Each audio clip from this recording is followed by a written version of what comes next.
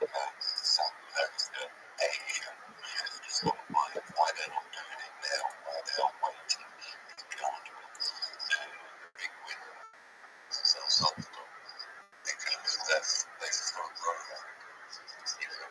Why these other countries are up front, but in America is beyond me. America has to do this from noses, because the dollar is fine. The Canadian dollar is all dead. Some nonsense empty, it has been for a very long time. That's going to create its own problem. I can't wait to see the memes come out about Fort Knox, right? There's two problems. Gold's gone. That kills crimes and violence all over the world, because everything is based on trust. If it's gone, there's no trust. If America's been secretly stockpiling gold, and there's way more than there should have been, again, lack of trust, because they've not been telling people that they have that. It's a lose-lose situation. The amount of gold should definitely is that way or the other, whether they've got a lot more or whether they don't think they've got a lot more. I think if Taik, I watched a documentary where they were talking about that's basically empty that place by leasing gold. Right. Basically, they took it out of the lease and sold it. Think about it this way. Go to jewelry market. Like, look at New York in the expensive jewelry places. Look at how much gold jewelry they have. Look at all like the size of the jewelry markets and all of the gold that they have, that has to come from somewhere. This is what people don't understand. Dubai, for instance, the jewelry markets in Dubai, the old part of Dubai has got this huge jewelry section. The amount of gold that is insane. It's like all of this gold has to come from somewhere. You're talking tons and tons, not just in Dubai, but all over the world, in all these big cities. You know, they've all got their parts of the city where you have a jewelry industry. Like, all of this gold has to come from somewhere. And this is all part of it. So, I don't know, I think interesting times ahead. I think if they open it, there's no gold there. That absolutely creates chaos and pandemonium, because now everything's caught out in a lie. It creates it's weird is that creates a massive problem internally, because the public are like, what did you do about gold? Right. That's not politicians' gold. That's the people's gold. Right. Companies like governments don't make money, they spend money. When the American government turned around and said, well, we've given $1 billion.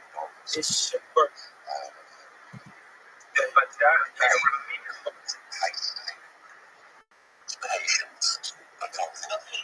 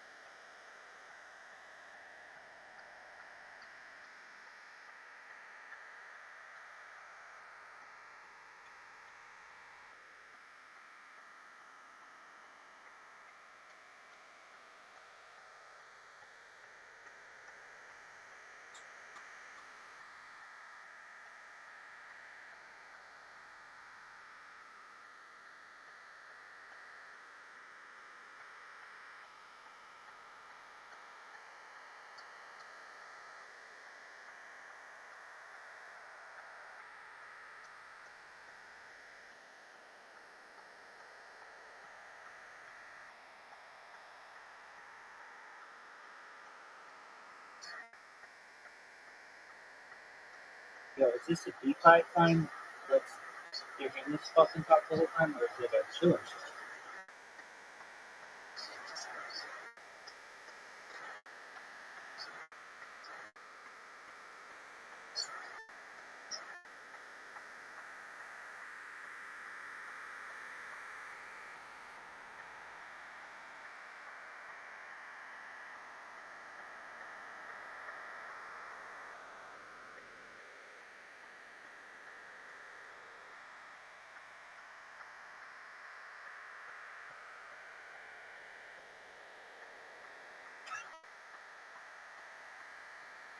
DeFi time you are muted. Is there any way you can come up with keep your mic back on?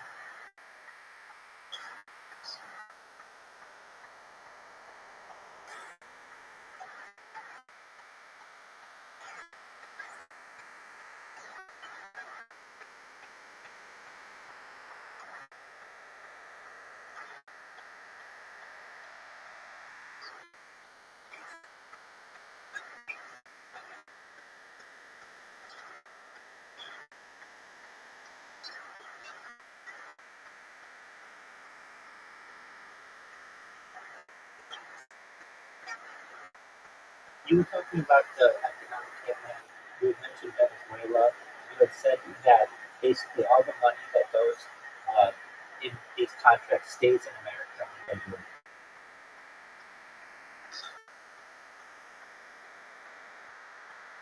We did get that.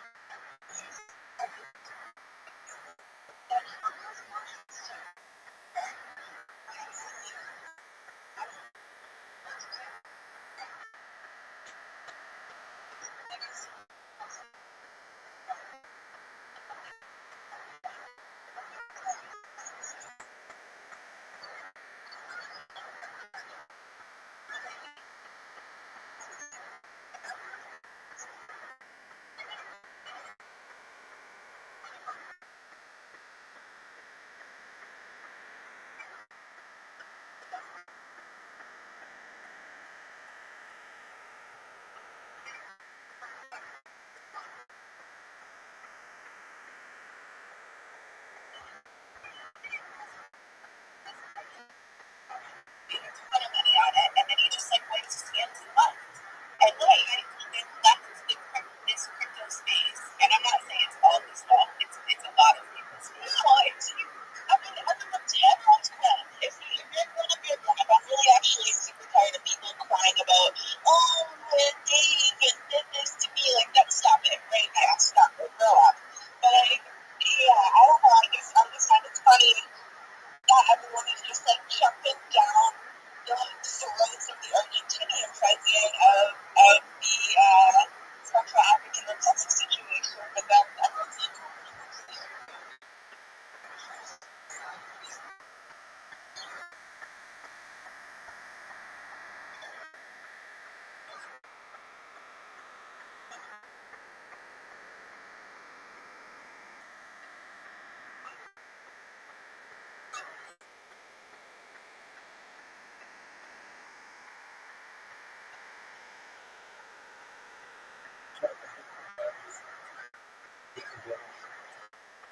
See, that may be good.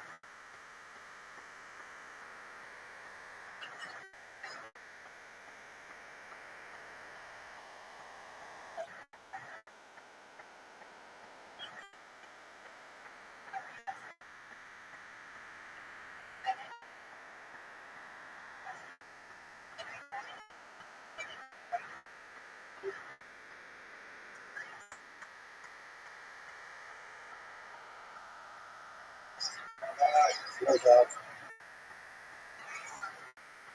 a little conversation with some people in cryptocurrency that's pushing that forward. I'm guessing so.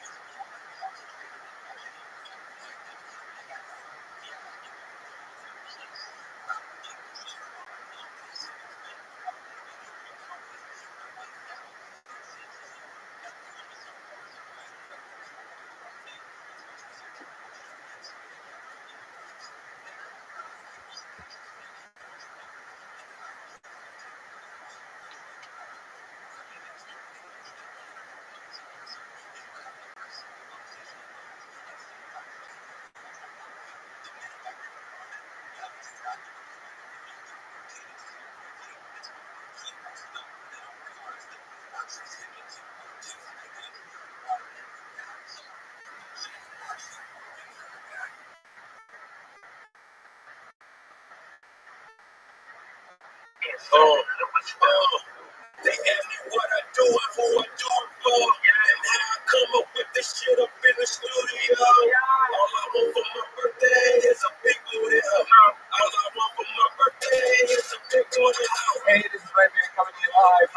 already started. How you guys doing today? Hot, yeah. We got a brand new podcast here, guys. First episode, pilot episode. Let's bring the man upstairs if he's here. Guys, give it up for Tony Hinslip. What's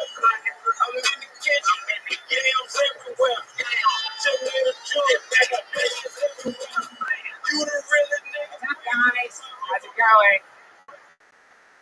Thank you guys for coming out.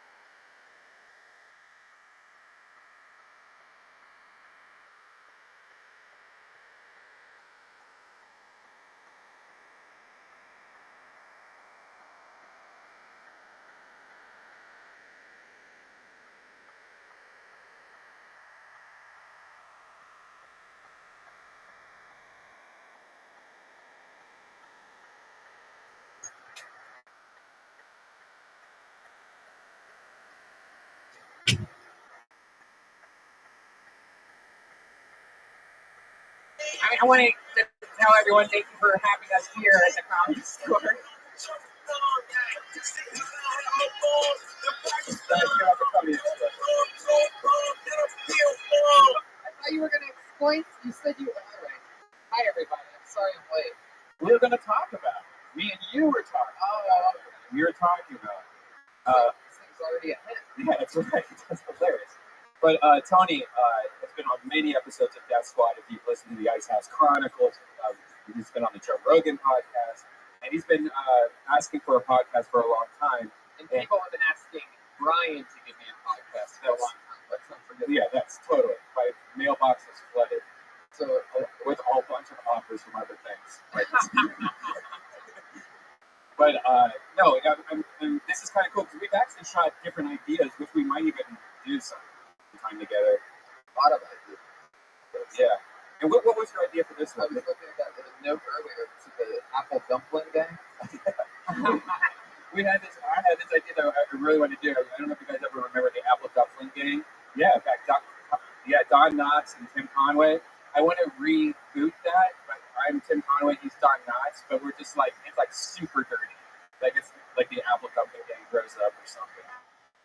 I don't even know what the Apple Dumpling Gang is. Fix that shit. It's probably horrible.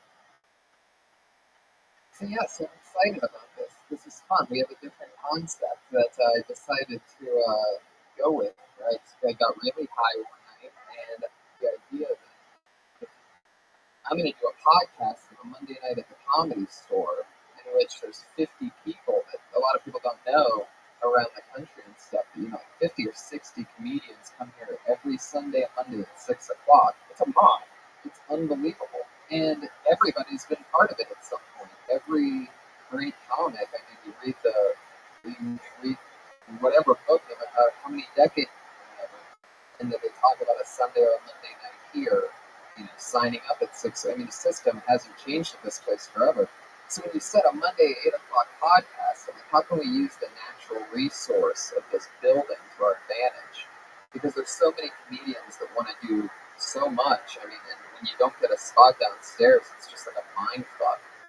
Because you wait for an hour. You pay for parking. Right. You usually have to do something, like miss something or do something just so you can make it there, like leave work early. I mean, I remember trying to do it. I gave up pretty quick.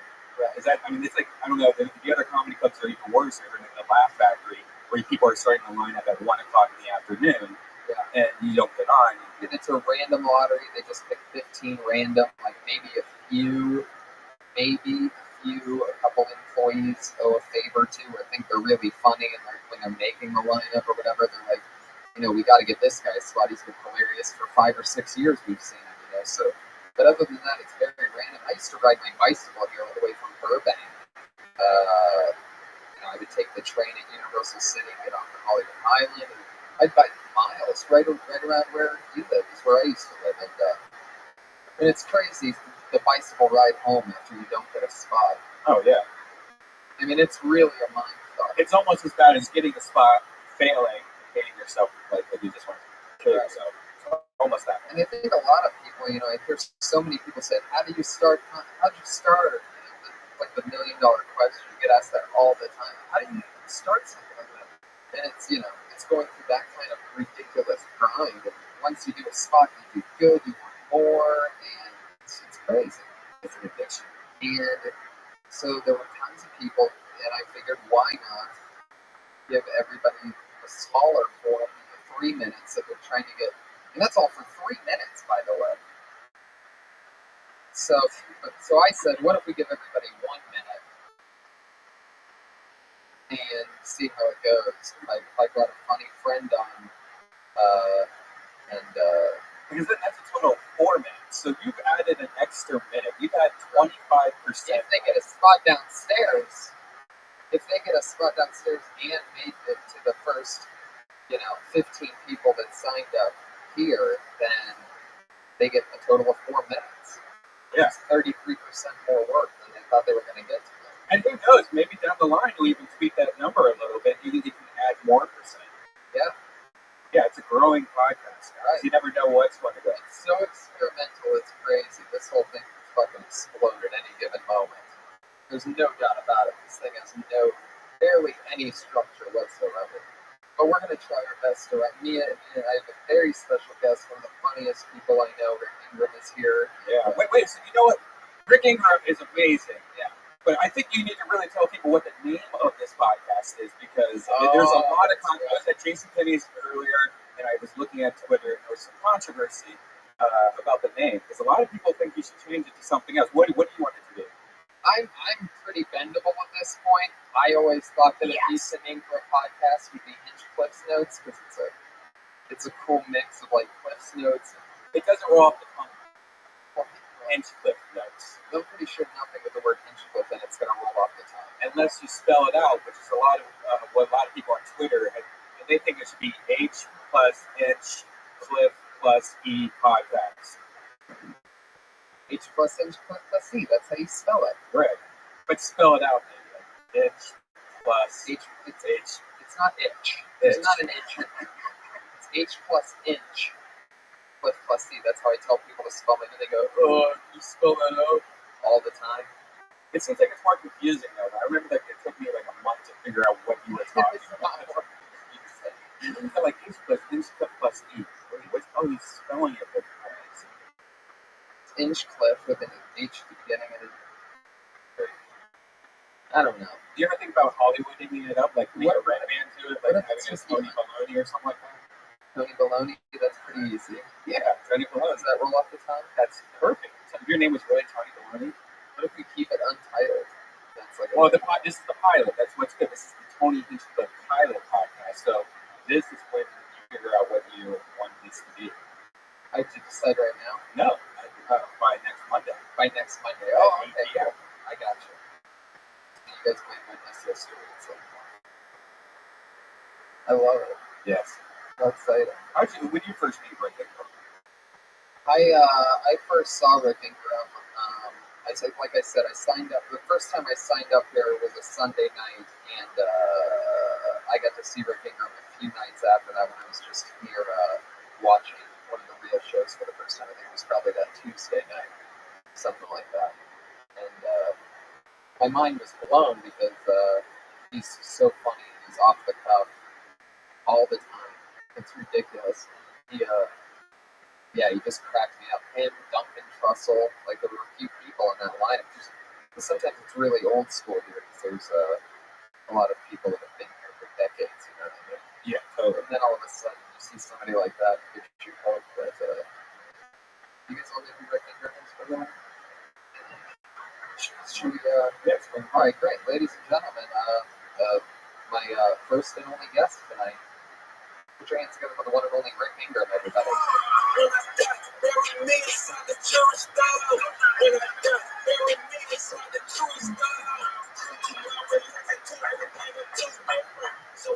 Fuck yeah, Rick Ingram. Hello. How are you, buddy? I'm fucking great.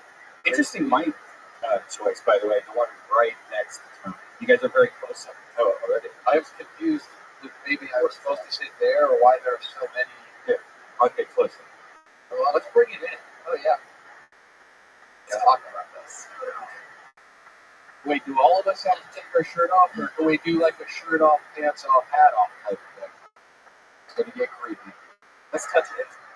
You can't even touch it. Oh, Is it? Oh, Alright. oh my God. Is that not the gayest thing? No, really. Now let's take our left hand and put it Directly on the crotch. So this is experimental, and I heard it from a hipster friend of mine that it's the best podcast that they've ever heard. Oh yeah. 2 weeks ago, he told me. They said it's not out yet, but it's fucking amazing. They love it. So I knew you were genuine. Oh, I'm sure they're going to keep loving it because I highly doubt this train wreck's ever going to go mainstream. Perfect. Well, as long as we can keep no listeners, it'll be high on their list, I'm sure. I love it. There's already too many people on this list of open mic for it to be It's fully. true. You know, I was actually surprised. I went out there at like 6:30 or so, Right? and I basically explained what was going on. And only 9 people signed up. And then after I walked away with the list, people started tracking me. And they were all everybody had second thoughts. So like, wait a second, what if I don't get up in this room? And it's how I've never been on a podcast. I guess I can say that I did a podcast at the Comedy Store.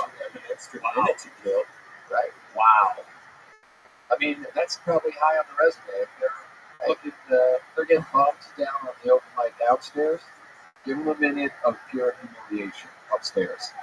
I love it. Still get some attention. It's really what they want. Positive, negative reinforcement doesn't matter. That's why most people are in Hollywood, because they don't care that no one likes them ever. They can stick it out. So yeah, so basically the plan would be that they do a minute each, and we either Do we let sit them down here, or is there a reason? Was that that was one of the producers of the show, Josh Martin. It was his idea to leave an empty seat and an empty phone, just in case somebody did so good that we wanted to call them over to the couch. Josh, obviously, an expert in comedy, knew that there was a lot of talent on the line. Right there. It's a good idea. That's kind of like the cartoon dog version of Josh Martin. Yes, it is. Steve Dixon. What? It's pretty good. So are these people all open micers, or are these people here because they are decent people who want to make fun of bad human beings? I think it's a mix of both. I see that Death Squad shirt right there. I think these people are. These people are here to watch the humiliation. I think so. You, Or it could go good. You know, the other side then is as Josh pointed out, we could break this movie back over once the new George Carlin comes up here and crushes. Can you imagine a minute doing so good in a minute that the two of the most cynical people, probably 3, I don't know how cynical you are, Red Band, but if it's a girl, it's different. Well, obviously, that's vagina rules. Don't apply. No, I think if there's a hot 1 minute girl, we automatically think she gets to go on the couch, right? But yeah, that's still San Fernando rules. That one's called Casting if couch. she can get it going in 1 minute, that's going to be exciting. In 1 minute, I mean, there's a good chance that Chris Rock would bomb. You only have 1 minute. Yeah, it's possible. I mean, well, it's not really about the minute as much as it possibly is about a joke that's under a minute. Like everybody also gave me the topic. Like, for example, Skylar's going to be talking about chicken dip. And, Funny shit. I don't even know if we needed to come up. You just crushed harder than he did after. See what I'm saying? Can we get a couch to push up next to the couch? We just eat with chicken dip right off the top. Whereas Brian Farrell was going to be talking about invitations, black friends. Oh, shit. Hopefully racist. Got it. So that'll be fun. But Rick, you have a lot of experience. Yeah, you've been on the road with Andrew Dice Clay, right? Yep. Did some touring with Dice, did some touring with Paulie. Wow. Pretty much met every single B star on our way down to Z stardom. And yeah, I got to see the worst parts of America where they're still famous. Is there anything about No, I mean, it's like Pauly Shore in LA, people are like, ooh. But like Pauly Shore in Sharifsport, people are like, holy shit. I mean, top three most famous people is Brad Pitt, George Clooney, Pauly Shore, obviously. But I think that has something to do with country music television's love of the hit Pauly Shore movie, Son-in-Law. they do play that a lot? They love it. And everywhere we go, people tell Pauly, oh man, you can stay with me, Pauly. We'll do the whole Son-in-Law too. You tell it, Pauly's mind is like, It's a producer in Shreveport's gonna make it all happen. my ex-girlfriend has a I fucking Pauly Shore t-shirt and always bugged me, and her mom and dad has a picture that she met Pauly Shore on their nightstand. Yeah, that's beautiful. Oh my god. That's what you want, Pauly Shore by your bedside. Who is that by the way? My ex-girlfriend's family. Yes. And you went over there and you saw it? Or No, she took a picture. She told me, no way. She took a a picture. picture of the picture? Yeah. Holy shit. Yeah. And she had a I fucking Pauly Shore t-shirt. Really? Yeah. See, those were the worst nights where, look, if Pauly didn't pick up Rosie at the show, then it's fucking dregs. When you're going to Hooters, and then if you didn't get anything at Hooters, which that's pretty fucking sad. But if you did, straight to the strip club, hit up fucking the finest thing Columbia, South Carolina has to offer. And yeah, eventually they'll be somewhere. There's a lot of comedians and I'm really sure would love to know what it's like going on the road with Andrew Dice Clay. Fuck yeah. Anything Wild. The key for, I was lucky, I was in an era of Andrew Dice Clay where he experimented with sleep medication. So I got to experience Ambien with Andrew Dice Clay, which at first I just thought, like I was 23 years old at the time, and I was positive that like, oh, this is so funny. Andrew Dice Clay calls me, he pretends to be a black guy, and it's just hilarious, right? You're like, oh, that's funny. That's pretty cool. No, this dude was straight hallucinating in the middle of the night. He would call my phone would ring like 4 in the morning. Like, oh, it's Dice. This would be if I was in town, if you're on the road, this would call you. You'd answer, hey, motherfucker, this is Marvin. You're like, oh, God. I just made it rain with my giant black dick. And, like, it's one of those things, like, his impression is so bad, he has to reference in hallucination how black he is so that you know the character's black. So I was convinced it was just him fucking around.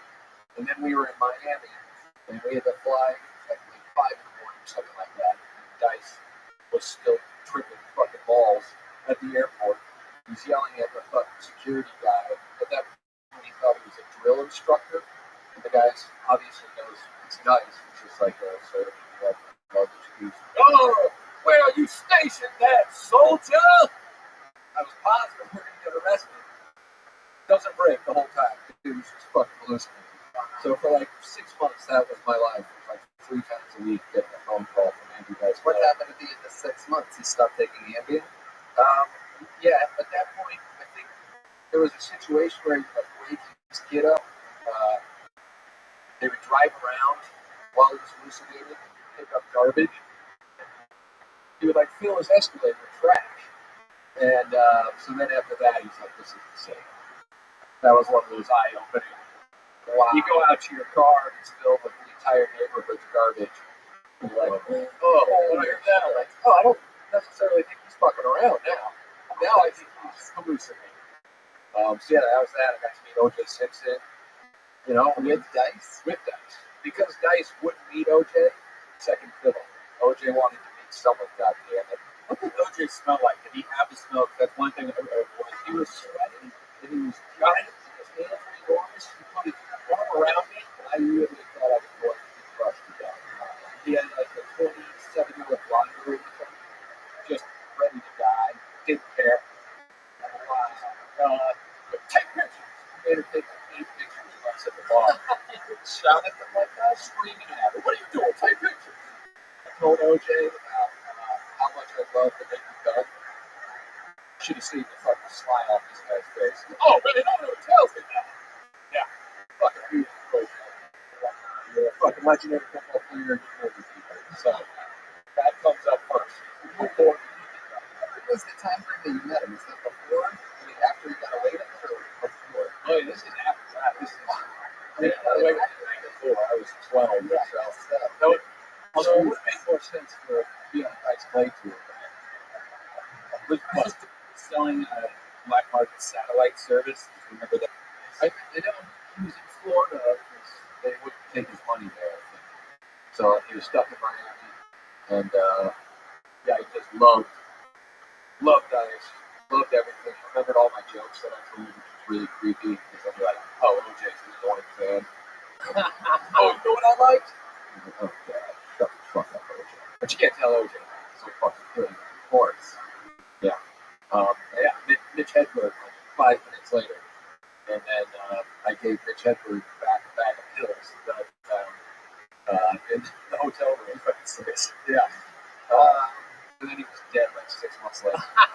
But not because of those vitamins. It's 6 minutes. I returned to No, it's just I got to the hotel and we were staying at Four Seasons in Coconut Grove or whatever. And the Improv just owns the 2 suites that they have. So it was like the comics that were there the week before were staying in the same suite. Checked in, we got to my room. I'm like, this is fucking awesome. And I opened up the door with like no Bible. It was just a bag of pills, unmarked. And I was like, double dip. Wow. You know, we got a fucking risk. Do you take them or not? I was trying to figure out what they were. No.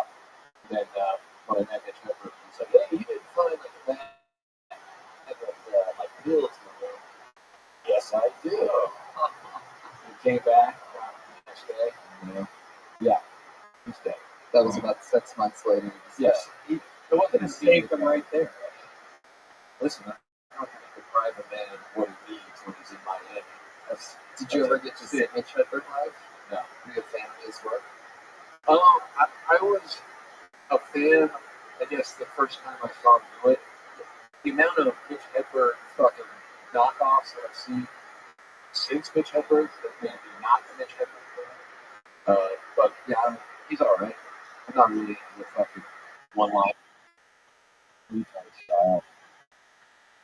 We got some of that on here. One liner retard. It's all under a minute. So you're definitely about to be perfect.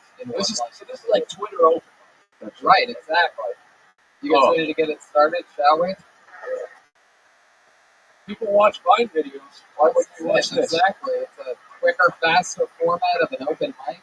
And yeah, well, I mentioned this bit earlier. I'm excited to see Aquarians got a chicken dick, everybody. It's Skylar. Yes! Skylar's talking about chicken dick. Get that big chicken dick up here, Skylar.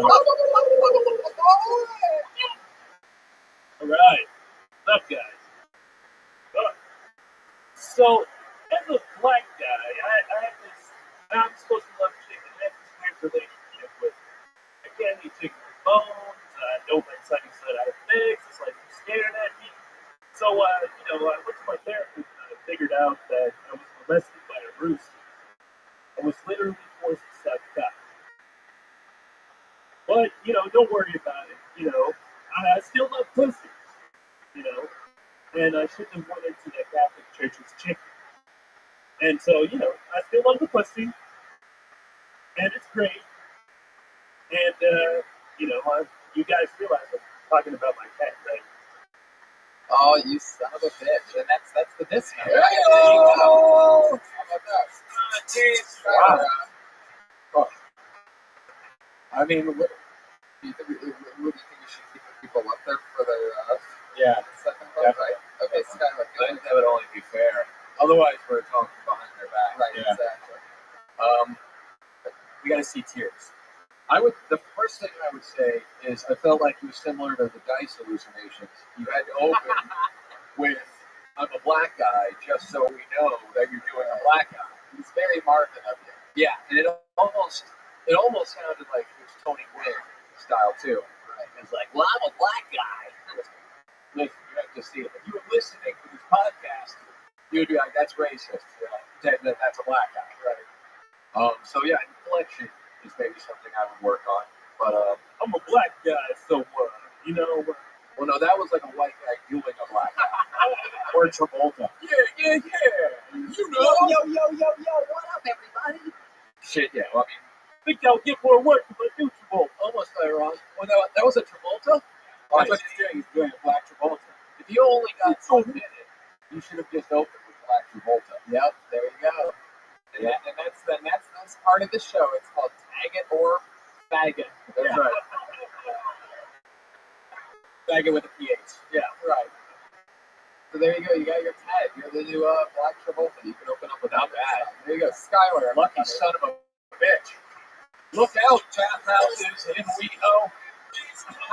There's some new black cop coming to town. Even Skylar is the whitest name ever. Of all right? time. I've never had a black Skylar before. He was doing animal workplace. Chicken dick, Catholic Church's chicken. I Well, Yep. that was fun. You just want to pick a random one? Oh shit! So they all have to be in here. That's how it works. I'll go down the list and then you pick random. Go on. Pick it from the Fuck yeah! I think. I mean, if you're gonna follow chicken dick, you gotta follow it hardcore with something like Yummy Stuffed Childhood. Jerron Horton. Yeah, Gerard Horton.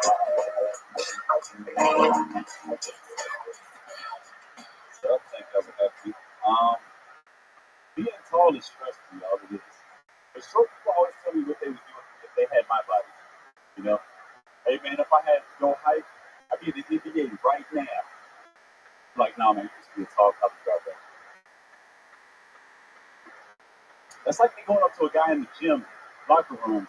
Hey man, yeah, you're going porn right. You know, a lot of people ask me, they're like, Jerron, what is it like being tall? And I just tell them, being tall is like being an Asian kid in high school. There's a lot of pressure to be great. You know? That joke is called, y'all make probably have a tough childhood. That's it. Very good. I like It's a good joke. Yeah. It was, One golden rule: you can always make fun of Asian people. So well played there. Thank you. That's right off the bat. now, you're in the locker room a lot where you're naked around guys that would Yeah. Let's talk more about the dick watch. Yeah, that's 24-hour fitting. That's all they're dirty fitting. No, I don't.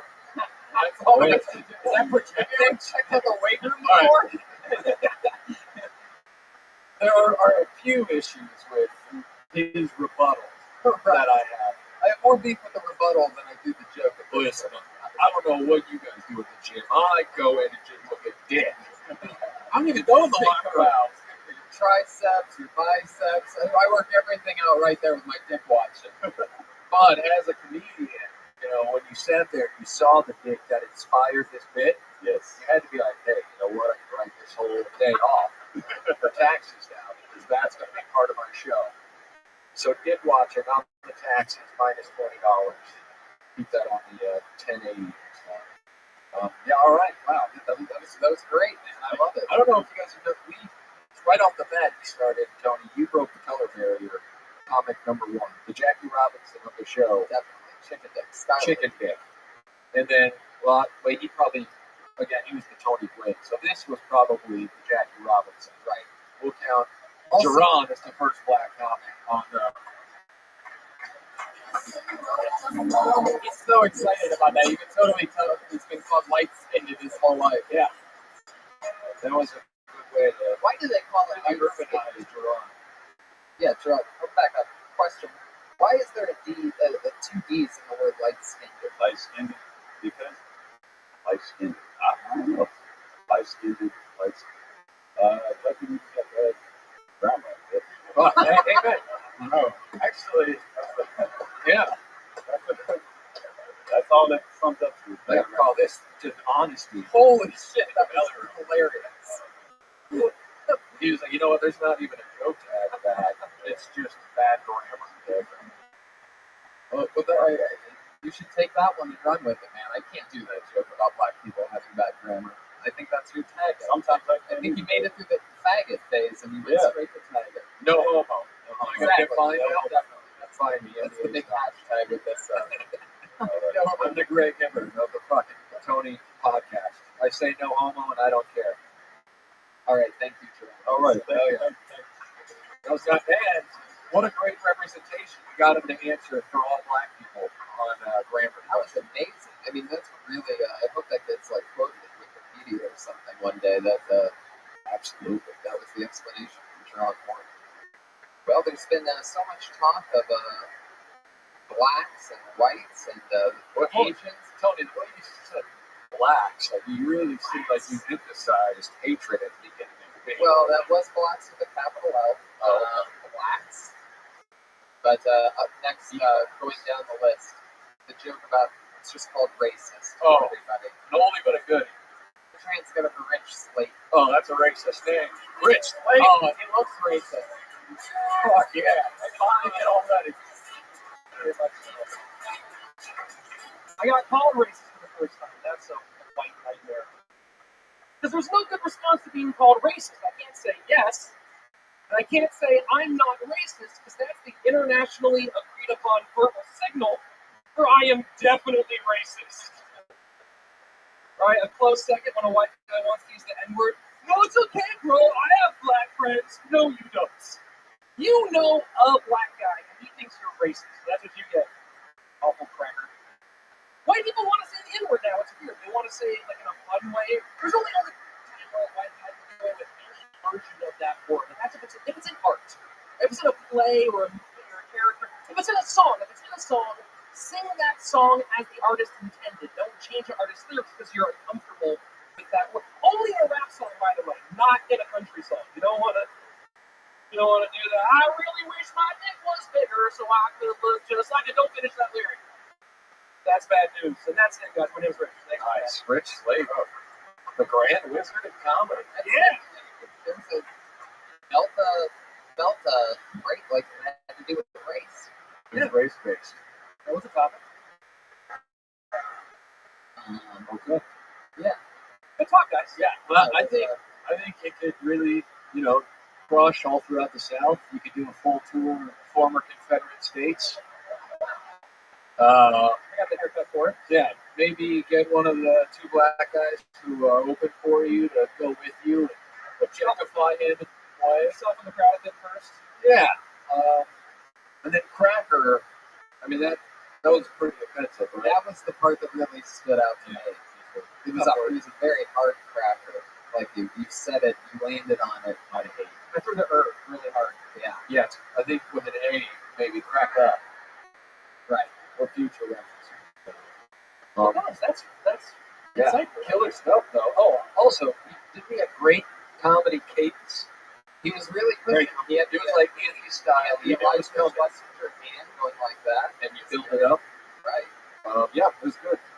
You have the beard that every casting agent in Hollywood loves right Yep, now totally. for everything. You could be in every beer commercial. This is the look's called Oregon Chic. Portland. Yeah, that's right. Portland, Eugene, wherever. And have you ever cut down a tree before? No, but I want to. Do you have a commercial agent? None. If there's any commercial agents listening right now, Rich Slayton would play a great white guy on it. Anything white. Really good. All right, You know what you're good at. I do appreciate that about you. Rich Slate. well, there you go. Thank you, guys. All right, thanks, Rich. I'm going to give that one a faggot with a PH. faggot. Huge faggot. Definitely a faggot. Was that what watching baseball was like when they still had the Negro Leagues? And so you go watch, and it's just like 4 or 5 really skinny white guys kind of playing, not that excited. All right. Am I choosing now? Yep. I see something here about fat people who wear fatness shirts, and I think we haven't had the fats represented yet. So, Jeff. Yeah, that's right. Here he comes. He doesn't look like fat. He doesn't look fat at all. I find it ironic when fat people wear t-shirts promoting fitness. The other day I saw a guy wearing a Nike shirt that said, "There is no finish line." So I just came to the assumption he wears that to pull the crowd. Fuck yeah. Is that the whole? Okay. Well, Is Golden Corral a sponsor? Is there anything we can positive we can take from this? they were a sponsor before that just That happened. They said no chocolate fountain after that. We had one fucking sponsor. Golden Corral was nice enough, and they just texted. That's why Red Band's going to figure it all out right now. He's talking. You know what? We're screwed, guys. We're screwed. It kind of insults me in a way. He didn't even try and use up his minute. Right, I know. That was definitely like a easy. Yeah, totally. You want to do another 20 seconds or something? I think he's got like 58. What's that? That was the opener. What would you close with? Do the close. Keep it short. Not under a minute. What would you have done if you got in the 3 minutes downstairs? A couple of road rage jokes. Last people really have road rage. So like, what? Why don't you set it up so keep the joke going? Well, He's got the whole set up, and he's like, "But I won't do this." Knock knock. Who's there? I gotta go. Road rage, you know that Ohio sniper that killed like 23 people 10 years ago. Is that Ohio? I thought it was DC. Yeah, that's Ohio. Ohio had their own sniper. No, it was the same guy. Travel. Really? Yeah, fuck. Interstate 8? Taxpayer dollars, man. Fucking Obama. All right, let's hear Midler. Midler. Like in between and go bigger than it was. It's a joke. Oh, I thought you knew like he had a Ben Midler joke. So I was like, oh, do the Midler. Do the big Midler. I thought he was gonna do a whole song and dance. There's no business. Jesus. She's like one of those. That was like a Liza Minnelli. I get them all confused, man. They're all just fucking famous. They're all fuckable trolls. The Is what chicks you want that I to don't say. know why they're famous. Bette Midler, Liza Minnelli. It's all like the same thing, I guess. Yeah, Not owner in the killer. place. Owner killer. Every time I go to Yvonne's, there's no makeup. I don't. Oh, Bette Midler did do jokes, didn't she? Yeah, like Avon jokes. Lucky girl. Do you have any Avon jokes? Have you ever been more uncomfortable on a stage before? well, only like 4 times. Oh wow. All right, 4 times. I mean, what? Let's talk about what got you there. Oh yeah. What was the moment where you said, "Yeah, this is what I'm doing"? Fly up in LA. What was the break? So you didn't start until you came to LA?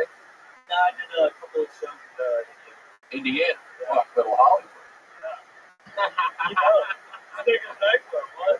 Big time shit out there, right? What part of Indiana? 4-way. Whoa! Wow, that's it. Metropolis. Jesus. What do they have a club there? Is it like a chuckle bin or something? They have a Snickers. Snickers? Get the Oh fuck my out of here. Gotta get down to Snickers in Fort Wayne. Next week, hanging with Mr. Cooper's gonna be there. He was actually on the lineup here last night. Fuck yeah, see? That's the kind of big time. Wow, Snickers. Do you have a connection? Can you help out with the podcast? Maybe a week at Snickers? Can we do like a month at Snickers? You think? Yeah, get us July through September. Fuck yeah. So, all I remember is Coral. He was in something. Listen, I think you got to get the fuck out of here. Yeah. You definitely get the faggot. Congratulations. I almost faggot with PH in a couple F's. The PF was at the end, and it was silent. And there was a hard capital F with the front. Faggot. That was the sound of the queef after you said faggot. Faggot.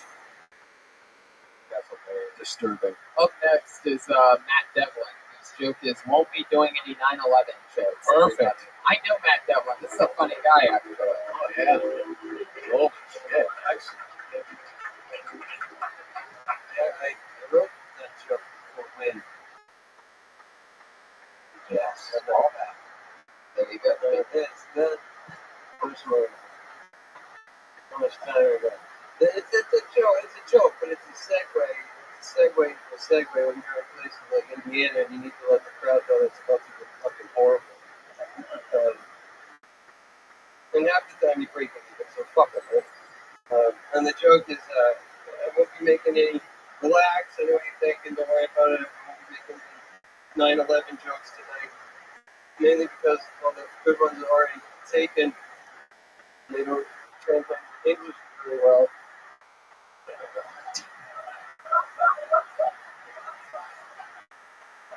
Was that the? You can't take it from there yourself. Like genocide, terrorism, abortion, it's the good fuck, yeah. That's a hilarious joke. I know, I think I'm down to 8 seconds, so I'm not gonna step on it. Was that last part of it? Did you? All right, forget it. He just fucking cummed on my shoe. Oh, it came all over my shoe. It happens. There was a lot of man boners for that one. You like that joke? You were like really amazed by it. You should have I seen it in didn't actually. Florida. I went down a retreat in Marco Island. You've been to Marco Island? Check that place. God, he does promotions for vacation destinations. Hell yeah. I want to check that place out right now. Can you imagine if there was an actual commercial, just this flashed up over there? Florida. Trust me. People with golf bats. Fuck yeah. You have a Boston accent from New England area? Not at all. Pembroke, Massachusetts. How far is that from Worcester? That depends on who's driving. The system will get there in about 40 minutes. And you? To the Commodore, it's about an hour. Oh, so your sister, she can fucking fly. Right. Hell yeah. Wow. Well, if I ever go to Worcester, I have to call your sister. You say it, man. It's I knew a guy from Worcester. He thought it was the coolest city on earth. Like, bragged about it like it was fucking great. shithole. Exactly. There's no way Worcester, Mass is fucking awesome. Right. But he would always say, bro, fuck, where are you going? Yeah, I'm going down to Miami. Fuck Miami, bro. You want to fucking go to a city that can party, go to Worcester, Massachusetts. Yeah. What I've learned is everybody's favorite place is just where their favorite dive bars are, where they've had the best experience. Yeah. It really sucks when you get out on the road because then all of a sudden you have to take the advice of people that you just met. Like, and yeah, it's been like a little bit more than 5 years now, and we just really had a great one pulled on us a couple of weeks ago. We were in. Am I finished? Holy shit, man. Right. Fuck. Hold down, bro. I think we should let him go, man. Yeah. This dude's going to fucking kill us. Love it. That was great. Fantastic. Yeah, my old lady's going out of town for a week. Fuck yeah! Well, they'll definitely not Don't bag it though. Yeah, There you not go. bag it. Go tear that pussy. That's Evelyn, everybody. Honestly, if anyone leaves the room and the rest of us end up dead from a bomb explosion, look into that guy. Yeah. He's great, right? Yeah. But we were in They said about the Sacramento. Unabomber. We were in Sacramento, and after one of the shows, we asked her, we're like, "Hey, where's a cool place to hang out after this?" And They were like, we took the advice of a couple guys that are like real fans. That's right, sweatshirts. Yeah, and they were like talking to us about things we talked about anyway. So we really took their advice. We're like, all right, we had 20 bars recommended to us. We're gonna go to this bar, and it was a gay bar. It was called the living room, which happens to be the other part of it. It's called the living room, and we ended up driving by it, and it's actually just somebody's house. It's literally their living room. And if you go there, they serve you drinks and basically try to fuck you, from what we understand. From what you understand. And then we realized it was a gay bar, and then we went to that place that had all the meth heads. It was like something right on the It was really crazy. Meth heads and a hand jobs or blow jobs. That's the only difference. It's just Sacramento. Yeah. So, Wow. here we go. I'm still lost in that last guy's eyes. He's very charming. He has the kind of eyes that can kidnap Elizabeth Smart. You know what I mean? Yeah, You're just like, yeah, this guy might be the guy. he had strategically messy hair. That's always funny when people mess up their hair, but like you can tell that they looked in the mirror to do it for the Fucking spicy. I feel like if I talk to him long enough, I'll remember being molested in a garage. That's a nice feeling. You almost Your mind to home. Beautiful. yeah, but keep it Listen, I'm looking at this list, and I know right now if there's one thing I want to see, it's a white guy doing an impression of a black guy. So let's go Taylor Dean drunken Obama. Oh my God.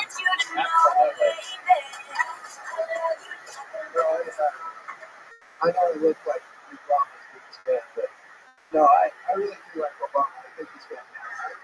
I like him especially at the White House Correspondents' Dinner. It's just really great to see him loosen up because he's always so dignified. He's still dignified at those dinners, but I think you never see him drinking on camera, but I think he drinks before the show, like has a couple openers, and then just goes up and he's really poised while he's doing it. I like when he's up there. I like when he makes fun of himself. He's like, America, according to Fox News, when it comes to the redistribution of wealth, America is like a giant cookie jar.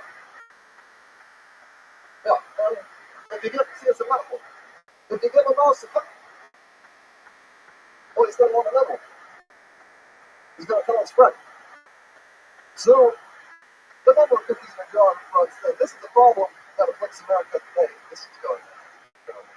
That was fun, I guess. I sent it to Saturday Night Live, but they haven't called me back. Hold on a second. You cannot name drop things that you fail at. That is part of bragging. You can't just say, oh, I put that on this thing that's going to be tremendously unsuccessful for my career. Just in case any of you ever get to see some sort of a reel called Things That Never Get You Booked. All right, so there's no punchline to that? You thought you would flow into? Yeah, what do you normally do when it's not just a minute? You just keep doing a speech, like you have one memorized? Or... Is this like a Shay Makash type of thing where you're hoping that eventually the impression, she was a comic that used to perform here, and she had blonde hair too. She did impressions, and one thing I noticed from watching her was her impressions would go on long enough that eventually the crowd would start to, yeah, we get it, clap. So is that like how the punchline usually, where you just keep doing the impression and eventually the crowd's like, okay, you don't have to give us a punchline. So I like to do it to a point where she's got bad, okay, and then I'll try to make fun of it as a punchline, kind of like what I did. So instead of doing good comedy, you just keep it bad and come up with quips to talk about how bad it is. All right, successful gameplay. It is a really good approach. As opposed to having it to fall back on and being able to come up with just bad. Specialize on making fun of it. I think the impression, the actual inflection is good. It's just that I'm not black. Okay, listen, that's your problem, not my problem. I can't make you. Is that what we should have suggested? I would be black if I were you. Definitely not black. Yeah. But the Obama, is that the big impression you do? The Obama, that's your good one? You don't have like a... I like Obama. I like Jim Carrey. Do you do a zany Jim Carrey impression? Oh, I love it. Do you do the Jim Carrey that does good impressions, Jim Carrey? Oh, yeah. Can you do good impressions as long as you're doing an impression? Oh, well, maybe it's always go through them, like it's a work time. I love his expression of like big thing. Have you seen his unnatural act? He's a Canadian, so no. Rick hates Canadians. Listen, it's not hatred. It's just utter disdain for a group of people who want to be us so badly. Are you Canadian, Taylor? I think hate is a shorter word. It's a more concise version of utter disdain or something longer. Trust me, I saved my hate for individuals, not groups of people. So, Taylor, when you were tucking in your shirt earlier, yeah, when you were putting together the Honda blue shirt, you're going to get us all a great deal. This is a comedy. See, I feel like, because when I started doing comedy, I did it in Kansas City, and I was in college. Like when you start, you just don't know stuff, and people would give us the worst advice. One of the things they'd always say is like, "Oh, you got to make sure you dress the part. Like you can't just go up with jeans and a shirt and expect people to think you're a comedian." And I feel like this is how I would dress. like taking their advice and be like, all right, you know what? Brunch with grandma. That's what I'm going for. It's kind of backward. It's like someone who dressed to be successful, Right. but didn't know how to dress to be successful. This is how it goes. This is every day. Play a lot of golf. Every day. Play a lot of golf. Yeah. I'm your average comic. Plays a lot of golf. Mike's open. He's got Kato Kalen hair. Just look at him. Let's get some wind on him. Who's Kato? Holy shit. Oh my God. How old am Up I? there. Taik, okay. What are you gonna do next? Burn an American flag? Yeah, no kidding. I'm up here telling OJ stories, and this guy doesn't even know who Kato Kalen is? Wrong crowd. Wrong crowd. All right. Well, Taylor, So, who is he was a, go figure, Google that shit, yeah. There he goes, Taylor Dean. Taylor Everybody. Dean. He's about to go pick up a shift at Best Buy right now. Straight to the electronics department, where he'll be entertaining Charles Fleischer for 2 hours. Wow. That was my uniform when I was an assistant manager of a General Cinema movie theater in Columbus, Ohio. That's the fucking look. How old are you? Like that, oh, I went to myself every single day. Were you like the projectionist guy, or like what was? No, I was an assistant manager, but I was also projectionist. No, you can throw that outfit away. Wait. Get rid of the joke in the outfit. Now, what is that? Your guitar? Why do you have a fucking guitar? Please tell me you're leaning up against somebody else's guitar. That would be better. I think it is. Man, I think it is. Wow. You had an opportunity to really fucking impress us with 1 minute of a zany song about you and your frat brothers or something, and you chose to do that Obama bit that went nowhere. All right. Only suggestion for Taylor, I would say, write punchlines. Right. Focus on punchline writing. Or sentences. Yeah, even full sentences. And if you're serious about SNL, maybe impressions of people of the same race that they might have you play on Saturday night. Yeah. They're really nice. Like Purple Heat if they did Obama. Do you do a killer Oprah by any chance? Because there's a character that also that you play that you can work on. All right. We've been meeting up. Unless he just did all black people that you would never be able to do. In blackface. That could be your whole thing, Taylor. Yeah, don't focus on being funny. Focus on the straight races. Yes. We'll hook up with Rich Slayton. We're going to have Rich Slayton teach you a thing or two about moonshine, and we'll bring you back. It's going to be the unknown comic of the Ku Klux Klan. That's it. Just wears a hood on stage. Little do we know there's a banjo on that. Exactly right. World's biggest banjo. Oh my God. There's nothing that you could do other than put on a white hood that would make you more racist. Yeah. Your fucking shirt's tucked in, dude. Either you're racist or you have a guitar case full of Bible booklets right now. He kind of looks like Zach Morris from when he worked at the Malibu Sands Beach Resort. And, you know, he's like, he just got back from fucking Stacy Carosi, and he's got that fucking air flip, like, let's win this volleyball tournament. What happened? You know what I like about it? It's important when you're a Canadian to understand things and not be a rebel. You go the opposite direction, which is an interesting decision. I'd rather just not know anything about society. All right, keep up the great work. How old are you, Taylor? What? 24. I thought you said 44. I thought you said He was educated at home by the ShamWow guy, though, so you can't expect the highest level of education. Oh my God. That's the Ivy League in commercial education, guys. we did fat people who wear fat shirts, right? Yeah, fitness shirts. But yeah, we did do that. All right, should we do Little Brother Goes to the Hospital? Obviously. Frank Castillo? Yep. Here he is. Mr. Casky, Yeah.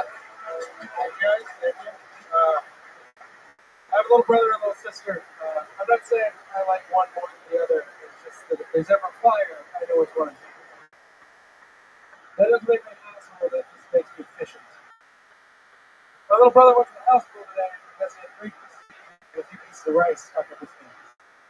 I wasn't bad. I was actually really impressed. That's 2 away from my best record. This is the kid you're going to hear about who gets his dick cut or something. And I'm going to be that little brother that gets that phone call at 2 o'clock in the afternoon. I'm like, hey, listen, I got my dick stuck in the back of your neck. Don't worry, I got you covered. Just remember, turn it off and twist and pull. Look out, man. All right, thank you. All right, yeah. Frank Castillo. You're Mexican? Yes. And you only have 1 brother and 1 sister? Yeah, you know, well, unbelievable. That's not a believable joke. I didn't even think about it. divorced parents actually have 3 siblings. Oh, but because of the divorce, you don't count them as real siblings. No. Bravo. How many vacuums are there to get your dick stuck in a typical Mexican household? Just about 3. 1 at least. There you go. I feel like that was aimed at white people. Uber is such a strong white name. That's true. That's a target brand. Is it? Yeah. Guys, there's going to be a lot of potential for all sorts of sponsorship on this podcast, from what I've seen so far. A lot of good references. Brewers, Target, Golden Corral already dropped us, but we got to get new ones. Yep. Fuck yeah. Do you know, or are you related to a Mexican named Houston Castillo? No. Here's a fucking How about Louis Castillo? No, not Louis Castillo. How about Albert? But Rodrigo? Rodrigo, yes. What He's obviously his primo. He doesn't want to talk about it. Right? Well, I got confused. Honestly, I daydreamed at one point during that. Yeah. One point you were talking about the brother and the sister, and then all of a sudden you were on keys. It seemed like, kind of- I missed some point, but I don't think I I think the problem was it was repetitive in its format. So it started out with peas and rice up the nose, and then it's funny because you've already done it. And then when you do the second bit about getting your dick stuck in a machine, it's the same twist. Once again, you have already done that before. So you got to get rid of the first setup punchline, otherwise it's not misread. And I would change peas to beans to make it more realistic. Yeah, maybe hit it with like throw a few beans up there.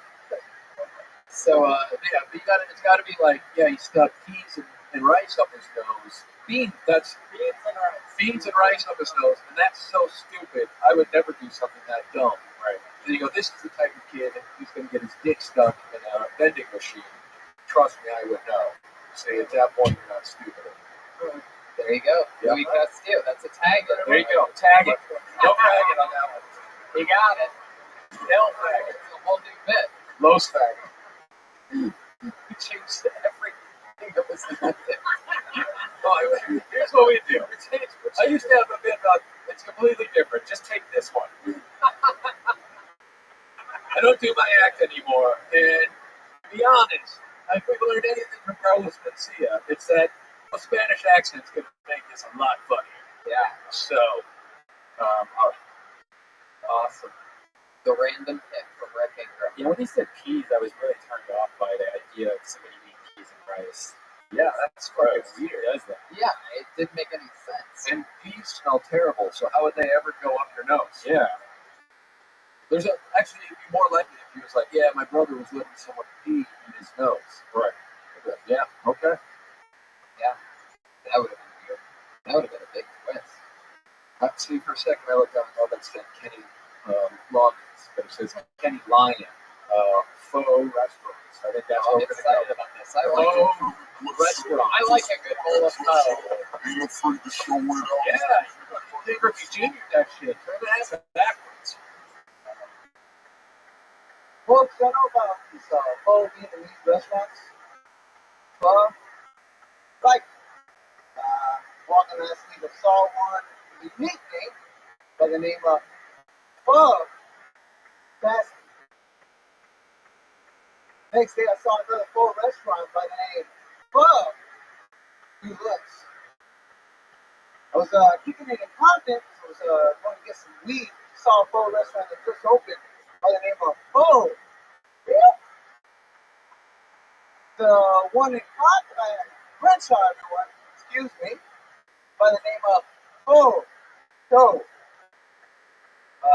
One over in Hollywood. By the name of Light. All right, I'm gonna put Wow. Hell yeah. Okay. I was hoping for like 20 or 30 more. There was already a lot of tags, but the only one you missed was I think you should forget about 5 of those tags. Yeah. They might even be a faux get. Hard to say. A dick sucking. I love that when you get into why you were going to Crenshaw, it has to be because that's where you buy your weed. Yeah, that's racist. Very racist. It's got a medical part now. You don't need to. I mean, that's a long, dangerous trip. But he buys his weed in 1996. Everybody knows that. It's a good shit. What's your race, by the way? Guatemalan. Mexico's Mexican. That's a Dave Taylor classic. I can't act like that's mine. That is a DT classic.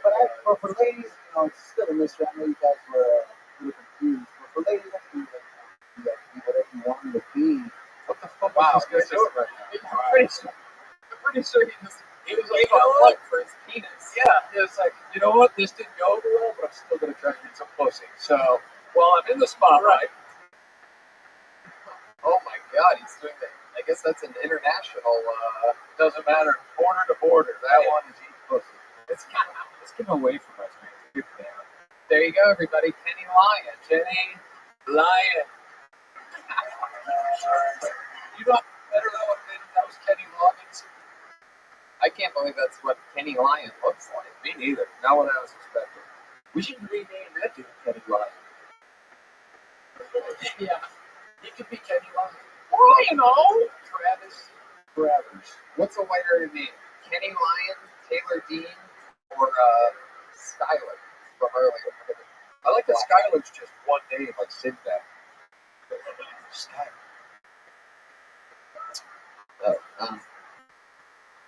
All right, so our next lovely contestant will be Mike Stanley with Quit Drinking.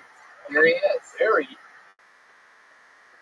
unique. Oh, he's got a comedian hat on. This guy's got a comedian hat. Mike Stan. How's it going, everybody? And the comedian jacket. You guys are doing what? No, okay, good. You guys are getting so drunk at the end of the night. You think you're looking at a menu at a Denny's, but it turns out sitting on your toilet looking at a picture of a sandwich on Instagram. Calling your girlfriend waitress for 20 minutes. Don't call your girlfriend waitress. That's me. She's an actress. They date that. I quit drinking actually. It's been 2 years since I had a drop of alcohol. 2 years. Thank you. Ugly chicks are pissed. Like, sorry, I'm not taking the potion that fixes your face anymore. This thing, when you quit drinking, you've got no scapegoat anymore. You've got nothing to blame anything on. No one's ever blamed a one-night stand on being drowsy. You know what I mean? Right? No one's ever had too much soup and thrown a trash can through the windshield of a squad car. Right? If I piss the bed now, I'm fucked. I've got no one to blame that on. Right? If I do it at a friend's house, that's even worse. What am I going to say? Oh, I left the window open. Wolves must have jumped in, pissed all over your comforter and just my crotch. They're very selective territory in the market. Last time I got super drunk, I was hanging out with my high school buddies, and I was just like, wow, I cannot wait until you guys graduate. 3 more years, you guys hang in there. I'm Mike Stanley. Thanks, guys. Oh, yeah, there you go. That was misdirection. That was so good. I think somebody should buy this guy a shot right now. Take Does them it off. start drinking right now to celebrate? One, wolf urine.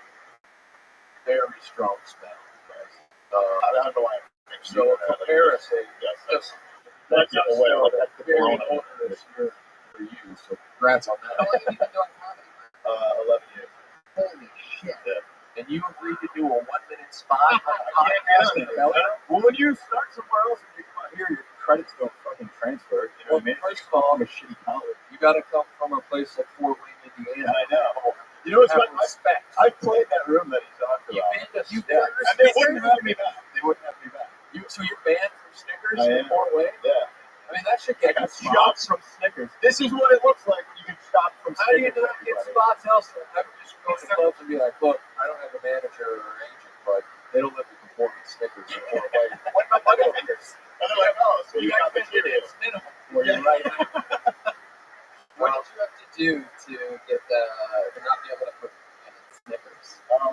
What they do there is, I don't know if you've, here's what happens. The guy who owns it also tries to do a talk show at the beginning of it, a cable access talk show. Always successful. Yeah, so he has right for him, just like TV stuff on it and stuff like that. And he films it and puts it on public access, so he needs the comedians to be as clean as possible.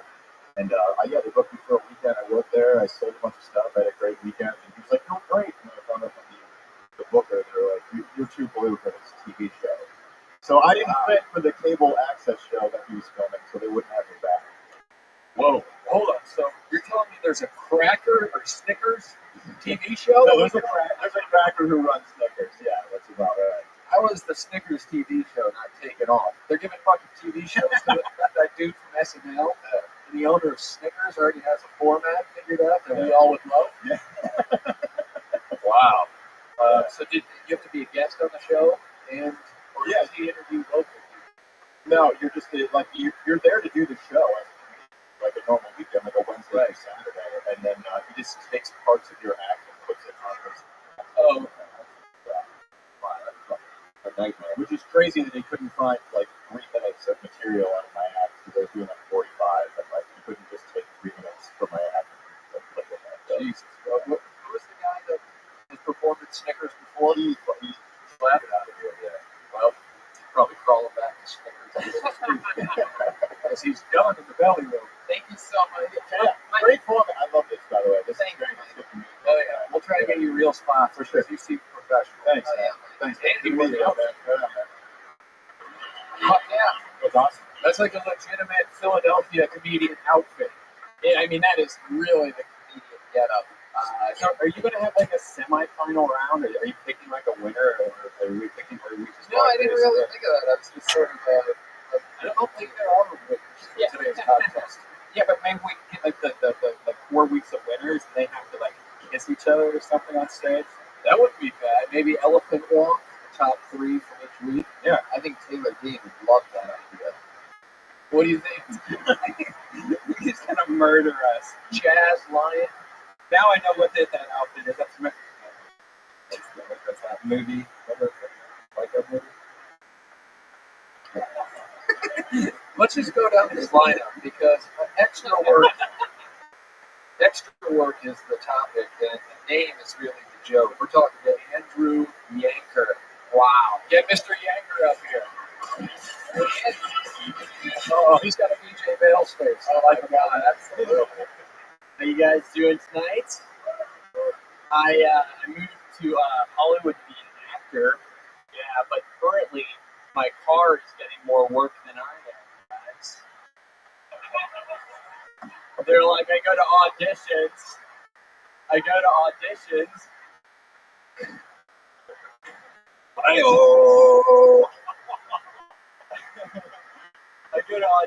and they're like, oh, Red Jet can come back in a few hours.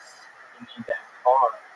But I'm making a little progress. I was in a photo shoot yesterday, and they told me to get out of the shot. They were like, what the fuck are you doing here, man? You're supposed to be in the background. I fucking love you. That was amazing. You're like half human, half demon. If Dave Matthews had sex with a demon, you would be his child. I love how you keep looking at your own reflection in the mirror that's over here. You can still do it. I'm sorry. You don't have to look down like that. I wouldn't change anything about anything. I absolutely love it. It's like a real misdirect because the amazing part of his misdirects are that you never truly think he's about to go where he's about to go. Yeah. And he goes there. He did go there. So it's almost like, And you told us the joke, and they kind of laughed like, that's not funny at all. And then, after that, then you were like, throwing another little tag there. He was like, yeah, and then they were like, the Jedi can come back. But like, it didn't work. But the beginning, his first sentence gave a sense of foreshadowing. I mean, the setup was Pretty good. First sentence. Something about what was his colors getting more work than the others. I mean, he's an actor. Oh. Actor. Yeah. So he's an actor, and then the car's getting. Where are you from? New York City. From New York City. Well, if you ever want to go to a real city, Fort Wayne, Indiana.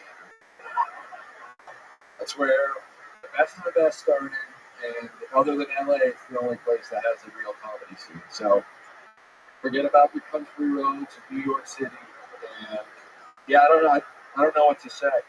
Yanker, I think you're unbelievable. How long have you been doing stand-up in Los Angeles? Wow.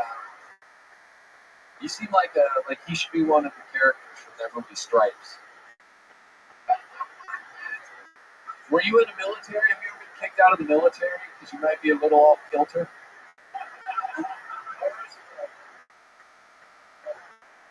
Oh, military. How old were you when you went to the military? Wow. Did you get sent there? What does your dad do for a living? Why's your dad such a fucking dick? Your dad's a lawyer? What did you do to get sent to the military camp? That was it? Oh, shit. Isn't this the plot to Bill and Ted's Excellent Adventure? Can one of the serial killers who performed earlier go kill this guy's dad? We need to set him free. Unchain this man's mind, because I think it's going. Yanker, you're fucking hilarious. Yanker, Thank you you're so much. Yeah. That's a tag it. We weren't even going to tag him. I mean, that's like keep it exactly the same.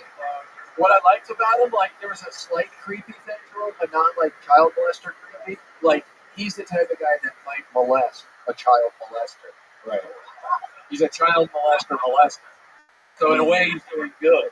Yeah, it's like Dexter, but like Exactly. totally gross. He's the kid raping. He can only blow a load if it's on a So fire. creepy. Yeah. Oh, you've touched kids before? Hello. Yanker. That's obviously going to be the name of the show. Yanker. How are you doing that time? Oh, I think we have time for maybe 2 more. Let's see 2 more. But, yeah. All right. You guys having fun out there? Wow. Okay. You want to pick one or? Just go for it. Okay. I'm interested. Wait, is there any girls? No girls. No girls going to allow us to make fun. They wanted to see what was going to happen in the first one and feel it out. We need someone that we can objectify. You want to do a minute? Yes. There we go. Yeah. Whoa. That's how fast this happens. Estrogen. It's part of it. Yeah. Okay. Pussy power. I've been on stage. Perfect. That's 2 more than most of the comedians.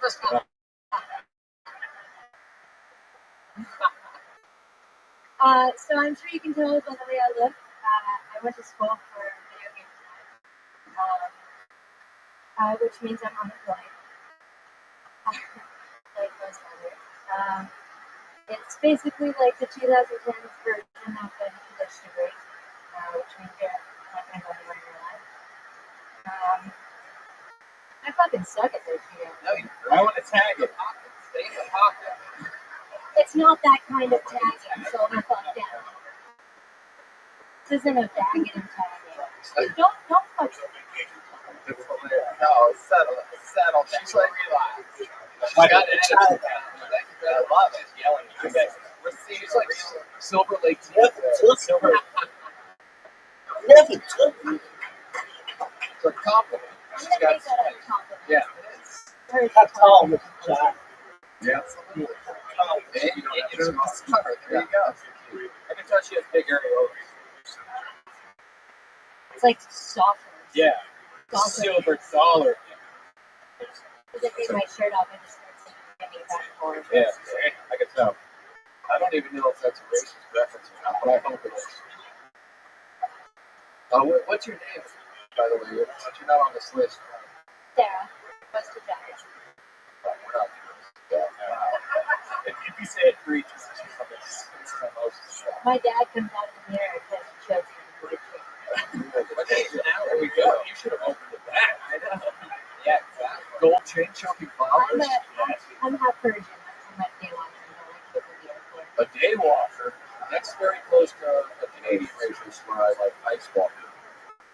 I don't know what that's about. Oh, nice. So, half Persian, half what, by the way? My group got together, wrote some characters, and covered this. Wow, great Cherokees. Yeah, I'm German, Irish, and a little bit of Indian. That means like.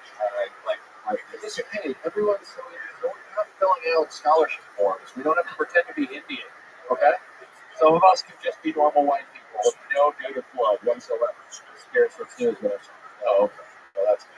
So could you like not decide what you wanted to do with like long hair, short hair? It's the modern Oh, boy. no, my hair is cut like lazy from Final Fantasy. Yeah.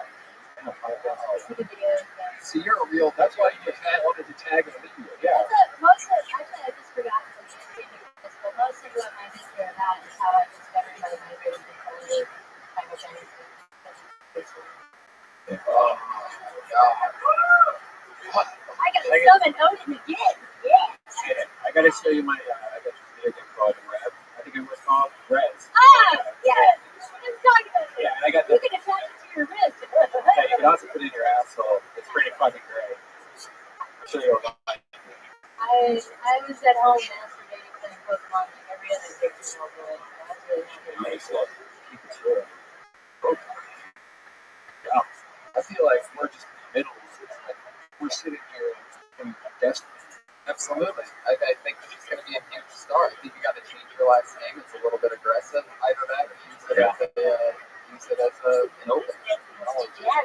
You can do the gold chain. Jesus Christ. Just so you know, I don't want you to feel objectified. You've done this with every comedian you brought up here. Guys all night. Only I got kicked out of Snickers. How long have you been doing You've only done it a few times. I've literally, this is my 4th time on the street. You started doing callbacks. You got Snickers references? No, I missed it. Fucking CrossFit. Holy shit. You're like level 3. I know you've only been on stage 4 I times. know, I really get it. You're already, But you fucked better than all of us. definitely. I get all the things. You've only been on stage 3 times, and you're already the 7th funniest female in the country. So congratulations. Give it up for Sarah, everybody. Sarah. Sarah. We have time for one more. We got one more. You're never going to be able to follow Sarah. Oh. She looks like a hot berry Melrose. Sorry in advance to any comedians who didn't get on. We have the experimental adventures. I've had fun. What does that say? That says Junior Seon. That says aid. I think it's an age. An AIDS dating site? Is that a bit? Does someone have a bit about an AIDS dating site? That is Tim. Tim Greer? Is it an AIDS dating site? All right, Tim Greer. The best of the best. If it was that dating site, we were going to go with Junior Seon, but since it's AIDS. But yeah, great. I'm going to switch the website. Not the bad. It's good to find the dating website. You can tell the ratings. Like that, you don't think differently. Profile on dating. Right. Like, seriously, I mean, there's realistic stuff. Okay. If you want to commit suicide, if you want to give the fuck up, this would be better than the suicide hotline. Like, okay, good. Like, fuck, you don't go on dating, find your profile. Call them, hey, I'll let you have the rest. What you doing? Like, seriously, that's a good thing. But, hey, that's my dating. That's a really funny premise. Funny premise. Yeah. One, I feel like you ignore the science of the fact that people don't just drop dead of AIDS anymore. There is, so that, there's not necessarily going to be an expiration date for everyone with AIDS. Although, did you know that us 3 minutes? Because that also is somewhat. First people pass. We can even you tagged it. I know. There you go. That's a tag. You tagged that one. And an AIDS dating site. Maybe throw in it's called ChristianMingle.com. Oh, yeah, there you go. There you go. Something that would really offend people and at the same time make everyone else really happy. Yeah. But you're really going to have to try to sell this idea that. Wow. See now, just so people know, had it been the racist Rich Slayton up here, instead of Christian Mingle, I would have said blackpeoplebeat.com. But I didn't want to sound racist myself. Nice, like I said, it was fun. Yeah. Okay. Yeah. Hell yeah. This guy's starting out going against the light skin. Yeah. Not only did I steal the East Coast Comedian's comedy jacket, but by the way, for those of you who have only been on stage less than 5 times, get the black leather jacket. Start being a comedian today. You're going to see him in 2 weeks wearing the same hat as the guy that's been doing it for 11 years. No doubt about it. All right, thanks, man. I have one more question for you. Because you made a comment about light-skinned earlier. You said that people call it light-skinned because black people call it that because they have that grammar. What would be your reasoning as to why it's called light-skinned with 2 D's?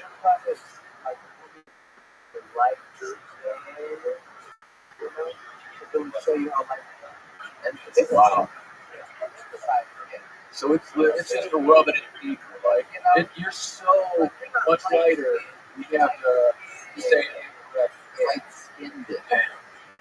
Also, I don't know if this is racist, but are you related to David Allen? Fair enough. I wish I was too. There you go. You got a Tim Gray. Fuck yeah. You gotta extend. I'm gonna use them. I'm gonna just add EDs on the things I want to emphasize. Well, that was a lot of white people do that. I don't know. I think if we said, oh, that Greek guy is dark skinned, that shit would be racist as fuck. Right. At least it sounds that way. Why do you have to say it like that?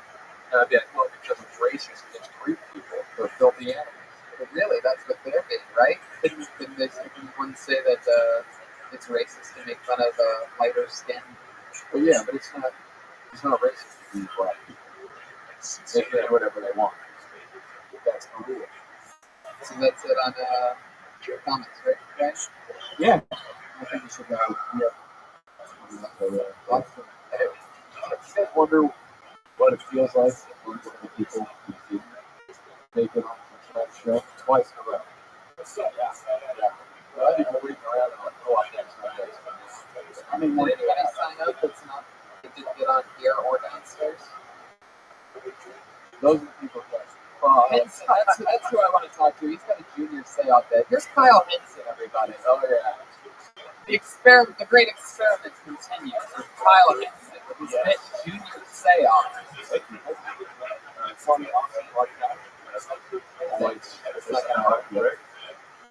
Junior stay out there. I found out on Facebook. What happened to the good days we used to find out somebody died from the refuge? I don't believe it though, so I go to Wikipedia. It says Junior Seau shot himself in the chest. People have done this way, you're probably going to die. They got me a little bit more. I got. How much did the Saints pay for Hall of Famer suicide? Some people don't get that joke, I understand. And other people are just rather or a kid that didn't stay popular. Joe Paterno. Thank you guys. My favorite part of that set was when a lady in the middle of the audience just goes, "What?" The good old days of TMZ. What? Like you understand protocol for how comedy shows work. And at the same time, you felt it was important enough that you questioned his jokes mid-bit. The rest of us thought the same thing. We were just able to keep it in. What did you say before? Patrick. You took a shot at Patrick Swayze. Yeah, Why did he be butthurt? he died of cancer. No, he died of pancreatic cancer. cancer. I was the first one to write the joke about it. Wait, hold on. You're the first person to write a pancreatic joke about Patrick As Swayze? soon as he, here's what's crazy about this situation. As soon as he got pancreatic cancer, I know that that's one of the fastest moving cancers. So I'm like, I need to write the first Patrick Swayze is dead joke because it's going to be big for me in a month. I'm really, my favorite thing is always to be the one that tries to like attack whoever dies and then listen to the. I try to write something funny about it and then listen to everybody go, oh, you did good, it's too soon. So I was literally working out in the comedy show room, downstairs in the original room for a month. Patrick Swayze is dead jokes, and it was the first joke that I ever sold. I made $100 off of my Patrick Swayze joke. It was pancreatic cancer. Are you about to say it? Yeah, it's but well, basically it was pretty. No, yeah, I shouldn't say it. Something You about have 1 minute to tell us. the gist was Ghost 2 is for real. Great. If some of these comics had your first one, well, maybe this will be a good fucking. Andrew Yanker. I just get that guy to write for me. I'm telling you, I'm trying to get that guy to think. Yanker was fucking. You want a Yanker in your spanker? Oh, sorry, everybody.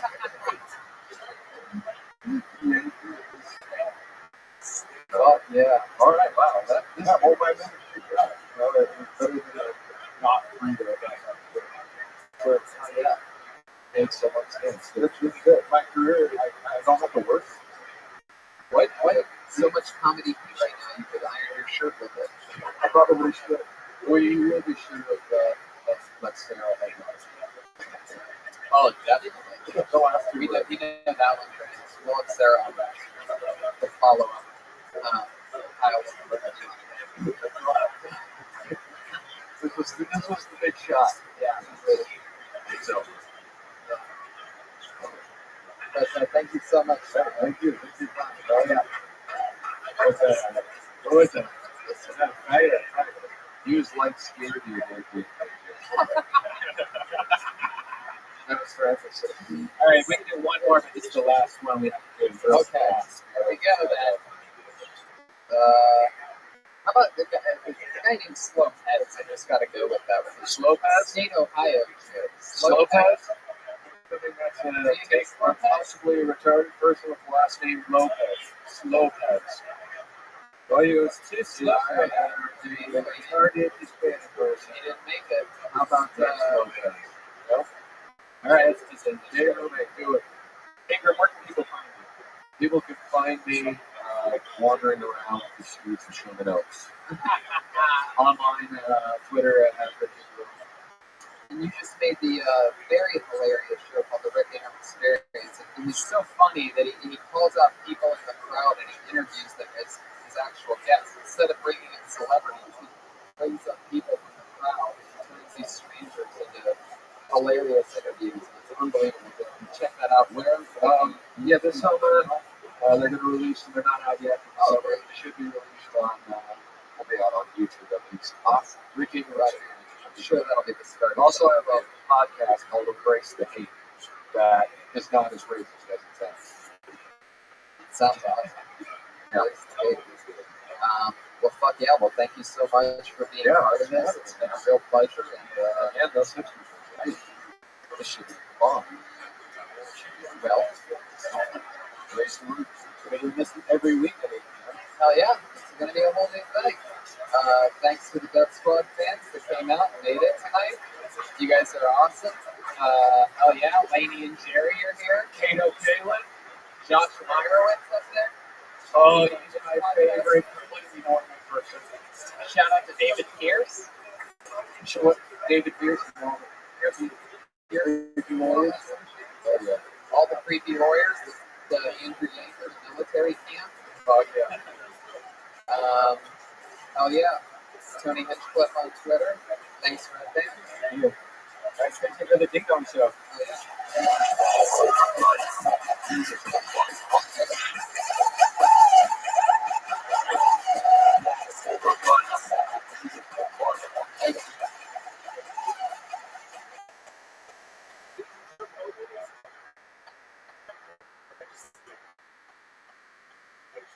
Hey,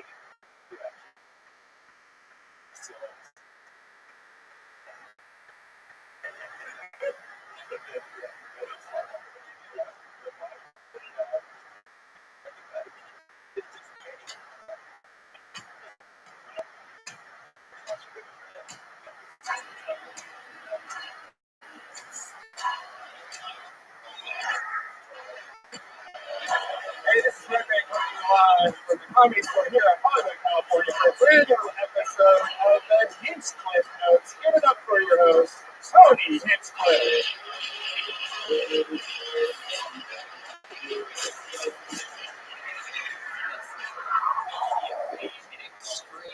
Extremely exciting show. Yeah, it is. How was your weekend, Ryan? My week, I think I might have said this already, but my week consisted of drinking a whole bottle of tequila and a whole bottle of Southern Comfort, and then blacking out, and then talking to some girl on Facebook I met in Tokyo last week. And then I guess I bought a plane ticket for her to stay with me for 7 days from Tokyo. Wow. Put your hands together for that, everybody. Who's living that kind of life in this room where you're having so much fun in life that you wake up the next morning and you find out that you have a pet Japanese girl that's living with you for a week? Right. And let's just say when I did meet her, I met her at a strip club, and I only knew her probably 6 hours. And I've probably talked to her 3 times on Facebook, and I didn't have $1,000 just to blow, and so now I'm fucked in so many ways. And she stayed with me. It's like, look, 7 days. It's either you can fall in love with somebody, or you can murder, right?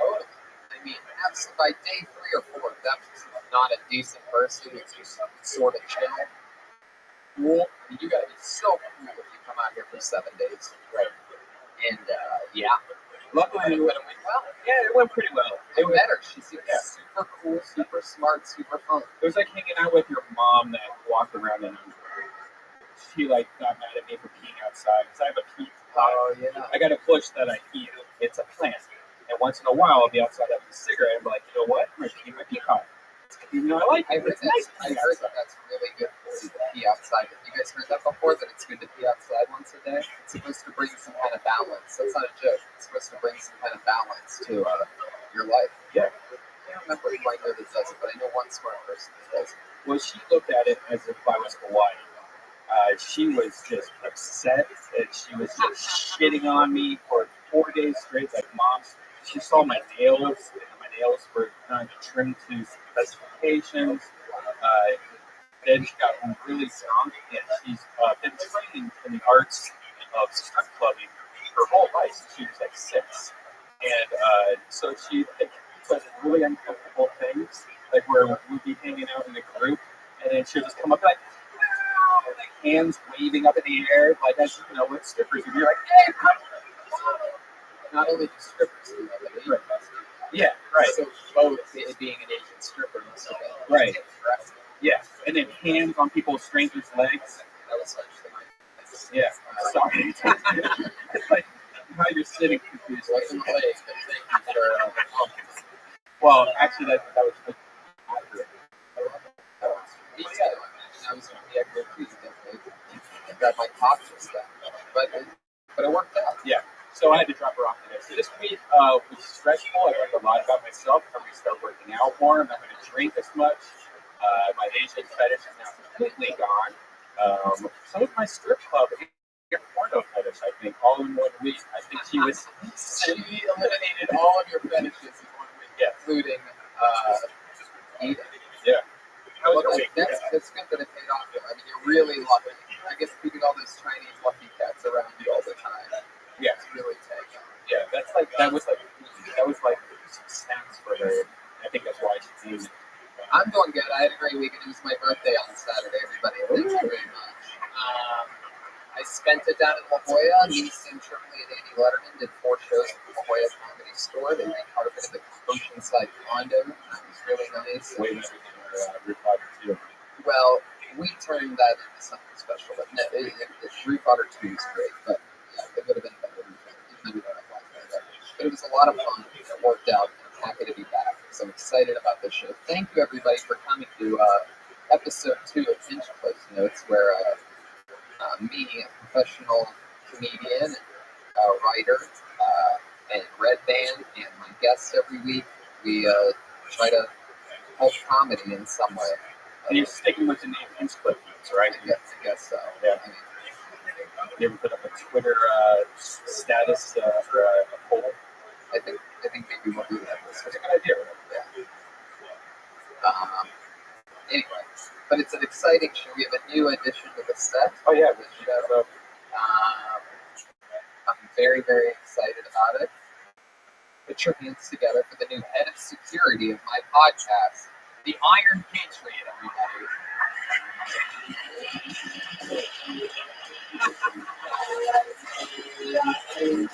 There he is.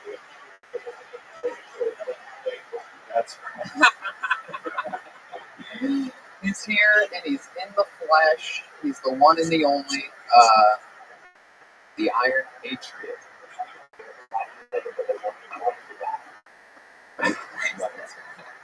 well, Iron Patriot. So much like the Iron Man, but it's the Iron Patriot. So.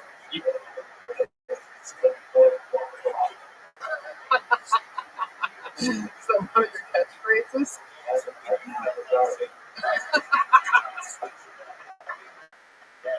I love it. Well, welcome to the show. We're so glad to have you be part of it. We're hoping that, well, we'll see how it goes on this test run, but we're definitely going to perhaps be in talks about having you be the regular head of security for my podcast. There's nothing like head of security that can't see where he's walking. He fell on me earlier, and somehow, this is what I didn't want to tell you about at the beginning, somehow my hand got in this crotch area, and I actually touched your dick. Did you know? Oh, that was my hand, so I think that's your secret. I think it's the old Wally touch my dick move. Well, he really is, it's, Oh. Anyway, yeah, nothing like having a head of security who flies into the studio before the show where there's no steps around where I'm standing. But I'm excited to have you. I just really hope that your presence alone is enough of a defense mechanism so that nobody harms me physically. Oh wait, we have a question, a very aggressive question right from the balcony. This guy's very excited. It's Jordan. I'm thinking merchandising before you try to connect with for sure. Wait, for what? For the Iron Patriot. The Iron Patriot, the worst superhero perhaps ever. He just has no idea where he's. I mean, it's great. Don't get me wrong, but I mean, there's no defending the galaxy with this guy. He's basically just stand in one place. I wonder what more great sad superhero catchphrases we could come up with. That's a good catchphrase. I don't know if you meant that, or I don't know if you're just saying that, or you knew what you were doing. You have to go really close to that. You have to get really close. You have to keep your eyes open. See, that's another good catchphrase, though. Put your eyeball right next to this light. I don't bend, I break. We could go all night. This is great. Anyway. The Iron Patriot also is a Death Squad fan. Right, and by the way, just exactly right. He's a Death Squad fan. The way that we met him was about 7 minutes before the show started. Brian and I are standing outside and we hear this squeaking noise. And we look over by the doorway, and this is walking towards us. And we have no idea what's going on. It's very quiet. It's just Brian and I. We're watching it walk slowly closer and closer to us. We're thinking it must be somebody, that's going to kill us or something. And his first words to us were, after he finally stops and through this robotic voice, he just says, "Nice to meet you guys. Really big fan."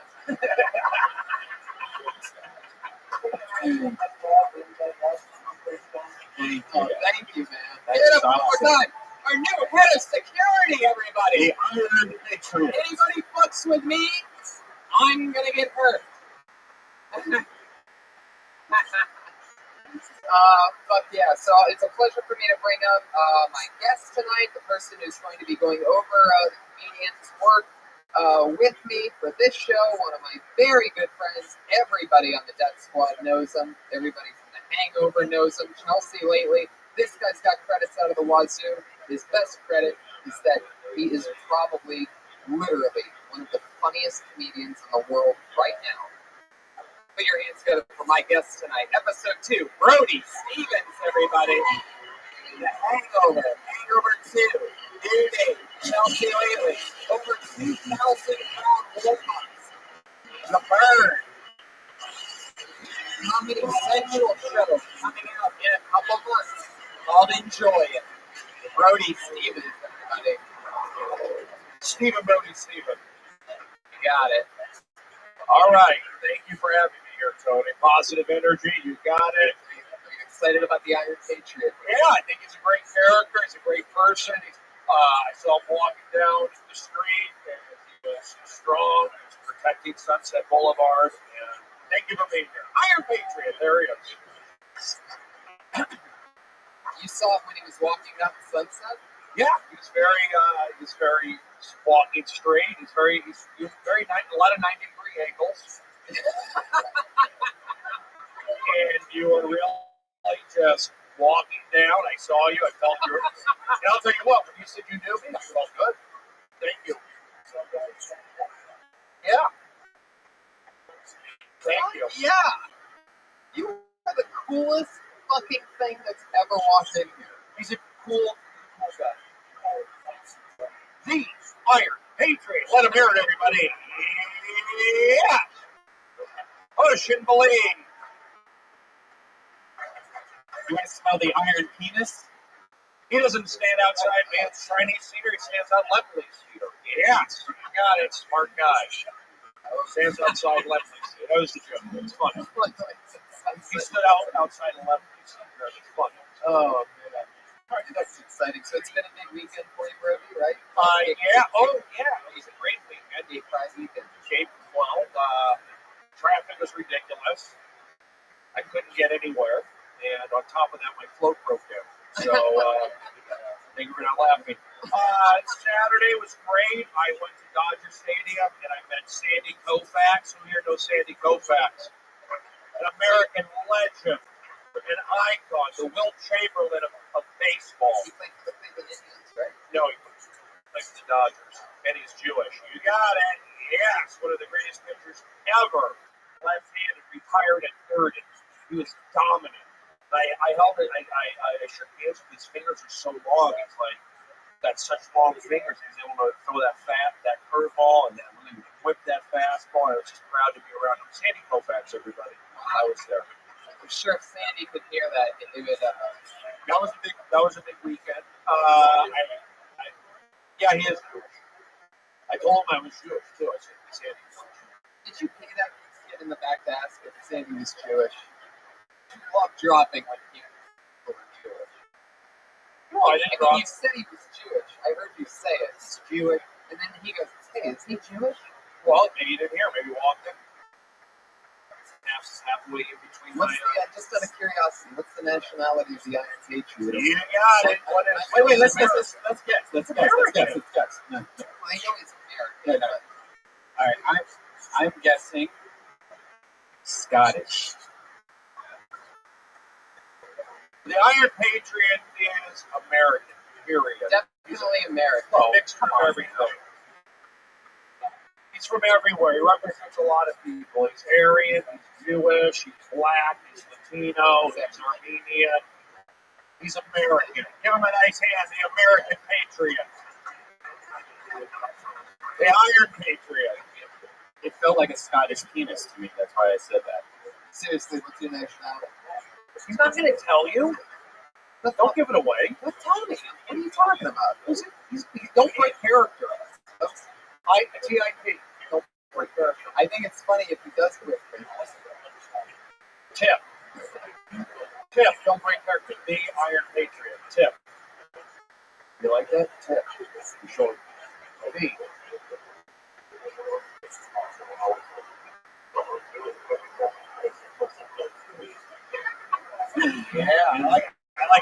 right, guys, we are all going to die tonight.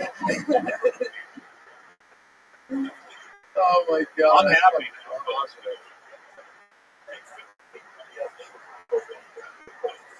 Let's do it.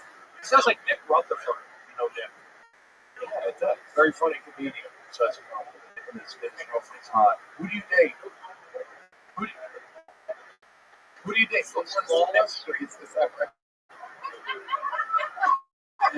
Please keep doing what you're doing, but I just have to say, I love what you're doing.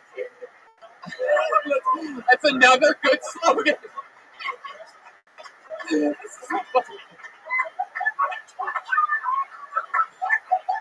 I can take the abuse. I'm sorry for making the microphone dry. Oh my god. Absolutely. Okay, well, speaking of the show, what do you say, Brody? What are you doing? Oh, it looks good right there. Yes, you got it. Iron Patriot. Yes. That's going to be a great time. Do you Vine Iron Patriot? Do you Vine or Twitter? Or are you on the social? What's your name on Twitter? Comic. Wow.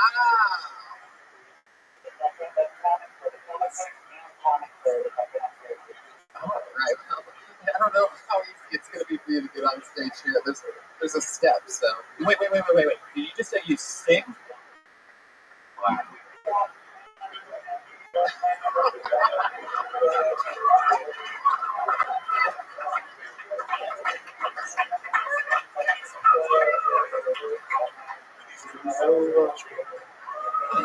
Oh my god.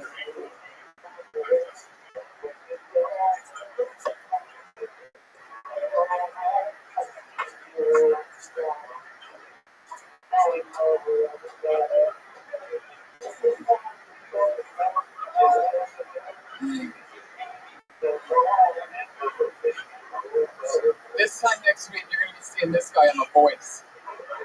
Those judges are going to turn their chairs around and be like, you've got to be fucking kidding me.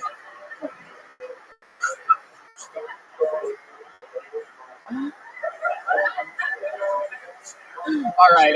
That's enough stage. People listening to the podcast. Give him a nice hand. Yeah. You got it. Hey, Iron Patriot. Hey. You got it. Touch. Believe. 90-degree angle. Okay, well, this is really exciting. This is the part where we're going to get the Patriots more on the security side of things. If you need to save batteries, I don't know if your batteries are good all night or whatever. But Yeah, do you want us to turn some batteries off? Okay, very good. Another great catchphrase, by the way. Fully charged. On the back of the shirt, these batteries won't die. Okay. So if you don't know the format of the show, everybody, this is where things get a little bit more interesting and fun, or I don't know if it actually gets more fun than the Iron Patriot, but we're going to try anyway. But this is the part where I go downstairs earlier in the evening and people are signing up for the open mic. A lot of fresh, young, awesome comedians and some crazy people, and you never know who's signing up for the open mic. I posted the show downstairs for years. And so anyway, what they do downstairs is everybody's signing up for a 3-minute spot on the original race stage. We're up in the belly room. And for the first 15 people that sign up on this list, they, instead of doing 3 minutes downstairs, they do 1 minute of stand-up here. And myself and my guest, who tonight is Brody Stevens, Brody Stevens, you got it. We'll be either tagging the jokes, maybe just telling them how we feel, whatever. It's sort of Here to help. Right. And I'm Steven Tyler, you're Simon. Is that fair? I don't know, that's not cool. That's You not wanna be rock and Simon? roll. How do you get to be a guitar player? And Yeah, Simon's respected. Simon's is a corporate megalomaniac. Simon's not a writer's guild. I'd be Simon. I'd be happy exchanging places with Simon Cowell, but Steven Tyler's pretty good too. I'm sure Simon would probably want to change places with you. You have Me? your own comedy show. He probably wants to be liked. He's probably I guarantee you, You're Simon Cowell wants to do a comedy show, they give him a chance. but it wouldn't work. It's not funny. I think it's fun. I'm positive energy. Well, he's not, so you're rooting for a negative energy. Well, I don't. Two wrongs don't make a right, Tony. I look for the positive. What's his name? Simon Powell. Simon Howell. Anyway, I'm a positive energy guy. I want to see these young comedians who are excited. Check out what the competition, what's out there, the talent pool. Yeah, so everybody signed up. It filled up extremely quick. It was pretty exciting. Last week it was the first one, and I could sort of tell people like, "What's this?" I don't know what's going on. And then what's funny is like 7 or 8 people signed up immediately, and as the time went on, before they were either going to get picked to do a spot downstairs or not, people started realizing, "Oh shit! Well, I might as well see what's going on." So they signed up, and tonight it filled up immediately. We have a lot of people that are really excited to be here, and I'm excited to have them. So everybody's going to do a minute, and then we chat with them, and then we do the next person. Ready? You got it. Here we go. First up. I'm really excited about this first person because it was actually a stamp. Somebody has a stamp of their name. And they didn't have a stamp to put in the subject line, so we have no idea what they're going to talk about. However, I will tell you that this person has a stamp, and then somebody actually, probably was him, had to put an arrow to it that says actual person, so that I knew that. Anyway. So I'm going to just read exactly what's on the line. Put your hands together for Addleston Fitzgerald, Boulder first. Here. That's awesome. Way to go. He wasn't a person. The stamp was alive. Wow. Why are you listening to hipsters? It's really bizarre. Boulder first. Interesting. Maybe that's Patriot. Wouldn't Iron Patriot have a stamp? He wouldn't be trying to write. It's true. That's a good idea. He's done a minute. Let's get some. Let's keep this thing going. Iron Patriot's great. Keep this thing settle down up there, buddy. Let's get this thing going. Yes. You just settle down. Anyway. Okay, well, number 2 is the person who actually was nice enough to get everybody's attention for me. I asked him to do it because he has a deep voice. I know this guy. Fun, upcoming stand-up comic. I'm excited to have him here. Put your hands together. Doing some talking about drinking. It's Doug Baker. Thank you. Thank you, guys. Thank you. Thank you. I've been treating my body like shit lately. I've been drinking too much. My body were a temple grand. Got so drunk the other day, I had to take a cab from Burbank to my place in Hollywood. Realized about halfway through that it might have just been cheaper to get the DUI. By the time we got through the freeway, I think I would have had enough money for bail. By the time we got off the freeway, I think I would have had enough money for a lawyer. By the time I got home and paid it, felt like I had been raped. Might as well spend the night in jail. Are these cab drivers any better at driving than I am when I'm drunk? They're swerving through traffic, they're cutting people off, they're swearing at people. I think they're swearing. I don't know. I don't speak Farsi. I'm trying to say, guys, friends don't let friends take cabs. I took pills. But how am I supposed to stop drinking when everybody wants me to go to some happy hour after work? Everybody's like, "Oh, come on, Doug, we're going to happy hour." Everybody's going. But happy hour's the wrong name for it. Happy hour's never just like an hour. Happy hour's like 3 hours. And a happy hour turns into a crazy night, which turns into a shitty morning, which makes you want to go to another happy hour to take the edge off. That turns into like a cabaret. Yeah. Give him a nice hand, yes. Doug, stay up safe. All right, first of all, I love what you're doing. You're the first person in the history of the show to run the light, which is exciting. We got him here for the first time ever. That is the new. It's exciting. Yeah. We didn't have that last week. We went through 15 people last week, and nobody ran the light. I could tell you were going to close on the thing, and then you went into new material. It was pretty interesting. I think the second part is stronger, but I can't really do the second part without the first But I part. love, first of all, let me just settle down. Okay. Let's take it easy. Don't make me get the Iron Patriot. No. Anyway, just rooting for that. The Temple Grandin. Now that's a reference that I have never heard in years. That's like an old Western actress, right? No, Temple Grandin is an autistic. She was famous. There was a movie. Wow, that's something no one knows. How many people Nobody- by round of applause knew who Temple Grandin was? One. A lot I of saw an embarrassed lady right here, and I put her arm up for a second. She's famous for essentially being autistic and being able to do a lot of things subsequently. you know who a more famous autistic person is? Josh Meyer. She might know that. If you're going to use an autistic person in your joke, you better use our friend Josh Meyer, or else we will have to apologize to you so hard. Yeah, that's too deep of a reference, though, for real, though. Too deep of a reference, for real. Okay. And also, when you DUI, you can kill people. Driving drunk is not. Yeah, and anywhere you perform, you're hoping. Listen, anywhere you're performing, you're hoping that people are drinking. A DUI joke is really tough to pull off. B, I mean, it can be funny, but what you'll notice is that most of the venues that you perform at, they really don't want you talking about it. Because they want people to buy 3 or 4 or 5 drinks. And the farther out you get, I mean, not the places tell you what you should and shouldn't talk about. The farther out you get, the more you find that. So DUI thinks a tough subject. But I love your cadence game. You have like, yeah. I don't remember driving home all last week. What I think, I like the gap stuff. I heard, it's not a fresh topic to me. But you told it well. You see a nice picture. I would say mic technique. You want to just depends on the volume though. Like I'm sticking the mic in my face, but I think generally you want to have the mic here where the audience can see your face. You're eating the mic, they can't see your face. I think the mic is low, but you're holding on your chin. Yeah. Maybe that's comfortable for you, having the mic on your chin like that. It's a comfortable feeling. I disagree. Yeah, maybe it's a comfort. Maybe it's. But ideally, and I think it's just going to be the microphone. You wanted to see your mouth. I thought that your stuff was concise. A little bit is hard, but the cap stuff, it's good. I mean, it's the beginning, middle, and end.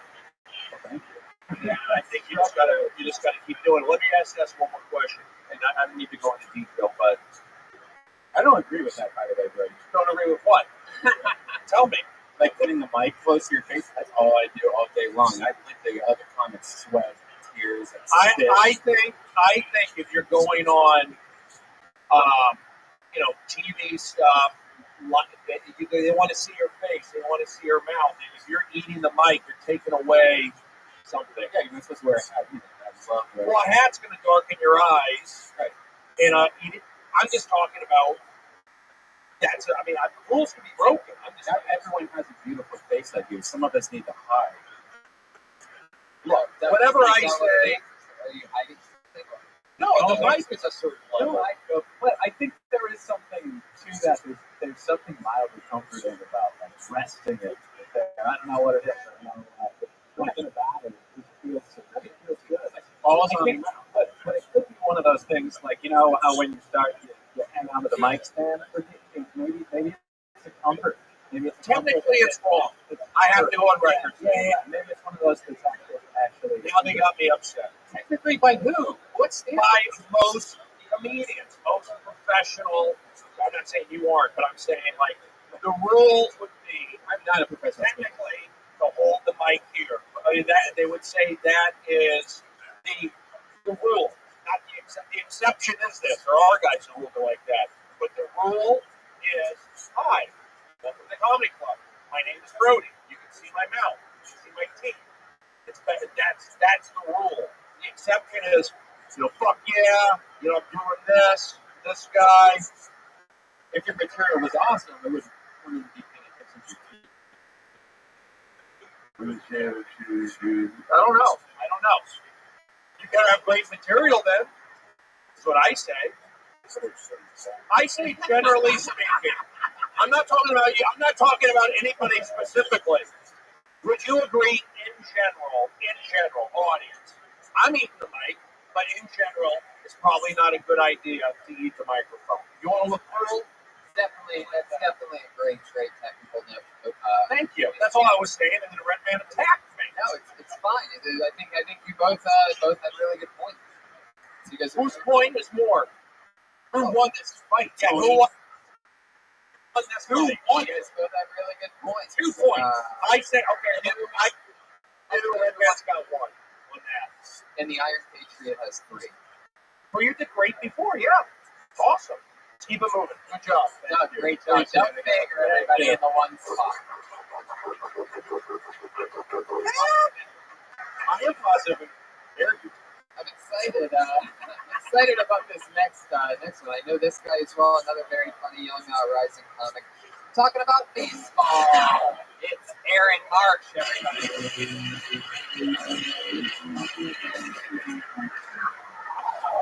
Thank you, guys. So, everyone's heard of that baseball analogy. You know, like you get to first base, you kiss the left. Meaning analogy. But when I was introduced to this analogy, I was just a kid. So in my mind, I knew what baseball and baby. So I thought to get to second base, I had to get a friend to go to first base so I can move to second. And then I can't go back. I'm stuck in this position, which isn't exactly the way I wanted to be. And then thinking, like, well, if I want to go home, I gotta get a stronger friend to bring all of us around. And so this guy would have to hit like at least a triple, and we're all right. And then when everyone else crosses home plate, I have to high five everyone else as they cross the line. Not fair. Like the analogy should be football.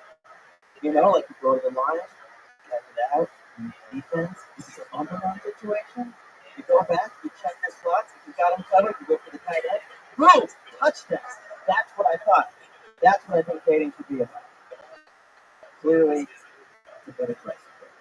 I'm an aggressive guy. A lot of tattoos. Oh, there you go. There I go. Thank you, guys. Yep. Red Man, you want to start? Hey, look, you both had. First of all, sorry, Eric, but let's just finish this right now because I was actually thinking about it while I was daydreaming during a set. Right. Keep it positive. No, it is positive. I'm just being honest. It was just a quick 5 seconds. And what I thought it was, you can have the mic in front of your face and be a comedian, and that's fine. It doesn't work if you want to do comedy on TV. If you want to do stand-up and you want to tour, you do stand-up, and that's great, which is awesome, which is all any stand-up should be just fine with that. But I think if you're doing a special or something like that, you have to get ready to not have the microphone separate from that. Your first minute should be the most important thing. And what happened right there was like just went into a great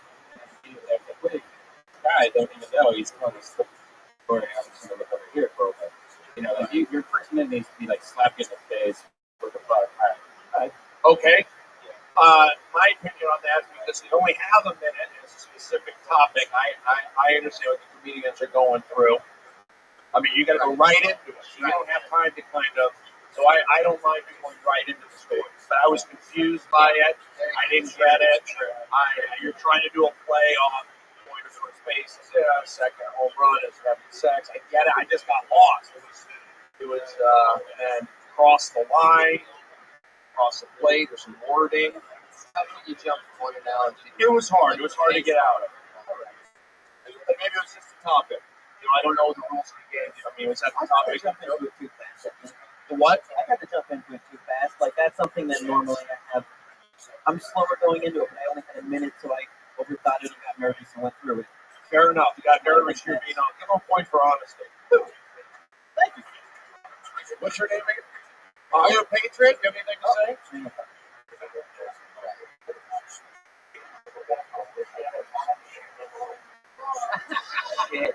Give him a nice hand, and yes. TIP. All right, good job. Adam? Aaron, honey. Well, first of all, Brian reminded me of something very important, and that's that the name of this actual part of the show, last week it was Taik for faggot. It's spelled with a PH, by the way. Just calm down. Sorry. Right, PH, faggot. But what it meant was either we would end up tagging the jokes, which if you don't know, means adding on and helping out and punching up, or whatever you want to call it. It should be tag it, and then bag it With a PH. With a PH meant We think it should just go in the garbage can, and we should start anew. And then Tony's getting nervous about the idea of the name, so do you guys want us to call it faggot with a PH or bag it? Tag it or bag it, which means put it in a bag. Tag it or bag it. You can't say the PH word. Don't do it. You want to work in this town? Drop it. Tag it and bag it. Thank you. But, you know, I could be wrong. So we just got like just a couple words I don't like, and that's one of them. Okay. Even with the PH. all right. There's a lot of We're lucky to have you, right? You're right. I feel like so many people are going to be against me when I make in a couple of years. That the last thing I want is are people like, hey, look, he's calling the faggots all the time. It's not even true. It's just a fucking thing. Hey, look, man, if you still hate Jews as much as me that I had, I don't care what you do.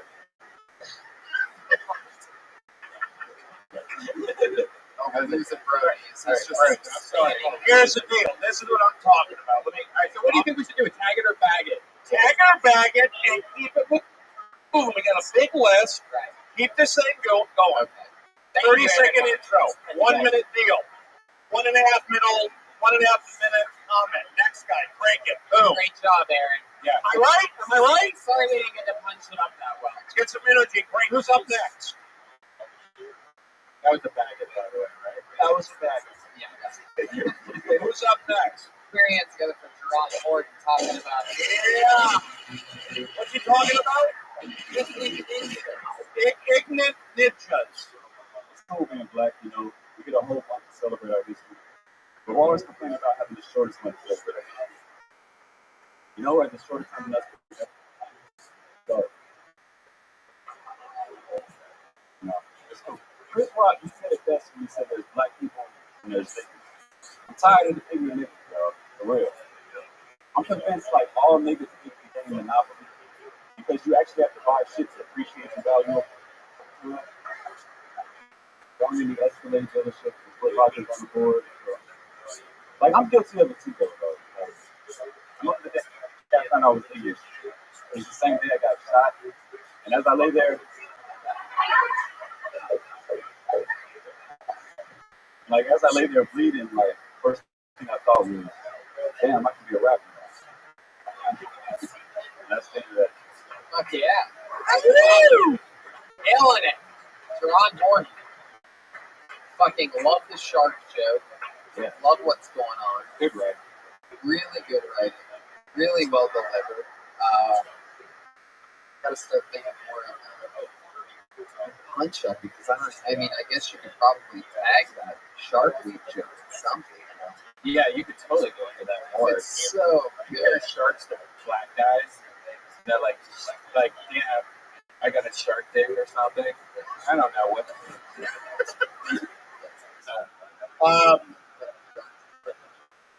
You know, you got a good thing. You got a good vibe up there. Good, cool vibe. Educated. I'm not big on the N word. That's just me. But I thought the shark joke was good. Good demeanor. Good voice. I say positive. You know, it's like the personality came across. Yeah. Joke was good. Spoke well. Something to work with. What do you think, Tony? Yeah, I think it's really, really good. I wish I could think of something to help you out. But what I would say is take that, turn that minute into bigger, even longer.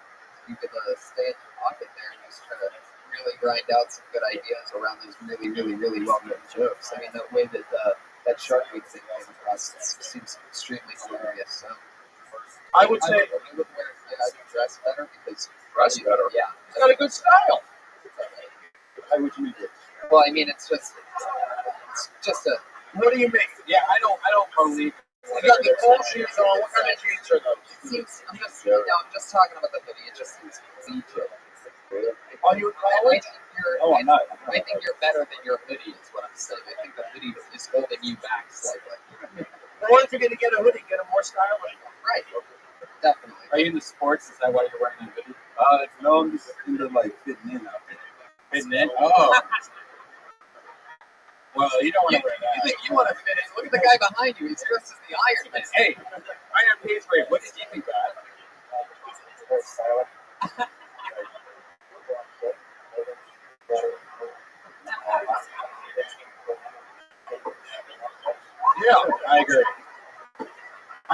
that at Taik. Jerron, Come on. how long have you been black for? I'm kidding. That's not just a kidding. I just had to do that. It's fun to do it. I think you're fine. I'll keep going. I could actually go in and ask more personal questions. Where you're from? What are you doing? Because I have different opinions on that. Right? If we're just totally basing this off the minute and wanting to know, I'm like, okay, all right, then let's not comment on clothes. Oh no, We'll not comment on my technique, and we'll comment on that 1 minute. It's about everything. It's about the 1 minute totally. So what they wear, And they gotta speed it up. They gotta do it in a minute.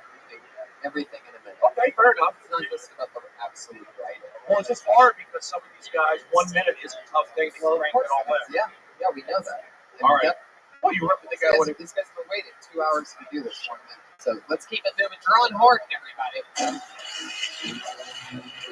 Very excited about this. I know this guy. I've seen him tripping on acid. I've seen him with a broken foot many times. It just won't heal. He's going to be talking about cannabis. His name is Jim, everybody.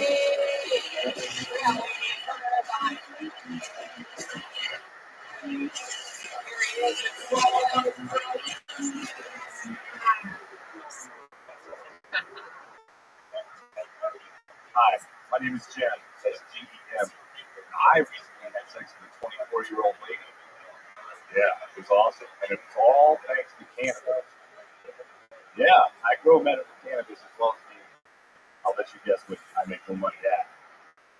All right, so I'm walking down Highland, and then there's this chick in a bikini. Long story short, she comes back to the house. I cuddle with her all night. The next day, I smoke one hit of the sledgehammer, blow it in her mouth, grabs my hand, takes me in the bedroom, talks about my 24-year-old girl. Great. I'm 43, which is a treat. Now, the oldest lady I've ever had sex with was 54. I did make out with a 70-year-old once. But in my defense, I was high on ecstasy. And he kept pouring the cocaine on his lips and making me lick it off. That was the only way I could have it. So, all right, my name is Jeff. Thank you. That's GD. I love the fucking the 24-year-old isn't really a joke. You're just pretty much bragging. Yeah, you're bragging. What drugs you do, and then you fuck. There wasn't even a punchline anywhere near that thing. I heard weed, cocaine. Yeah, but you play into the part that actually has a punchline, which is I once made out with a 70. Like that's what actually we stuck on another joke. I mean, you turned it into a segue. You made it appear that way. But in reality, you did 2 jokes. One about hooking up with a 24-year-old that wasn't a joke. And then you talked about the 70-year-old. And the misdirect on that, if I caught it right, was that it was a guy, right? And that was you had done ecstasy, and that you were actually doing cocaine or something like that. The 24-year-old, the 53-year-old were totally true. The 70-year-old was totally made up. The old male, female. Well, that's what I was going to ask you about. The one thing that I thought of, and then it was, what was it like making up with the 70-year-old? I don't know. Wow. Can I add some nice focus on the positive? Great storyteller. He made it visual. He told it with confidence, likability. I wasn't a fan of the bait and switch kind of, it's been done before at the end, but I kind of like where you're going with. It was my first joke. I kind of like how you're going with the 43-year-old and the 24-year-old. It's an interesting story. Smoking the pot, selling the pot. You're likable. I would say keep doing it. But watch those kind of jokes at the end. The switcheroo. The basic jokes, I guess. You can do those on the road.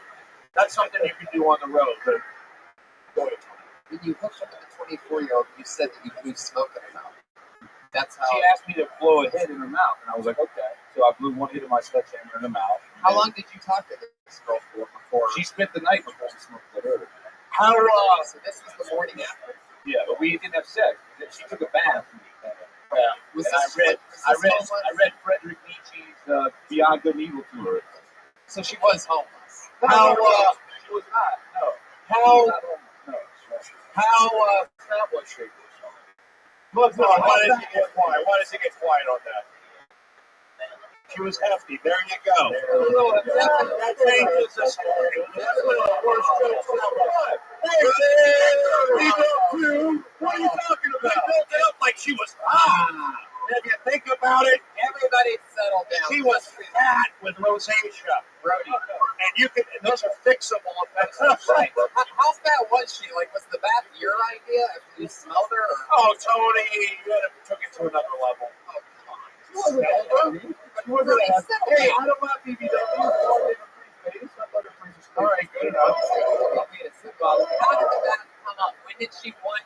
How did she drop that on you? Like, hey, can I take a bath at your house? Because for people that are just listening to the audio right now, like, what would you say Jem looks like, Rabbi? Jim? I'll let you say because people say He's truly no, Jim, he looks like a guy, long hair, kind of like a Tommy Chong vibe. I'll take that. I like a smart guy. You know, he smokes pot. He's been around San Francisco, maybe in the early 70s, mid 70s, late 70s. Yeah, you're my age. But you're an old soul. Oh, yes. You act older than you are, and that makes me with the 24-year-old even more mature. Oh God, it was awesome. But I'm brilliant. By the way, it was nice. 24 is too old. It was good. Oh my, you sicko! No, I'm being honest. That's like marriage girl. Yeah, I mean, 24 is a marriage girl. Like, all right, she's learned her lessons. To Brian and I, 24 makes you a cougar. Yeah, absolutely. I'll go to Brazil with a 16-year-old. You got it. Push it to the limit. Jen, the joke is really, I feel like you have to reveal that it's a bigger girl, and then she took a bath. The first thing was that, I only had a minute. I was going to make sure I got into the 70-year-old. That was the joke. Brody, when you settle down, just realize. Oh, I'm getting attacked. Please don't touch me. I know he Don't touch me. I know he has a minute, Brody, but he went into a totally different story instead of talking about he needs punchlines for the 24-year-old. That's to punch a 24-year-old? Yeah, first I think you need to make it 19 or 18. Just say 19. 19's a nice number. It rolls off the tongue. 19's good. If I get it better on the tongue than a 24-year-old. 20, yeah, exactly. Very good. 19 is good. 19 better than make it 3 clear. Switch it. Okay. Yeah. You live by yourself, Jen? What? You live by yourself? Me and my dog. Of course he does. Oh, yeah. Make it a snake. All right, let's keep it moving. Keep it moving, everybody. That's a great word. Brody, you're not going to send me an evil text, are you? No, it's Oh, not. you try. You like you did. Brody, look at me. Why do you keep looking over there? Look at me, Brody. Good picture. Because I'm fat and I'm just lying this direction. I'm trying to cover up my stomach. I have these meds. I think you put on weight. Hollywood put me on medication. I'm starting a workout this week, 24-hour fitness. I'm losing 30 pounds in 2 months. Can I do it? How are you going to do that? Look at that. Easy. How? Easy. I'll help. All right. I'm already cutting out soda. Cool. I had an orange crush for lunch. You got it. Eating local pastrami on rye. Paying a couple extra bucks to get some personality. See you later, Subway. I go to an original sandwich artist. His name is Herman the German. All right. Hey, all right, Tony. How dare you? You and your veggie grill. I'm excited about. Okay. Well, this is a new name to me. I'm excited to see what we're. Marriage from Felipe Ramirez. Everybody. Here we go. Ramirez. What happened? Oh, INS show up? Oh. See, there.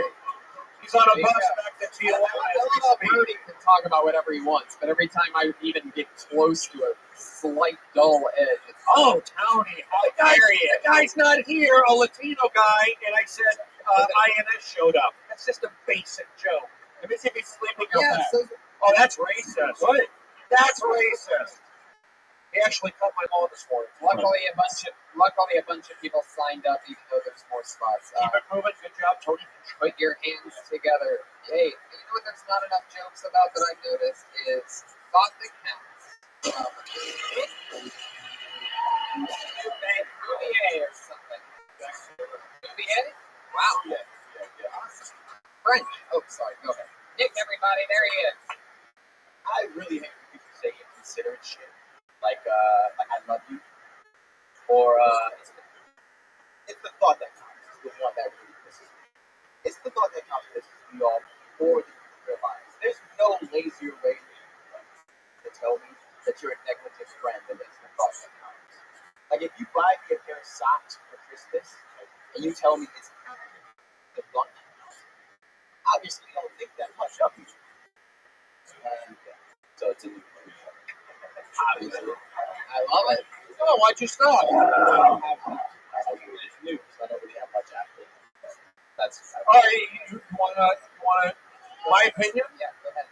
I would say I don't even know what the bid was, but I think you have good strong presence up there. Like hold the mic and actually see how he holds the mic. Yeah, I noticed it was 6 inches from his face. Yeah, it was good. But I didn't see the bid, but I think I saw it, but like likability matters. You want to maybe come off with a little bit of a smile. How you doing? That kind of thing. Like I said, I like how you enunciate. I like you hold the mic, but I think a little more likability up front, a smile. How you doing? And again, I know you're like it's a 1 minute thing or what have you, but I think that's what I picked up. I agree with that smile thing. You can definitely pull off because you already seem like I think that is definitely a missing part. Maybe it's just because of the 1 minute stuff. Well, he's a big guy too. How long were you on stand-up? Wait, that was 30 seconds set, by the way. How long have you been on stand-up for? Oh, I thought you said stand up for. Why?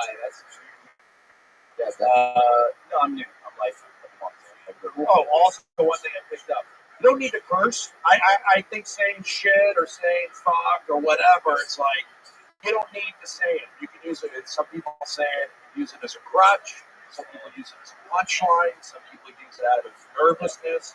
I would say if you don't know you're just getting started. I see somebody cursing. This is just me. I go, how dare he? I don't want to hear shit, fuck. I don't know this guy. That's just my instinct. Whereas I just think it's a healthy thing to like when you're starting out. I wouldn't curse, but I'm not. Again, that's the rule, not the exception. I disagree with Brody again. Oh, you son of a!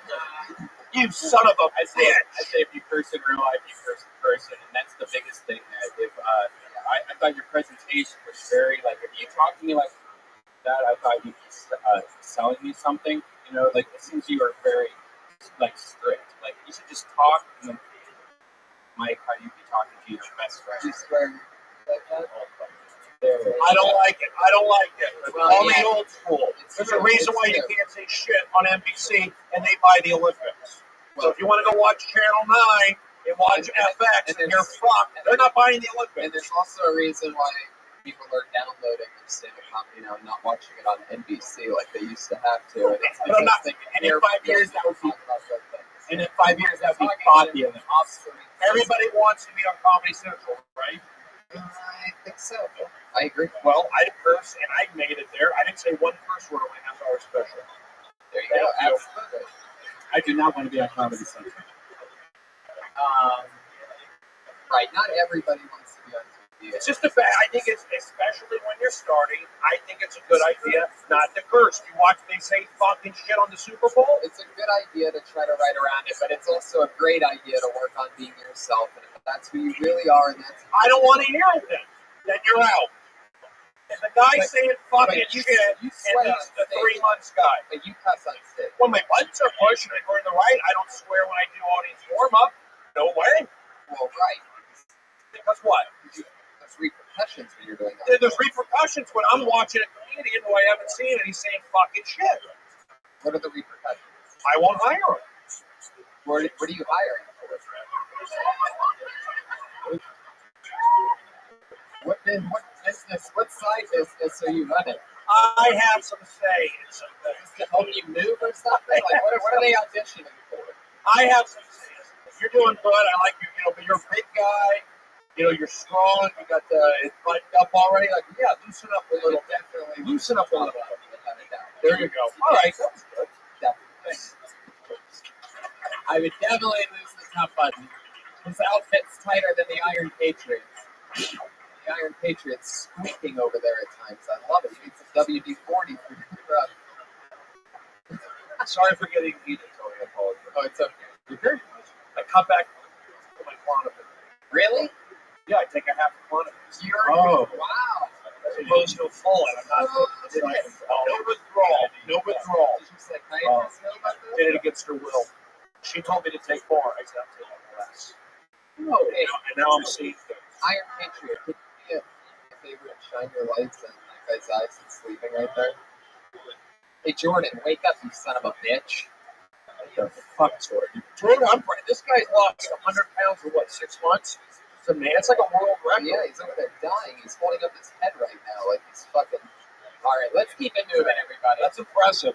All right, keep it moving. Who's next? I'm excited about this next one because this sounds like a rap title of a stage name. Here we go.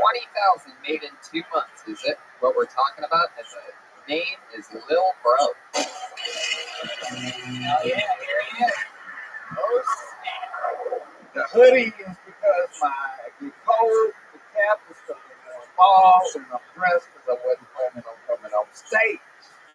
I made 20,000 since I've been out here, right? I know y'all wondering how you make 20,000 less than 3 weeks. I go to Beverly Hills and kidnap the dog away from the post rewards.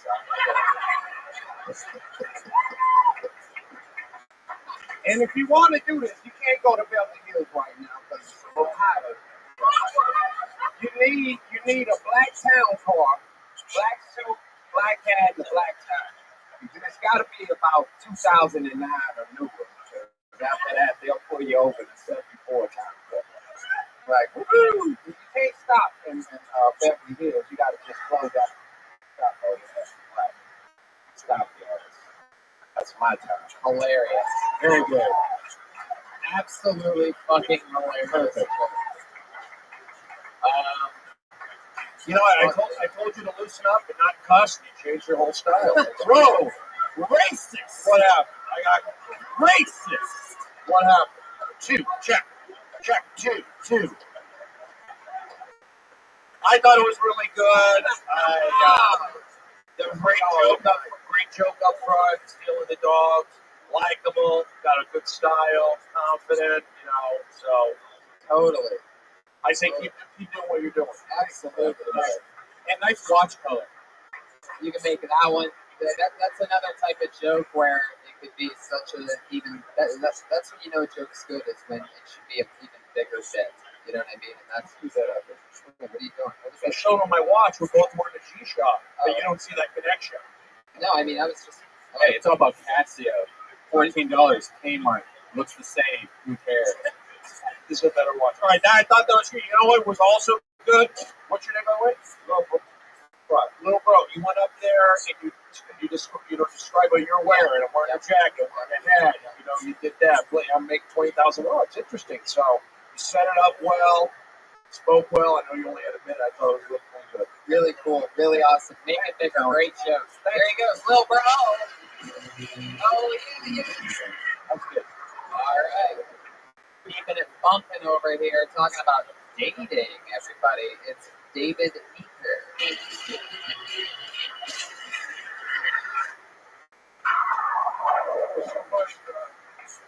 Before I get started, I just want to say that I should be able to marry the person that I love.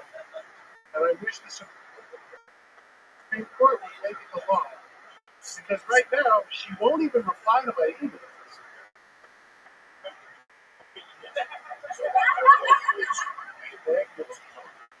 I am dating, I'm trying internet dating. Internet dating's not going so well.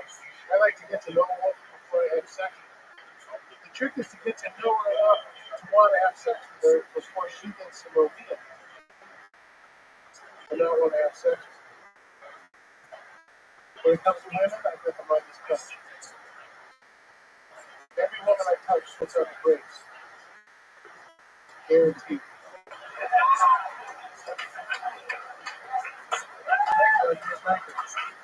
Yeah. And it's strong. Yeah, totally. Go ahead. You want to start No, first? I like you going first. All right. Lightest joke to me seems like it's been done before. I guess research that joke. You did write it. Wrote. Okay, go ahead. Okay. What? Okay, this is what I do. This is what I do. But I That's what come up. happens when you write a joke like that. You start doing comedy. No, The joke happens first, and then you're like, you know what?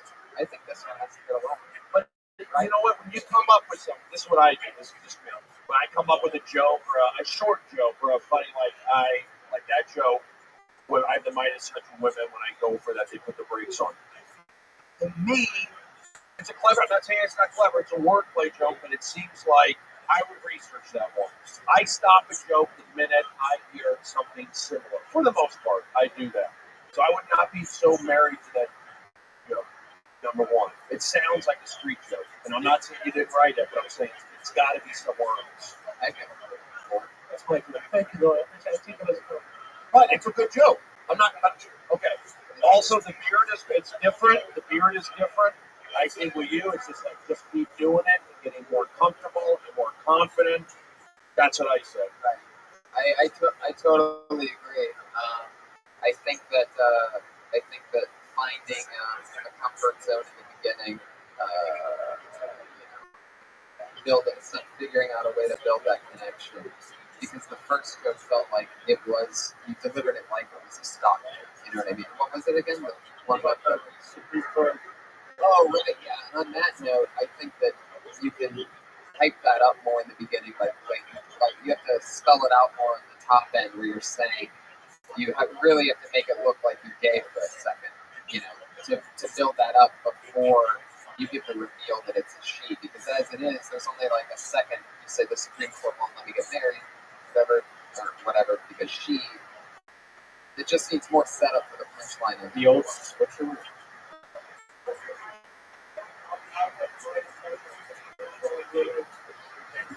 Yes, everyone that touched Birdie's I thought, honestly, I thought you at the beginning it was kind of, touch and go, just because there's more, I think, I'm honored that the road thinks it's a lot of joke, but that was no, but I thought that thing,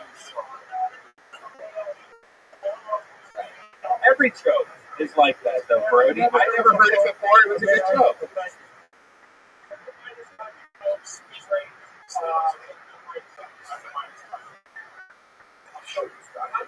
Have you? I think I should defend Did it. you? My joke.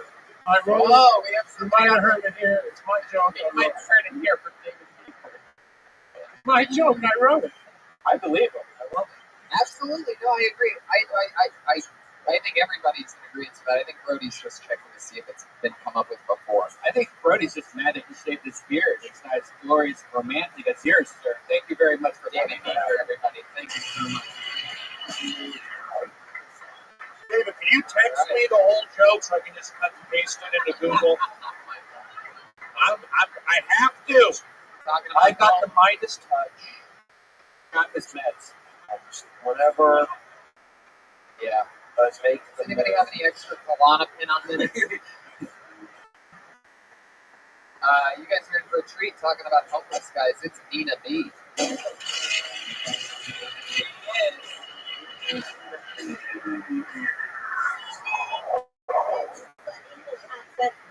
I'm still a bit confused about homeless guys. So in here, in the past 2 months, I've 3 homeless guys jerk off in front of me. Am I sure the consequences or in total? Oh, thank you. But it's still confusing. It's like it's a quota for it, the city quota. The very time it happened, I thought the guy was having a seizure. I was like, are you okay?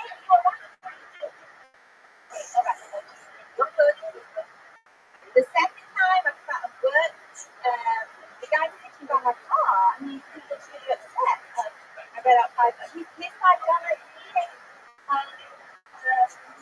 church in a wait down here. It was so sweet. He said thank you. They were really polite. But I told my friend this and she's like, homeless guy, just look, And I was like, what? She said, well, I'm coming around the corner or behind a car. What? Do you? They were so close. Oh, very nice. Hell yeah. Fuck yeah, so that's exciting. Homeless guys jerking off. It's happening, huh? What's the highlight of that? I would definitely own it instead of it having your punchline be a question when you say, I don't know if I was insulted or I don't know whether it was an insult or a compliment. I would definitely go either way with it and flip it so that you actually have something to say, so that you're not ending it in a question. Like I wasn't. At first, I was insulted, and something in your own way or whatever. You can say something like, at first I was insulted, but then I took it as a compliment, and it still would need something to do. And then you got this usual thing.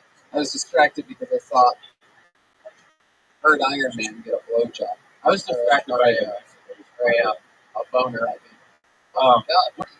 I thought it seemed more like a story, like you're telling a friend like a story of something that happened. So it was kind of like I was like, wait, what's going on? It wasn't. I don't know. I just kind of like it seems like it needs to be trimmed and tagged.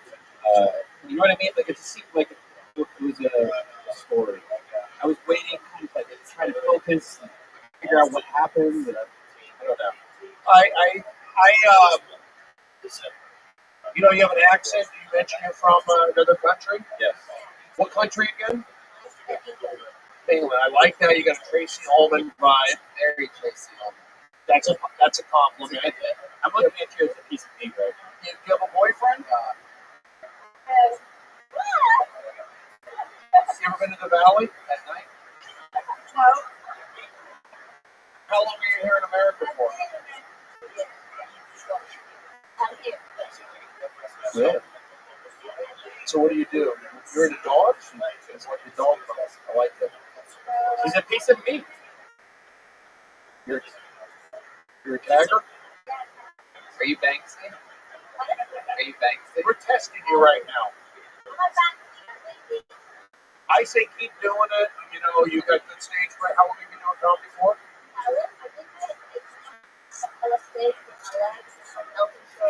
Wait a second. What? That's a great story. You fell off stage doing stand-up your first time? First off, I gotta tell you, it's not like a baby. Once you've been doing stand-up for over a year, you just say you've been doing it for over a year. 18 months, like that's not how we keep time here in America. People are gonna think you're completely insane if you answer that 18 months. Say almost 2 years, a year and a half, or. So you started when you were like 22.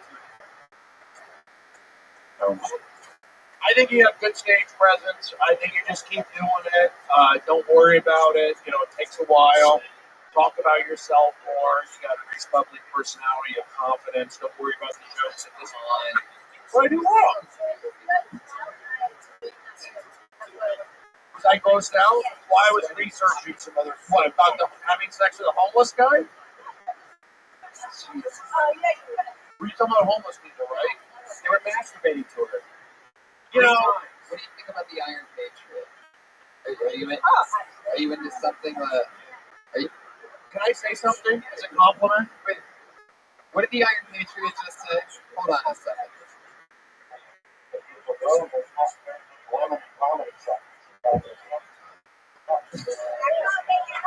I agree. Can I say something? What's your name? Nina? It's like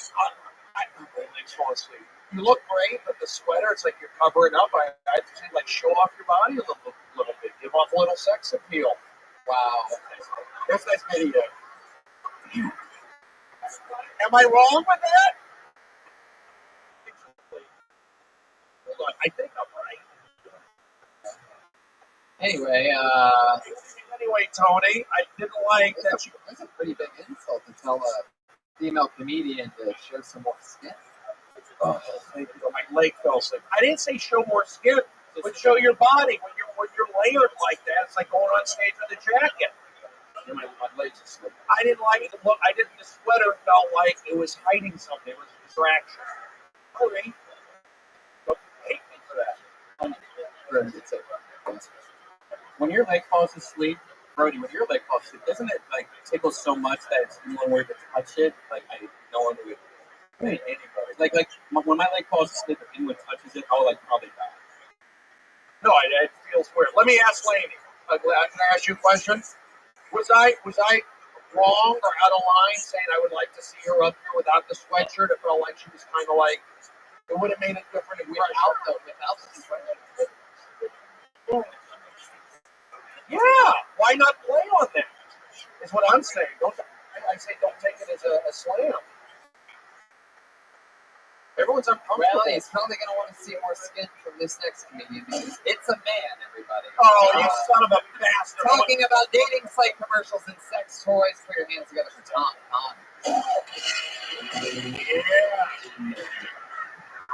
Yeah. Just at my grandma's house. I haven't enjoyed photography in a fucking year now.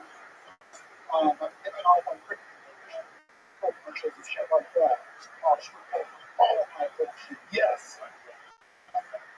Everything off of family-friendly sex parts for children. Glad for that. Iron Patriot. Take off POV. It'll be nice and small and non-threatening. It'll be good. Very good. I think that was enough. I love your style. How long have you been doing stand-up for? There you go. Second time? Wow. You are a badass motherfucker for doing this show. I got great advice for you. Oh, you know me? Oh, wow. Hi, nice. Oh, cool. Wow. Look at that, everybody. I inspired Tom Connors, everyone. Tom, Thank you, Tom. That's a beautiful moment. I have some advice for you, Tom. There's a show after this called The Ding Dong Show, and I think you'd be a great fit for that. You're good. You're a character. Yeah. Where are you from? Oh, my mom lives in Palm Rancho Mirage. Have you checked on her tonight? Okay, let's not push it. My mom's not a lesbian. My mom went to Fairfax High School. She banged dudes. Who's the guy from The Hangover that the guy that's not Zach and not Bradley? Ed Helms? He looks like Ed Helms? He looks a lot like Ed Helms. You do a little bit. That's a compliment. You know who Ed Helms is? He's on the internet at home? What do you mean? Look at him. Not really. Okay. Well, it's a cheap head. What's the guy that's in the bathroom that's like that movie, the Army movie? Yes. That's also true. It looks like kind of high as well. We're doing Full Metal Jacket. No else in Give him an ice cream. An American hero. I was in the Marines too. 1994. You got it. Iraqi soldier. Nobody got my joke. One of my best jokes ever. I wrote it, but I'm sure the viewers do. All right, what else we got? What was that cat noise? Trying to get you. All right, who's up next? Well, you know what? We were talking about women before, and the subject written down here is women. Put your hands together for David Dorward.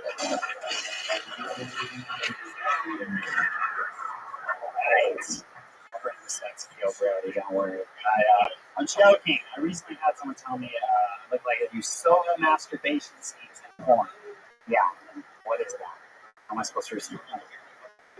They just heard me tell that downstairs. Yes. I do love to write that down. Tell you when people are disrespectful to me. Okay, you guys. Like, I think one of the most disrespectful things you can say to a woman in this day and age is like, bitch, make me sing. You know, like, that's terrible. Why would you say that? Well, it's so awkward. The other day, I saw someone walk up to the woman, and he was just like, bitch, make me sing. It was terrible. Because all she could say back to him was just, welcome to the subway. That's right, fellas. You gotta keep in mind. The subway. All right, that's the joke. Thank you. Woohoo! Yeah. Now, before we get to Subway, which, you know, all right. What's interesting is that Brody was just searching Dave Meeker for jokes, and Brody actually has a joke about solo masturbation. So I'm wondering if I have a feeling that perhaps David Dorward wrote it first, and use your head.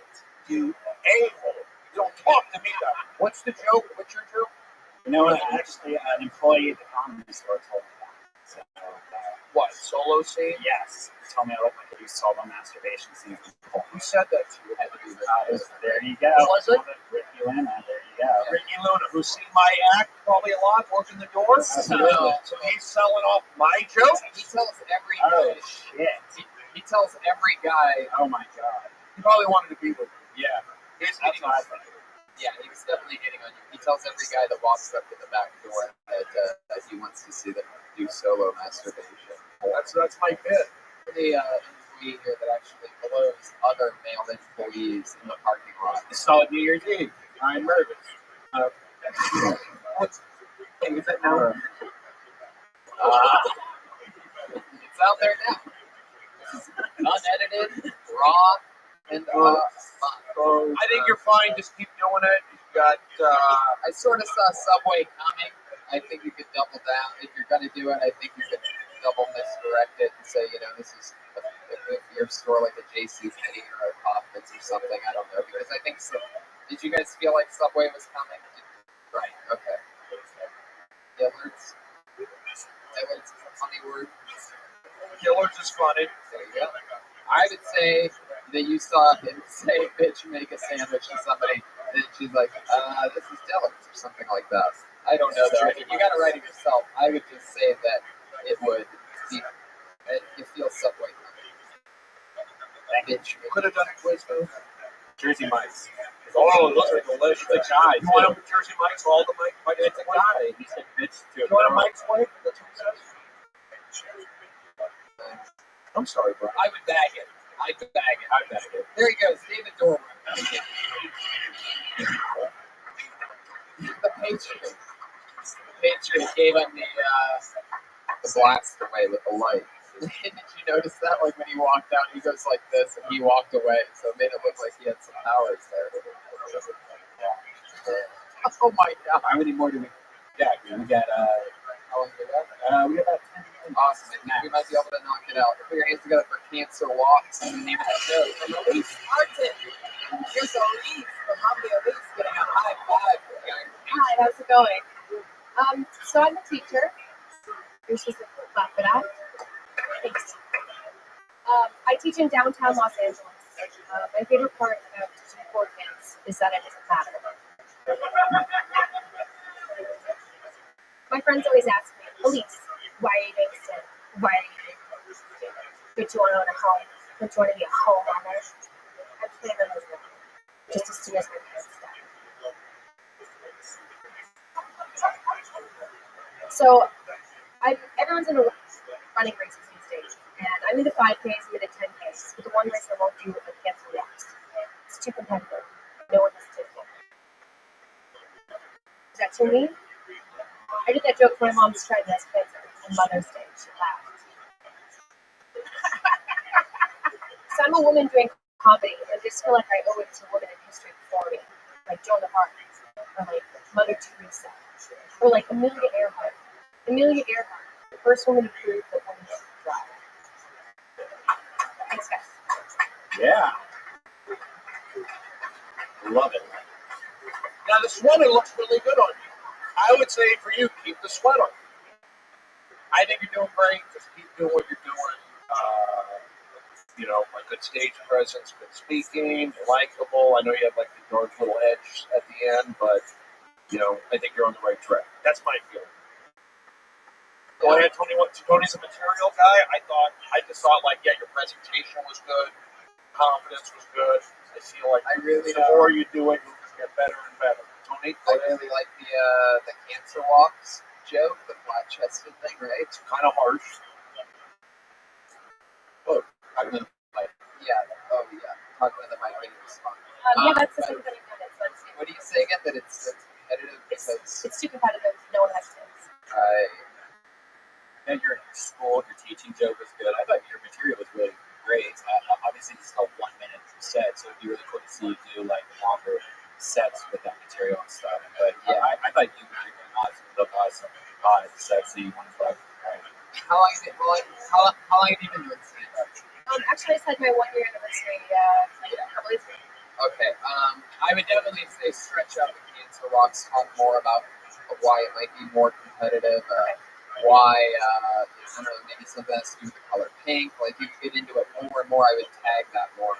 Normally, sometimes last week I was coming up with more stuff, but sort of just, Tony is a tag master. I would say, and yes, I mean, you're doing cancer, you did it, you're walking in fine line. I think. right, between funny and hilarious.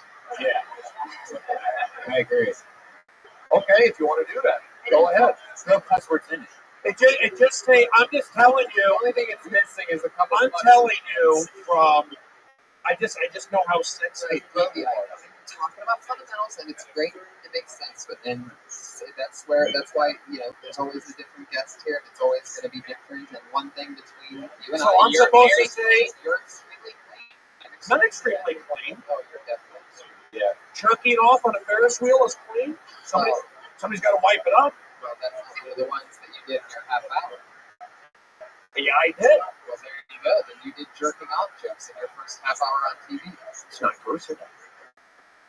The bottom line is, Did you curse when you said? I don't remember. For me, I might have said yes. I'm just saying, like, again, I think you're doing great. I just red flags for me when I see new comedians doing dark, edgy stuff. How many milligrams of hypocrite? I said new.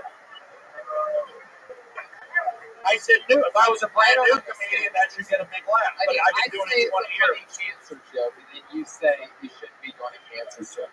Like, we're really good. I mean, Brody, it's a different age, and it's starting to evolve, and it's all going to turn into one internet box. So I don't think people need to be afraid of. Look at Bieber. Here's the deal. Justin Bieber. He's an internet guy, right? People hate him now, and he's popular. But you know what? The people who really make the decisions are going to go, F you, Bieber. Right. And he might laugh all the way to the bank. But America and values, they don't like to hear young people or fresh people doing offensive stuff. I don't. And I've got power. You keep changing it from young people to comedians. So which one is it? Young comedians. I'm just saying it's a red flag. Okay, let's ask Lainey again. Lainey, what's your feeling when you hear I'm not saying the joke wasn't funny, but when you hear a cancer joke with the breast lopped off. Thank you. Of course, that's Lainey. That's the Comedy Store mother. That's not the target market she's looking for. Middle America, CBS. These guys over the crazy Norwegians. Where are they from? Where are you from? Okay, all they're into is York there. It's very happy. Let's ask the Iron. Okay, Iron Man. Iron Patriot. Cancer jokes or no cancer jokes?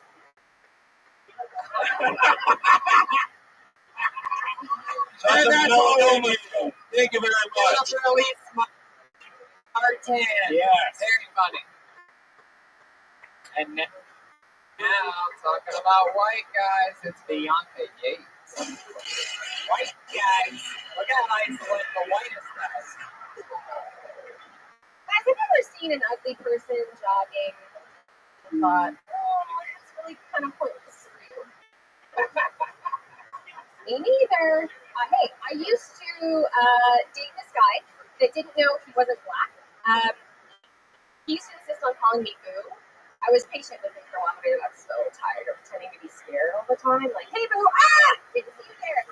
Again, we have to talk. So I'm single now, which I love. Nobody believes me. Right? When a girl says she loves being single, like, be honest. What you hear is like, oh, hey, I'd love to have someone to share my dreams with, but not if it's heading into my eating cheese alone and crying time, okay?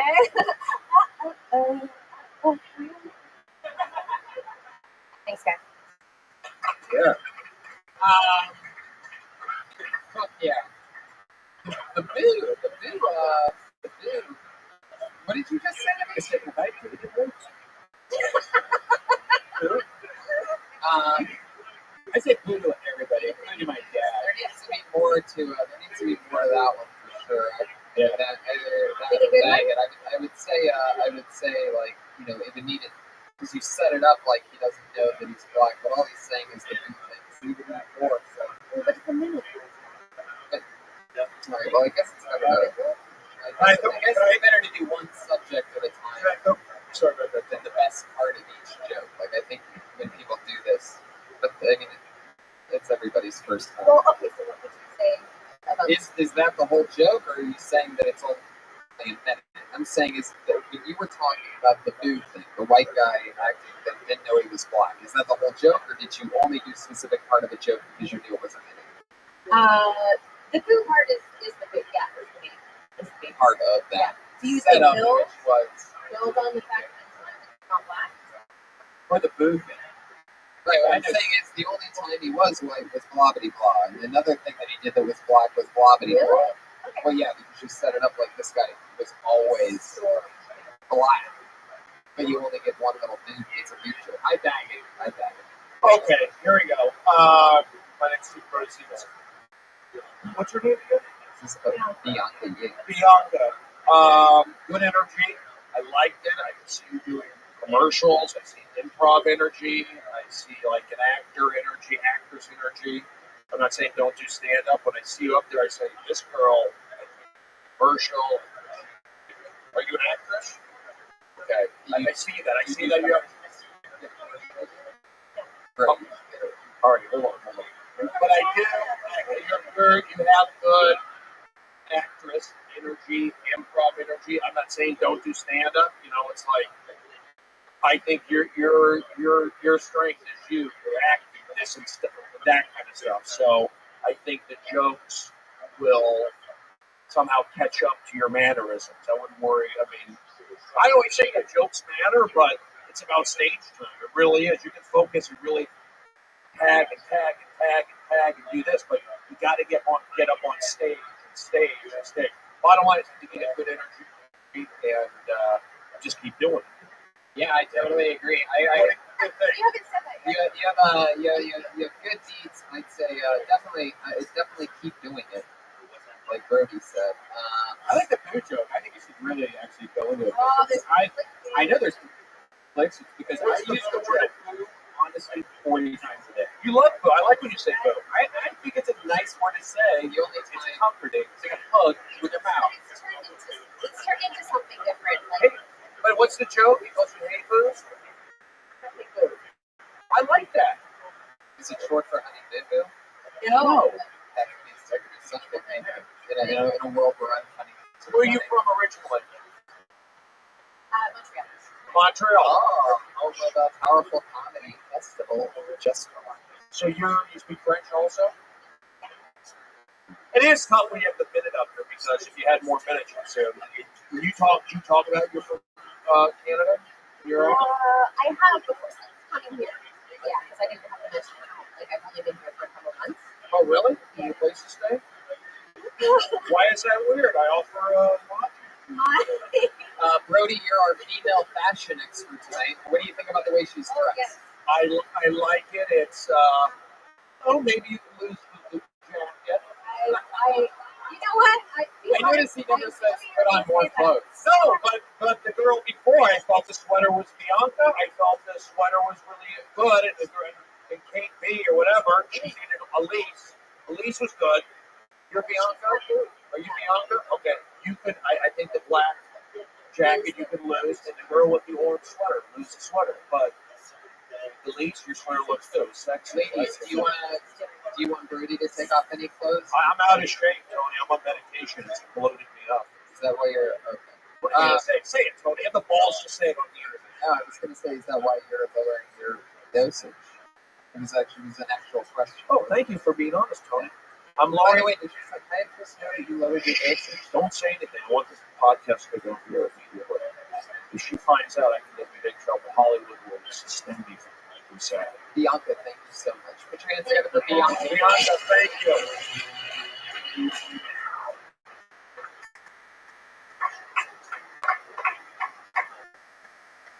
All right, another minute. Matt Segan.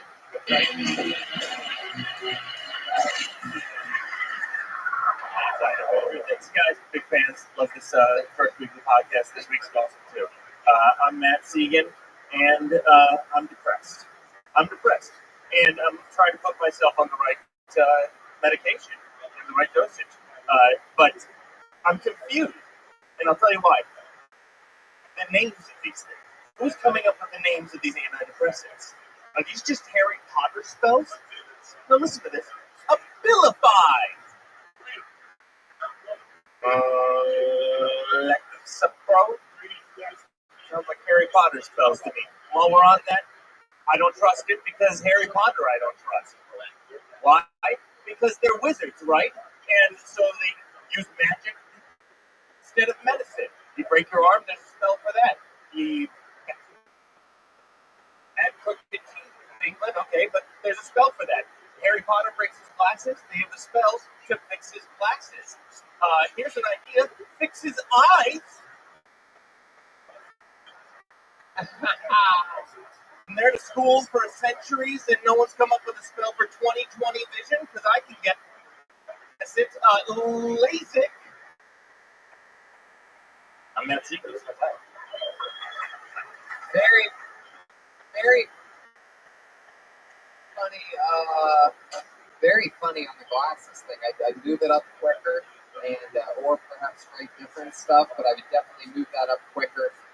I right at the front of the Harry Potter thing, because then I think people will want to hear more about what you have to say about Harry Potter. Instead of that at the best part at the end, I would mention that all the way up to the forward, and then you're going to force yourself funny on text, because then people are going to know that you're funny instead of at the end of the Harry Potter bit. Because your first take on Harry Potter being that will have everybody convinced. I found it hard to listen to somebody because I'm not a Harry Potter guy. I found the front end hard. If you would have done that part first, I would have paid harder attention and sort of, because that's the funniest part of the joke without a doubt. Brody? Thank you. Can you say LASIK at the end of it when you said that? LASIK. Instead of more like LASIK. Sounds like me, but that's just me. I would say the opening bit, if we're going to talk about material, I know you said I'm a huge fan of you. So you're going to say you should do a third one? No, I would say I've heard a lot of bits on, names of medications like Lexapro or Prozac. And I've heard jokes on that. I can't say exactly how you did it, but again, I don't want to get beat up because I've heard something before. But it's kind of a generic thing, no pun intended. I think the Harry Potter stuff is really good. I think they like the British thing with the teeth, but the 20/20 vision thing was good. The LASIK thing was funny. I like you ended strong. I felt like you were confident up there. You felt like you were funny. There's definitely some magical stuff going on in there. No pun intended, Harry Potter. There you go. You're really good at that no pun intended thing. It's next everybody. We have time for one more, and it's pretty exciting because it's going to be our first ever reoccurring guest on Notes or whatever this is called. What's her last name? Sarah dresses. Oh, that's right. I know her Twitter name. Sarah dresses. Everybody. It's most Posted, that's right. You gotta change that. It's Robbie. So I'm just getting out of a 3-year relationship. I basically made the decision to move that goodnight tumor out of my ass, so it's coming up. Every time I start a new relationship, it's like grabbing a cold Capri Sun out of the fridge. And it's like you see this tiny little hole of fucking opportunity, you try to shove happiness into it, and then when you are successful, you have about 3 minutes of deliciousness, and then it's over, and you're left with a piece of trash. So, not very happy. I cut myself today, but it was on accident, so you could say I'm making progress.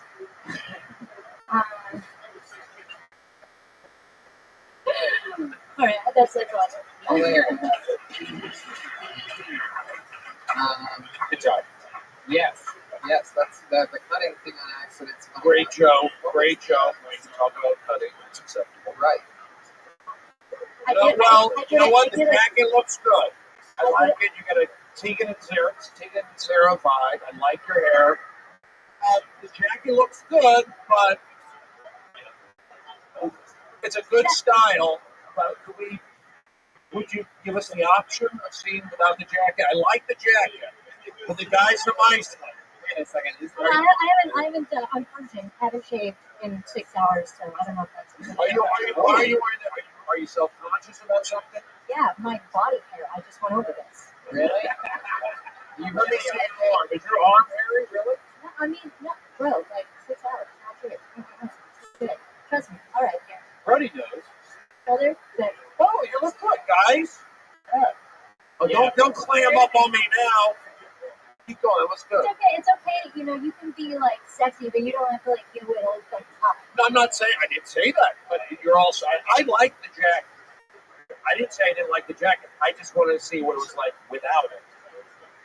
You can pay girl $20 right now. Now, If Tony, when you say who do I complain to? Sarah, when you say you cut your hair accidentally, are you talking about your haircut? Yeah. Cut yourself. Nothing on that. No, No, you just said it wrong. You said when you cut your hair, you said when you cut yourself. Yeah. Oh, Your So hair. I did. You were with it. You were- Really? Somebody needs to test. This No, my person hair- is helping me. You need a bag you. My hair is cut like lightning from Final Fantasy. It really is cool. You look like a cartoon character. That's what I'm feeling for. Are you an anime? This is it. Oh, I want to take you to the airport in Tokyo. And Sarah Dressels, thank you so much for coming. Sarah Dressels on So Twitter. glad you're back. Our first returning guest. Speaking of returning guests, I'll tell you who's definitely going to be back next week, and it rhymes with the Iron Patriot. Thanks, Iron. The Iron Patriot. Where can people find you again? Hollywood and Highland. Comic Patriot on Twitter. Yeah, I love it, man. Please come back next week. Thank you. Tony, thank you. Greatest ever, Stephen Brody Stevens, everybody. Thank you, Tony. Thank you, Red Band. Thank you, Death Squad community. For life, don't ever disrespect me. I'll tackle you. Brody. Thank you, Red Band, and everybody. If you want to stick around, the Ding Dong Show is next. Live. Ding Dong Show with Don Don Barris is The here. Big Three. Love it. Kimmel. Follow me. Detroit Lions. Saginaw. Good guy. Hey guys, every Monday, 8 p.m. Come check out episode 3 next week.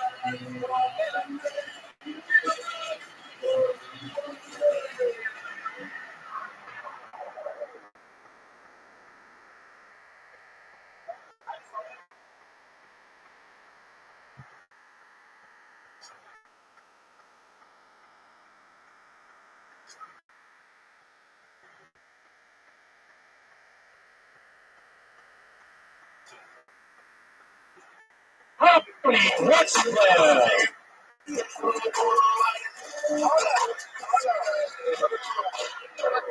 I am, everybody. Hello.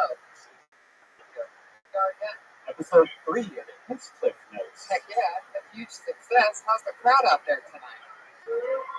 They're here. They're live in the flesh. It's actual people. You did a weird thing today. You texted me something that I couldn't tell if you were just super, super stoned or fucking with me. I was super stoned. He's what you said? You said, "Hey, I got a good idea. If you think it's a good idea, why don't we change the name to the podcast?" Well, we never officially named it. I wanted to name it Pitchcliff Notes, and you started saying, well, it's a pilot, so it's the name. And I started thinking, well, I mean, now that that's in there, maybe it's changeable. Well, it's already episode 3 now. But your idea was like completely weird. Well, it seemed weird. I was going to explain it more to you, but then there was the next thing. I'm not going to call it just to explain the thing. Right. But if you talk about it, somebody else is going to do it. Right. Because it does like a pill thing. All right, that makes sense. I thought it was just a little. What do they call it? Pill Tony.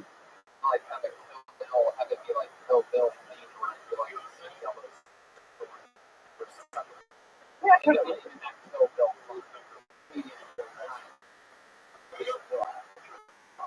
I thought it was a really good idea. It makes so much more sense.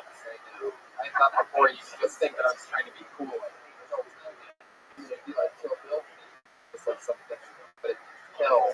Not I meant it makes kill on a stage, not like kill. Right. Yeah, I was thinking.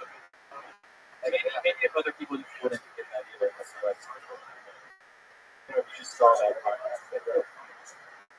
But it does seem sort of edgy. What? It's easier to say. It's definitely easier to say. It's definitely easier to spell. That's a huge deal with each person. Meaning it's an apostrophe and it's not really hashtagable. I feel like Hilltown's up there. Really? What do you guys think? Cliff's Notes or Killtown? Oh! Really? That seems like Hilltown. This is the third episode of this podcast, but this is, I will say this is the first one. Well, you know what? I like what you're thinking. Please don't give it up for our head of security here, as always, the Iron Patriot.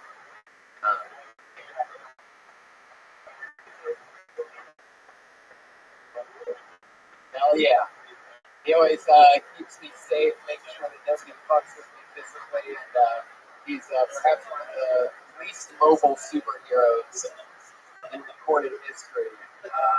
Good. No, I know. That's what I'm saying. Is that unlike Bruce Wayne or Tony Stark, your suit is a little bit more armor.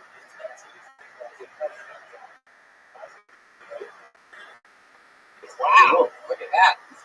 Spicy under there. Well, he's been doing the podcast.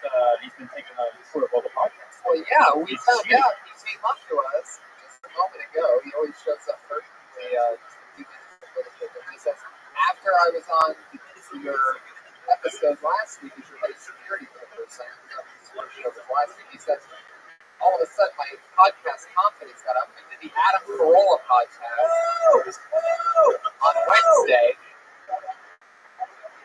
There you go. A 48-hour turnaround if you're on my podcast, you get another podcast. So that's exciting. And then what was the other podcast for? Jesus.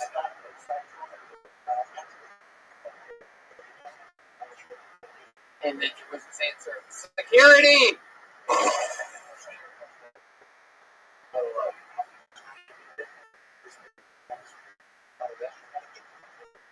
Then you mentioned getting there was a little bit tough.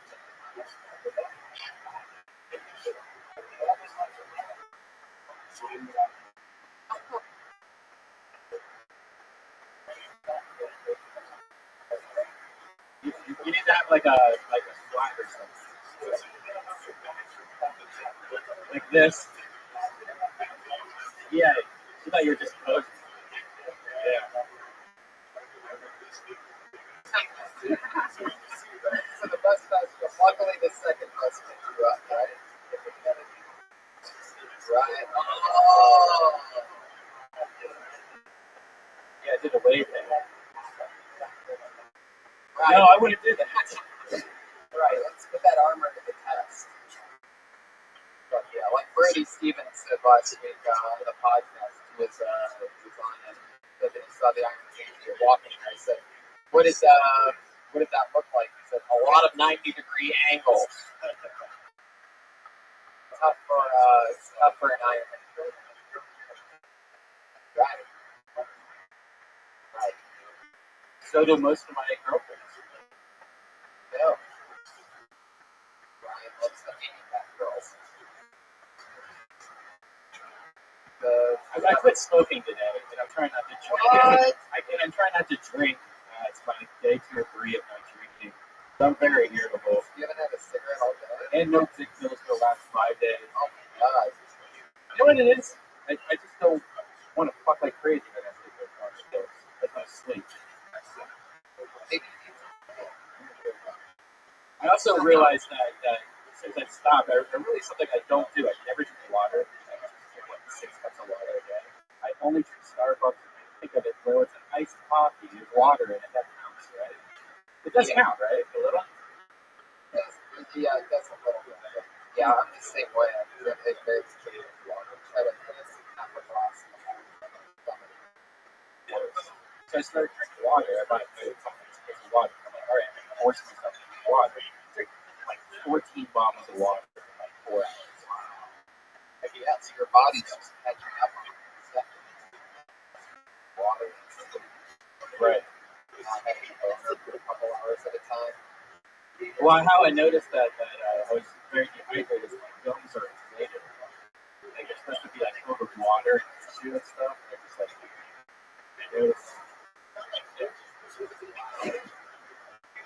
Higher pantry, do you ever drink?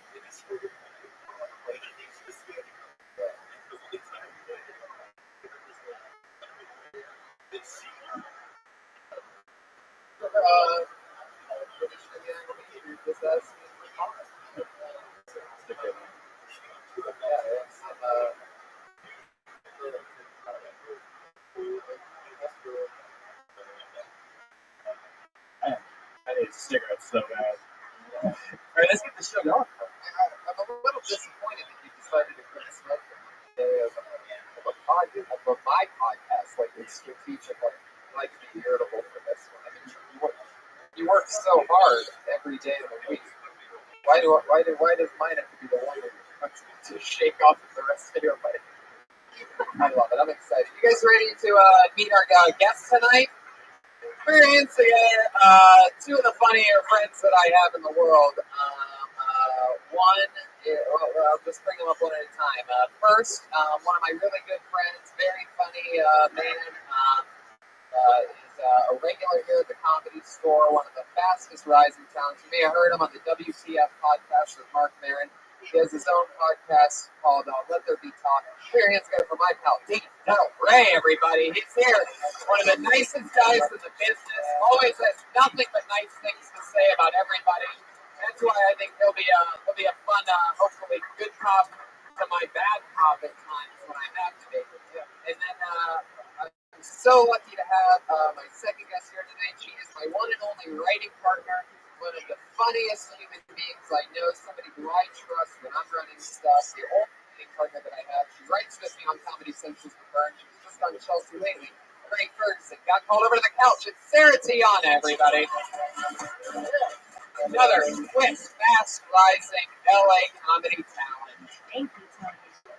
Two of my favorite people. Of course, as always, I went down to the front patio where 40 comedians were signing up earlier for the open mic in a different room at a different time in which they get 3 minutes at their pick. People sign up for mine. We're going to do it a little bit differently this week. Normally, the first 15 that sign up just get up right away and that's it. What we're doing tonight is a random pick out of a bucket. Yeah, so the sickness statement, instead of tag it or tag it, it's going to be bucket or bucket. Yeah. And that sounds sweet. So it's normally tag it or crag it? Right. Okay. Well, sometimes with tag it with a PH, by the way. Yeah. It was the bag. I think today I was kicked out of West End where the girl that was picking herself had Was it retard with a PH though? Yes. So you ate no cigarettes, no boner pills, no drink. You're calling the girl on your webcam a retard? No, I said I would like to take you to Olive Garden and have sex with you in the bathroom. She's like, that would be fun, but how would we do it? I was like a retarded bro guy to go to the bathroom with you, and then she got pissed off and said her brother wanted to go. Well, that's accurate, and it's a true story. Yeah. She's doing a webcam. Twin brothers. She's doing a webcam, live webcam. She probably be the girl that wanted to fuck by the retarded brother. So, I would rather get fucked at the Olive Garden. I would rather get fucked by her retarded brother than Red Band. Getting fucked with the smell of garlic in the air in the public restroom sounds great, but you better not call my retarded brother a retarded brother. Sir, how dare you? Special needs. How often does that become like work in this average? I have a thing now. I have this stupid addiction. I'll probably never do anything with it where I screen capture myself inside of like sex cameras, right? Yeah. And then while everyone else is like, oh, you're so hot, I'll just be like inserting images of Olive Garden food and just be like, I would love to taste the Olive Garden stuff like that. And I record the reactions of what they say. Sometimes they're like laughing their ass off while they're trying to fuck themselves. Yeah. Other times they're just bandy or stuff like that. But I want to take all those videos and put it into like an hour movie. That's good. An hour movie. I used to just try to see the grimmer shit to get them off, like off the. So I'd be like, oh, easy shit.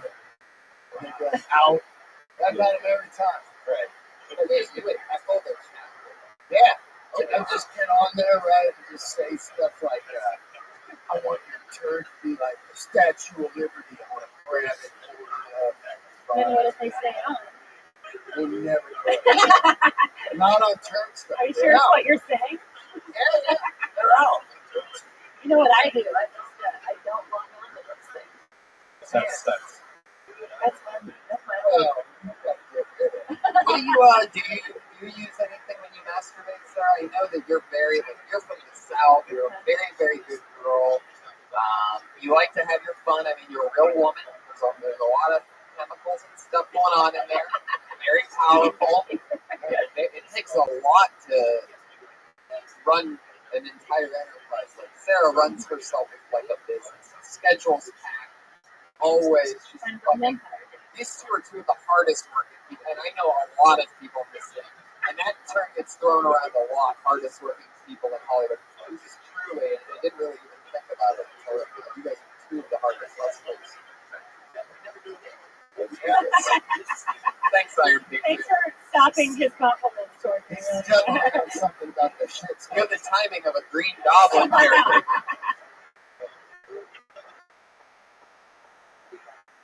What?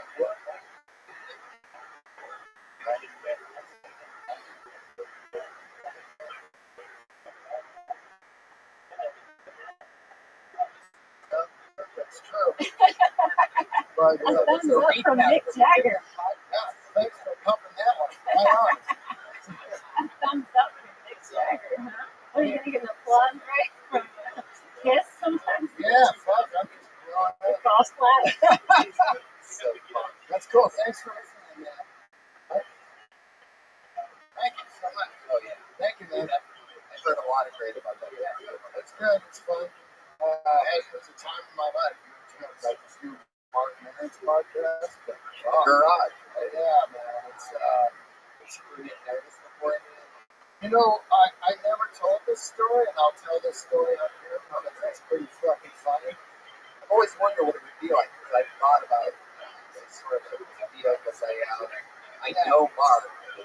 Yeah. Well, a couple days before, I'd done a show in San Diego, and I was riding home in the middle of the night. I hit a pothole on my bike and smashed my balls. Completely. Like, oh! And over a couple days, it got worse and worse. So I went to the Is it hospital. like cooked garlic? Like, when you push it on like a cracker? This just felt like fucking fire. And my balls were on fire the whole time. I thought I had ball cancer. So I go to the doctor, and they go, well, we're going to check. Is this during the podcast? It's 2 days before the podcast, they gave me these pills. So I'm on these pills doing the podcast.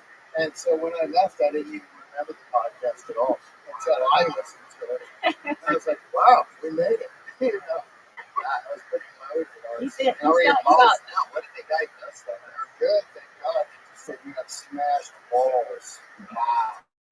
But I thought I had testicular cancer. This is for you guys out here. Balls that hurt. Testicular cancer doesn't hurt. So you don't have that.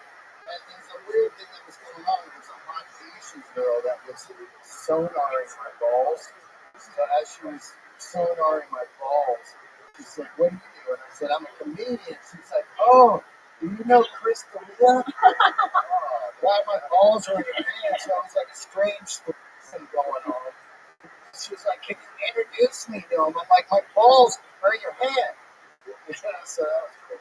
I don't die of That's ball true, cancer. though. What kind of etiquette do they got? What a tease that they would use an Asian girl as the ball rubber. No, it's just guys are the least happy thing possible. I need to crush my balls at ASAP Rocky. Yeah. I felt like I was at one of Red Band's rub mat places. Probably a bit of sports. Oh, okay? Oh, no, now you have to quit that too. Are you doing all the part of this? You're going to feel so much better if it way better studies. You think so? Mm-hmm. That's Yeah. impossible. It really is. No, You need to find it's hard to find that thing. you probably should buy a bed. That's on the floor. $4,000 bed. I'll put my bed up against your bed. I spend more money on my bed than That makes you. You sense. sleep 12 hours a day. No. That's not You sleep 12 hours. right. That's Most half of your us sleep life. 6 to 8. That's so sweet. Spend so much money on your bed. You're in your head. I have this thing where like I go to girls' houses and they have like a $200 bed. You know, it's like a queen or something like that. You wake up the next day and you want to shoot people with so much pain. And it's like, why do you have such a shitty bed? She's like, what? It's nice for me. It's like, look, you're in bed almost half your life. Why wouldn't you spend as much money as a car if you're only in for what, 30 minutes a day? Yeah. So when you have sex with girls, you have sex with them in their bed. Yeah. It's shocking. I would never imagine. Why? But, I would imagine it's like what you bed with. So I don't imagine you in bed with a lady. oh, I hate it, right? Jesus Christ. You're so moody right now. What's going on with you? You were on a date a couple weeks ago. It's still working? You said it was going good. I don't know. You guys Oh, she must have the herpes though. What's that? how'd the date go? Which yeah, I've been on a few lately. The white one. Yeah, they're all white. Yeah, it's from the south. Did you ever go on a date with the Iron Fisher? You just told me to stop. Thank you. I like that one minute sex story. Yeah. It's like knocking off. Do I like bananas? Okay. I don't know. All right. What do you guys say we start the what's it called? Comedy? Bucket or bucket? Yeah. Fuck yeah, everyone. This is exciting. So we're picking out about a bucket. Comedians get to do 1 minute of whatever they want. Give notes, say whatever we want. How we feel about it. To get some live feedback. Okay. Starting it off. Put your hands together for Scout Gerwood, everybody. Now, Kicking it off. Scout Gerwood. It's a chick. Whoa, it's a lady. she's getting her hair up. She's getting serious. Cool. Well, I don't want to brag, but I'll take just a second to say that. I happen to be a lady who dates ladies, been homosexual. And usually I get the applause break, which I think we earn it. We have to march for marriage equality just like so early in the morning. Like every march at 8 a.m. I don't know how much you guys know about the gays, what we're called the gays, but if it's too early for brunch, we're pretty much not signed up for it. For the men and for the ladies, like 8 a.m. We definitely have softball practice. But yeah, and you're like, oh, it must be hard to be gay, and it's like, no, you just go to college. Okay. I was in a struggle. I was driving with my mom. We were lost. And she was like, go straight. And I was like, stop telling me how to live my life. Woman. And then I did get beat up in a hate crime, though, which is, who would do that? I'm so funny. All right, that's the full minute. Wow. Scout Gerwood. Is that the sound that That's when you know it's been a minute. When you hear the meow. oh, it's a cat meow. I think so. I thought it was, wow. Oh yeah. I like to. I really thought it was like a rooster fluffing or something. Or a chicken. Okay. Chicken fluffing. Oh, I think you can do whatever you Oh, you want. stay here. I'm not sure. Fuck yeah. First of all, Yeah. what do you guys? Are you really a lesbian? See, I wouldn't give it a applause break. It's very beautiful. I would actually do this. That's usually the opposite. I mean, you're kind of usually you go like for a truck or something, right? Wow. That's huge. That's like And do you play the top center shelf. ever? No. I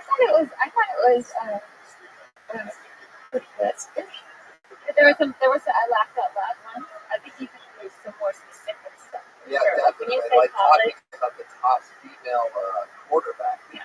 That'd be great. and also when you say go to college, like you should maybe specific college. Yeah, maybe make it more story. Like you're saying, kind of like I went to college, that kind of paint a picture for everyone. Yeah. Find out you were out of the closet were in college or you were in college. But I didn't. I slept with a man once in the week. Whoa, wow. So you just to make sure? Yeah. Never slept with a man. And now I have. But that's Well, that in America, yeah, that happened way later. Oh, you've done a few Because, when I moved from New York to LA, I went through a breakup. Yeah, I say that it's because the men in Los Angeles look so much like the lesbian in New York. That's great. That's a good joke. Yeah, that's in there. What was the first joke you said? I would say one was the March joke. Oh yeah, the March. That's new. See, I just don't understand. I never feel like gay people sleep late. Yeah, me neither. They seem more efficient. Yeah. Popped up ready to fuck. But it is a fun district to set up with a softball. But also when you say March, I think of the month. Oh, right. Rally. Yeah. Parade. Parade. I think it's different than a parade. Yeah. Oh, well, they have a lot of things too, but you can probably say that. Well, maybe you should tell us the difference between a rally and a parade. It's March. That could be a funny joke. And definitely something about the quarterback. I play the ukulele, and she's actually, her day job is with the ukulele, like rock and roll. There were like two lesbians with ukuleles. You ever need a human like vibrator in the bedroom? Chicks love musicians. That's what I want. Right now, he's going to try to do it one more time. Yeah. Now you can just use it. Chicks love musicians, right? Trans gonna for Scout Durwood, everybody. There you go. That's a tag it. Yeah. I feel like there's a joke with her name and being a lesbian too. Like Definitely. My name is Scout. Yeah, Scout for girls. Scout for girls. But four Scout. Anti-boys. No boy Scout. You ever hook up with a dog? You would be the bitch you want. Yeah, it's funny because I was just in San Francisco and there's lesbians that look like me. I'm such a butchy lesbian. It's just like, good show. And I'm like, whoa.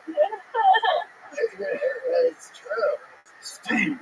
You should go up to cute lesbians and say, I'm such a butch lesbian that I have a penis. Yeah, exactly. I'm the real deal. You are about as butch of a lesbian as it gets. Well, I was trying to figure it out. If they're going for a full-blown crunch, just go do it. Right? I mean, why go rub or distracted just now by Red Man smoking 3 deep at one time? Wondering what kind of alien light shows going on to my left. Because there is just one more thing on stage that he can't have. That's what I think. Yeah. Who's next? Fuck yeah, let's keep it moving. Your next comedian talking about weight loss. Hormones Rashidi, everybody. Hormones Rashidi. It's time. It's kind of a bit. That means it's time for Jerron Horton. Here he is. A regular, I see it. Jerron Horton is back for another thing. From Georgia. I miss the racism about Georgia. Out here is too subtle. Like every time a white man says, thanks, brother, I assume you black or mistaken. Comes from a long time of racism. My grandma, she was German. We were raised in Germany.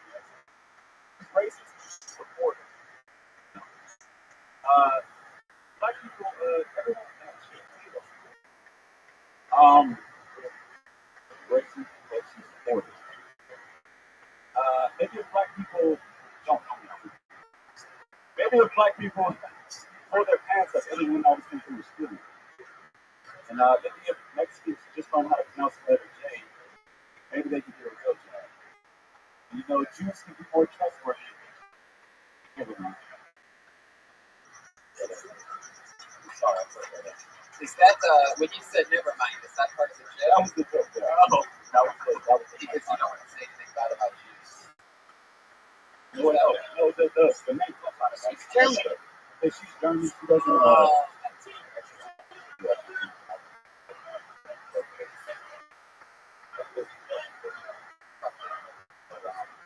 I mean, it feels like if she's gonna say, if she is gonna say, am I supposed to be?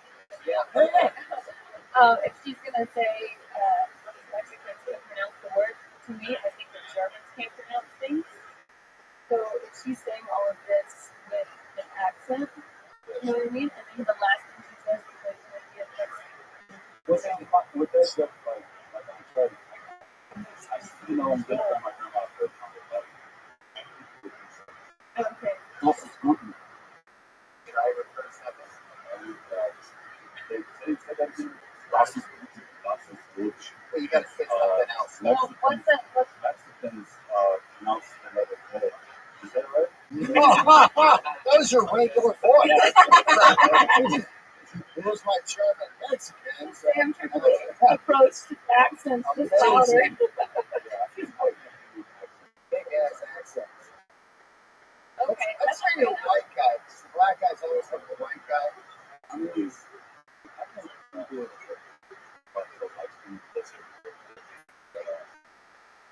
Yeah. What do you mean?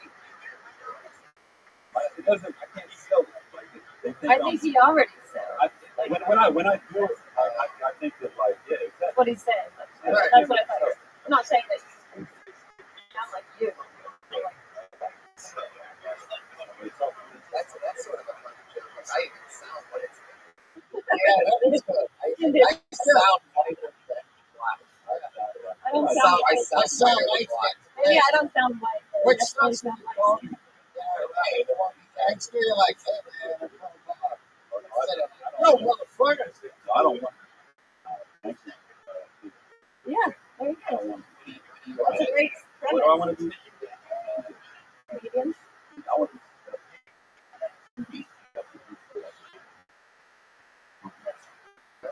I think it's so important to talk about real things, and that's really how your grandmother is. We need to dig deeper into that. You know, I need to know more about her.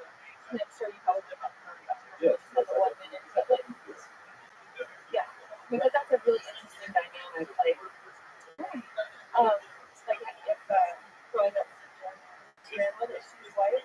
Okay. How long have you been doing that? What's going to be funny is to stand here Mexican, black, Yeah. and Mexicans get rid of them. So it's when it's about you and your grandma. Whatever you, it doesn't matter about the race and everything. Find some funny stuff in there. Because you don't want to sound like the 30 dudes are going on about it. They're doing this good stuff. But it's With the way I know it's supposed to do it, but like the way that I kind of wanted them to go, like get like show her.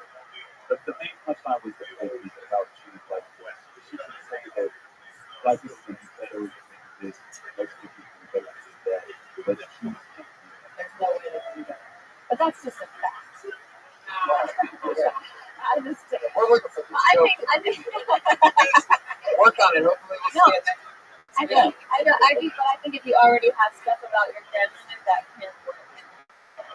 It could be a this and that, like normal grandmother said that. My grandmother always said that. It's definitely the joke is sounding. Yeah, that could be all. Ron Horton, everybody. There you Great go. job, Ron. A little biased towards him because he's from Georgia. He's my favorite people. So biased. So I feel biased. like you're more biased than Yeah. All right, coming up next. next? Oh, we know this guy. He hangs out at the Comedy Store a lot. Put your hands together for the lucky Eric O'Lick. Here he is, everybody. This guy loves smoking hot behind the Comedy Store. I always get these notices these days where people are asking for a birthday. Try to send it. I get the tub and actually like lay it out and make it look nice. I look at the picture though and I realize it's something like worth some more. I then try to put it on Instagram, I try to put it in the mandate for someone that actually makes it more fun. I found something out about this though. On your Android, it'll make you feel better about yourself. When you send that picture through, it's a pixel too large. Impressive. There you go. He's only gracing us with about 35 seconds. You want to do another 20 seconds? Yeah, I smoke a lot of weed, like you said, and I get really emotional when I'm watching television now. Tried to catch nightmares the other night. But the thing is, I tried this one commercial. Viagra commercial that is driving me together. And I realized, like, oh my god, I never worked out like this. It's how this car breaks down. The commercial. That's pretty funny. Yeah, that's all right. Yeah. Maybe on the Instagram, Joe would say that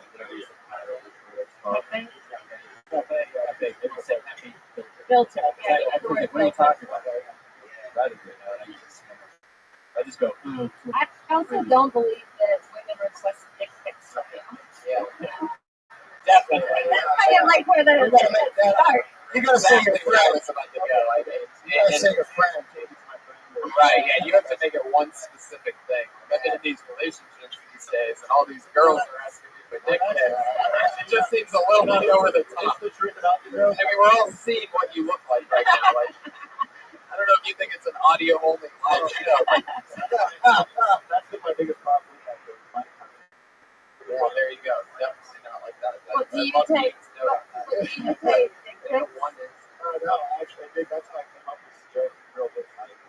Okay. Because what also makes it crazy is you say, all the women are all these dick pics, and I do the same thing. I lay in a bed and tell that's a punchline. That's a setup. Yeah, I think the joke is like, I met a girl recently, and she asked me for a dick pic, and it's the first time that's ever happened to me. So I didn't know what to do, so I tried all these different scenarios out. I drew one. And then I just took a picture of my friend Tony's dick and sent it to her. No, you were out borrowing dicks. Yeah. Which is a borrowing dicks. Yeah. This is all, you better listen to this podcast. This is a major antagonism going on. I have 2 fake dick pics on my phone that I sent out randomly to my friends. Are they both black? No. They're very. I tried to find one that looks very, almost 100% accurate. I even have one that looks like the same curtains that I have in my iPad. You can also just say, I took a picture of my friend's dick, and she was like, wow, you're really tan. Or something, I just worry that if I die and somebody finds my phone, it's like, oh, Brian likes it. I sell stuff on Craigslist. I ask scammers all the time. And I found the ugliest, like, the man in Riverdale. And I did from the 70s. I just Googled dick pic. But this one came up, so whenever they send me spam, I send it back like, how about this? and it always ends the spam right away, but recently a guy was like, it's on. And this guy's dick is bad. It's all furry, it looks like a thumb.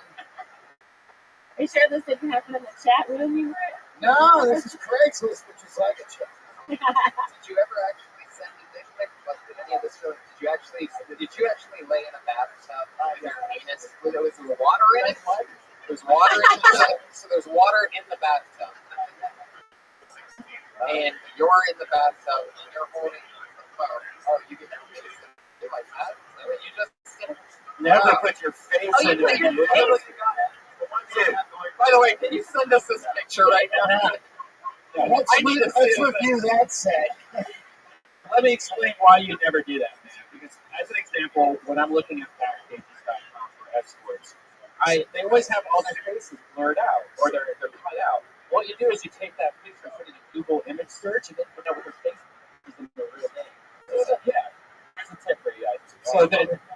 So in the future, somebody's gonna be able to just take your dick pic and be able to Google image search it and find out exactly who you are. Like, come on. It's true. Do you got a have picture of the shower? chicken? Like, do you think that's a lie? Is that a thing you do? That's like You lay down in that's the like a shower? China pic Oh my god. with the blood going into the stream.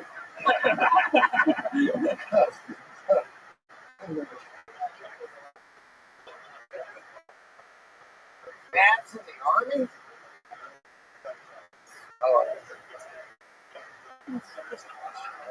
They only hear about that like Sandusky fuckers crying in the bottom of the shower. Those people are laying on their backs. So did you save the pig? Oh. And what did she say? A sweet dick or what But happened? also, like when you put your face in it, it's like it changes. It shows like your head is compared to how big you are. Oh, so you're saying it's more Did you adequate. take it from like the cock and like it's in the back? It's like you're peeking, you're spying on a cock. Looking at a cock. Do you have the picture? Yeah, we do that. We take all that front end stuff we did the one case scenario and use that compression thing. There you go. There you go. Nice job, Aaron. Very good. How that guy does not get a role as an extra in Breaking Bad, I have no idea. I mean, my God, I've never seen anybody that looks like they do meth more than him. Okay, keep it flying, shall we? Here we go. It's the one and only Jonathan Kirkwood.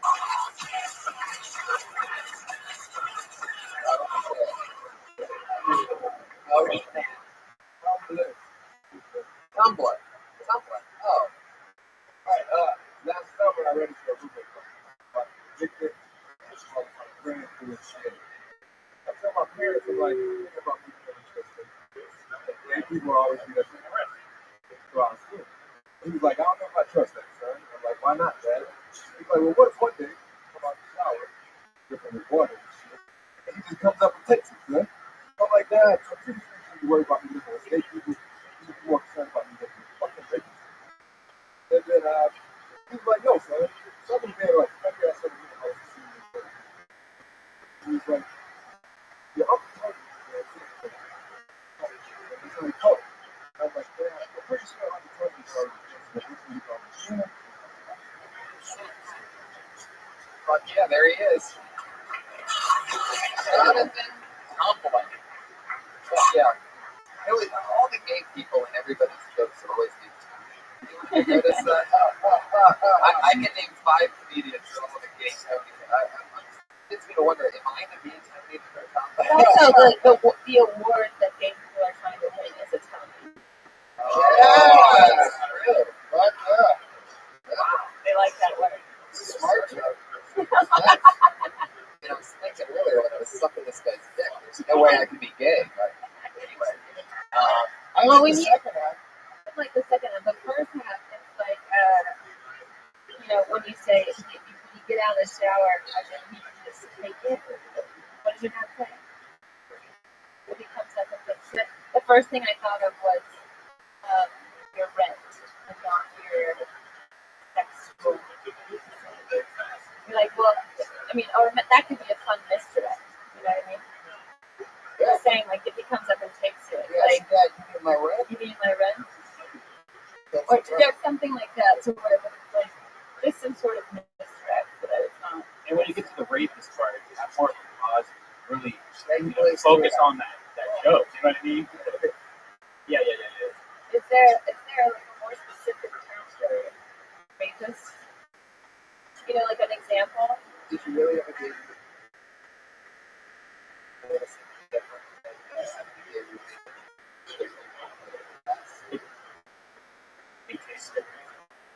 Jesus. Oh, that. Also, Tina and Tony, that's just good to me. He looks Italian. I Sounds like a murder mystery restaurant.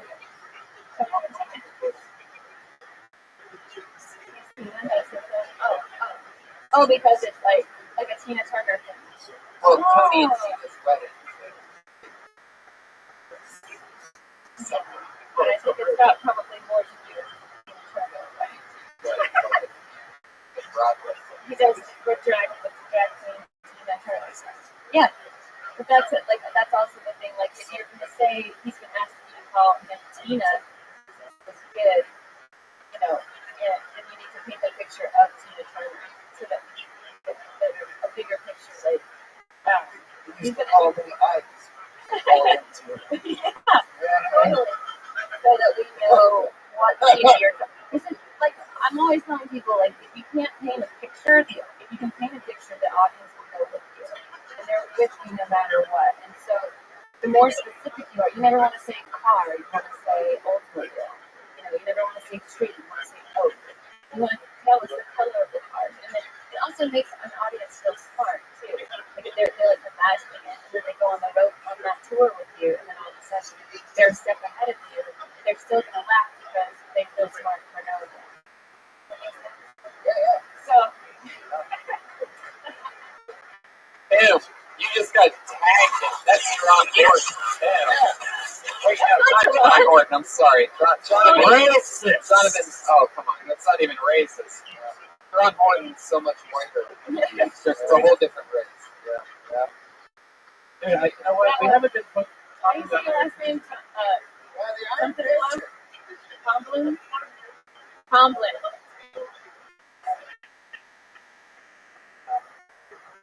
Yeah. Oh, yeah. That's our head of security.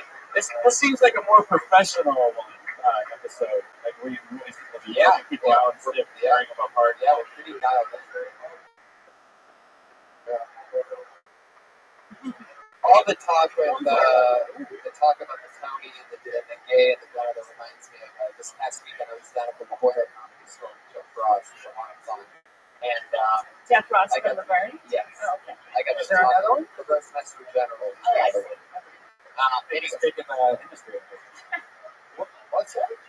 Biggest dick in the industry. I was just trying to. But I was talking to the house piano player on the way home.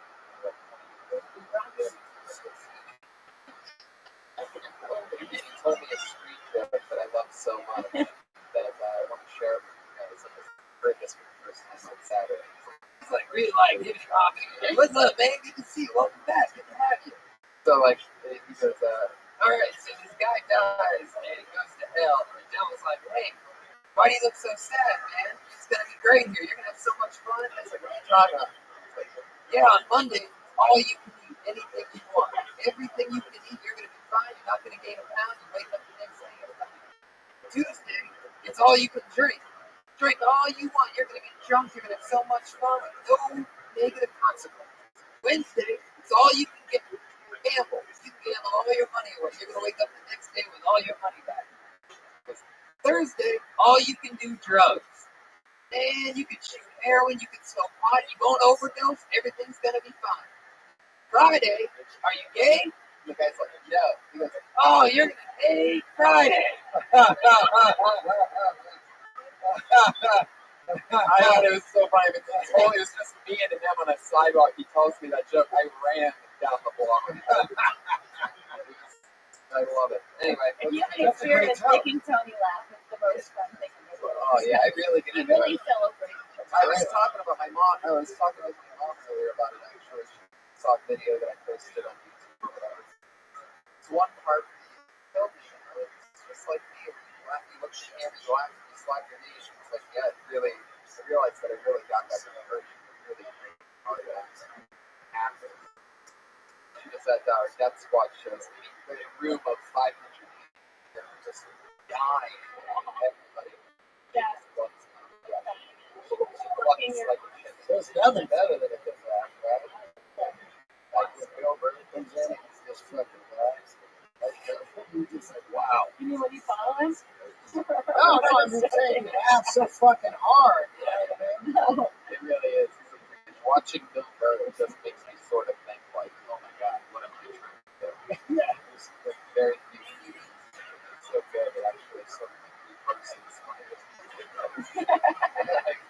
20 years of every coffee and comics before. I once told him that I go, man, you make it look like it's so easy. I work extremely hard on it. Nothing. All right, here's another comedian for you, Matt Spinelli. Holy shit, that's an Italian last name. Matt Spinelli? You motherfuckers. How dare you? How dare you?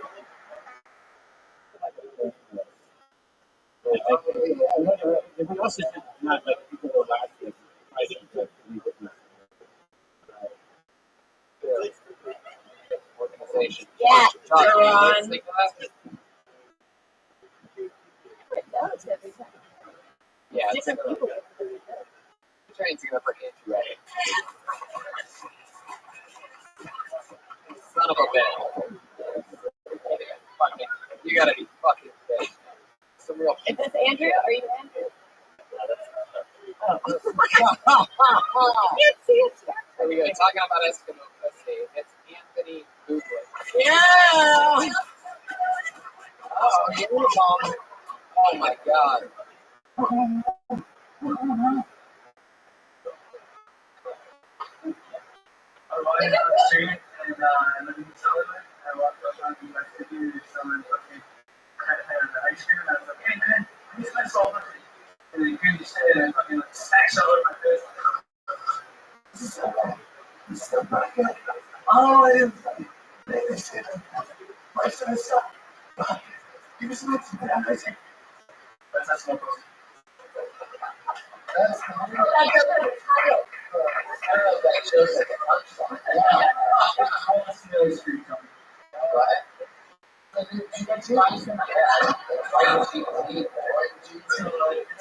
Childhood favorite thing of mine to make close to the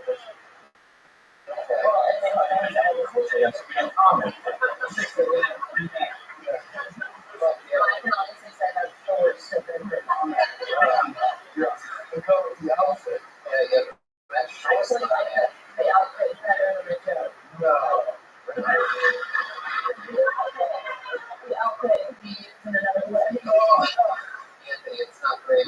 All the guests are arguing over what sports to show their clothes.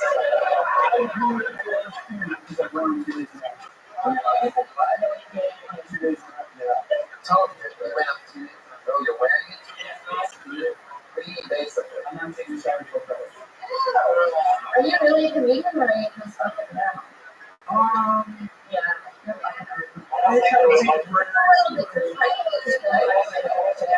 Wait a second. I want to hear what the Iron Patriot is. There wasn't any preparation with this act.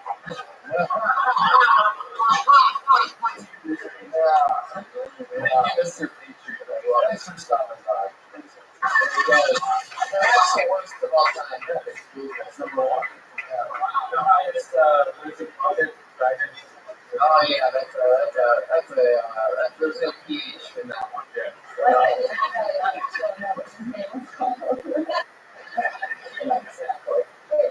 At least he's here, I guess.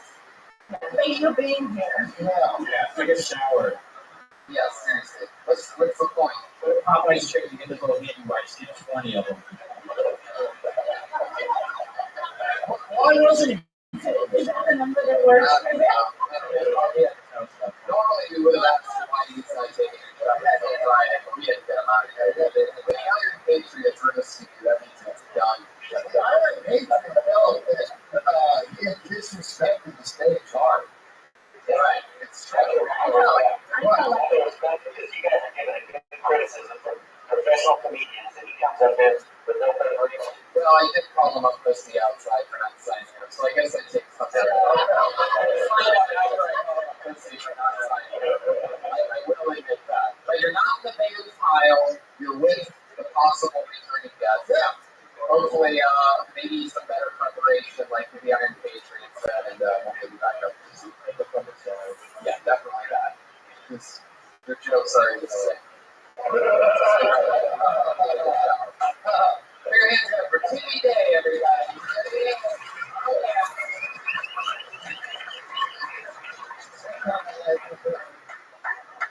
All right. Anybody got a favorite Disney character? What? You know? Everybody's the guy from Trump? Awesome. Mine's the father dog from 101 Dalmatians. I feel like you have to be able to release a lot of kids in order to have 101 babies come out of your girlfriend all the time. Also, this is where I like to call bullshit on this film because I don't think that would happen. I think that half of those babies come with a stillborn. And it's someone in the Congress with the grocery level was like, I want to take all these photos. And they're like, sure, fucking take this big for dead puppies. And everyone would be sad. I don't think the mom dog would be, you know. I mean, she'd be like, I don't want 100 people sucking on my face for the next couple months. Like, that's it. What else? That's about it. But yeah. A lot of people would say that 101 Dalmatians joke. Some people would say too soon. Yeah. I just know what's something I think at least like a bunch of she would be watching. Well, I think that that's the fun of the part. Right. Because I feel like it's the obvious joke is saying that like who would want 101, but if you take it the other way, like my niece made me watch this movie and I realized what a miracle it was, and then it's going to go for sarcastic undertone. You know what I mean? But it's not so groundbreaking and dark. If you take it the other way, then that's a harder joke to write. Right now it seems too easy. It's, you know, yeah. You open it like owning the topic, not saying, because if anybody else is familiar with this, then what? Best case scenario, what you just My niece said it, but I don't know if you guys have a favorite Disney character. I think you have a character in the you know, and then it's also like maybe you could get into stuff about like adoption, like how like there's such a huge problem with being pet spayed or neutered. You know what I mean? But like there's a big one, like everybody wants to adopt a dog or rescue one, but nobody wants to rescue a country before. Yeah, there's definitely got to be something about like Bob Barker in there. Yeah, Bob Barker. I think yeah. Bob Barker didn't have a gray hair on his head until he saw 101 Dalmatians. He's the neuter guy, everybody. Yeah.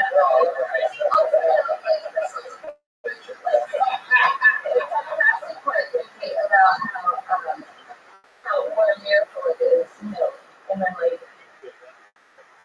describing like, you know, how a dog having 101 puppies is like ridiculous, but also like, you know, the disastrous part is like how we're gonna like if you think about this realistically, like Disney said, I think it should be more about Disney setting us up for ignorant expectations. I think more people would be on your side if it's anti-Disney as opposed to just about like something disgusting about that. I was really just going for like, I must think about the Russian kids. Yeah, I would play that. I would play that too for me. I don't always more on that than still like that. No. That's what it is. Odds, I think if you look it up, it's like 2 out of every 6 puppies. Right, yeah, that's like 400 Dalmatians that are around the day. Yeah. 101 live in It's not a lot of kids because all we hear about is how there's like a million sperm in one little thing. And then you're saying that like, so really it's like her eggs and still the woman that's the miracle. Whenever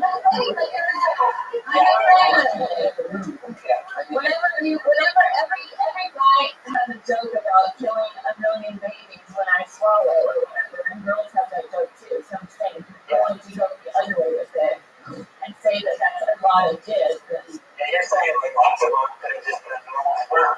yeah. I love the history. Well, the other mom is a normal sperm, but she had. I think if you want 101 Dalmatians jokes, I think it's important to make sure that it's a big long bit if you're going to commit to it. So I'd say stretch it out on all fronts. All that stuff, all those references. Yeah, because that's not like a one-liner. I think it's smart. Yeah. There might be something in the. I don't think you should scrap it at all. I think you should embrace it. Yeah. Because I don't know any jokes about 101 Dalmatians, and I think Disney movies are a terrible, like,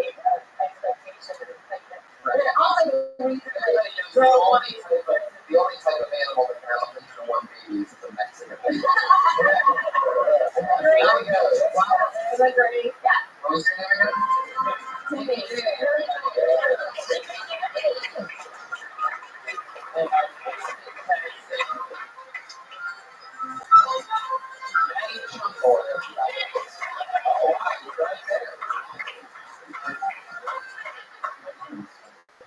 Every single guy you guys are single. I had some weird things happen lately. Recently, I've been getting turned down more than I introduced myself. I met someone movie the other day. And he was like, yo, man, I met you at what leg? I'm like, oh, who's leg? He was so scared. She said no.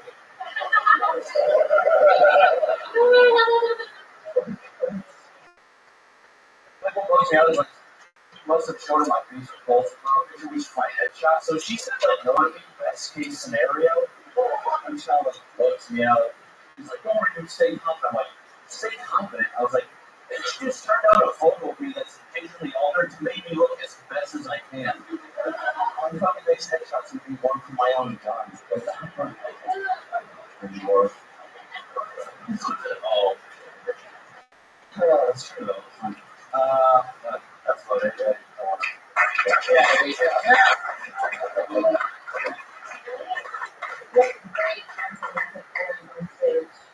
Yeah. How long have you been doing it? What do you think of the Iron Nation? Great weather, dude. Yeah. Where did you move from? I did. Did you just stand up there? No, I just started up here. Okay. It seems like you've been doing this for like How long have you been? 2 years. Yeah. It's clear that you have some experience with it, but I think that go ahead. The only part I have is the headshot. Yeah. I think the rest is actually a pretty smart premise. It's really smart, but I don't think that you should even bring up headshot because immediately if people are from LA. It's very industry. Yeah. You know what I'm saying? And I don't think you need it because I think whenever people take a Facebook photo, it's always best case scenario, no matter what. You know, and like so you can make it about a picture that you took of yourself. You know, Right, that- maybe in the bathtub with your keys in the background with my or it's like a glam or something, or it's something that you know someone took of you. It can be any other scenario that everybody in the flyover states would understand too. Yeah, I was thinking, not everybody. Yeah, But when my mom had headshots, she's like, Yeah, I also think you have to just get to it faster. Like, if you talk about how you're getting like that first line that you say where you're getting turned down the women you're with. more than I Yeah. So get right into the example. Like the other day, here's an example. You like rock and roll? You can also quit. No, I'm more of like a rap. Yeah. I do listen to rock. I don't pay, but if I listen to music, I'm more of a rap inspired type thing. Not What do you think about Kanye's new album? I listened to the one that he did on SNL, and actually I thought that was pretty badass. But I've heard of like the first track, something that got ripped, and I wasn't too pushed it. There's a point in one of the songs where he's like, "Bitch, where's my croissant? Give me my croissant." Yeah, like I think he's running out of shit. Yeah, he's talking about croissants. He's never had anything to say. Why does anybody think he's running out? What's a Paris virus? I guess he's inspired by croissant. Oh, Oh, well, So he is taking some but step up from bald porn star stripper girl. would you do you wear that vest a lot? Not a lot. I don't want to overdo it, but big vest. I like that. You don't like it? Well, I'm a big believer that you save the best for last. Unnecessary detail. See, your jokes were better than that. Settle down. Kick you off the podcast. I do appreciate you guys saying. I think it's funny. Like an hour before this, I was running. I got fired over the phone. So you guys making my night. Appreciate Wow. There's your next joke. I was an architect. I was a sexual operator. Well, you're still an architect. You just don't Still work am. for I'm it. just on vacation for like a few. Was it a big That architect? could be a godsend, actually. Maybe you just start hitting comedy hard. It's true. Yeah, man. Hopefully. That's what you get now. Unemployment. And you get these jokes every fucking day. That's true. And again, you can go Used to from write a building. lot of- You can go from building houses to being homeless. Yeah. Like that. Yeah, there's got to be a bunch of jokes about getting fired from being. Yeah. I didn't even know you could get fired from being an architect. Yeah, well, I think that. What would they do? Just call you and tell you that it was the boss's wife, and she's like, "Why don't you just get a little bit of And she's like, well, we're gonna send you emails so you can still come to the functions at the office. I go, yeah, that'll be fucking great. Hey guys, remember me? I'm the kid that cleans shit. And so, Oh my god. But you well, can still come to anyone? Susan's birthday party. Who the fuck says that? Like, hey, you're fired, but you can still come to the Christmas party, right? Like, or just like any function they have. Yeah. Oh, we're not gonna go It's crazy. like a chick saying, I got you, but you can watch me fuck at it. You go. You do go, but you come dressed as a homeless person. Or just go to the Christmas party, like, fucking, just like dirt all over your face, crying. Like you're bringing a child from somebody, you know, like everything. Yeah, child all. Have a syringe hanging from your arm. Or you go the opposite way. Come dressed in a tux and a limo. Oh, yeah. Hot chick on you. Like, we don't have time to stay. We have to go to. Right, yeah.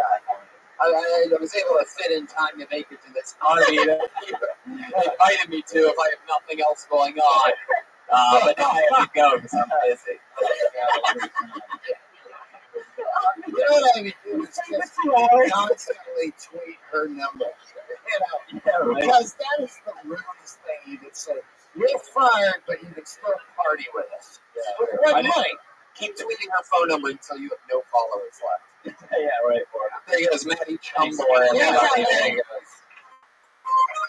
Yeah, it's all happening. Oh, wow, what a special treat. Gabe Killian, everybody. Here he is, the great Gabe Killian. Wow. Holy moly.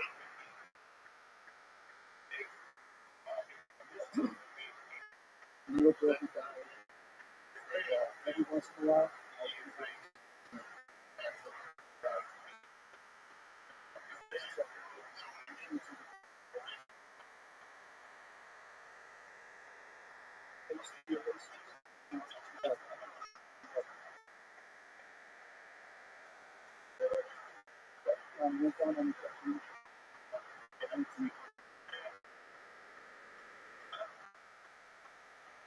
I got one of my best buddies working there.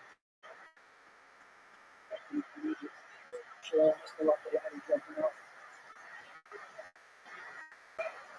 Just got back from a short film festival.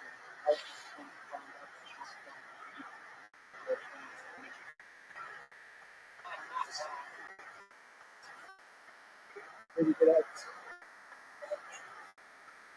Smashed that thing's first. She only had $12 and had to spend it back to us after hours.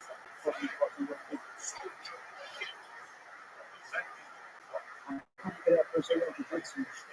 Unless the guy on fire knows it's Fuck yeah, Gabe Killian. Wow. He's on fire. He's a one-liner surgeon over there. He's on fire. I think you got to work on your volume, though. Definitely. You know? I had you almost turned up all the way to the max. I mean, your jokes are good, so don't be nervous. I mean, of course, it's fucking weird, but you get up there, and if you hit those with mad confidence and volume, it's going to go off really good. Yeah. Right now, it sounds like you're doing dark poetry in a bookshop. But it's also like what's his name? Stephen Wright. But that's different, though. You know what I mean? It's like you don't ever want to do that because that's immediately what people are going to say. Right. If you do one, yeah, that's what we're talking about. Stephen Wright. No. I also, yeah. Brent Middlefield. Yeah. Gabe Kelly. How many, quick question for you. You're a one-liner comic. How long did it take you to write those? What were those, like six jokes?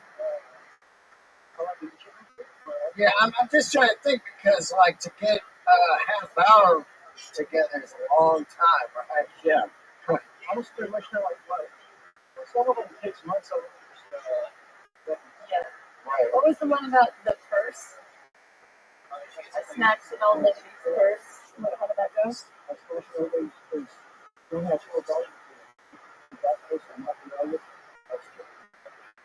But the spinning back fish, it's a move? Back fist. I thought you said spinning back fish. So I was like imagining you with a fit hitting her with a fish. You know what'd be good is if you have a lot of these things to actually put them all together and make them all spits. You know what I mean? Like, if you have like 7 of these can be like 7 tags, and you find a way to put those 7 things But I also don't think that you should do. Well, yeah, that's me. But I think that joke is flawed, and that you're giving an old lady like you already took her curve. Yeah. So the joke should be whatever you find in there was totally worth it. You know, like something that you could go off on. Yeah, you got to do a spinning. I get it. It's it's pretty sweet to do a spinning back. Yeah. and you know what I think? With that said, I think I would tag it with those exact words. Yeah.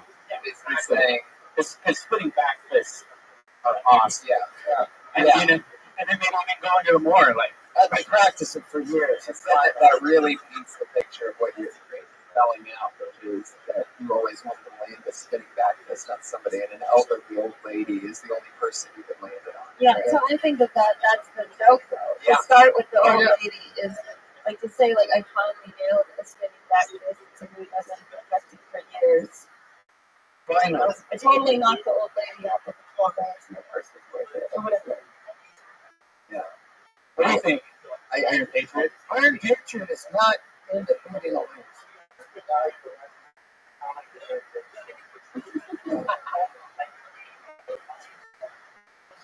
It's a really good point, Patriot. That's right. I think you're learning that tonight, by the way. Proof by the Patriot. Have you ever had any STDs, Iron Patriot?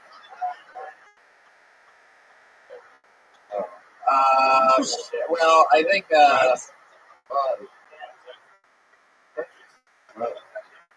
Stone crab. either he had crabs or he thinks that he can order crabs here at the Hard shell crabs.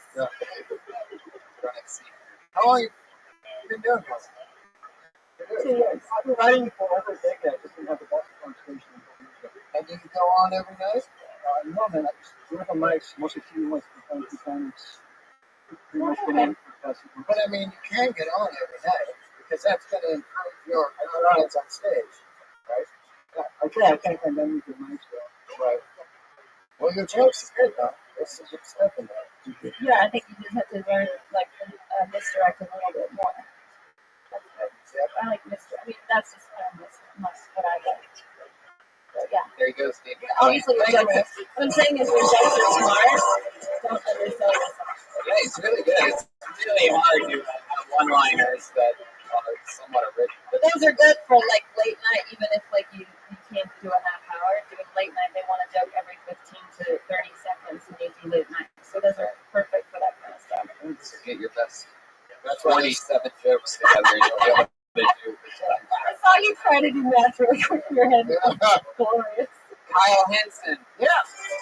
There he is.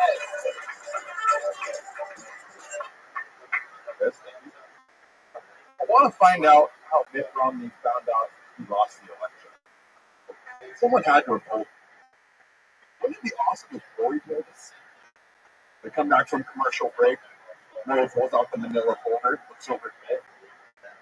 In the case of the 2012 election, Mr. Romney, are not the president. Mitt freaks out, runs behind stage like, or he's got the camera. He's like, come on. Don't touch me. Boy, trying to front back. Rock's like, who said your presidency? What you know about me? Can't say so. What's like a presidency backup? Pardon. Oh, that's right. You can't pardon me. You're president. I need to reproduce myself. My name is Bill. Wow. Oh, to the time. Connected me because I feel so sorry. What was it? Oh, boy. I'm gonna have to say no to that. Yeah, that's a baggage for sure. Really? Yeah. Well, obviously. As soon as he says, I thought Maury was like, I immediately said, all right, not the president. I don't think it has to be as specific as it is.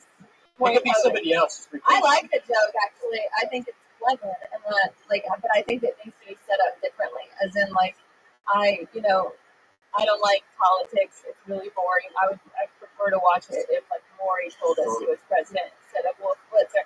And then, like, in the case of Mitt Romney, it's like, you are not the president, but you are the father to 18 kids. Right. That would be good. Have a spinoff, yeah. Like you do have herpes. No, like it just makes it, fuck. and maybe it's not Maury, maybe it's whoever is like, it's somebody else, but, you know. The problem is the election is well over. Yeah. You know, What is it use for the next one? You might as well be writing 101 Dalmatians. But I think it can be for the next election, you know. I Like whoever. understand. I understand It's that. like I got a Christmas joke. I do it 2 weeks before. Yeah, You know, I think it's a good one. It can sound more topical than it is around election time. And I think it can be used then, but I don't think it's a complete backer. Because I think your acting it out is really funny, and Barack's stance made me laugh out loud. Rhyming Obama and Osama, you don't want to do that. Pauly Shore already did that. He has a rap song out called Obama Killed Osama. And he kind of owns this place. He owns this place, and he definitely owns that song. But you don't even need that, you know. Yeah. I don't think you need it. I think it's an interesting perspective on, because I think it's a shared perspective, and that politics does get really boring. Well, you can use it on all kinds of elections, like the mayor election that just happened. That's even better because no one even fucking knew that was happening. Yeah. And so you didn't know until you tuned in more and you're like, oh, this is sweet election. They actually fucking tell you who wins on this. Which made the mayor election, you want to watch it next year. Mama once changed, brother already acts something. What's that from? That's one of the jokes I did like 3 or 4 years ago. Oh, wow. Oh. Is that you and a bunch of people? Yeah. So It wasn't brother either. Oh. yeah, talking about Maury and the elections, it's like it just seems too late to be trying to make jokes like that too much better. I look ahead in the future to get more. I'd iron it out. But I think it's a back pocket I'm joke. just talking about your shit. I think it's a great back pocket joke. Okay, to get ironed out of shirt and running out, take it like a small towel, make it really wet, and just wipe your body straight with it until your whole shirt's wet. And then when you get out of your car, wherever you're driving, you'll be on. Is that right? Anything is better than that. Yeah, let's go. Well, thank you. But I also think that this is like a good lesson in that, like, not every joke you have to throw away. Like, some jokes you don't use all the time, but then, like, somebody in the audience might say something, and you want to have a lot of back pocket trigger jokes that just come out whenever somebody brings them up. Right. So that's one of those. That's right. Like my Christmas joke, if there's a guy that looks like Santa in the crowd, I'll whip it out. Or something happens. Wait, a joke out? Yeah. Oh, okay. I just fucking take out the Santa. Like, hey, Santa. Hey, I don't know. If you're taking pictures. There goes Thank Kyle you. Henson. Good job. Flying through them tonight. Yes, good. Zach James is next. You guys are assholes. Out. Can you believe the disrespect, Iron Patriot? Yeah. All right. Let's back this up before we go. The guy that did pretty well is texting during the show. Oh, yeah. There you go. Save it. All right, just checking. We don't want to clown the other guys. All right. Post at the target for you. Yeah. Ladies and gentlemen, put your hands together for Damian Spencer.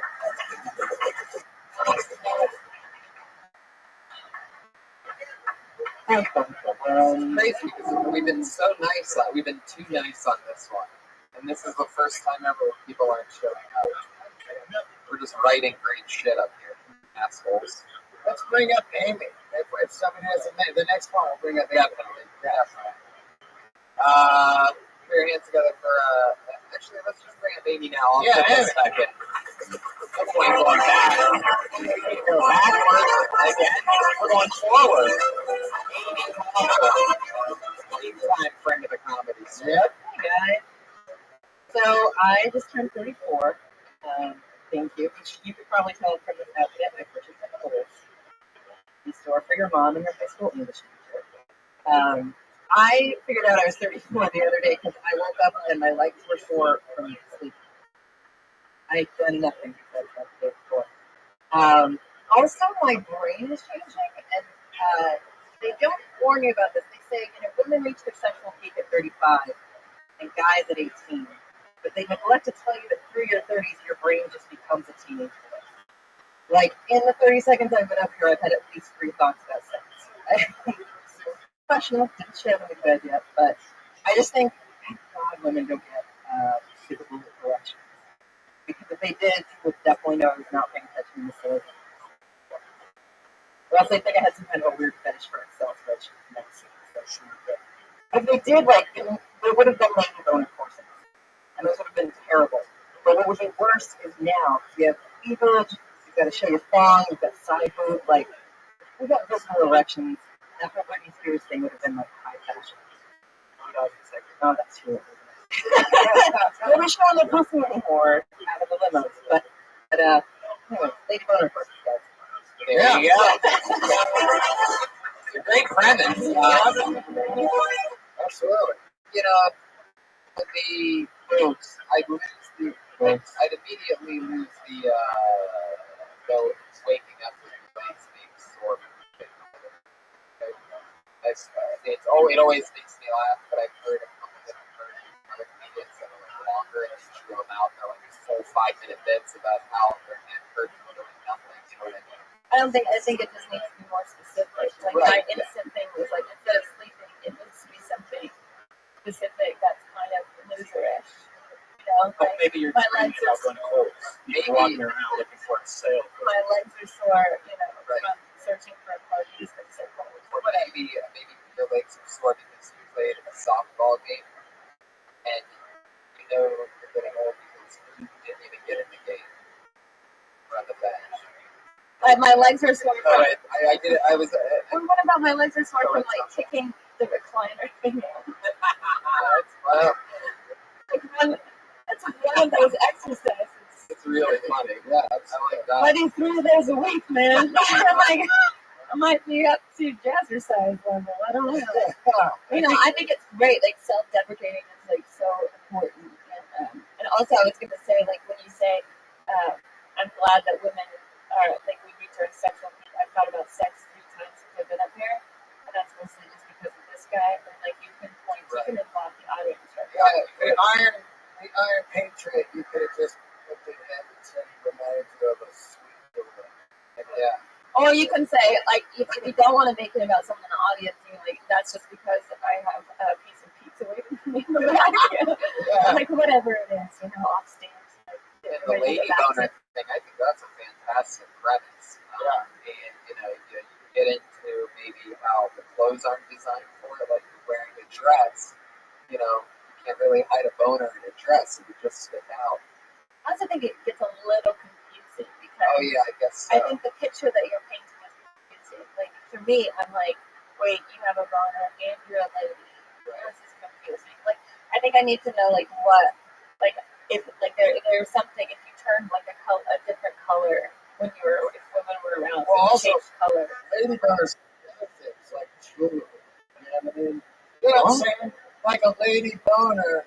Actually, there are lady boners. It's something different, like a handbag. That's a lady boner. That's what makes them aroused, but that's not what shows. Squirting? Yeah, but what I'm saying is maybe it pops out, like, you know, they bring out their lady boner. Your tip, like a rib just pops out. It's like a steel cage for you to put all your shit in. The question is what would the boner look right, that's what I'm saying. Like, if she changed like color. Like a handbag, you know? Well, I mean, that's kind of the idea of her. It needs to be physical. Yeah, there is. Whatever. Right. No, but you know, that's why I'm saying I don't think it should be the obvious that like your nipples getting hard or like whatever. No, I think it should be like what if a lady boner was like changing? Right. Your face turns purple. You Right. know, like Obvious boner shit. Just like the eyeball falls out. Just gross stuff where the dude doesn't want to fuck you. And you've got an obvious lady boner with your eyeball out. Bummer. I want to see your boobs. Huh? I want to see your boobies. Probably a good joke, and like you know, the only thing when a woman's turned on, the only thing that gets hard is, you know, like it's the only thing that goes up is her blood pressure, or the only thing that goes up. The only thing that gets hard is like whatever a woman can do. That's why I'm trying to like alley-oop it to you. I'm like, I got this set up, Sam. Spike it. Yeah, Like, what's the woman like I'm stuff? saying, instead of it being hard, it would be like a challenge. I'm saying flip the word hard. Right. So that all of a sudden, the only thing that gets hard on a woman is life. Math. Yeah. And so, It's like age is the only thing that's hard on a woman. It's the set and dark eyes. Hard on a woman. Oh, yeah.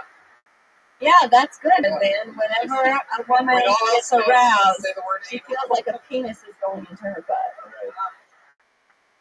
Yeah. Wow. You need a cigarette. no, I don't. I mean, my face has bones. Yeah, right. We agree. Patriot, will you push Red Man's face into those boots real quick? Patriot. Oh, No, Patriot. you're not going to let him do it. Yeah, of course. No. Oh, come on. Oh, rub your boners together. Do you feel a boner on her red bag? I feel the areolas on each side. Yeah. But, yeah. Well, that's definitely a tag it. There you go. Amy Hawthorne. Big time tag it. Everybody that's been on the show tonight, by the way, you should tweet positively and hashtag it's Kill Tony now, right? Kill Tony. I was gonna say Hitch, but That might turn into like somebody like an open micer that wants to kill you. I can handle it. Yeah, but that's not just open micers, that's paid regulars too. As long as it doesn't look like a suicide, my mom will be happy. Put your hands together for Taylor Dean. Tim Tebow of the open mic. Hi. All right. Here you go. Patriots. He plays for the Patriots.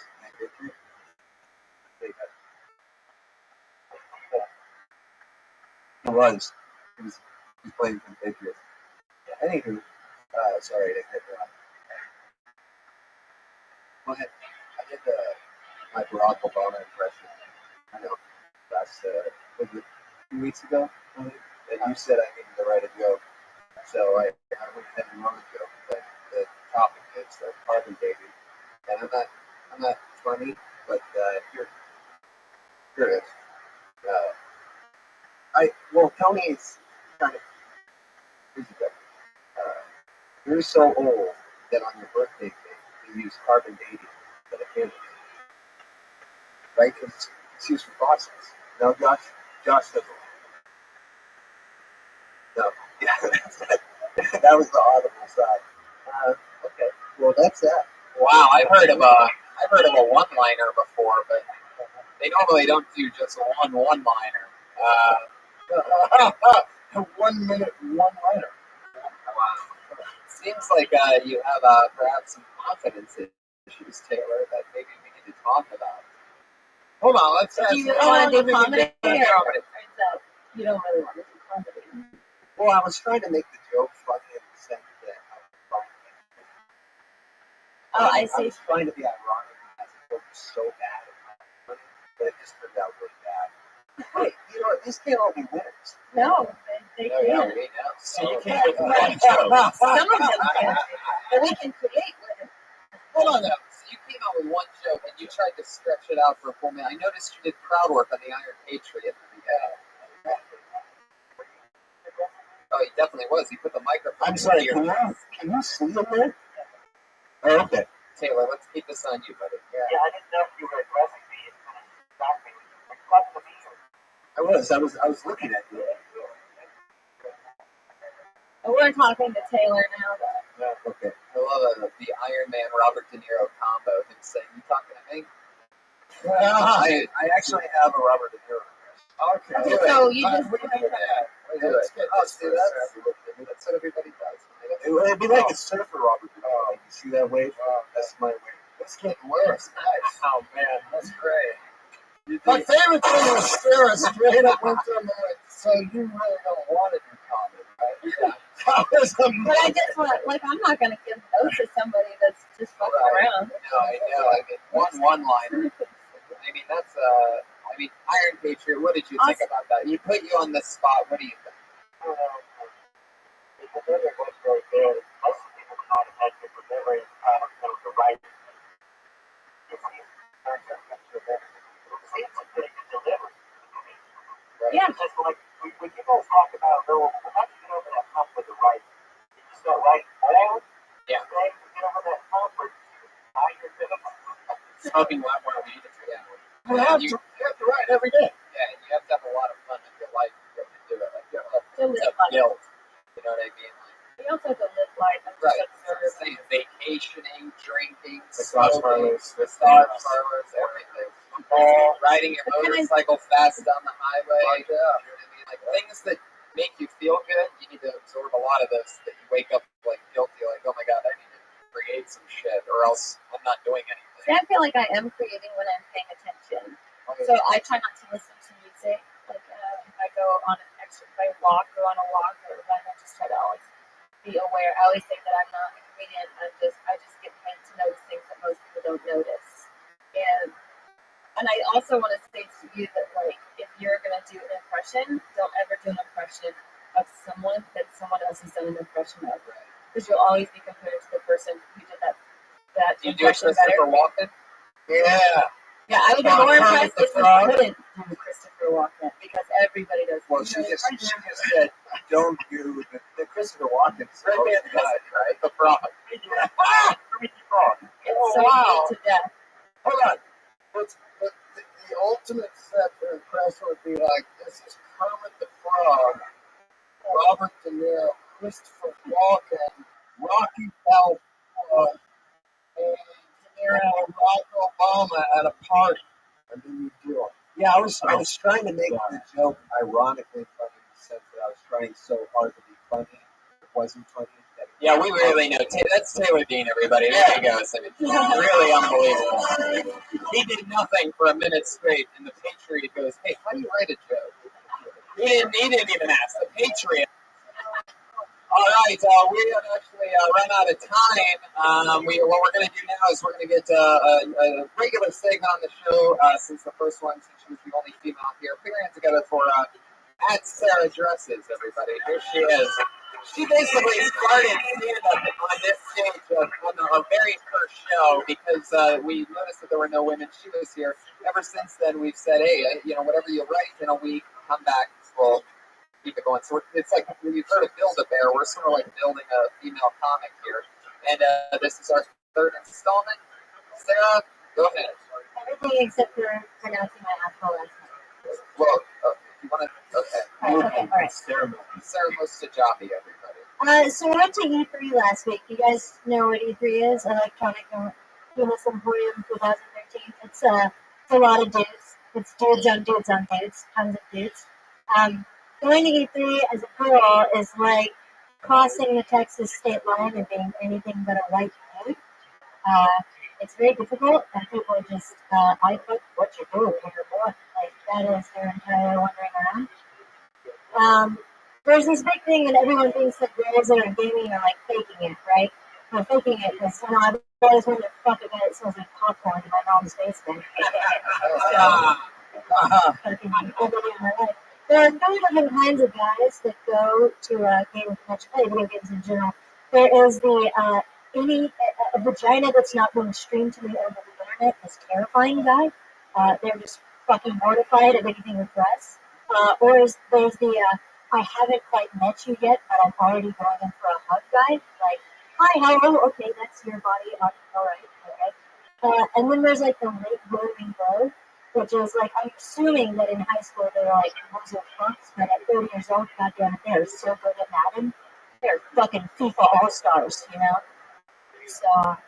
Yeah, wow, that's amazing. That's a whole new minute. Oh my gosh. I like it. I think we're creating a fucking monster. I know, that was pretty good. I say slow down. It's totally your perspective, absolutely. I'd say slow down. I mean, you really haven't been doing much stand-up comedy at all. 3 weeks. Yeah. What's the first part when you say E3? You guys know what E3 is? It's blah, blah, blah. It's E3. It's like the video game Guinness Emporium. Okay. I would just say one of I those. was saying like sausage fest, but I feel like that's I think you could say one of those E's doesn't stand for estrogen. Okay, yeah. Right. Yeah. But there you go. I was like the only female game. Right. I don't know if you guys have heard of this. You also have to spell it out for what it is. I think with this video game convention, you may have heard of it. It's called E3. I don't know what it stands for, but I know one of those E's doesn't stand for estrogen. Yeah. Yeah, that's awesome. Write down everything. But you also, it's always important to remember how important this setup is. If people don't know what E3 is, Right. I'm trying to And I like that you were describing the kinds of guys that were there, but I think those need to be a little bit more specific. Yeah, and slow that down so she was going through that. Yeah. I'm a little nervous. Oh, yeah. I wouldn't even do Of course, it. Like, I I did the same thing. And also, you're going to want to expect some laughs and take a second. Right? You know what I mean? Like, da-da-da-da. But also, when you said popcorn in my mom's basement, I mean, I feel like my mom's basement is good, so I would think of like a specific snack that's kind of fruity. Yeah, I don't know. Really It's not like specific. popcorn, feet, and penis. Well, also, like, instead of popcorn, you know what I mean? Like, kettle corn is funnier than popcorn. You know what I mean? Yeah. Like, but that's what I'm saying is, like, or if there's a different snack that you can, like, you smell like onions and, you know, whatever. Keep the thought of it. You don't have to do a roll of 3 jokes. I try to stay away from that type of mentality. Like, you gotta laugh at popcorn in Mom's basement. It might be funny, or kettle corn in Mom's basement. Or it'd be kettle corn and he smelled like kettle corn and hand-me-down clothes or something. You know, like something that's like Kettle corn and no job. Kettle corn in a Burger King bathroom. yeah, anything specific. Like you can keep testing different ones out and see which one goes But better. the cool thing was you wrote and came back the next week, which is fucking genius because you didn't just try to do this. I wasn't here last week, but you didn't just try to come in and do the stuff from last week, right? No, it's different every week. And that's the part of when you're a comedian, you have to keep exploring. You know what I'm saying? And if you don't, you're never going to figure out where you're going to go. But I think it's good too because it's so personal. Like it's a real story. Exactly. And like until you can start talking about yourself and who you are, like who you really are in game, or you should really dive into that. Totally. Because that is a great niche for a woman. And it's totally a great time for that. Nerds have taken over the world. And you're like a fetish at this point. Sarah Dressel's on Twitter, guys. Go to Sarah. Hopefully she'll be back next week. I want to say something before we switch. Thanks for having me on, guys. Of course, I was going to say thank you to D. Del Rey. That's D. Del Rey on Twitter. What's happening with you, D? Let's see. There's a Hornet Comedy Store with Chris Porter next month. So if you're out there, please come out. We're going to be doing a rock and roll show. And Tony's going to be on my podcast, Let Me Talk, next week. Yep. And the lovely Sarah Tiana, thank you so much for being here. Thank you for having me. Oh, yeah. Guys, live in this show, stick around because the Ding Dong Show follows us live at 10 o'clock. Iron Patriot. The Iron Patriot. What's your name on Twitter? At Comic Patriot. You could follow the Iron Patriot, give him some notes or some feedback yourself. Thanks for listening. Thanks, Brian Redband. We do this every Monday, 8 o'clock, guys. And we're following. Next up is the Ding Dong Show, so stick around for the Ding Dong Show. There you go. Thanks, everybody. I'm here early. I'm here early.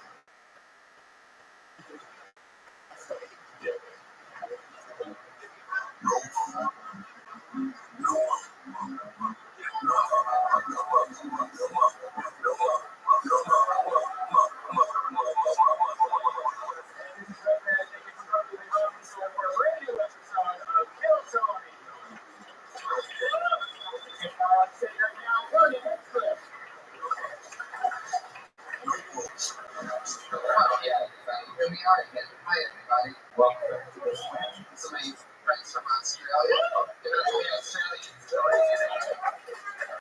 I know yesterday.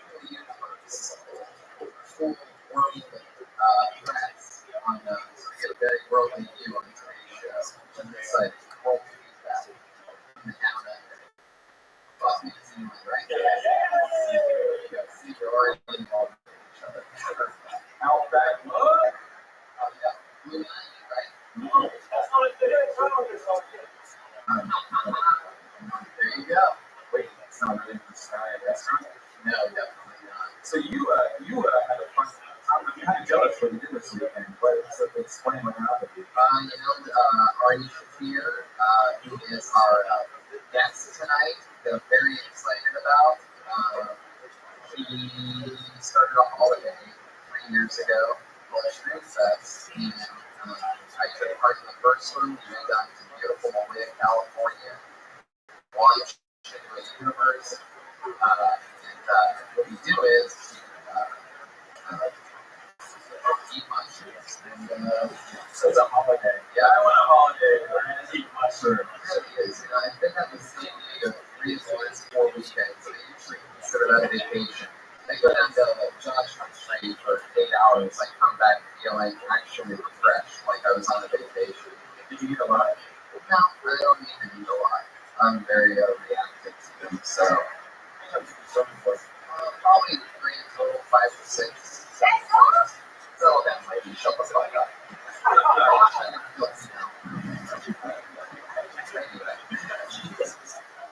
Well, so just 5 or 6 or 7 times. So would you say one of the best ones, middle of the road, not too much? This is definitely one of the best ones. Usually I eat too much and it gets fucking freaky real quick. Do you buy pieces or anything? No, not on this one. No, I didn't need to. This one I needed to last my ass off. I really did because I needed to do it to ease up on some anxiety that I had.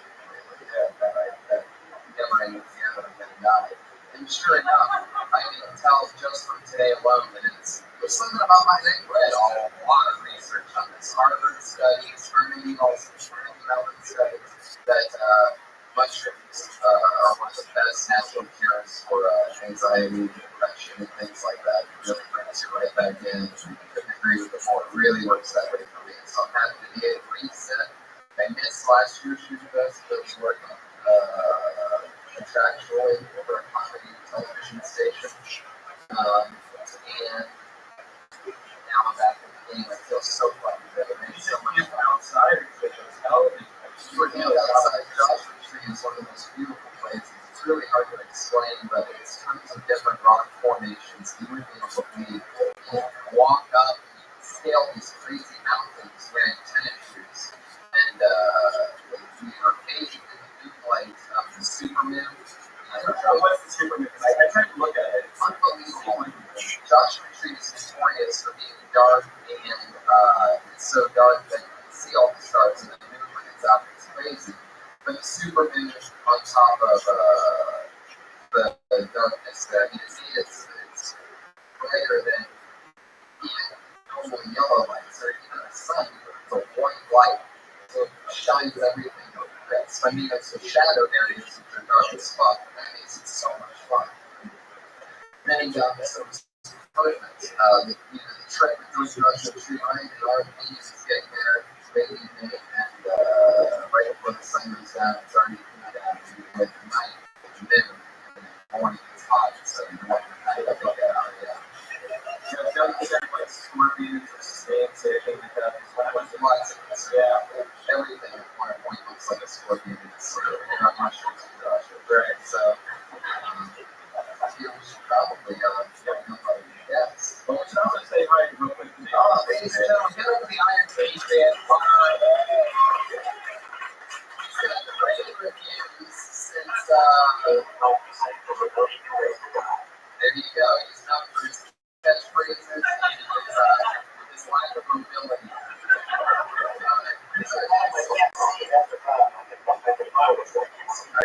You're stepping on my lines. Take a breath. Breathe in each of your own part of the scientific words for a second. I'd like to thank you guys for that work with Andy Russell. I haven't done so in so long. How do I work out for you? It makes me ponder the mystery of the universe, the natural realities of evolution, how we're all just a whole universe. I guess I'm guilty of smoking really good pot. Yeah. I was a sativa, so pondering the mysteries of the universe, realizing that we're realizing that we're all inside our own universe. It's all the time. A lot of you Iron Pages. I do one of my favorite things. Watch the clock tick as we get to showtime here, which is normally scheduled for 8, usually sort of evens out.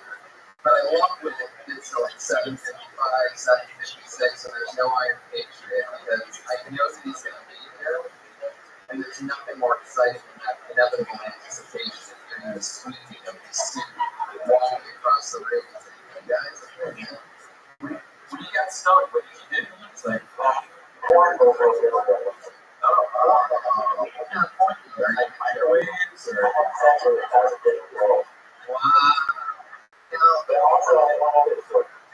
Oh, okay. Last Monday, I went to this contractor show after I left here. They didn't want to let me out of my mask, but then I said it was going to fuck things up. They let me in, they let me go to the desk where it was still camera. They brought me on stage. But the problem is, remember how it played when I couldn't stop at the next bus here? They don't like Motown. Right. That is a hard-on crowd. Safety, Iron Patriot, laying down his arm on you. There you go. Did I learn a valuable lesson? Would you like? That this crowd likes different things than the Steel Panther crowd. Definitely. I mean, singing Motown in front of the Steel Panther crowd sure gets some good. I did the chorus down and young girls got before they got the boat. You do the chorus, don't play chorus, just to get the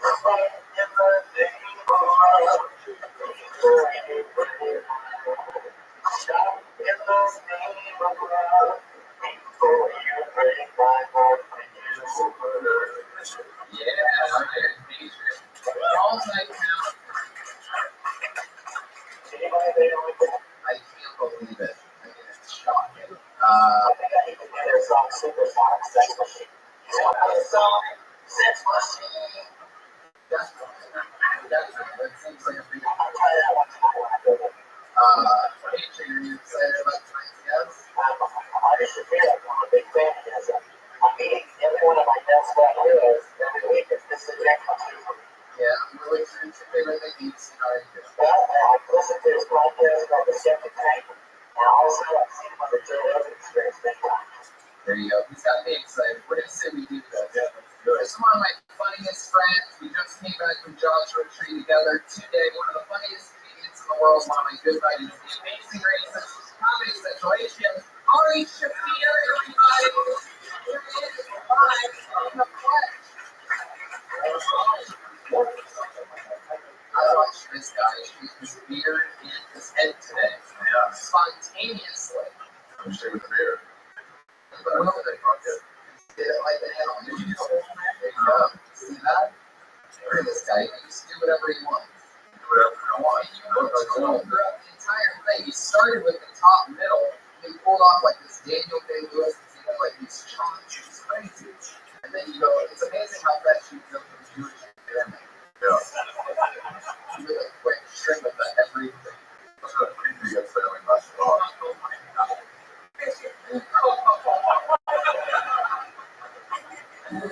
I remember this season, like 4 years ago, we went through this season, and you started making little hats on the side, and then you started dressing up.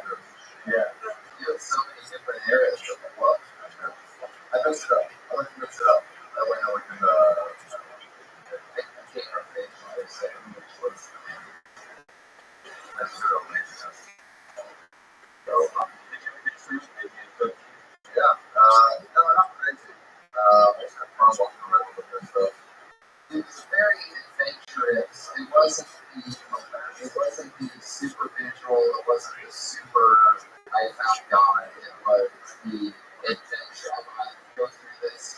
Let's go find more rock formations, going under things, wondering if we're gonna end up in a trap, like a labyrinth, like thing that we just have to back out on. And you find a new opening, you're like, oh my god, it was so much fun. So we went miles away from our campsite. Under the Pretty fun. coyotes just howling, and the place was alive. Wow, very exciting. Now, Ari, have you seen this show before? Do you know how it works? I think so. I haven't seen it before, but I think I know how it works. Everyone gets up here and Tom over there gets a smack him in the face. And it's like, oh, right. Tom. Whatever. Iron Patriot's a big fan of your show. Nice. It was an honor. Yeah, Honor. I love it. Well, what do you say we get the stream started? What do you think? Right. All right, everybody, this is how it happens. You guys ready to just kick this thing off or what? Okay, say things like that.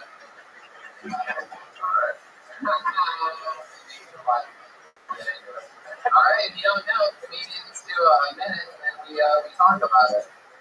Going on first tonight, lucky number 20, Jeffrey Feldman, everybody. Sign up before tonight. This is a record sign up for 27 young, rising, and some old, not rising comedians. I know. Ready to go, Jeffrey Feldman, everybody. I watch so much porn that I would think that there's something wrong with me. Like I've been TikTok is new stuff called Sweet Sausage Pizza. And really the sort of series is that the no fast food and they will order a pizza to their home. And they will order pizza, but the catch is that it's hot in the pizza box pizza. And only such as pizza, which is a completely logical response if somebody delivers a pizza to your house and it's hot in the pizza. But I feel for these people, right? I feel for this guy. Because first of all, they have to work the connection, and they do get in trouble of putting a whole single pizza box, right? Trying to add traffic to somebody who thinks residence. And deliver this pizza, right? They better be the big sauce, because that cheese is scalding hot on their program, right?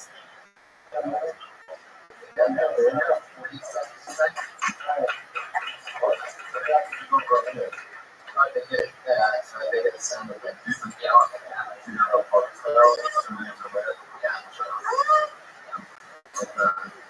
If you get 47 seconds, the pizza box, sweet and hot, and cheese, all the dessert, or some sort of scallion.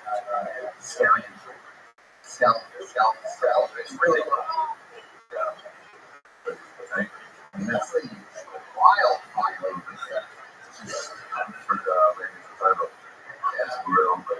Hey, also, pizza delivered at the one. It's true. They get paid by the hour. Yeah. I delivered 9 out of 10 pizza.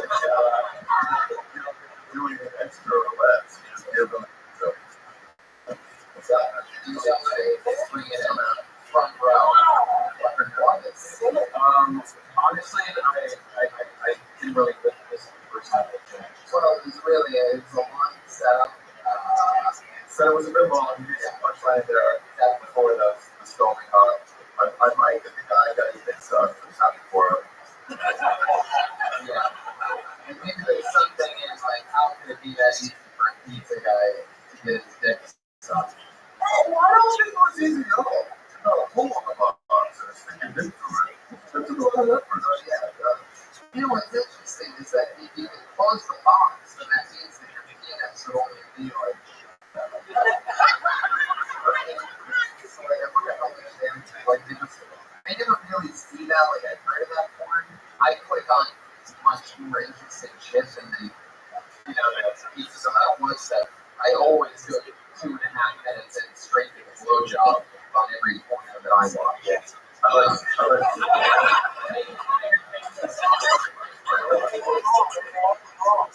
Sometimes there's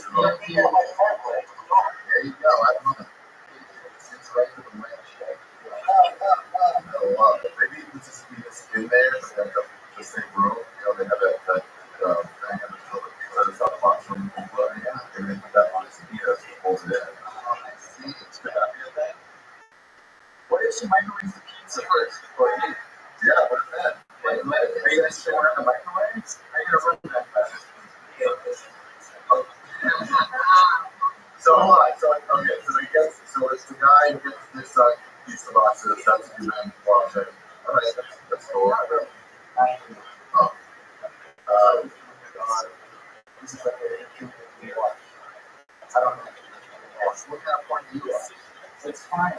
I don't know why, but I like the original porn. You say that like it's really, really, really wrong. Like,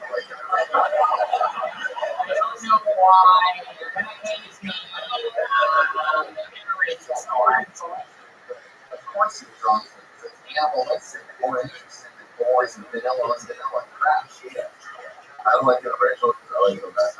It's fine, sort of black. Interracial also white dude with black. No. That's not called interracial. What is it called? What is interracial? Black man, black woman.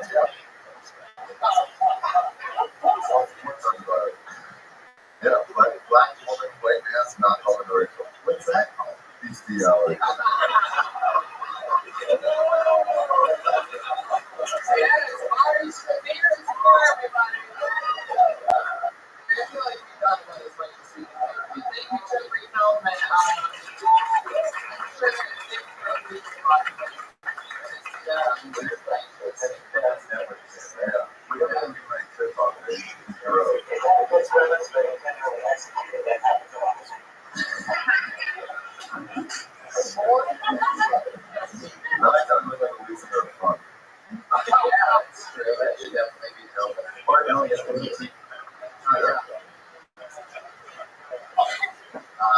Yeah, so you're Jewish, right?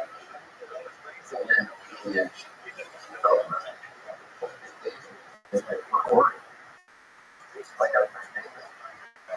but yeah, I am Patriots on this A game tonight. We used to be another comedian.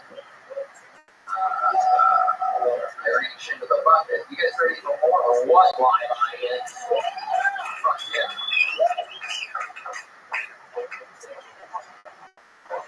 Does it come out of this voice out of the bottom? Yeah, the speaker. Yes.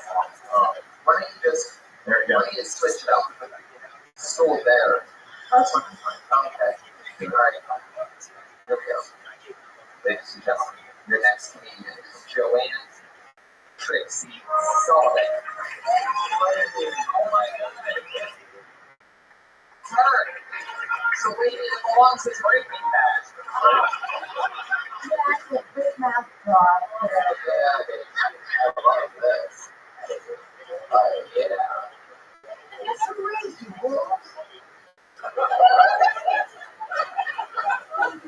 There you go. I feel like the Don Rickles of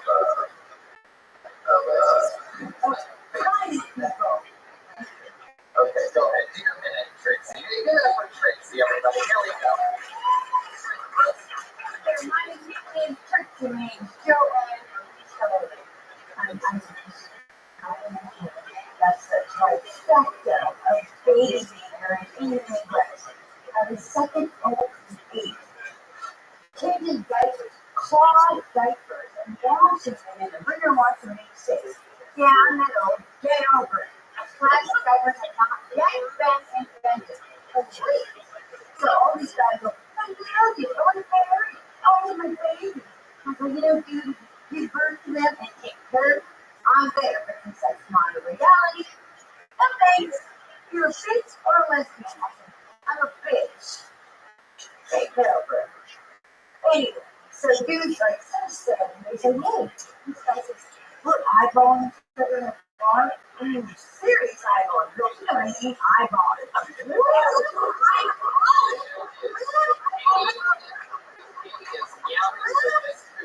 I walked over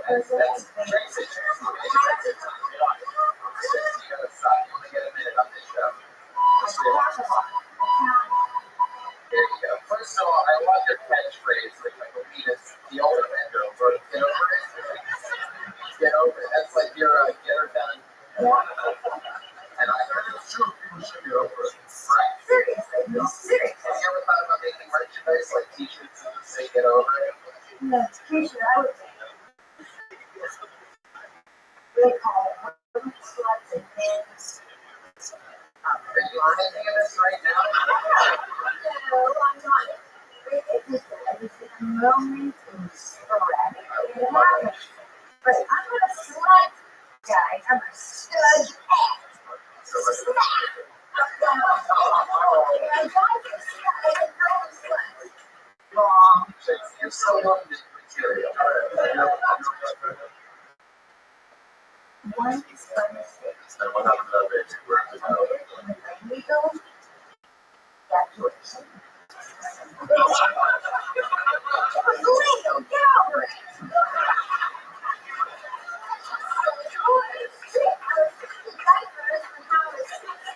Still going to material. Oh my god. First time I've seen material like this right, Sitting around like a big dome. Oh my god. Shut your mouth for a second, alright? Okay, one with that. Oh Wait 1 second. my god, she's got the blue stuff, everybody. What is that? Have you ever had an STD? The only thing I ever had was crabs at age 19, and I thought I was going to die. Literally. That's the only thing I ever caught was a crab. So you haven't gotten blood work? You haven't had blood work done since you were 19? But boy, I got a lover who was quarantined since 1900. I was on my way 300 steps to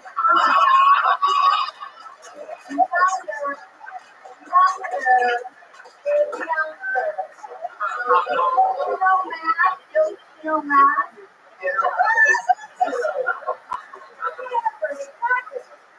I'm really good at trying to my much younger. That's the question. Doing material. I think it's going to turn the crowd off so that you have sex. So, especially like a black guy. You had sex with a black guy? No, my very much younger was older. What is I'm 55, he's 34, he's a master of commerce. Oh, wow. What does he do for the whole class?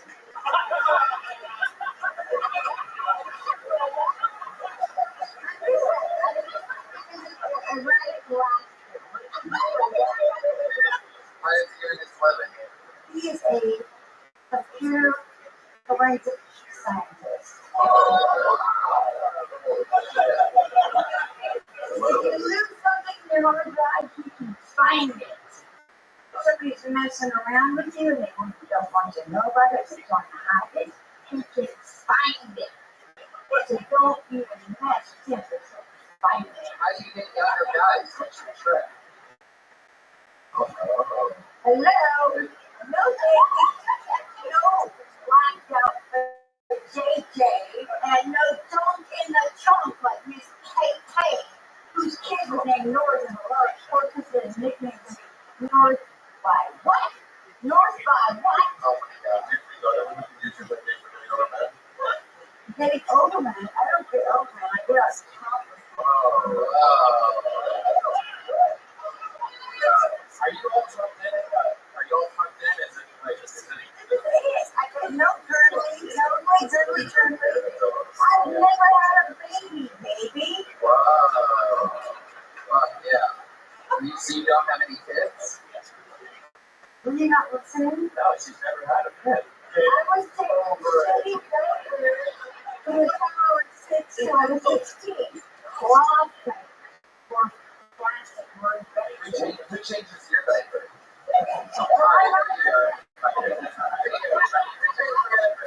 You were great.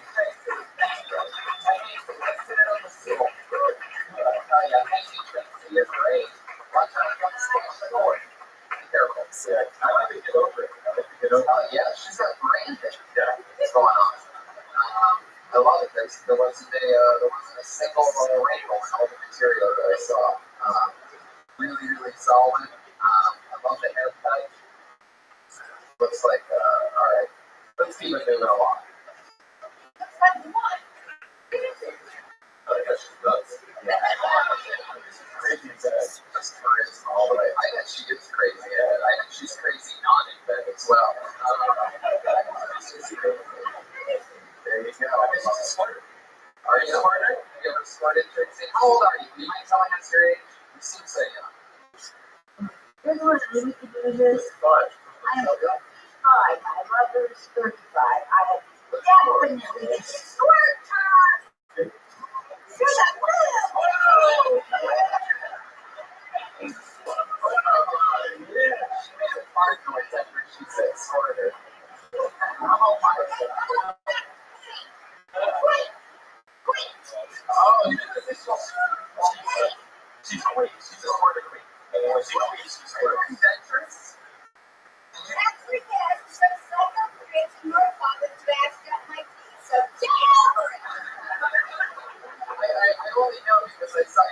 set of teeth fall out for a second when you were just yelling.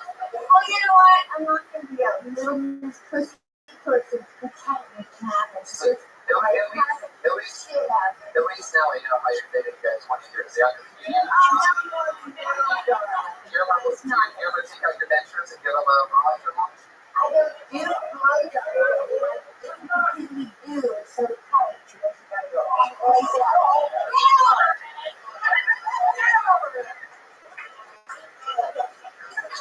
Really do.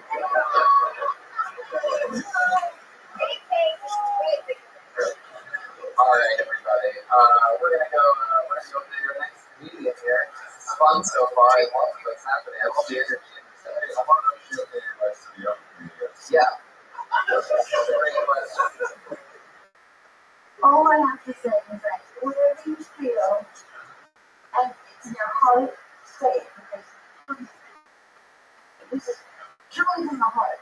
And we know you have a mediocre operational heart, so All I'm saying guys are.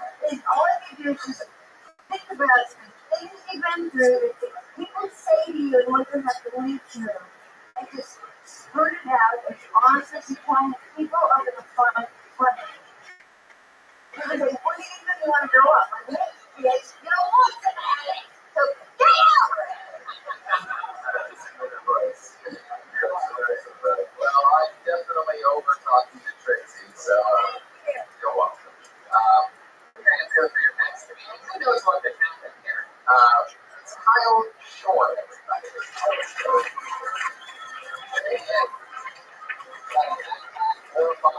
Patriot, beyond alert. Awesome prop alert. Yeah. So I'm a 37 computer forensic scientist.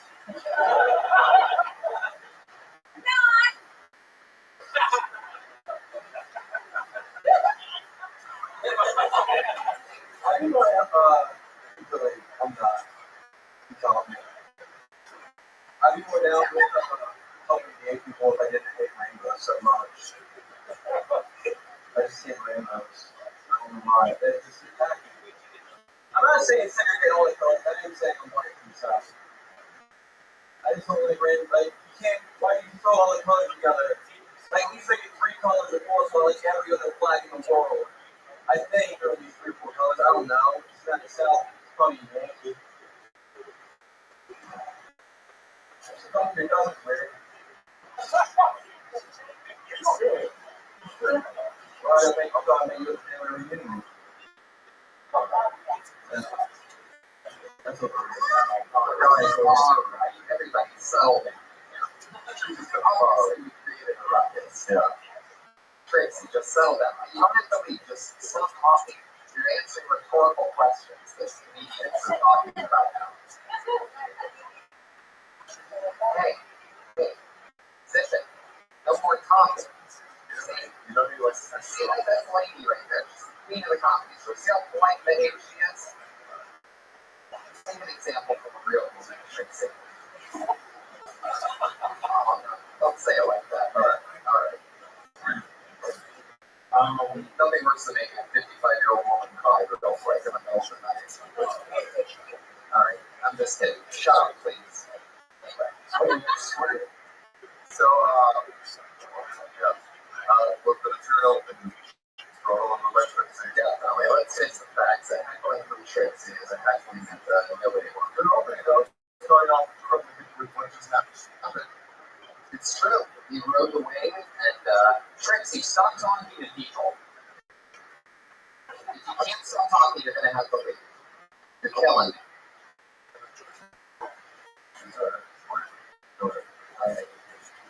Kyle. What were we talking about? They just kind of going to be like the whole racing thing.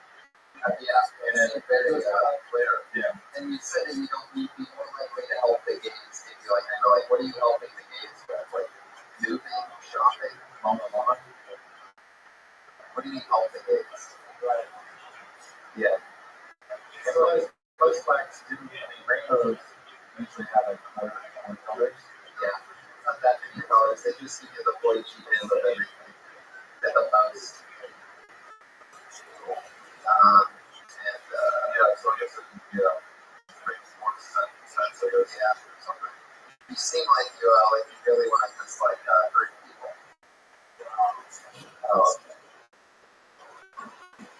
ever killed it?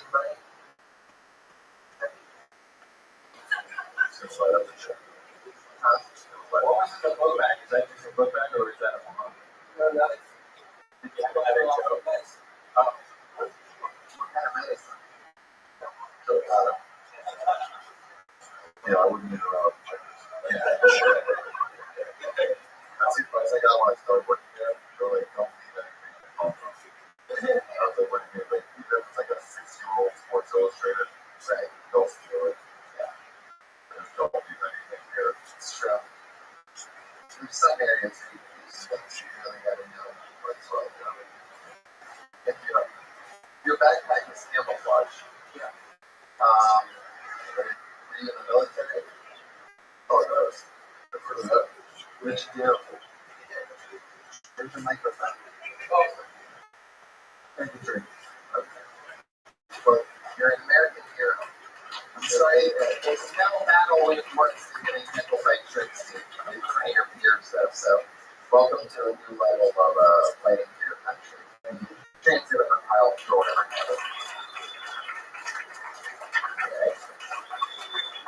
Okay. It's all happening here. Nina T, everybody. Nina T. There she is.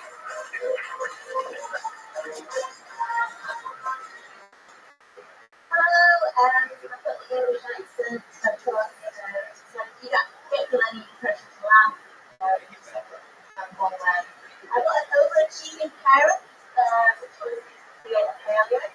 He was the lowest of the lowest tax on TV, which is called an untouchable, which sounds really cool, but it's not that gangster in India. It basically means nobody likes you. So his mom packed him up on a boat sent him to Africa with some biscuits, hoping to get inspired by it. But he didn't. He became a scientific genius and as a student around West Black people.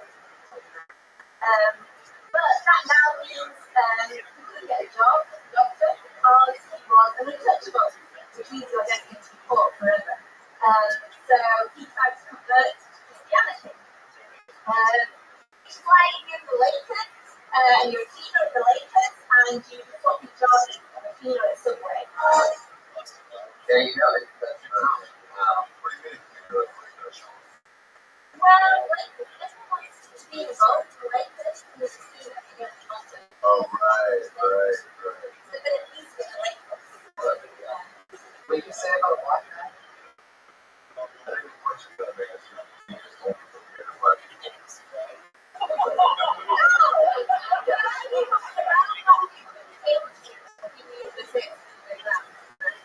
No, wait, what do you think about black people?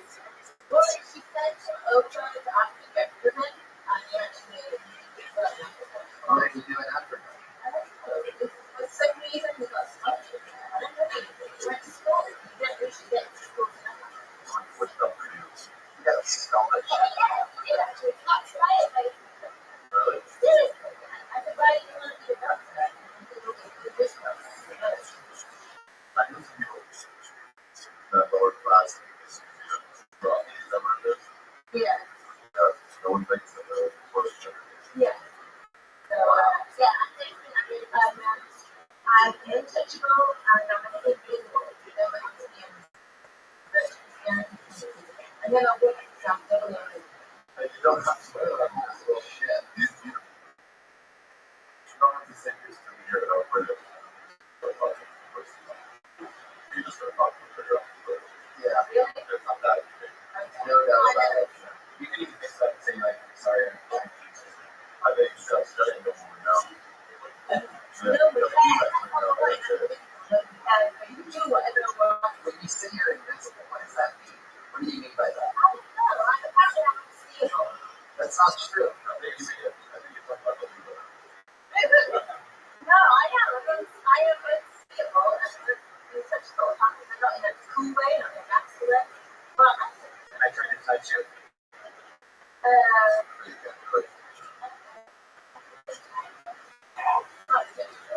you just call me? sorry. Go right on your heart in a second. Okay. Wait,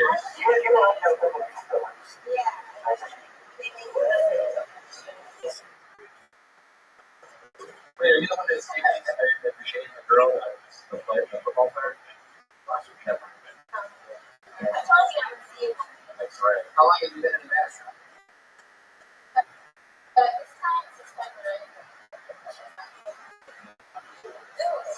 How long have you been doing comedy? Oh my god. Well, I guess it's not forgettable. Yeah. Can we get Trixie up here to have a great the out right now with this lady? Thank God. Keep her out. Yeah, she's doing great. Yeah, she needs her own show. And one of them. Picture.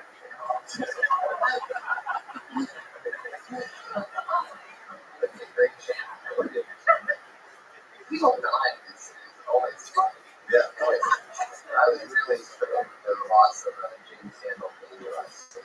Really, one of my favorites of all time. What were you proud? Well, a lot of things. I mean, anything that I've ever seen him do is very impressive. Also, he works. He did a lot on Broadway lately. He's one of those actors who's like very neurotic. You're good to go. Thank you so much.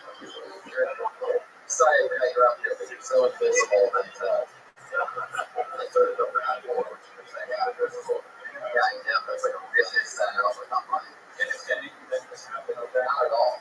Is that jokes? Nothing sounded like a joke. It sounded like some kind of story about it. Why did you just chime in earlier with that? There's nothing mean to the That's up.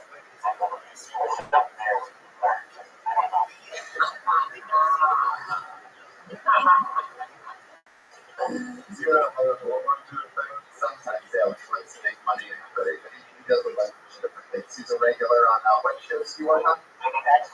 Recreation, one of those city hall plays. Nice. They know what they want. But when you want it. Yeah. When did you start becoming an education? Is that after 9/11? No, I always got this house a month ago. And for a year, I just dreamed about coming. That's cool. Wow. Great. So I always thought about it for a long time. It takes a long time to get the courage to get on the bus and come down. There's a lot of messing with the bus. And what's interesting, because I don't know if we made this quite clear on an episode before, but he has to take the bus, by the way. Can you guess why, Ari? Can't sit down. Can't sit down at all when he's ready to go. And it's just a big hassle to come down here and drive. Once I got the best way to go. Right. And there's been speculation that you're actually wearing the pants. So you just go right into your leg. I got a suit that goes on for sweat. I take care of all that before I go. I drink water and go around here. So I don't have to take care of that. Yeah, a lot of flax and fibers. Yeah. I don't have to. I'm not going to be taking one. But I get home for 4 hours. Diet is great, you know. Alright, let's keep this fun train moving along. The next comedian, everybody, put your hands together. For Tim Greer. Whoa, nowhere. Poor he was about to get blacklisted. We do to people when they don't show up for their spots. I wasn't talking about the blatant color of your skin. Tim Greer, everybody. Here it goes. My friend Tim Greer, okay? Relax. So, I have people that say stupid shit. Like, YOLO. Like this thing. You don't know YOLO. YOLO means only for voices. Only for two voices. Like, it's like, people like hashtags and Instagram and Twitter and shit. Like, honestly, I wouldn't follow a person that did it once. But I would never follow somebody that did it twice. And I was like, Jesus. He died, he came back. That's somebody just want a hashtag, you know. Well, like, really, the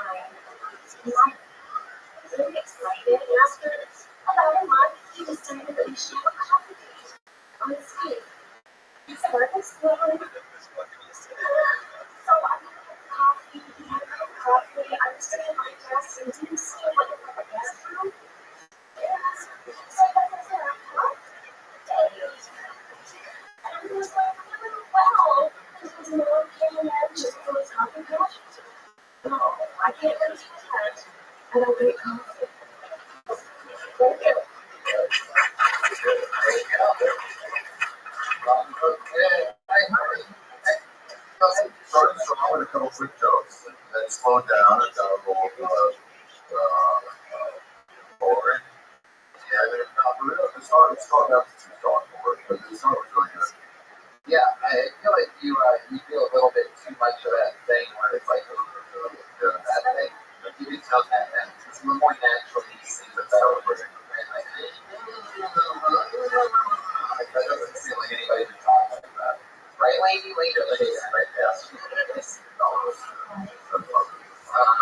As a double layer treasure hunter, I admire your body, and You got a great I'm really nice body. So I think you should be more than jokes because just looking at when you bring that up, I think I can just stop touching on people all the time. So That's a good place to do it. want me over. Right. You went over all the guys. Yeah, and I'm real fun though. And the girls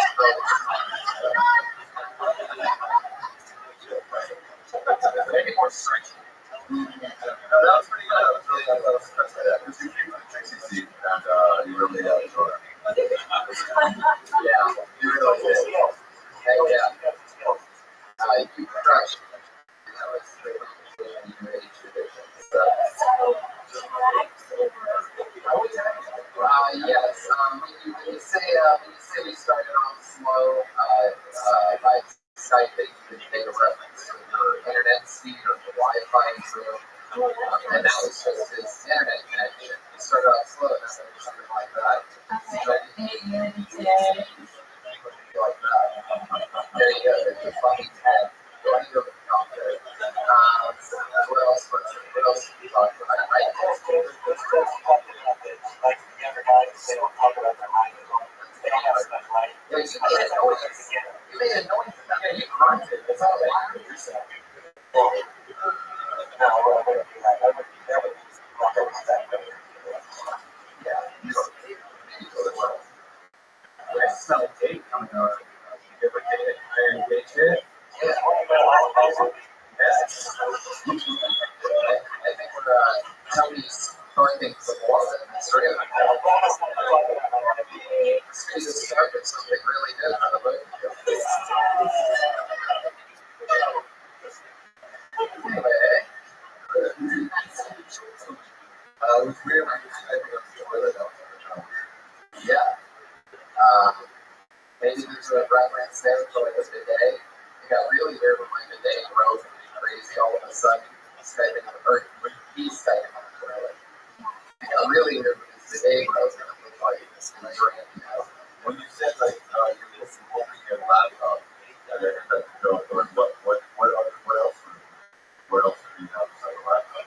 That's all. I think most people are aged like these computers that might bring us. That's sorry, you're doing good. You're staying in the pocket. Stay strong. You're doing great.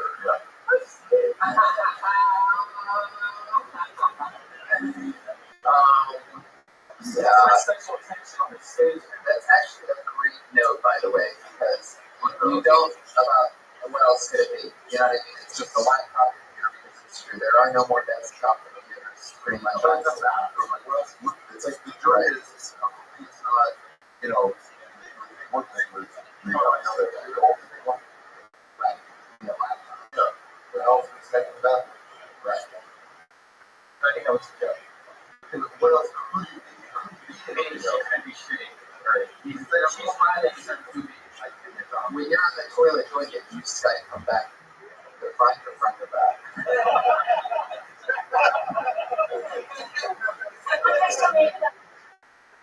I'm still making a joke. I'll drop that one. Maybe it is. Like, when I just say got one, you can always take that. I didn't get up to deliver with precision timing. I love you, Robin. I love your spirit. You have a great sense of humor. Put your hands together for Robin. Okay. Go ahead. You're acting like you can't get it. That's the good stuff there. You have some good jokes. I like the shorter story than the other guys. The Black Friday thing. You really hook up with guys on that Black Guys on Friday? You do? Where do you go on Thursdays? Alright. We're gonna go through this meeting. Spencer.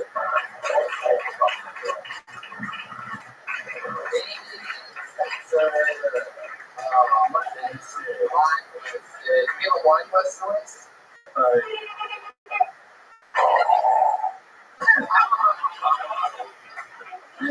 Absolutely. That's it. Can you do it one more time?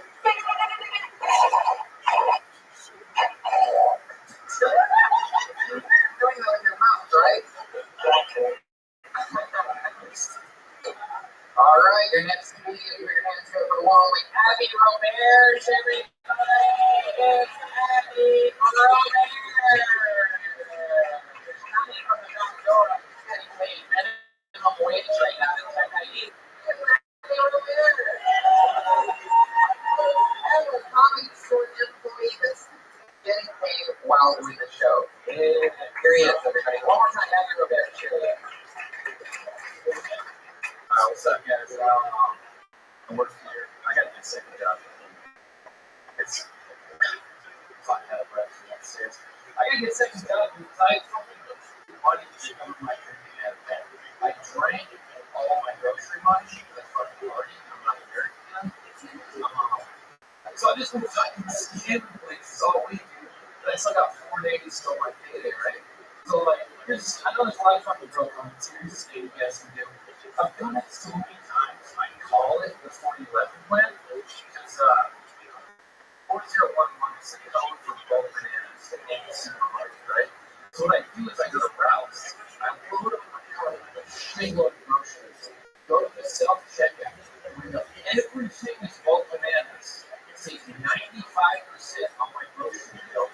I'll pay for it with my EBT card. And if I get caught, I know I've trained that shit. You know?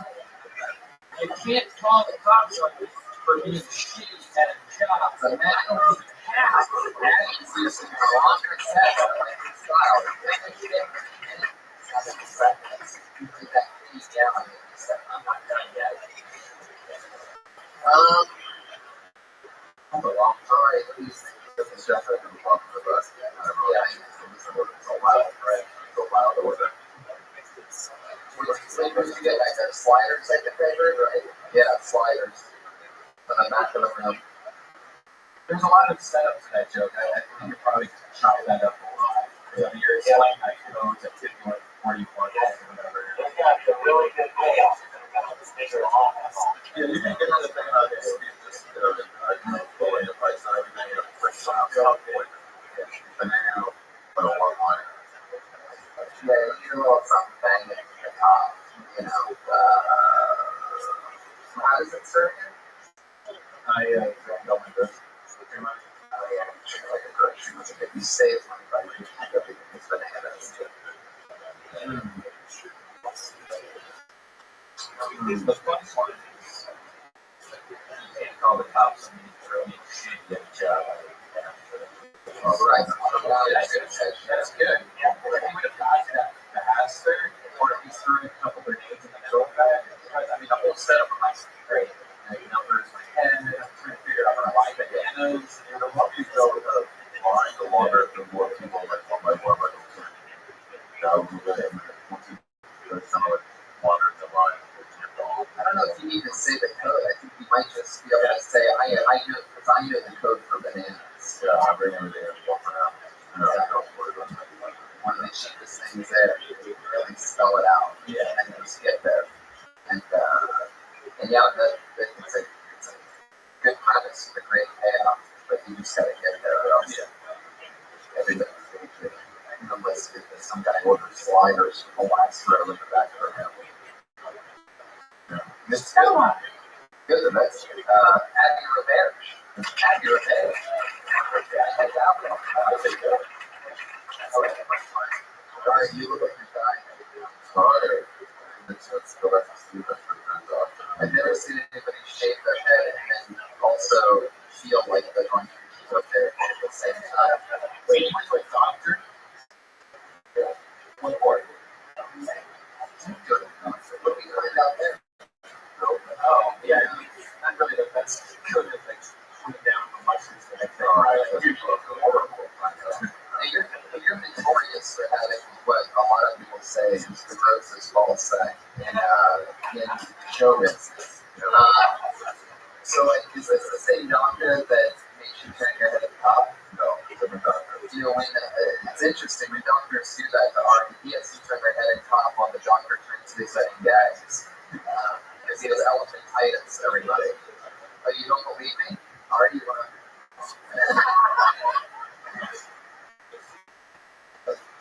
Thank you. I can pay you. Will you shoot that guy in the head for me, please? Alright.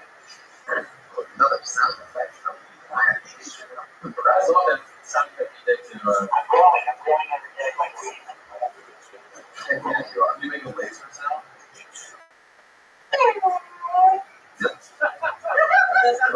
Oh, you're making this my mind up in. Oh, you're making me not go home. Right, I love the way you beautifully. It's so like you have no choice to do some form of the robot.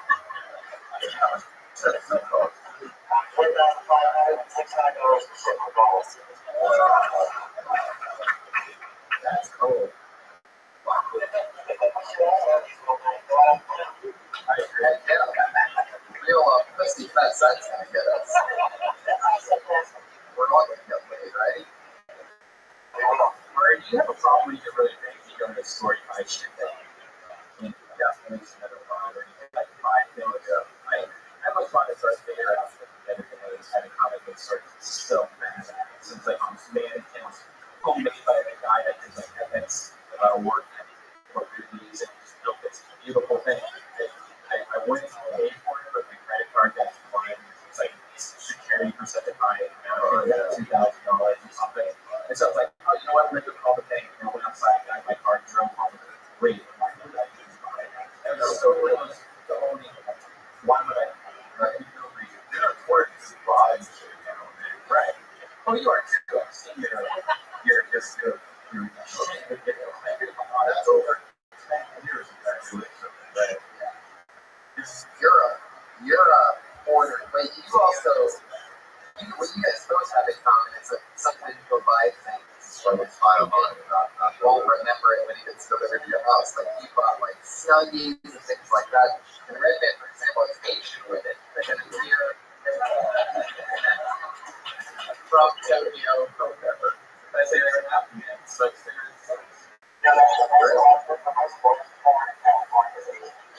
really?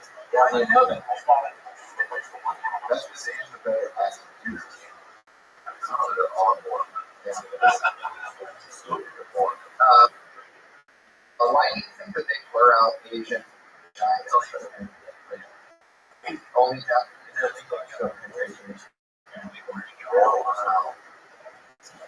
have to go out of it. What's the previous thing you jerked off to? All the truth being true. Honesty is the best policy. Oh, wow. I love you. You're a real creep. Like, you like to masturbate on the feet, or you just like to look at the feet and masturbate? Everybody appreciates a beautiful woman's sweat, don't you? Yeah. It's nice if you don't want to do all of it. Right. That's what every foot fetish guy said. Yeah, one foot. Not many. No fun. So, what would be your perfect fantasy layout? Like, are you like using the women's tendency to like jerk yourself off? Are you sniffing? But what do you like to do with that arch? Put it in your mouth, put it in your butt, chop it off.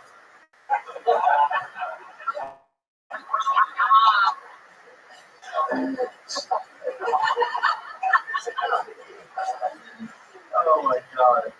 So we really have about 6 minutes. Okay, we have a bunch of people. I already pulled up the next name, and his name is Foremost Rashid.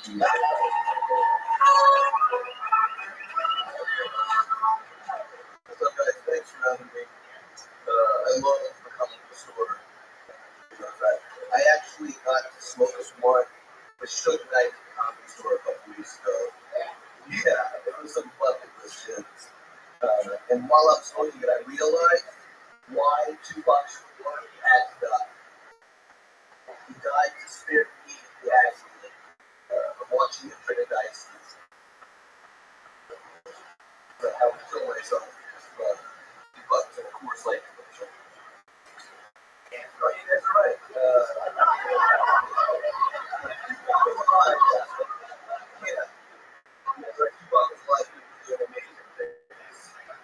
On NCIS Atlanta.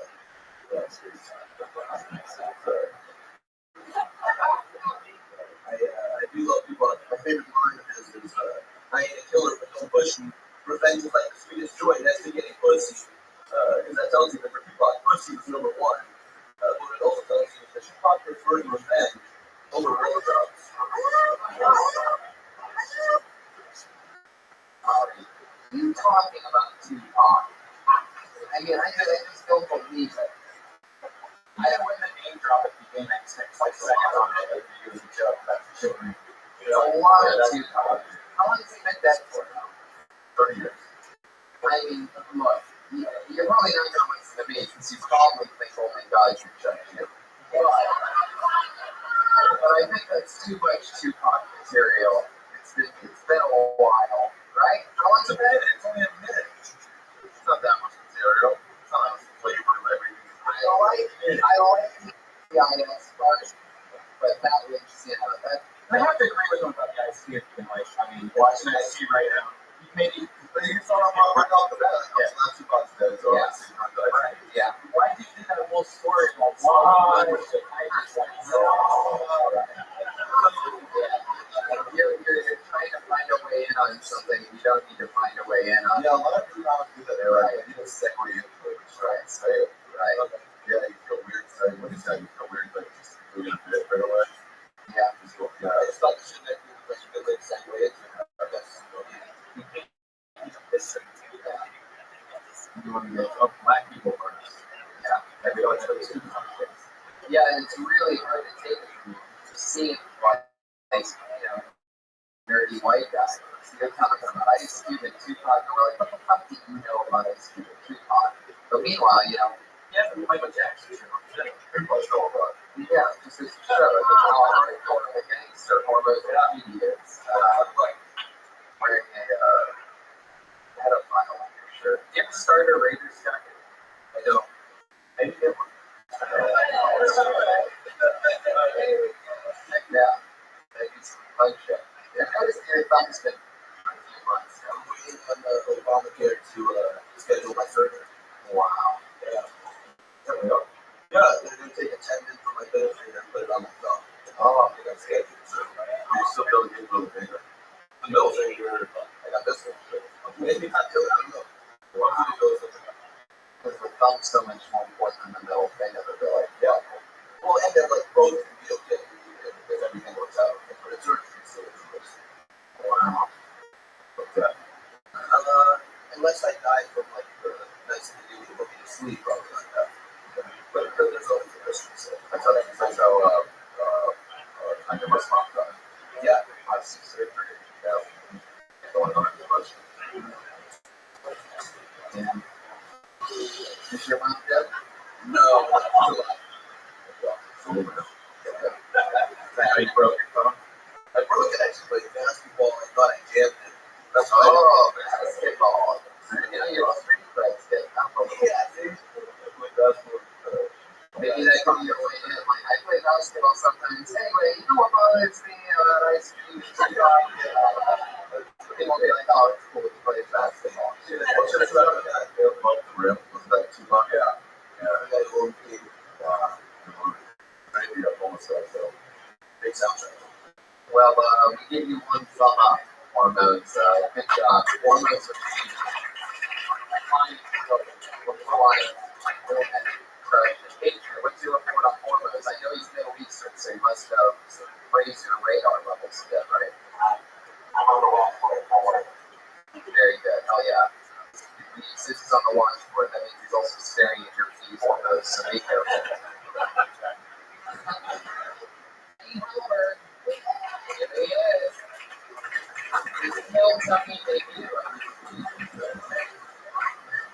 Hello. All right. My younger brother just had his first kid this week. As I told my boss, this what his job is. It was the first step to becoming a father. I went to Babies R Us with them, and they're already spoiling kids. They got him a transitional bottle. You know what that is? No. You know. Great. It's a bottle that transitions baby from breast to bottle. I don't know. When I was a baby, I transitioned right from the breast to the garden hose. But when you boy, you're home and you start pulling these, you get thirsty, you suck on those. Me and mom inside watching the Price is Right. You know, you're going to the last lifestyle. All I heard, all I read when I was looking was, you're about to have a baby. He's like, no, you're about to have a person. That thing's going to be a baby for like 3 seconds, then it's going to start lying straight to your face. It's going to steal from your purse, it's going to talk shit, it's going to show up to his friends, it's going to. His face is just leave. It sounds like an abusive relationship. Jake Helper, I love that premise. I love that premise of the transitional nipple. It goes to a different place when you talk about something like the garden hose for a couple reasons. One, you feel bad for you, like our dimensions are built, seeing where you're going with that joke. Two, you drink the garden hose after the bottle, where you still need milk after the nipple. So it would be, even though slightly being nitpicky, it's still contradictory, and people do pick up on that. So I think it would need a complete switch. Like I feel like how do you solve it? Yeah, like you're going to go like in the food bottle and it's not going to take a joke about going back to the food, but like you threw me like we said clothes in the room. Alright, hell, and maybe like flashlight food. Yeah, or something. It's not really funny to go in these bottles. I'd like to start off looking like a boob and feel like a boob, because that's cool. I haven't seen drinking out of their bottles. You just see athletes at halftime and playing sports just fucking squirting it in their mouth. Just regular water, just like that. Yeah, just making out and squirting it. It might even bring milk back to the sports scene. You know, those athletes just spraying it all over themselves. But there's definitely something there. Yeah. I wish I could have had these people on my mind. I think you're doing great. Thanks. All right. Thanks a lot, everybody. Oh my goodness. Oh yeah. Latex pants. So, that's Sarah Mustajabi. She always closes out the show. In a new statement called Sarah's New 30 Seconds. She was the first female to do the show. I would have to be a regular and close out the show. So basically, we started doing the first spot was here, basically. So we've been building this comedian. We've been building her in this lab. She gets really nervous when she's on stage and there's an Patriot next to her. And she's like, alright. Allison Fitzgerald Holder first. This guy brings his own stamp. Actual stamp, and now he can stamp himself on the motherfucking black glass.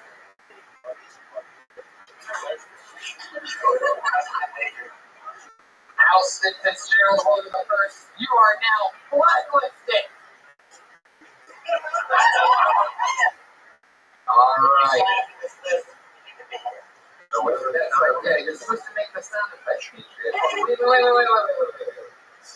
Halston Fitzgerald folder first. You can stamp yourself on the blacklist.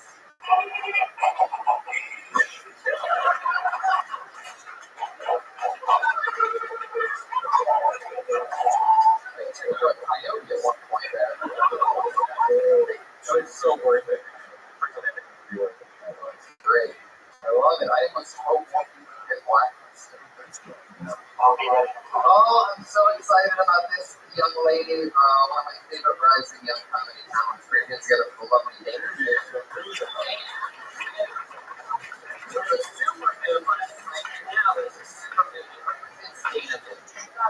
Question up here a lot. Somebody asked me if I was next today. My mom's worried, and I know it was going to be some noise about.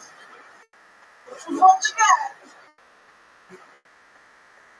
I was just recently in Connecticut, and let me just tell you, I am amazed with how much money spent on their lawns. Like, you know how people in LA spend a lot of money, like, pimping out their cars? Yeah, my stepdad spends all his money pimping out his yard. Like, his yard is so pimped out, he has spinning rims on his mailbox. Like, he cuts his grass in a thing. He has fertilizer that hasn't even come out yet. Like, he's not messing around. He bought it from the one neighborhood black guy. There's only one black guy in our neighborhood. He's like, yeah, if you want to get your grass looking green, you gotta get it looking green. You do a rap after that? Yeah. Oh my god, you It's like a bad, it's a bad rapper. He's like, yeah, you want that first up? You gotta get that. But I might shit on that too. It's like, I like advertising to nobody. I like that. I see where you're going. I did my new bit because I want, yeah, that's the way to do it. you know what I mean? But yeah, that's the way to do it. I like the first thing. It sort of doesn't have, it sort of doesn't make sense. But, The joke is the right. Yeah. Luckily, I think there might be something in the fact that it's the mix. You talk about it. You say your dad's an alcoholic. I'm not mixed, but my dad's favorite drinks were or something like that. Like mixed drinks. Something about it. If somebody asks you if you're mixed, no, but my dad's drinks were because he's an alcoholic. Get it, everybody? Maybe it won't work. Did your dad dead? Yeah, and I have a bit about it and it's not working, but in 2 years it'll kill. Like, it's hard to talk about death, but it's like, want to joke about it. I love talking about death. It's one of my favorite topics. There's funny stuff there, and I don't know what's there. Yeah. How long did your dad die? 10, 11 years ago. Oh, wow. He died inside you?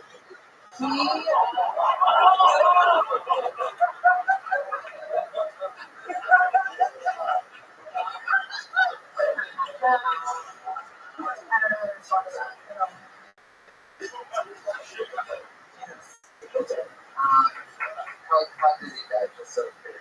In a car accident. Oh, Drinking and driving.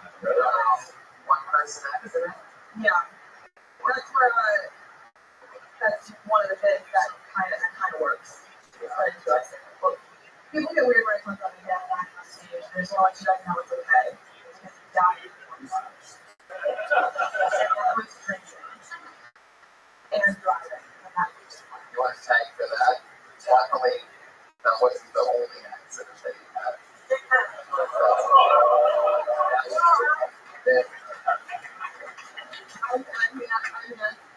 Yeah, I would just stick with it. Just trust me. That's a great question. Demetria is paroled or is one season and a half until he sees human tears. He uses that as a protection for his joints. How did he abuse you? What was he, verbally, physically? Not like, yeah, like verbally, like only when he was drinking. More towards like my mom. Yeah, that's a tough one. Yeah. Was he like, sister, not sugar? He was a closet drinker. So he would literally be hiding his booze in the closet. Was his In the last laundry room, and he would like go drink in there and come out. So his last name was Finn too, right? Yeah. Was it the same Zubin? I know it's really tricky. Sorry, people. I don't know. My dad's smiling at me right now about all this talk. I'm so brilliant. I hear the words. Well, he's probably not in heaven. Yeah, he's actually really one of the shorts. I think the telephone pole that he killed might be looking down from heaven.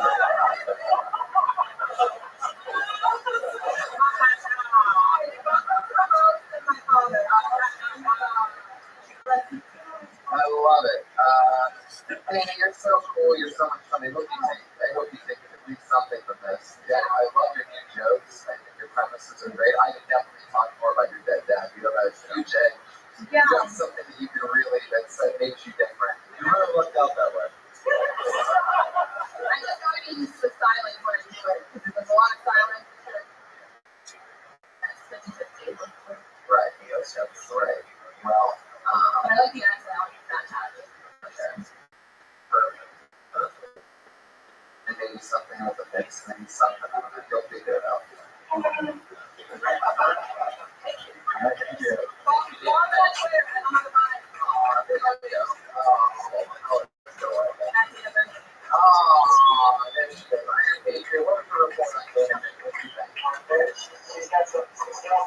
Oh yeah, what do you think about her feet? She's wearing sandals.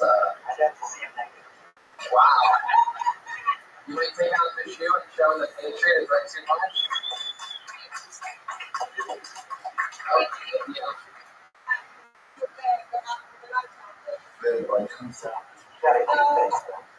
Oh no, they're not street. Show the Patriot. Get him up to the light, and you don't mind. You're so great for doing this, by the way.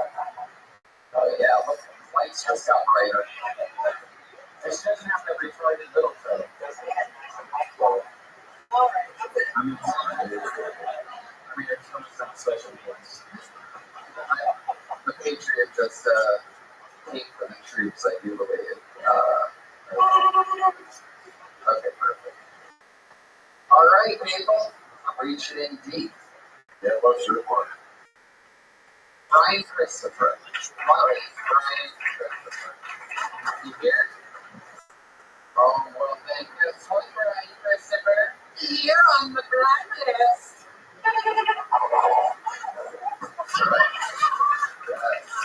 Oh, let's just fill up this blacklight line right now. Oh, how exciting. This person's here. It's Amy Hawthorne.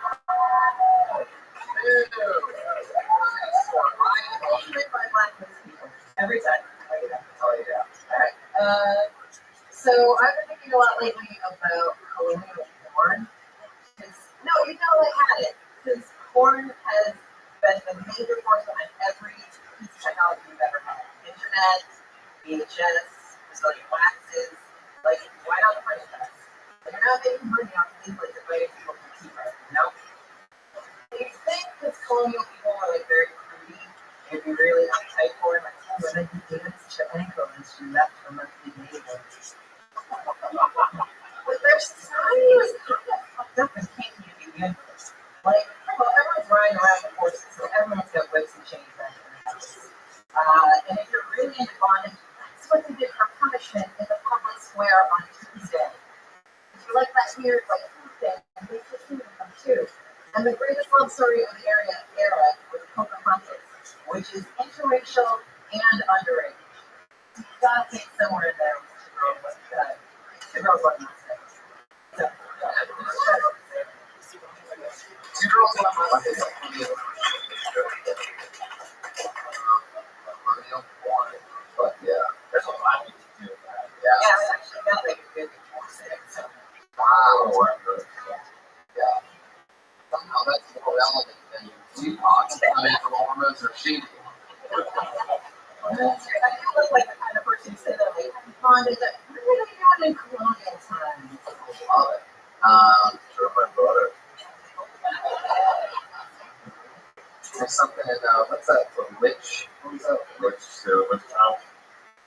everyone's child. So you know, they would have been good at that, right? Those kids, bitches. So, well, have you ever had a fruit stick stuck up your ass? Yeah, there you go. Yeah, right now. Colonial porn. Wow, that's really one that I haven't thought of since I was in a different physical body in the 1700s. Colonial porn. Do they do that? Is that a thing? They must have, because what got me implemented, I actually saw increasing the orgy. And then, I forget what that colonial times in my brain is. Because there's been porn forever. Any era, just think of the porn of that era. Very natural porn. Okay, that could be something interesting. Sure, going through a porn areas, Jurassic porn, colonial porn, medieval porn. Yep. Somebody's got a fantasy they want to hear more about. But I've never been in a medieval porn. That would be a good recipe. Right. Yeah. Enough with the jousting already. That could be their slogan. Medieval porn. We don't shoot turkey legs. We just fuck it.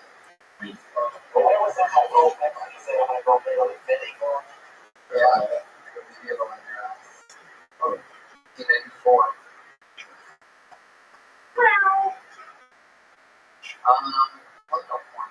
Porn. Yeah, but there's like a lot there. It's a great premise. There's references in there. Yeah. So they know there were the porn. Yes. Josh, will you go get our regular closer, please? Yeah, she's just I know. She went downstairs. Oh. Colonial, yes. Amy, I'm looking forward to seeing an updated version of Colonial porn. I wish I could help out right now, but I'm still coming down from my trips. Maybe something with the Marvel, or look at the toys back then. Because back then, they had like the biggest toy was a Marvel. You know, like maybe look at what they have. Like some of the everything else, or there was a putt that's called over that. Yeah, like gardens. Never mind, I don't know about that. Do some research on that. There's a lot of people there like, Oh, I'm actually trying to the different floats up on the East Coast that I could go to for class. right. Or you know, planes there. You could blacksmith. Maybe talk about how the tour can be bigger because they actually show the real. Maybe some titles of colonial porn, like John Hancock and balls, or the Declaration of the Year Asshole. Maybe another night in TJ with Thomas Jefferson. Amy Hawthorne, everybody. She goes, Comedy Star, our roommate of mine, great human being. He has watched the last sequel. For all the comics who couldn't get up tonight, come back again soon. Don't give up. Keep rocking and rolling. For those of you that did, awesome. Thank you. It's now that part of the show where we go with the person who is a regular on the show, a comedian built and bred in this room, in this show. Put your hands together for the one and only Sarah Muscajami, everybody. Here she is.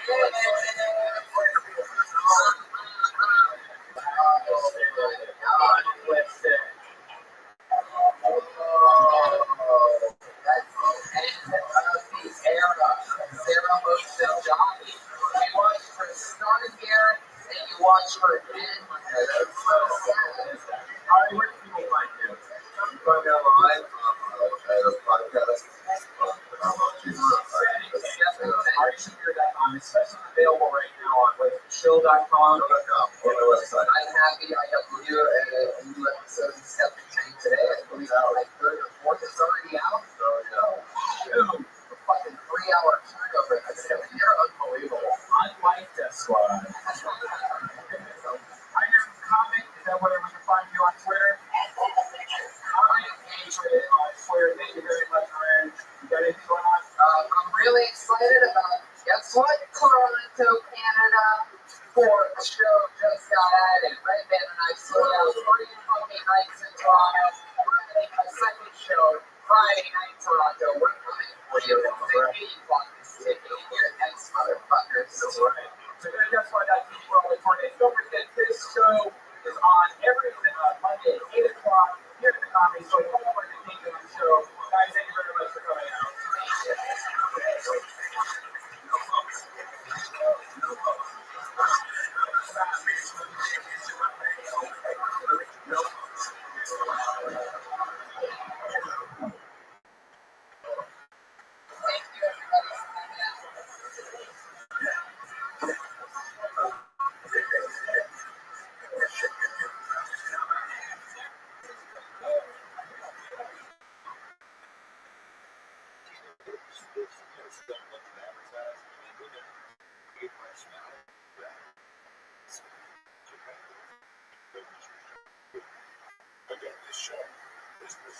Jennifer Taik, hit square.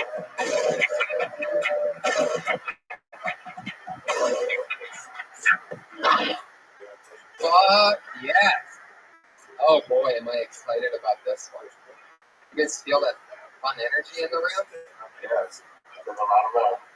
There's the Iron Patriot. As always, give it up for our head of security. Iron Patriot. Yeah. Must be crazy under that suit. What about just like tying back the ice to like your belt area and just letting it melt throughout the day?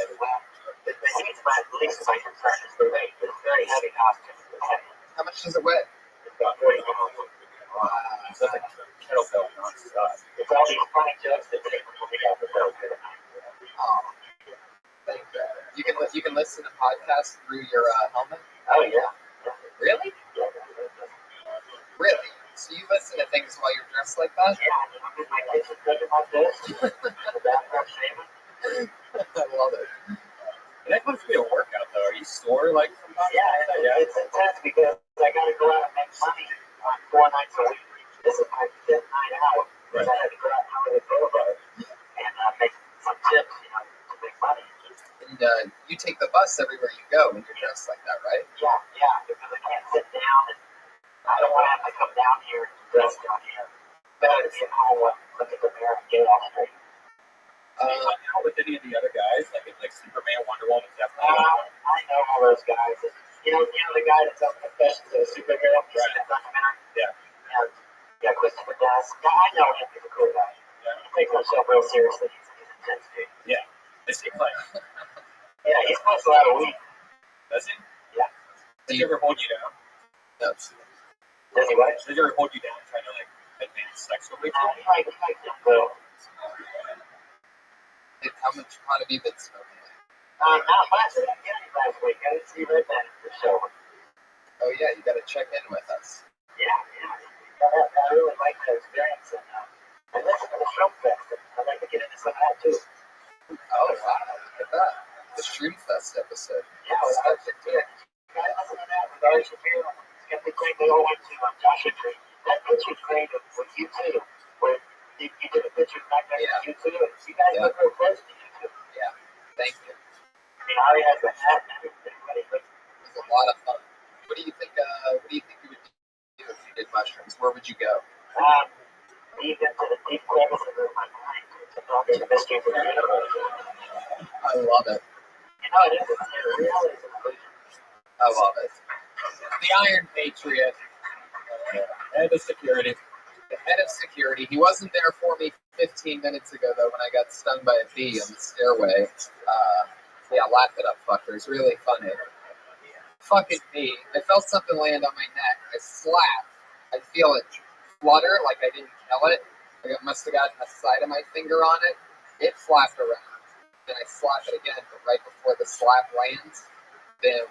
Got me back of the neck of all places. Which was really that my two closest friends to me have the worst vision, and they're arguing over whether there's a stinger in there or there isn't. I'm just trying to find somebody with normal eyes. Give it up for Josh Martin, everyone. That's him. Wow. He does not look like he has normal eyes. Not the guy you want inspecting your neck to see if there's a bee stinger in there or not. Was there still a stinger in there? No, it wasn't. Did he suck it out just to make sure? Yeah. He sucked it out of my penis. All of that. The bee stings in my butthole. Well, as you know, people, we have a lot of fun. There's been a lot of great news on the front of the show. Things are all taken off. It's all happening. You guys are part of something very exciting. Everybody knows pretty much the layout. We pick names out of a hat with always a new guest, always one of my funniest friends. And this week we have a very special guest that we're going to bring up now before we get it kicked off. Put your hands together for him, ladies and gentlemen, from the Naughty Show, from Comedy Central, Down and Dirty, everything. Punch Drunk every Monday, every Tuesday. Yo. Sam Tripoli. Come on. It's good to be here. What's the word? Great show so far. I am so excited to have you on this bad boy because This is the one of the most unfuckable crowds I've ever seen in my life. This looks like a sex act anonymous meeting right here. Seriously. Hell yeah. Thanks for coming. I draw a really good looking crowd of them. That's all right, dude. Ugly people buy merch. Not that you're ugly. You guys are. You're a good looking crew. But ugly people buy merch. Trust me on that. I like this guy. Who's this dude? Oh, you come here all the time, don't you? You're like shady. Who are you? Russian? What are you? Siberian? Like the white Red Cross. Yeah. Yeah, he's like, yeah, you got all your trust. It's like Red Cross dress for less. Yeah. Huh. He's sitting next to Sarah Dresses. Remember her from Oh, big drama with this one. Well, yeah, she looks like big drama. Sarah, why don't you come up here for a second? I need to. Oh, man. Yeah, for those of you that don't know, Sarah was, there she is, at Sarah Dresses on Twitter. She missed her spot last week. What we did with her was, You're a comedian? and she was the only person who we don't go out of the bucket for. She was here the very first night that we did this show. She was the only female that was willing to be part of it. Why? You didn't want to be part of it? No, that was then. It was just week one. Nobody knew what was going on. People thought I was just going to be completely mean to them, and like I was just going to shit on them. Right. Not you, Tony. That happens working out with. Yes. But she was the only one, so we said, hey, as a reward for breaking the female ice on the show, why don't we close out every show? Plus, it was her first time doing stand-up, so we felt like we were building her from within, doing something really cool for her. And then, she's the Rosa Parks of Killing Tony? Yes. Yeah, we did not have this idea before. It just kind of organically happened. Right. Like, wow, that's a spot on the show. Yeah. And, yeah, you fucked it up big time. She's learning a lesson in professionalism.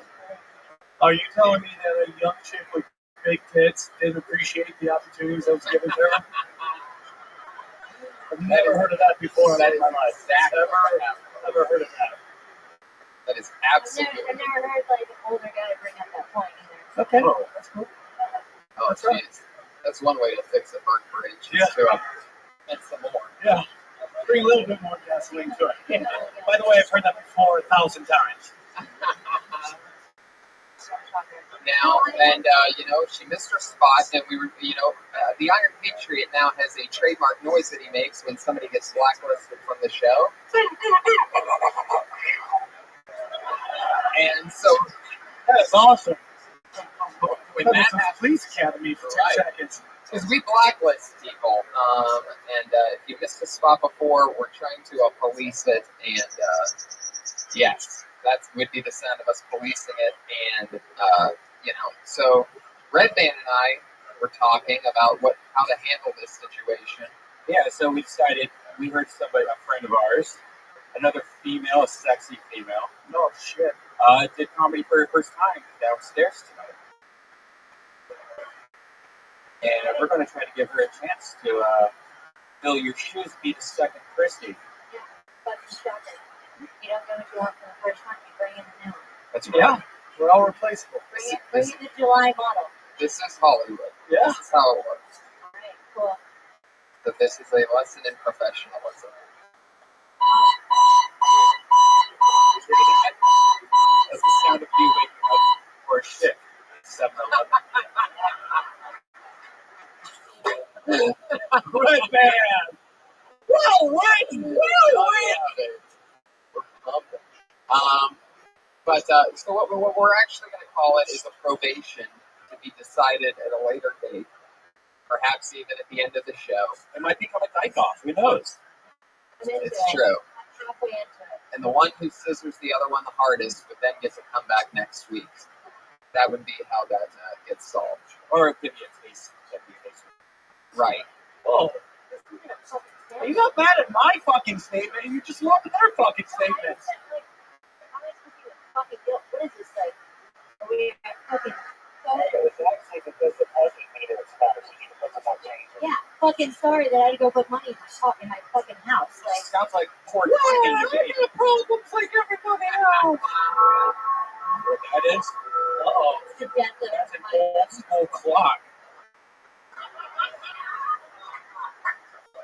Alright, are you guys done, like, fucking me? I just started.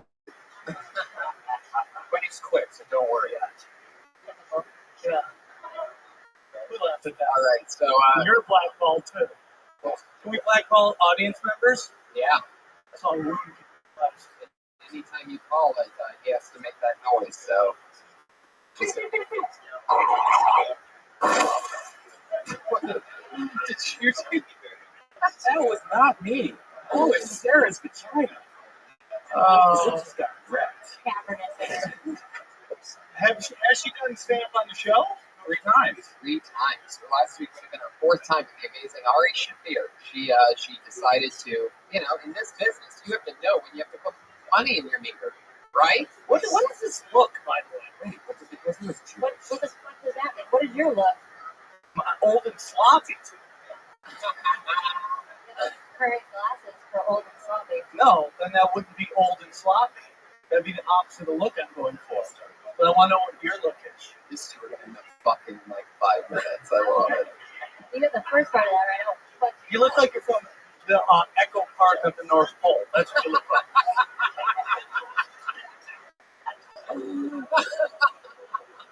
So,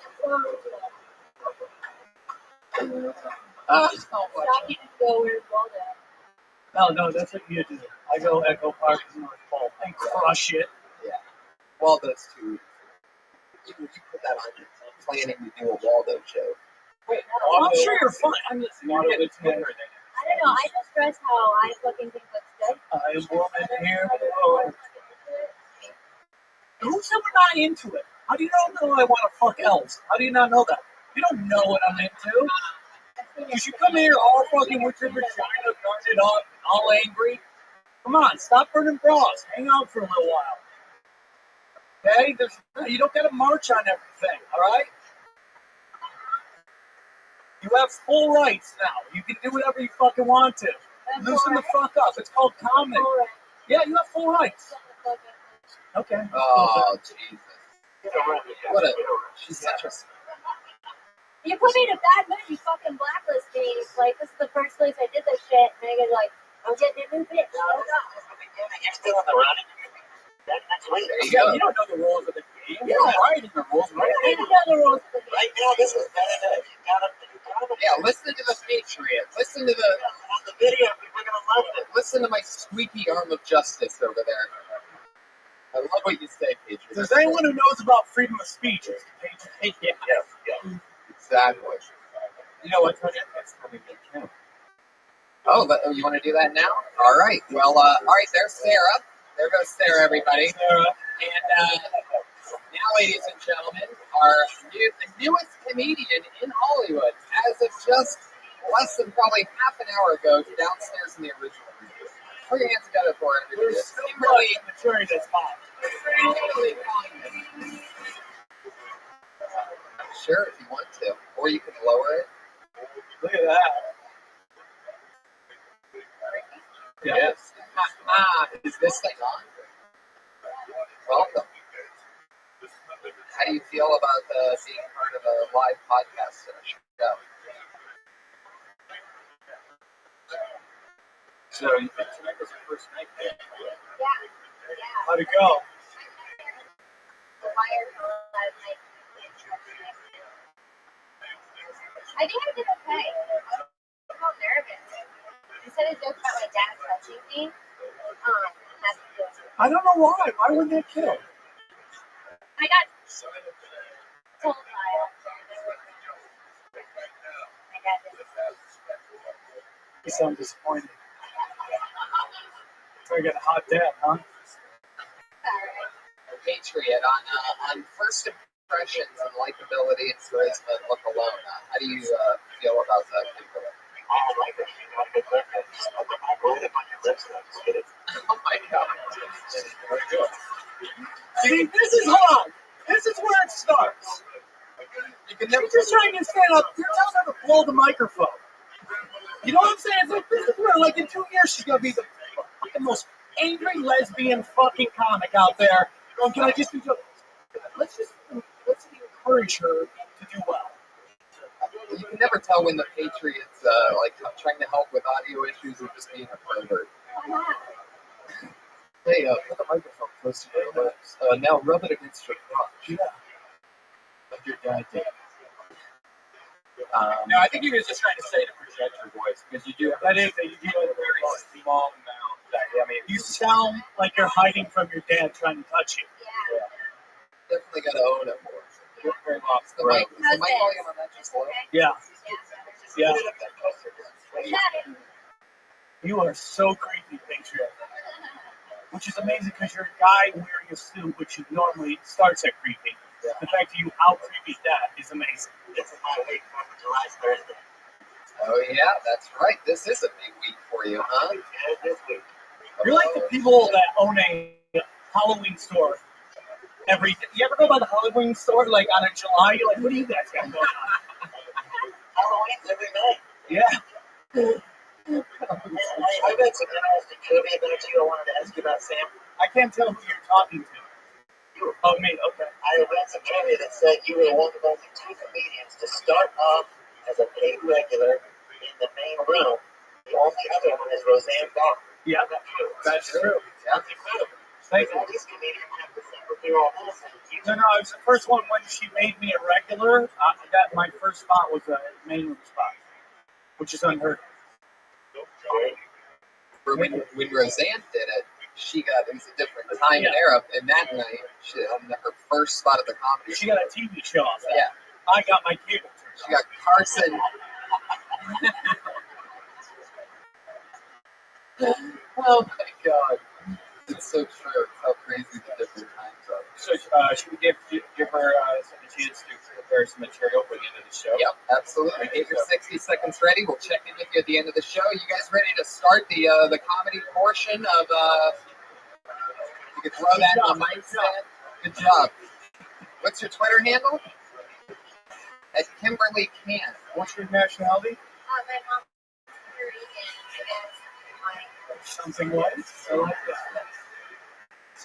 You see how Puerto Ricans out here. All right, we'll call you back at the end of the show. Generally, they're low-riding bikes and easy to go cross-country. That would have killed it, either. You guys ready to get this thing kick-started or what? Kick-started? I feel like we're on one of those, a donkey show. That's how they vibe in this room right now. It's the Donkey Show podcast. It's like someone gets fucked by an animal. Fuck yeah. All right, I pulled a name out. Put your hands together for your first comedian doing 60 seconds. It's Ryan Dowd, everybody.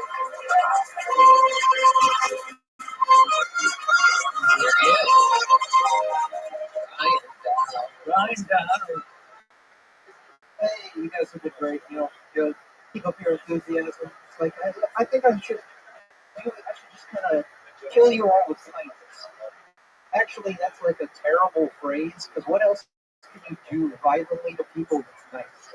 You can't go up to people and I'm gonna rape your daughter with friendship. I'm gonna blunt force trauma you with appreciation. I'm gonna pull the plug on your grandpa with free healthcare. Doesn't really work. Oh, fuck. Jesus, people. Actually, I've been thinking a lot about this, honestly. Just thinking about Jesus. Actually, I'm thinking about St. Joseph more.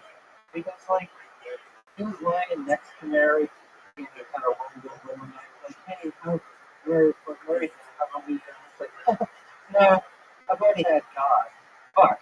How could you have people that? How did that even go? Was it just like, okay, that's all right, Rich. Still okay. I'm going to come. You know what that means. That kitty sound means that's 60 seconds, everybody. 60 seconds of fury, brother. Heck yeah. I watched most of the second split on my watch. Oh, man. I was like, why am I staring at my watch? Okay, what do we do? What do we start with good, then go to bad, or what? Any way you want to do it. We're very unorthodox. I love the level of joke you're trying to do. It's fucking great. But you have a creepy vibe, and that's a good thing, because you'll probably be encoded in about 3 weeks, okay? You have a great vibe, but you won't open up with a rape joke. How long have you been doing comedy? 2 years. Yeah, it's like, that's a hard thing to open up with, right? Right out of the gate, you have Dahmer energy. Just to let you know that. whether it's good or bad, you look like you love to rape dead people. You know what I'm saying? And that's worth acknowledging. That is, and that's why you're going to work in Hollywood. It just, that's who's running Hollywood. These fucking weird dudes. So you're going to look at you and go, hey, that's me on stage. One thing I notice you don't do, you don't look at the crowd.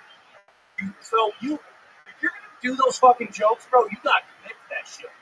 You got to be like, yeah, I rape children. Fuck you. You know what I'm saying? You got to look them right in the eye and let them know, hey, man, I might really rape these kids. You got to own that shit, dude. You're scared. Yeah. I sense fun on stage. What's that? I was scared when it was on stage. I think that's why I was looking at my watch. See, I like that. I like that you're trying to do kind of that crazier shit, and I like that kind of comedy. But you got to commit to it, bro. You know what I'm saying?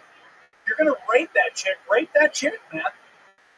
And that's what just gets me. I'm gonna sound like something just gets me for the rest of my fucking life. I mean, even the way you're standing with your arms crossed like that, man, like that's amazing. Like it's incredible. No, don't not do it because go back to it. Show everybody what I was talking about. No, but it was more like one was just resting on top of the other one. Yeah, it was like that. Like if you did that and kept the mic in the mic stand and looks like you do, yeah, you could talk about a lot of fun, creepy shit. Yeah, you definitely have that. And I think it's gonna go good for you. You just gotta own it, dude. Yeah. And then it looks like you live with your mother, right? Oh, totally. But your mom is dead upstairs in the attic. Yeah. Right. You know what I'm saying? Yeah. You have some cooler, you have to have freezer jokes, you have to have cannibal jokes. I love the level of comedy you do. You just gotta really commit to that, bro. Right. And then you got good stuff. Yeah. But acknowledge the way that you look. It's, I mean, you should have. When you walk on stage, vagina snaps shut instantly. Yeah. Except for there's a couple girls here just like, oh yeah, I get what they know. So boom, you got shot. Ryan out. There he goes. Hey, Ryan, good job. One down. The microphone just gave up on them. All right, here we go. Your next comedian, Michael Benson. Boom. Here he is. Yes. How's it doing? Yeah, I do look like a coked out Matthew Broderick. Jesus Christ on ice. That's what I want to see. I want to see Jesus Christ on ice. Going to Vegas. Hey, it's bloody. Anyway, let's move on. Let's talk about what I wrote down. I like to think of myself as a compassionate person. I'm usually the first one to say, if there's anything, just let me know. I know you've been going through a tough time, and your girlfriend just broke up with you, and you're kind of sick. But if there's anything you need, just let me know. And their usual response is, no, that's okay, Michael, I'm fine. Well then fine, fuck you then, you're lost. Because I'm an amazing human being, and you just missed out on some grade A compassion, baby. I could have been there for you, serving you chicken noodle soup and giving you amazing hand jobs. Because my left hand has twice the strength as my right hand, because I'm handicapped. But you don't get that type of loving with a UBIN. Nick loves him. My mother thinks that, you should have called your father. Right, there we There's the cat for 60 seconds. Hell yeah. Thank you very much, guys. There he is, Michael Benson. That guy's trying to protect me. Can I sit by that guy there? Yeah, on stage. Yeah. Oh, yeah. Yeah. So far, we're having a creep off. I forgot how creepy open micers are. They're not all like this. This is a random lottery situation, and nothing could prove it more than our first two comedians back to back being stalkers of some kind. I mean, holy shit. I like it. What's your condition? What is your... Oh, wow. Bro, that's your help. Can I give you a suggestion? Put stock over it, making your comedy do it. I've been, actually never talked to them. Like, when's he gonna use the puppet? Never uses it. Yeah. I've actually been working on it. No, I've been looking for a really decent sock. I've heard that a couple times before, and I've been just trying to find a bit around that. But yeah, thank you. Oh my God. Hello! All right. I'm a mangled head. I'm not All right. You can write it later. Stop it. Calm fuck down. All right. The name, or you could even do like whether it be like a sandwich bag, something like that. You could go a lot of different ways with it. Yeah. But you gotta put something over that thing. Do I have to? No, I do this to accentuate a point or to show, hey, God hates you? Well, yeah. I would definitely. He was 1984. He did too much cocaine and said, hey, I don't know. Let's put a handicap thing on him. Hey, use it to all it's worth. Oh, yeah. I did. Anybody should get on TV, just tell them fucking whatever. Just do it. Yeah. I like your energy. You know, you've got to think about going up there high energy like that. People can't. They start concentrating on your energy and not what you're saying. All right. Yeah. I call it controlled chaos. You got to control it. You got to be able to get your point across, and then you can explode into craziness, so you can hear what the fuck you're talking about. Yeah. You're so excited. I have no clue what the fuck you're talking about. You're fucking sweating. You know, All like right. The only part of you that wasn't going 190 miles an hour was your right hand. Yeah. It was just it looked like glowing. But again, I like what you're doing. Yeah. You just gotta because they got to digest everything you're saying. That's comedy. It's the hardest art out there because everybody in the room has to know what you're talking about. If I'm rapping, nobody knows what I'm fucking talking about. They don't give a shit. They just know they're in the club. You know what I'm saying? But here they got to digest it. So you got to slow it down. Yeah, you're very, very edgy. I like that. Really edgy. Like very palsy material you were saying. Yeah. I love my Anybody heard that? We need a pun sound effects. Yeah. When you sneeze, does it kind of look like a salmon out of the water? Yeah, a little bit. You know, just that. You should make a puppet, bro. I think that would crush. Yeah, Totally. it probably would. I think it would be the most hilarious shit ever. I'll come back in 2 weeks and try and see if I I'd can love to see it. Oh yeah, I think and that's a stink tag it. Put a sock on it. Put a sock on it. Michael Benson. Everybody, there you go. Flying through it. At MJB Comedy, by the way, you can follow Michael Benson on Twitter. Ryan Dowd was at There Is No Point. Michael Benson at MJB Comedy. Love it. Here's one for you. Kyle Henson. I got Kyle talking about Toronto.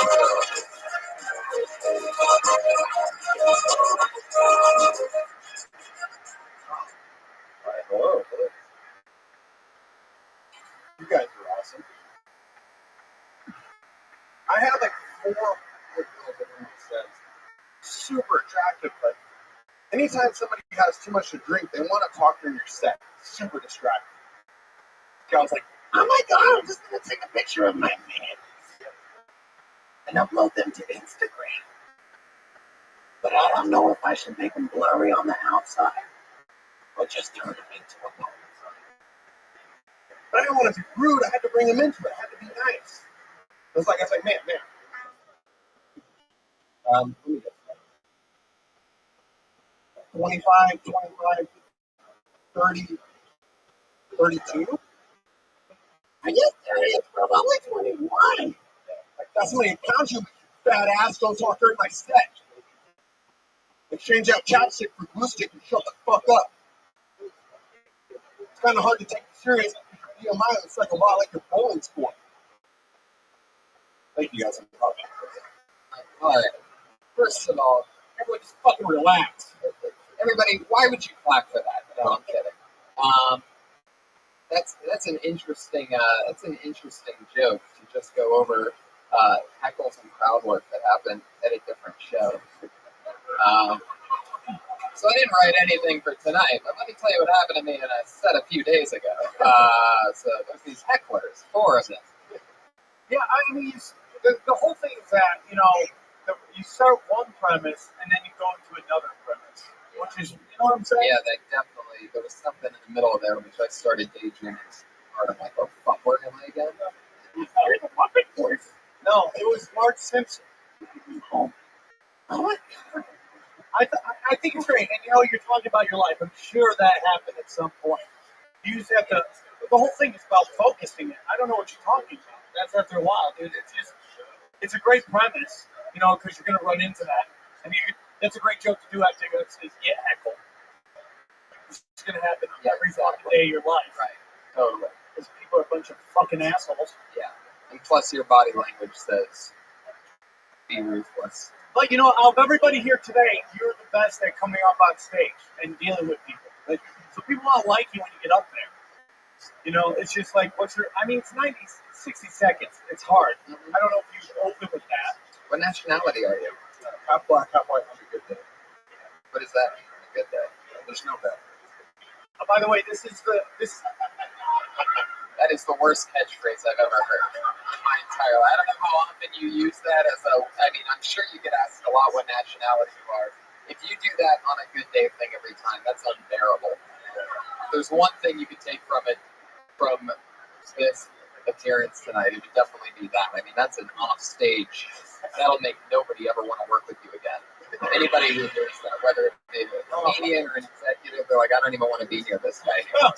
I'm half black, half white on a good day. You put them all in position to go, well, what do you mean? And then you go, there's no badness. That's just ridiculous. That's like poorly written dialogue in a shitty movie. Like the dialogue in an already shitty movie where your expectations are so low already. That's what happened. Yeah, you're that boy. You got it! Kyle Henson, everybody. There you go. Take that with you. Kyle, you're funny. I got heckled. I was doing a late night Fallout a few nights ago in the original room downstairs. It was like 2:05 in the morning. It's a true story. That's usually about an hour before I go up. But I'm doing a spot. There's like 6 drunk people in the room. One guy's super drunk, heckling me, sitting off to the side. And I'm laying into him because he's heckling me, and I'm laying into him, and he goes, remember, he's sitting off to the side, and I'm doing stand-up facing straight out. And he goes, I don't need to take this from you, man. You've only got one ear. To which I responded, he's still looking straight up. That's because you're looking at one side of my face. It was an unbelievable highlight of my career. By the way, I think for most TIs, looking like guys in one place. Maybach music. Yeah. He's got the whole group up there. Oh yeah, there's No Chains. And, Kanye Worst. I love it. The whole crew. All right, let's keep this fun train moving along. Up next, Paul Aliyah. Oh shit! He gave us the guns as he came up. He gave him the guns. You guys, I'm a Catholic girl from Iraq. Yeah, I'm like a white buddy. I'm like a straight leader. My family's from Iraq, and my dad doesn't say English that well. I just know some words, man, like awesome, dude, love, to get my feet dirty, some of those words. But when I was a kid, I loved doing comedy. I was just tell my dad jokes. The first joke I told my dad, I was like, Dad, I watched the news lately. That there's some guy talking to the midgets. How can someone stoop so low? You know? This is my dad's reaction. My dad was like this. Oh. That's cool. Your jokes look nice. Okay. You are going to roast me. Don't throw me the shit. Let me tell you a joke. El Arab goes to that age to do problems. That's the joke. That's the joke. Oh, my name's Paul Aliyah. Thanks, guys. Okay, I gotta just say right off the bat, there's something about you that I just love to hate. I mean, you are like the type of guy that's just my arch nemesis. Like, there's just something. I mean, it's unbearable. Really, there's just certain types of young comedians. It's like they try. It's like not they try. It's whether they're trying or they just are. As like this. There's this thing, and I don't think anybody talks like that in real life. But I see everybody doing this trickery, and it's like, and this is not off material. I'm just talking about first impressions, basically. Well, right. So you're not saying his material sucks. You're saying he sucks. I mean, I hadn't gotten to that part yet. No, I mean, it wasn't horrendous, but I mean, You're saying his material has a chance, but he's fun. There is not a Middle Eastern comedian that I've ever heard that doesn't have a joke about telling their dad a joke about how serious they are, and they don't laugh, and then the dad tells a joke that, give a job. I mean, it is just You could do better than that. It doesn't match what you're pushing out there.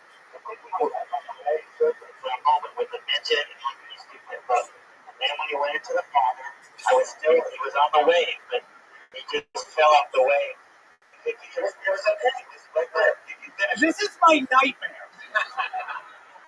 Just getting comedy tips from a guy in a fucking suit. That's what's wrong with comedy. Everybody thinks they're a fucking master at it. It is easy to sit there and judge your head. It is easy to just, somebody comes up on stage and just sit back and criticize. Right. I get why. How long you been doing comedy? 2 years. At first, I'm doing a minute. Okay. No. And don't take what I'm saying as, don't take it hard on yourself. It's just a part of the show. And, I was just being on, it's not, it's just, I don't know. It's hard to explain the feeling that I get. There's certain people. How old are you? 25. How long have you been doing stand-up? 2 years. 2 years. Right. Is it when he goes through that I wonder what it is. Robert De Niro stuff where he's like, any comedian that does this thing a lot, like where they have to keep your not even have to, where they keep your attention by doing this shit, and if you listen to the words, it's just really not that like. Are you an actor? Yes, that's why. Oh, of course, that's where it is. It's always that. Okay, I get what you guys are saying. There's some truth to that, but I know where that material would kill, and that be like, in the axis of evil stuff like that, and this town loves that shit. Right. Right, absolutely. I get where you're coming from and why you're doing that. Right. But I think you're going to find that is a limited art. I don't know why. I think, did that story really happen? Very similar, yes. When I first came out to LA, I told my dad that joke. He was like, it's so funny. When it's more performing than it is an attempt to be funny. It takes away from what's really going on. Right. That's the truth. Some jokes I had elements of acting, or some jokes are just like bullshit about girls or LA, shit like that. I think, I got what you get. I got it. Because, I grew up with all the guys who are now the big Arab comics. And, we've heard everything before. I would like to have, more personal stuff to you than that stuff. I think that, it's a great starter. But I think that, if everything you're saying about you is true, is that you could go with some real fucking original shit that would blow everybody's mind. Right. But you gotta stand out. Yeah. Dude, here's the thing, guys. You can do stuff that gets laughs in the room, and that's fine. Because it's a quick rise to the middle. And you're just gonna be stuck in the fucking middle. That's all that's gonna happen. You're just gonna hey, dude, I'm moving so fast because everyone's fast. And you do nothing original, and you just get to the middle, and you go fucking nowhere. So true. You know, man, if you're gonna fail big. Why don't you fail big, then fucking succeed a little? That's all I'm saying.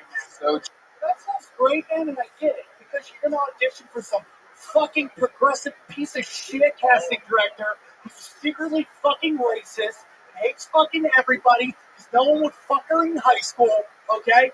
And you're gonna do that stuff, she's gonna love it because she doesn't have to fucking fit. But you're never going to be able to go anywhere farther. You want to be fucking great, then you got to do greatness. You got to go out there and fucking fail. That shit would have killed in the Arabian Night show. Here, with these fucking soulless motherfuckers, they want a fucking piece of your soul, man. You got to go out there and give them something real, you know what I'm saying? And I get what you're doing, but if you want to go far, you got to give them something different. Yeah. Come back next week for more shit. There you go. Sign up again. Paulaleah.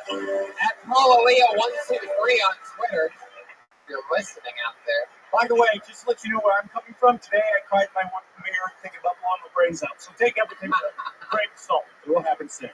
It will. That was great what you just said. That's really a breakthrough part of this whole. That's an amazing topic you just hit about working their way to the middle. I see it happen 1,000 times. People that perform more than they're being funny will get those are those people that get one spot on Conan or whatever, and then maybe the half-hour special. They can churn out 22 minutes of that, but it's people like that you never see again. You have to have something that people love about it. Always. Okay, go on, Patriot. built.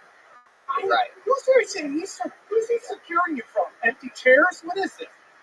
Well, One thing that's interesting is finding your voice. That's something that took a long time to do. Like, because I used to kind of have a character that was just an over-exaggerated version of me. I even once had a version that was like an urban version of me, where I was just trying to be like Vincent and Chris, which is just like white rappers. It's like, hey guys, what's going on? You know, like a Venus Aria, you know, that dude, whatever his name is. I was just like that guy. Who? He's a snarl, whatever the fuck that. But I just to mix it up, because I was like, you know what? Why not? I'm gonna try it. And then it took me a long time to actually just go on stage. Like, all right, I'm just acting like I'm talking to my friends. and one of the only ways to really be able to even find that is to just take chances. It's better to eat shit than have at it. In fact, it was this room really in which this room that's a special place in my heart, because this is where I made that breakthrough of, oh my God, because I was working here, and back then at the time, I could just hustle up here. I was opening up every belly room show. I mean, I was going 2 or 3 spots a night here.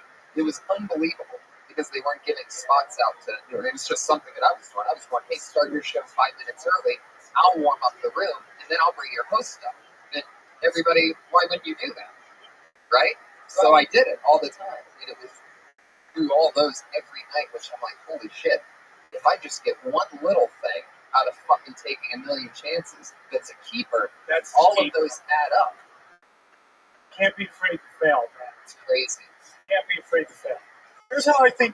Slow clap on that. Here's what I think about comedy. I've said this before, and I think there's 2 kind of comics out there, and I'm not judging either one. They are what they are. I don't think one's better than the other. There are 2 kinds of comics. There's clowns and there's shit talkers. Sometimes you have some shit talking clowns, sometimes you have some other shit talkers. Okay? Truth of the matter is, clowns work more.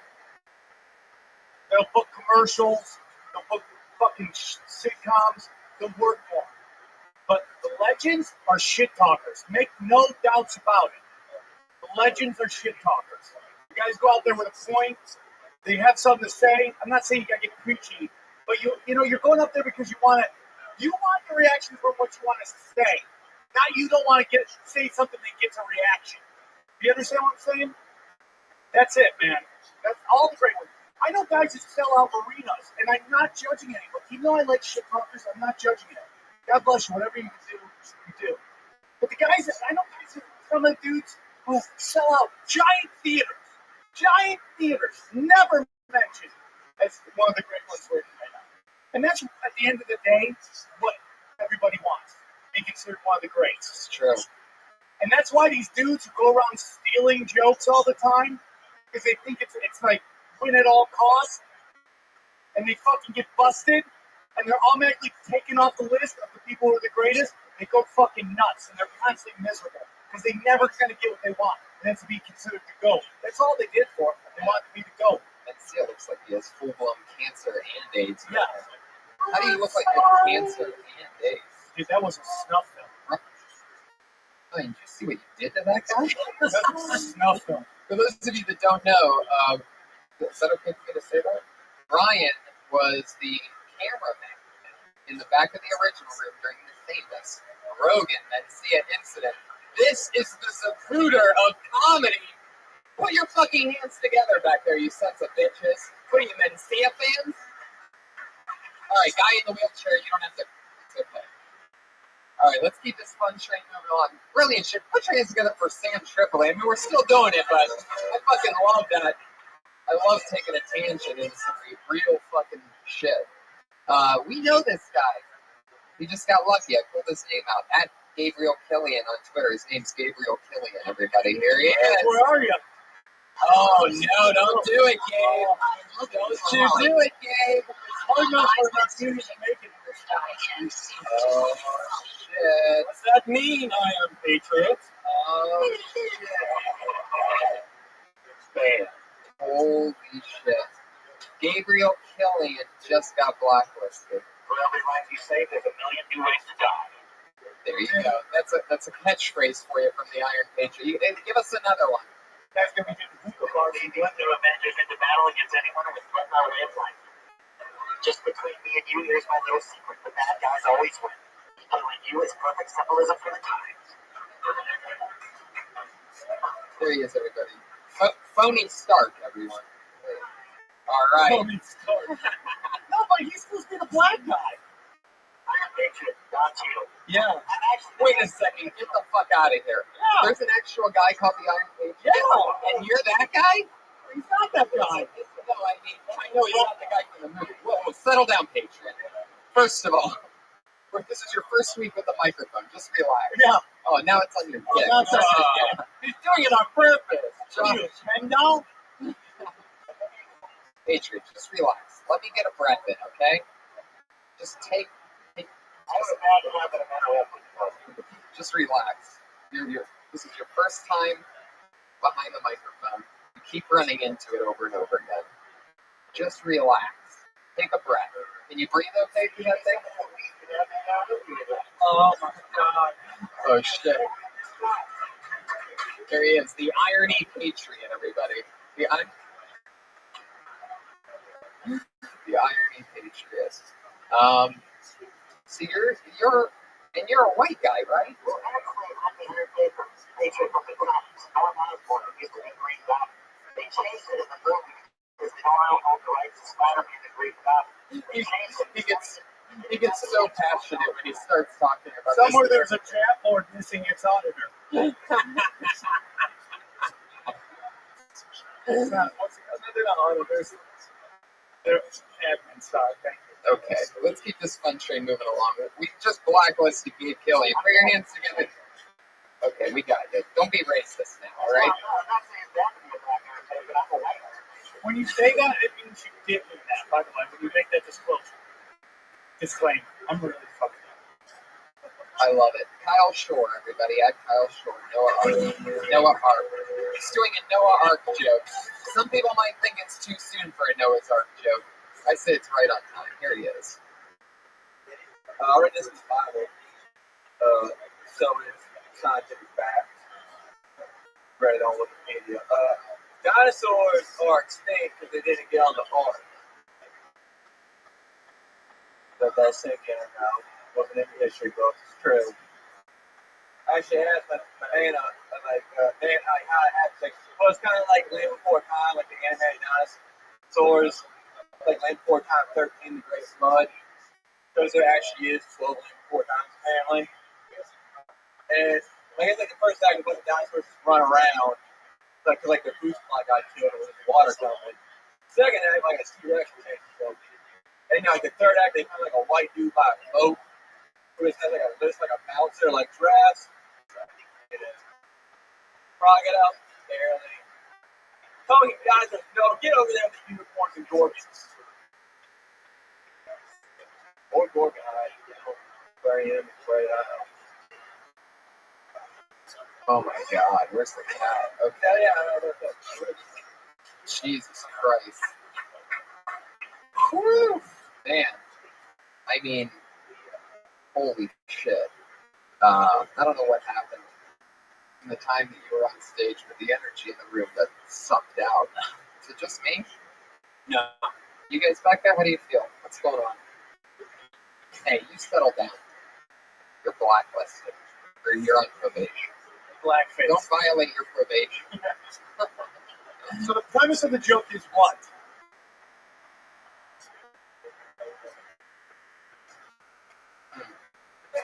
I don't think it's an interesting theory. I think it's too soon for the dinosaur Noah's Ark jokes. I mean, I just don't think people are ready.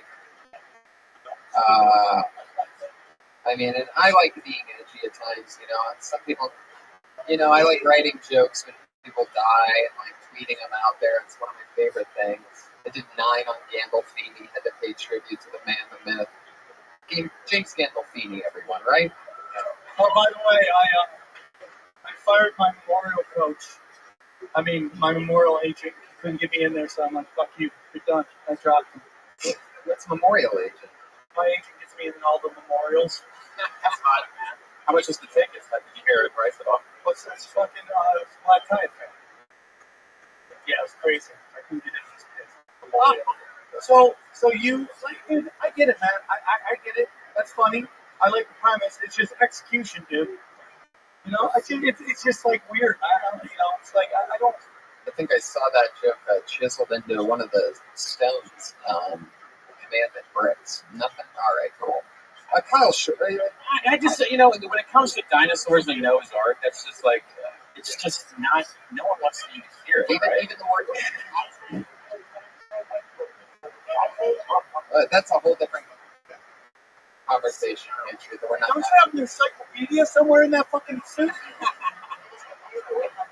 Hey man, if you're gonna do those jokes, and that's fine, you gotta have a reason to do those jokes. I mean, you know what I'm saying?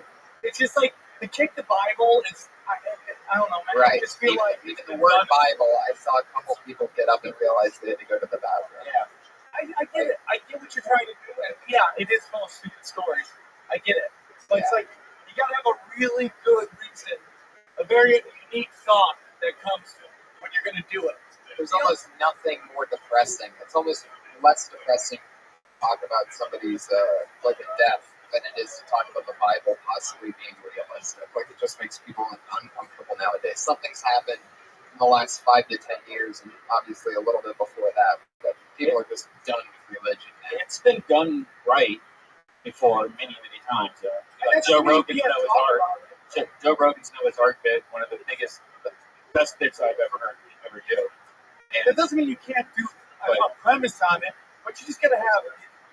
Listen, dude, if that's the stuff you like to do, you gotta fucking really go for it. You know what I'm saying? You gotta really bring that heat. Because at the end of the day, man, it's also about entertainment.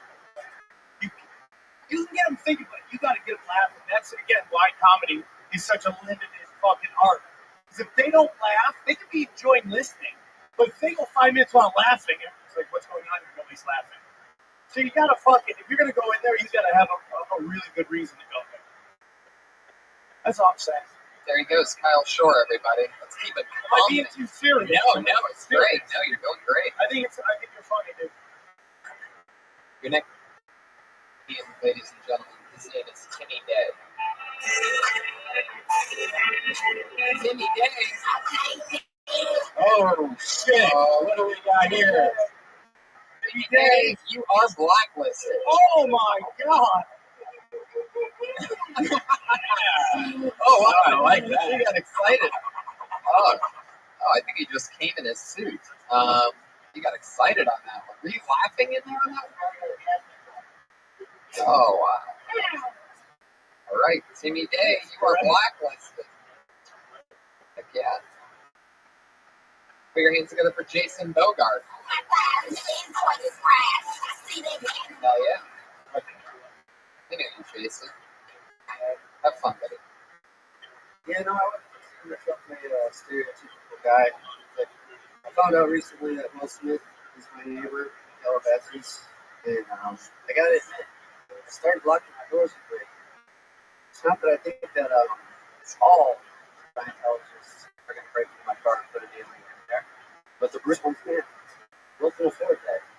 He can put one of those stress testers on my steering wheel. It's screwed all up. You get in your car, you sit down, you don't notice the alien. You look over from your seatbelt, see the alien, freak the fuck out, and your steering wheel is going to tell you that you're stressed out. Suddenly, Hancock is going to come flying into the sky with a dying that explodes. Throw it in your lap and say, come on, join my fucking religion, motherfucker. Which is exactly what I don't want to do. Because you freak me out. Stay on your side of the fence, Will Smith. My grandma warned me about you. Scientologists freak her out too. I'm not sure if that's a minute or not. I think you got it. Yeah, we got it right at the middle. I like that you thought it was going one way and it goes the other way. You think he was going to do a joke about like people stealing from him. And then, why would I do that? I'm black. I got Detroit. That's what I'm saying. That's where you're leading it to, and everyone's like, oh, where are we going with this? Right. Boom, it's a Scientology joke. And I love how real it is. You really paint a picture of it being, hey, you're that guy. Holy shit, you live close to Will Smith. Wow, it's yours. Nobody else you're never going to hear anybody doing that joke. Yeah. Hey, I just found out I live next door to Will Smith. Boom.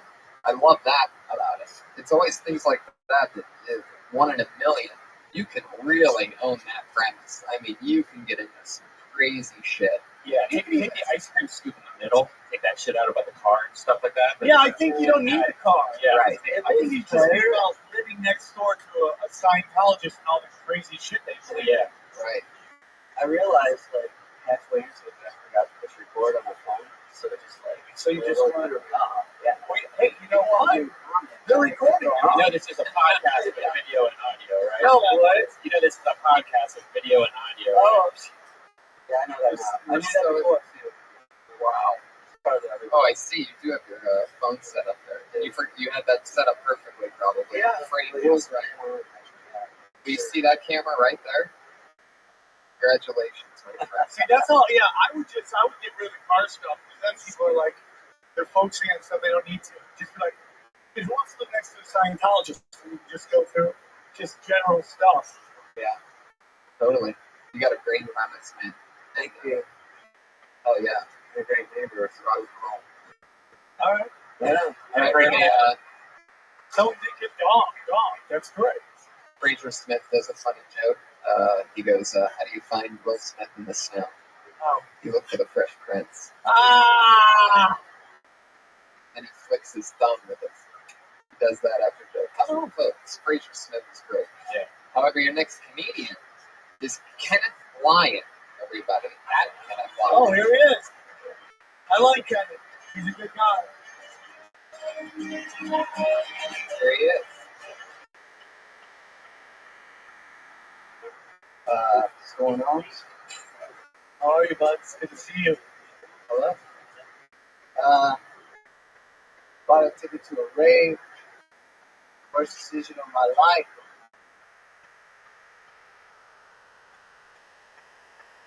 This guy by the name of David Guetta was playing. Horrible. I was in the crowd yelling, David! Yeah!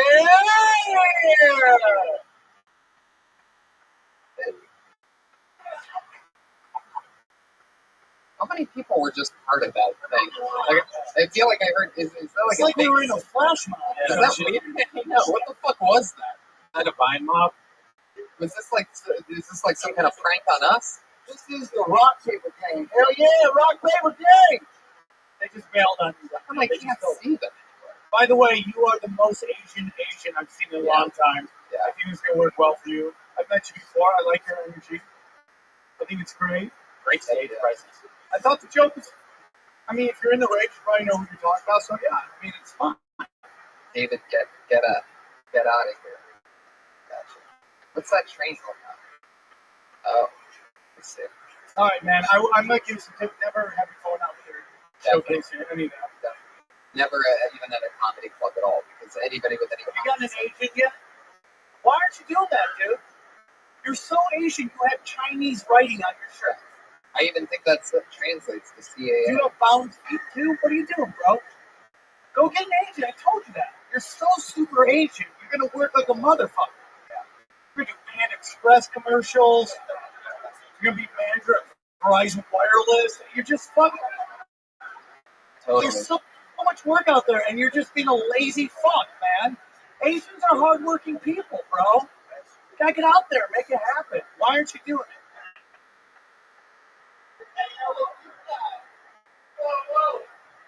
Who are you hanging out with? Mugzilla you're hanging out with? He's like, what are you molesting this guy? Yeah. What are you doing hanging out with 55? Can't you tell somebody's not a good influence when they're under the influence? Driving you from one open mic to the next. Does he make you play with his Dragon Ball Z's? You've been hanging around the Pun Master. Heck yeah. Dude, you gotta get Faux show. You gotta get an agent. Stop being a bitch. Get a fucking agent. Yeah. Seriously. Yeah. Mugzilla's not going to introduce you to the right people. Yes. No. See that? He has elephantitis with his neck. Oh, nothing on that, people? Do you join me to show you what Mugzilla looks like to get a laugh? No, okay, sorry. Fuck yeah, man. Do you skateboard? Is that what I always see? Yeah. That's interesting. Asian Really? skateboarding. Well, because, someone in their 20s is skateboarding. That's interesting. how old are you? Oldie. He could be like, in Asian, they always look young. Really He'd be young, like right? 85. Yeah. Oh, All right, there he goes, everybody. Kenneth Lyon. I picked another. I was like, I was trying to look for facial hair, and then I realized he's Asian, so he's never going to be here there. He'd be like 97. Yeah, you can never tell with them. Get a fucking agent. Yeah. Thank you later, buddy. I just got you kicked out. All right, everybody. Your next comedian's name is Jonathan Tumblin. Oh, man. Aren't you the manager here real quick?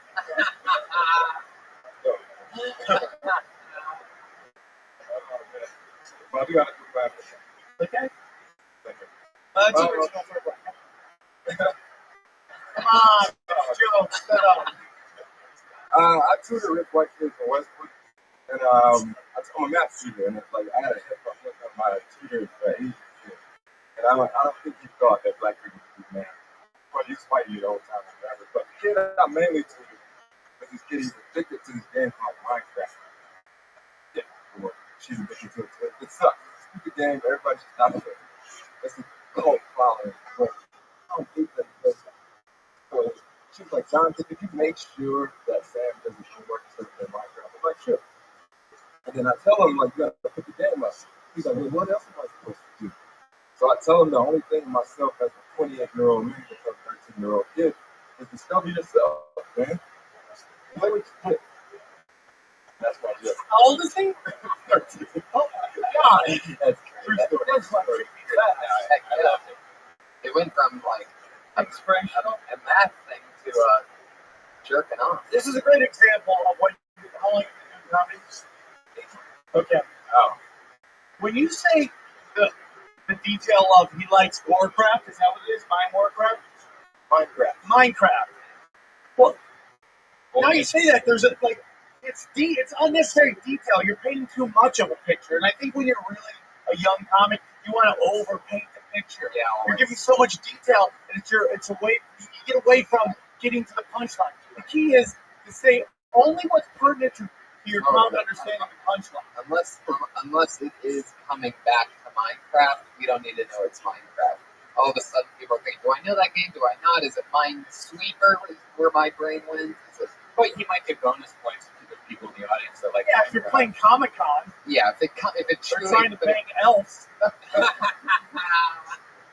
Yeah, But if you're going to say the game, then there should be a joke about the game. right, but in the joke that you're doing, it should just be, it's tough for him to pay attention. Yeah, it's a video. And then you just go into that about, I wouldn't say touch your dick, because that's going to get uncomfortable.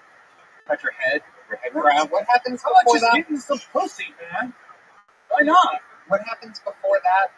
Am I wrong? Did I go too far on that one? It's like, Well, he wasn't trying to get laid. He's a video Oh game. no, that's right. When I had my first Hawaiian Tropic magazine, and I was blowing loads all over my own These chest. kids don't even jerk off the magazines anymore. Oh, it's crazy. They got Yeah.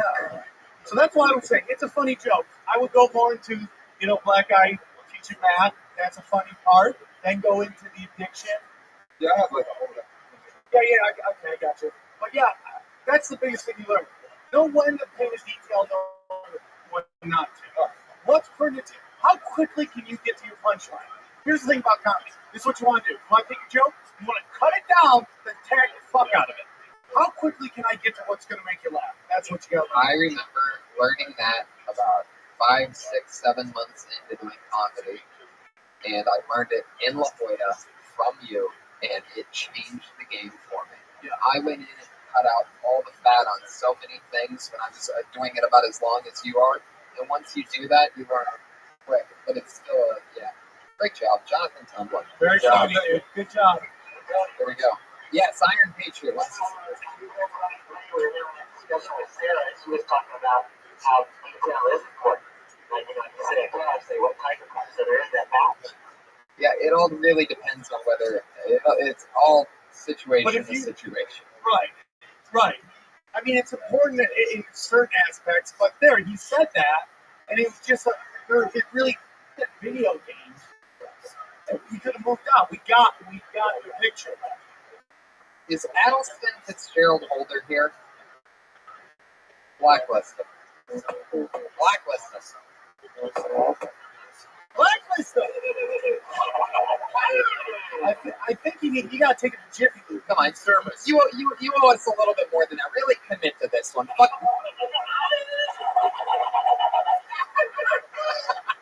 That's way better. It's way better. Fuck yeah, that's what I'm talking about. Addleston, you blacklisted motherfucker. All right, Matty Chimeboard. Whoa, here he is. Matty Chimeboard. Ghost, watching me jerk it. I actually changed. Is that alright? It's okay. It's okay. Cool. What's up, guys? I don't like hooking up with girls who are smarter than me because when they talk dirty, I gotta stop and think. It kind of bothers me. This girl's like, I'm hooking up with her, and she's like, oh yeah, she did like the 7th Amendment. I'm like, what? Like, what the fuck? This is some bullshit. Like, she wanted me to treat her like the 7th Amendment, but I fucked her like thou shalt not steal. Because I don't know the difference between amendment and commandment. But it's like, it was such an awful feeling. I was so confused. Like, you know that feeling when you're in high school and you got a test and you read over the first few questions and you had no fucking clue what was going on? That's how my dick felt. Pretty bad. And that joke was fucking rough. Thanks, guys. Dude, I get it. I thought it was funny. There you go. People like it. Thank you. Yeah, I just couldn't pay attention to it. Why? There's something about, like, there's a lot of people talking about, like, commandments and religion and shit. It's just creeping me out. Like, Scientology, I don't mind because it hasn't been a topic for 2,000 years. I mean, literally, all the jokes about religion, I guarantee it, they've been done. I mean, that's all there was to talk about. That's a nice little twist. And the only live, well, but I also just, all I'm saying is I couldn't listen because there's just something in my brain that just shuts off now when I hear the word Bible or commandments. Maybe it's just something I'm noticing about myself recently. I guess tonight. I'm the same way. Isn't it weird? Yeah. Like something's going on to where it just seems. Sports. Same way. Sports. What do you want to talk about?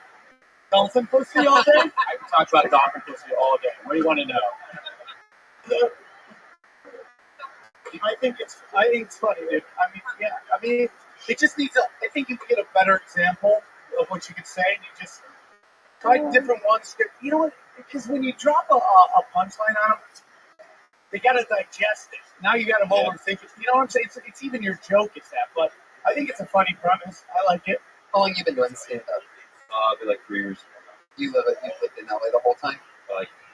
And funny. I think he's got good stage presence. Yeah, I think so too. Do you have a girlfriend? Have you been single the whole time?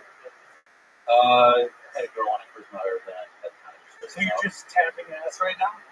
How's it going for you? Got your good weeks and bad weeks now. I love that. Good, instead of good days and bad days, it's like just weeks of good or weeks of bad. There's droughts. I respect the droughts. They just 1 week stands. Droughts are good, man. It's like when you don't fuck a girl for like a month, there's a lot more pretty girls around. Now, do you get when you start getting really bad? Do you bang fat chicks? Dude, slump busters, yes. Yeah, dude, I have to. It's good to see guys are doing slump buster. Slump buster. How old are you? Yeah, man. Back when I lived in Vegas, man. Oh, Jesus Christ! I go 2 weeks. It's like I'm just crushing pigs. Really? Oh yeah. What is wrong with you kids? Baby. I don't care. That's what it is. Sometimes you gotta do that. It's that's where you do it, Vegas. You do it every dude. You know what, man? Sometimes you gotta. Because if you haven't been late for a while, girls know that. It's in your eyes. That chick's in Vegas. This guy goes from blackjack to Jack in the Box. Yeah. Looking for pussy. Oh my God. Let's see. Fat chicks are Asian massage parlors for $40. It doesn't count, dude. It doesn't count. Doesn't count. No. Something about your soul that just eases it when a girl gives it up. It's like the Cool Ranch Dorito flakes all over your chest when you're done. No, dude, it's paying for a hand job, which I'm not against. I didn't say anything about paying. It's just not the same thing, dude. When a girl looks you in the eye and says, you can be inside, that means something. It's the thrill of the hunt. Right? And then you have to take on a slow one every now and then. Yeah. Sometimes I want an easy kill. I don't want a bottle chase the gazelle all over the place. Right. I just want to crush the old turtle just walking around. Plus, they love it. They appreciate it. They work way harder. That's true. They want you to. They're all about repeat business. Yeah, exactly. They want a good Yelp review. You know what I'm saying? Maybe big, she crushes dick. Right. Yeah, but they're also the ones that try to get pregnant. Well, they already. You gotta watch out for the slow ones. Really? Yeah. Yeah. Yeah, They only got laid in 2 years. You probably were the first person to fuck them in 2 years. They're gonna try Dude, why do you dude, you don't think fat chicks get laid? I'm like the girl that he can pound and then go get ice cream with her afterwards. I don't know why that's a bad thing. Who wants a bone bones? Not this guy. Give me some pushing. I want some top rope. Bam! Oh, there you go. Iron Patriot. The human hashtag. Straight from Caddyshack, everybody. Good job. All right, there he goes. Maddie Chimebor at Maddie Chimebor. Put your hands together for Zane Helper. Zane! Good. Slept all right. Me and my girlfriend are gaining weight together.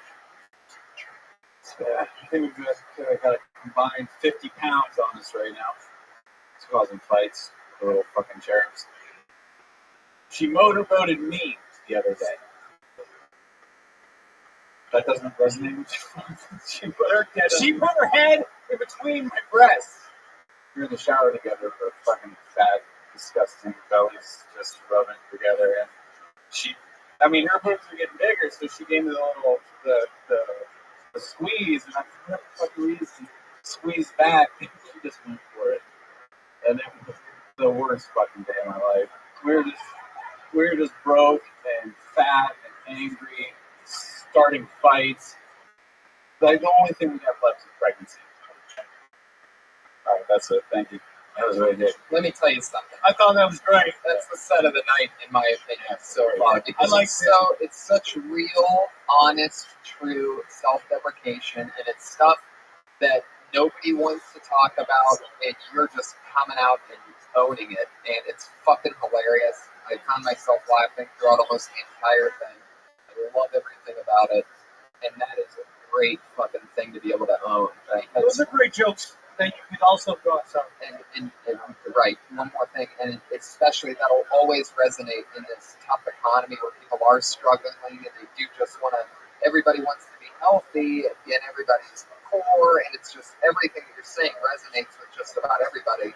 And I think it's just great and real, and you can't beat it when it's both real and connected, and people can relate. So it's always great to have a joke like that, a really easily digestible joke. Hey, wait, where are you going? We haven't gotten to the really, really bad news yet. No, I think it's a funny joke. I thought it was, cut down and it's fast. It worked probably everywhere. Right.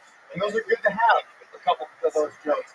So then if you want to go do all the more smart, all the more wordy jokes where you want to go, hey, look how fucking smart I am, do those too. If you have a couple of those that are just really great fucking combo, gonna kill you. You can walk up on stage anywhere, do that, open with that joke, and it's gonna kill. That's a great fucking joke. Thank you very much. And you can really run with that ball and write it, afterwards with something that starts and I know a lot of people find it strange that I called my girlfriend fat, and then you can get into a whole nother premise by delving back and then coming back again, because that's its whole other thing. It's what you fell in love with, it's whatever that whole thing is. That's not even a tag it, that's just a whole new premise. That you can have from there about talking, about saying that your girlfriend's fat, because that sounds like a whole nother great joke. I love it. I love it too. I want to fuck you. St. Helber. Boom. I love that. I want to titty fuck you. That's really funny, real shit. I love it. All right, put your hands together for Jem. Jem ain't getting blacklisted. He's here. Live in the flesh. Y'all ready for this? Oh, shit. Sam got excited. Oh, it's sports job. Hi, Belly Room. Hey. My name is Jem. That's G-E-M.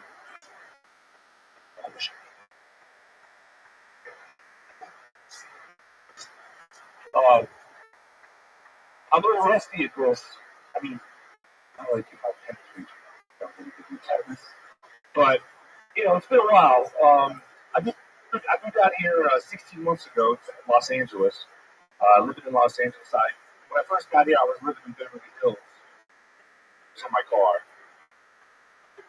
But when you're living in your car, people mess with you once in a while. One time, this guy was like, I was walking my dog Curly, and this guy was like, "Hey, why don't you get back in your clown car and get the hell out of here?" And I was like, "Sure, it may be a clown car, but it was a rodeo clown car." And then I got back in my car, set his mailbox on fire, and got out of there. Yeah. All right, my name is Jim. That's GUINNESS. Thanks. I don't know where Tony went. He had to snap one off, he said.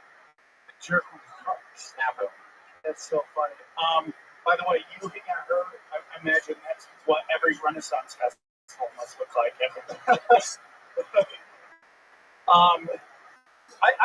The joke's good. I think you gotta just find a little tag. I mean, this room is like this is a morgue, but I think it's a funny. I think it's funny, dude. Yeah, I mean, your bit was cute where the Beverly Hills one was like bump type thing. I had to sneeze so bad. I did the joke you wrote last year. Did it? I wrote you a joke? Yeah, the rodeo guy. How'd it go? It went all right. They liked it. I love it. Yeah, Well, look at you pulling a little trick on me. yeah, but you got me back because you weren't here for it. I was like, Because you did it. How long you been doing comedy? 16 months. Oh, wow. What You moved out here to be a comedian? Yeah. That's cool. What did you do before that? I grew marijuana. Oh, that's cool. Yeah, thank you. I feel bad they're legalizing weed. It's like, what are drug dealers going to do now? Yeah. Like, where's that? Molly. Mushrooms? Oh, yeah. Mushrooms. Molly. Molly, dude? Cigarettes. I did 35 months in prison for Molly. So. Really? Yeah, you guys You don't did 35 months in prison for Molly? That's what you should be talking about, dude. Your fucking car in Beverly Hills is funny. That's the most interesting thing. That was my bit. I don't give a fuck. That's all you gotta say. I did 35 months in prison for Molly. Good night. How much Molly do you have? Fattest motherfucker here. Well, the thing about England is they busted me with 92 pills of ecstasy, right? And they took me they took my passport and they let me go. And I went out, and then they came and got me 6 months later. They found me because I absconded. And they found another 230 pills. Oh. Oh, I guess Is British prison like Clockwork Orange? Just a bunch of gangs with fucking top hats and No, they gave you tea every day. It was really mellow, actually. really? Yeah. That's what you gotta talk about. Yeah. Nobody's talking about that. 35 months in Britain prison? Really? Yeah. Nobody talks about that, dude. I And all you gotta do is take everything that people know about prisons and make it British prison, and you'll be crushing it. Yeah. Make a Downton Abbey reference. Our Patriot agreed. Talk about the tea. Yeah, I mean, I think that'd be great. Yeah, I agree. How polite are prison rapes in Britain? Today, sir. Never got raped Today I'm once. going to be entering your It's 3 years, right? We're just under 3 years. Shy of 3 years. You did all the raping. No, there was no rape. Yeah. Smoked some heroin in English prison. That was it. Yeah. Are you sure you didn't rape That's what it's somebody been. named Molly? Yeah. Is that how you get 3 years for Molly? Methylene X and methylene. Oh my God! Look at That's that. what you should talk about, dude. That's Wow. what fucking Yeah, next week. There you go. and really do the mustache up. It just has that. Yeah. You find me some good Molly because the shit out here in LA sucks. Yeah. Jem, you're not on Twitter? Yeah, Jam 25. 20 fun? At Jem Funny Club. There you They go. gave you that? Yeah. That's awesome. Yeah, thank you. All right. Put your hands. Okay. Put your hands together for hang on. Here he is. A lot of what's going on here. So guys, I love Match.com. Match.com, they say that one primary business start online. But I also read that 1 in 7 cases of sexual abuse is not online too. So I did the math, and it turns out there's a chance of 1 in 35 of being raped by your soulmate. Good joke. Those are good odds. So I have a thing, if you're doing online dating, and as a guy, you gotta be creative. Like I messaged this tall girl with beautiful legs, high heels, childbearing ankles. And I messaged her, what do you like to do on your free time other than just work on those legs? Because she's big compliments. So I messaged her again. I messaged her again, and I said this time, we went out on a date. We're the highest heel. How tall were you? See what I did there? I gave him her bed. She can see herself standing next to me with her high heels, her legs, fancy. She didn't reply. That's okay. She's playing hard to get. So I knew I had to close the deal with the last price. There you go. Anna. I didn't want to send him off, but then it wouldn't be. Let me ask you: is it hard dating in a country where women have rights? Like Colombia, women can vote. Oh, they can't. Since hey, sounds like you've been asked that before. Yeah, man. Isn't that crazy that women used to not have the same rights as us? We used to throw them around, drag them around, and they had to clean. Yep. It used to be a cool place to live. Right? It's so weird though that we actually. I guess it's like just like racist people, not like blacks and whites. Yeah. Right. Yeah, because you think, well, what do you think? I don't know. Thinking about trying to make it so they can't vote again. No. Start a. I'm cool with that. It's just weird to me to think about it. I saw a documentary recently with a documentary. The guy treating a woman like shit. It just freaked me out. I was like, holy shit. Yeah, I love. I don't know if you guys have ever seen the old commercial highlight reels where it's like coffee commercials in it. Like, this is the worst cup. Like, it's like a nice wife like walking around, she's pouring her husband coffee, takes a sip. All these commercials used to say, "This is the worst coffee ever. What's your problem, you idiot?" It's like all these old commercials. And that just used to be how they would sell shit. It's like, yeah, I want the other coffee. My wife needs to stop stuffing things. I miss those days. I like it. I think it's a funny joke. I guess you didn't get to finish, so I didn't get to hear the big punchline. What is the big punchline? No, the big punchline is the next one. The final line is, "So what are you wearing?" Guys, that's how you do it. That's how you freak bitches out. She blocked it. I cannot online dating. So you're stalking. Yeah, kind of. I think it's funny. I mean, it's funny. I like it. So you can even make that blog thing. Ladies and gentlemen, the great Don Barris is here, everybody. Ding Dong Show starting in T-minus 20 minutes, everybody. The longest running show here at the Comedy Store. What's a twist? All right, well, so we got to get the last person up. Hey, thank you very much, man. You were great, awesome. dude. Yeah. You were great. Am I sucking at this? No, it's amazing. Oh, dude, you're fucking killing. I know. Oh, you want to? Okay. Oh, okay. All right, so that's the comedians with the bucket that we were able to get through. Put your hands together for them, everybody, this week. Very, very exciting. And right now we are going to switch it over back to our running storyline.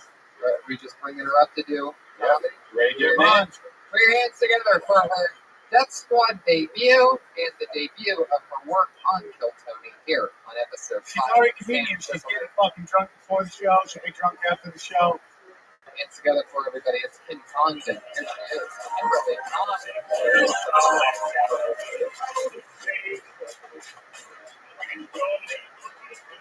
Hi, y'all. Hi. I'm from Florida. I just did my first stand-up. I did that earlier tonight. Like my first time ever. My mom is Puerto Rican. We grew up World War. Like, I'm familiar with the way, like, I don't know the difference between if that's all inspired him, but also it's the same, you know? Growing up poor, we didn't have, like, the stuff white flag. We didn't fucking hummus, food, have fucking bottled water. Great. People didn't know what grade I was in, you know? So it was good to have white friends. I feel like that's something you need in your life. You don't have white people around. It was always told when I was dinner with my friends because their parents would order appetizers, and that's something I never got. Like, that is insane. Like you can eat before your fucking meal, and you don't have to split your plate. Okay, There you go. That was good. For your first time, or first day? Absolutely. Right, yeah. I love it. That's awesome. I think it's funny. It's a pretty easy fix in my opinion. The way to get a big pop off that would be to move the word appetizers to the end of it. You know what I mean? You start it off with appetizers and then you explain why that is. Instead, I would say, when I hung out with my white friends, we had something that we never got growing up the way I did. And that one thing, this way it pops because it sneaks in. You're sneaking in a punchline in the front instead of coming in the back. Like Patriot, I want to hear your 10 cents on the on the new. Have you done theater or anything? No, I'm at school right now. I'm my outside concentration theater. I did. Hold on. What? Your outside concentration? Yeah. Is that a new thing? Yeah, that's like the minor, I guess. But why do they call outside concentration? Where the fuck are you going to college? Nazi Germany? Yeah, if you were to listen to like what you did, also there's a lot of parts where you're like, we didn't have things in our fridge, this and that. Then you can give an examples like in our fridge we kept our animals, or whatever. You know what I mean? Yeah, it's great. For the first time, that's a pretty bad fucking ass. Well, what's your favorite appetizer? Like a potato skins? Are you hitting on her? I think it's a Olive Garden. That's right. I love you. It's great, right? Yeah, it was good, man. You did great. That's awesome. All right, we'll see you next week. We'll be here next Monday. All right. So she's now closing out the show all the time? That's right. She's out? Until Sarah's off probation, decided at a later date. Plus, we do know that, what's that? She missed her spot last week. Oh, see, now I can tell by the attitude that she doesn't realize what she's done wrong, so you can extend it another week guaranteed. What was that, Don? That means probation just got extended, everybody. Oh, it's putting money in the fucking meter. My God, I had to do it. It's a minute. You would have been a minute difference. Is that what you're going to tell Letterman? Is that what you're going to tell Letterman when you miss your spot on Letterman? Oh, I was putting money in my fucking meter, David Letterman. It has nothing to do with what time we start. It has nothing. The show starts. You start the show. Yeah, you're trying to Do you have any friends? Any friends? You know how much a parking ticket is? $40. You know how many people would pay $40 to be on the show every week? A lot. It's 2 people. Within 2 people. Okay. That's $80 though. All right. 30 seconds each. Here's the thing. She might be a superstar. She may never relinquish this spot. But you're going to have to wait. How bad do you want it? Luckily for you, best case scenario, She could be the Lou Gehrig. she has to go back to college in a month or 2. So, hey. Where'd you go to college? Wow. That's pretty cool. Okay. Unless she gets pregnant. Sure. See what happens. I love the mini rivalry that we built between Sarah and Emily. It's like, who's going to win, the Gator or the Cougar? I'm just kidding. You're a young Cougar. Oh, you're so offended. I love it. I love it. Oh, look. Wait. Oh, you really burned me on that one. What are you, right for the roast or something? Oh, my God. Anyway, Good job. Yeah, Kimberly Can. That's Twitter again. What is it? Kimberly Can. C-A-N? C-A-N. Kimberly Can with a K. Is there an EY or just Y? L-Y. L-Y. Kimberly Can. C-A-N. At Kimberly Can on Twitter. Get into the drama. Tell her how you feel. Get into at Sarah Dresses. Bash her for missing her spot. And who knows, maybe we'll throw in some challenge things like maybe she can get involved with to sabotage. Maybe we have a sabotage. It's true. We'll figure this out. Yeah. There you go. Iron 3D. The iron. What is it? The head of insecurity. It's been so much fun. You are unbelievable. I knew when I came up with this format with Brian that I could not wait to get you on this show. And my God, am I so excited! I want to kill myself. Such a funny job. Listen to everything that Sam does. The Punch Drunk podcast. Go on, Sam. I hate life. Light it up. The Naughty Show. The Naughty Show, Punch Drunk Sports. Check them all out. iTunes, Stitcher. Sam Tripoli on Twitter is the big one, right? Thanks for having me here, guys. You guys all be great. You're all very funny. Sam Tripoli. Follow @Comic Patriot on Twitter. He's here every week, lighting it up, literally. I'm @Tony Hinchcliffe on Twitter. And I'm Red Man. Yes, of course, the one and only Red Band. Thank you as always. So much fun. Thank you everyone for coming out. Come back next week and I get love on this it! plane. Kill Tony.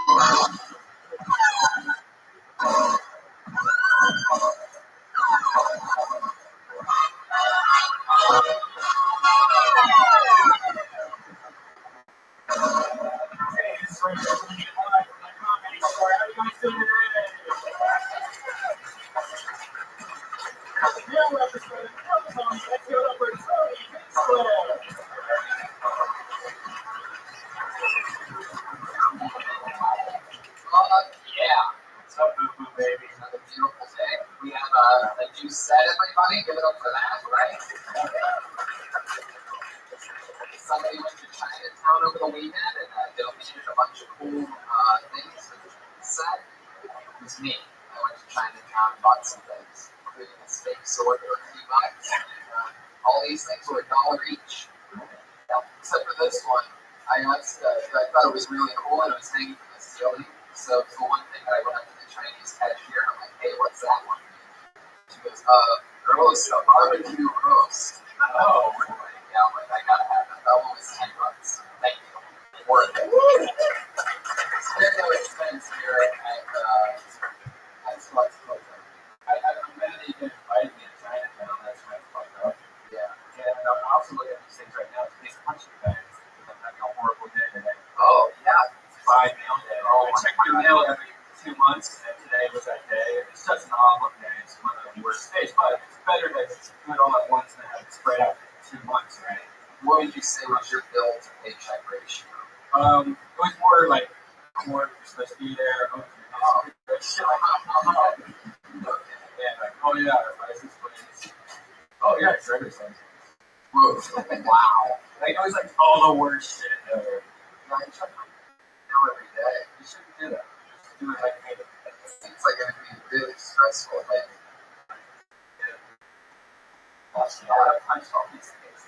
well, no punching because you have to be scared to make sure nobody gets out of control. Whoa, look at that. Queen Latifah.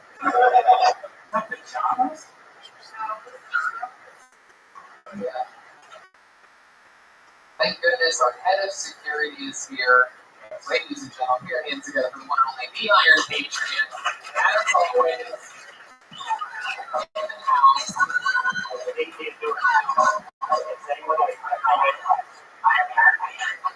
Yeah, that's one of his many awkward catchphrases. Can you give us another one?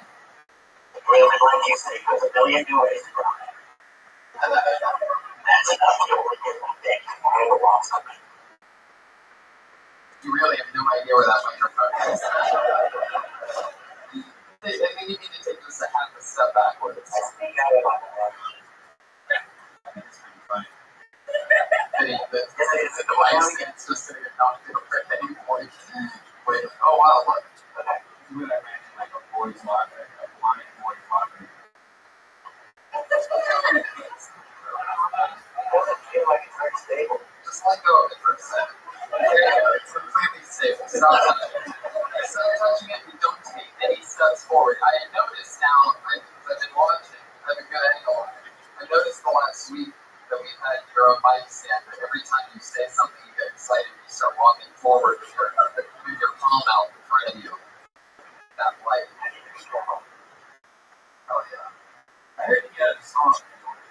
Oh yeah, you sent in some type of track. You wanted to do a song to get things started. So put your hands up for the honor future.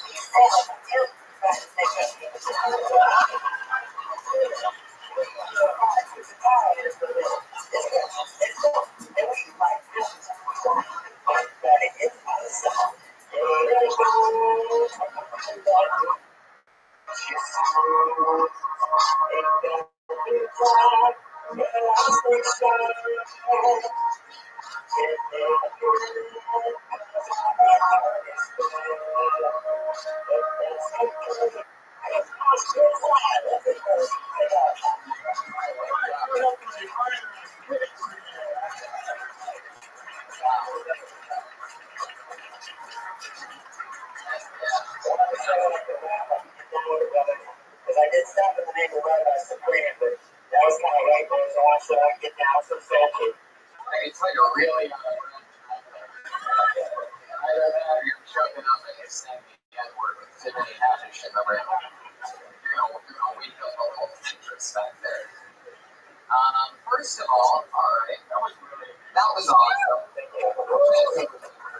I was expecting there to be, I was expecting when I heard that hit song from the late 90s, that it would be like an Iron Patriot version of a rap.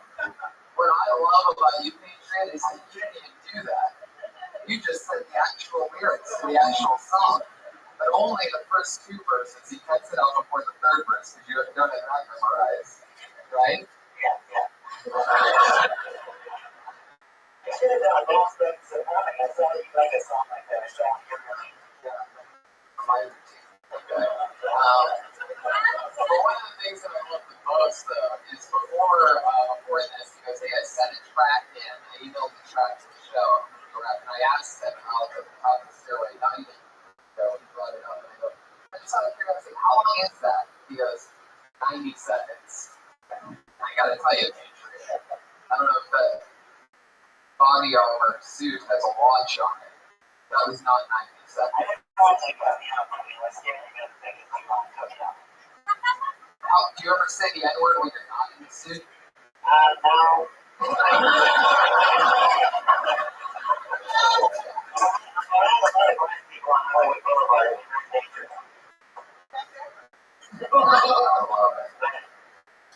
They don't know what color I am, so I guess it doesn't matter. Because you can say it in your mind, so I think I'm good.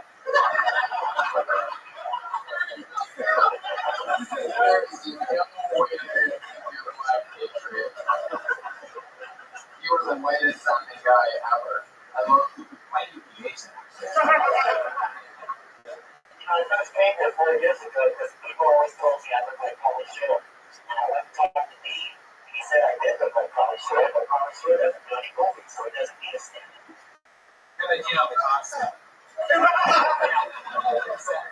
Now we see why you cover yourself from head to toe. Oh yeah, the Iron Weasel, everybody.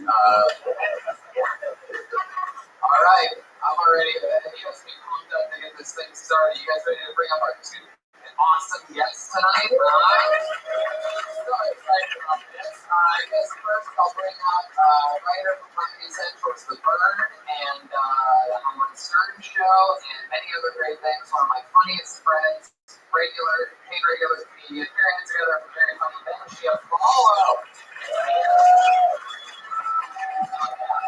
Notice the name getting right into the shape. There you go. Benji Wallow. And with no hesitation, bring up the second guest as well. You know this guy from both hit television shows like Saturday Night Live and Mad TV. Another extremely funny friend of mine. I'm so happy to have him here. Put your hands together for one of the funniest people I've ever met in my life. The one and only Jeff Richards, everybody. Live in the flesh. He's here. Yes. He's the master impressionist. I ain't number one. That's his impression of me, though. Don't judge him by that one. But yeah, excited to have you guys here. What do you think so far? Great. Yeah, I like it. You make this? I got a commission to sculptor to make it a year and a half ago in Norway.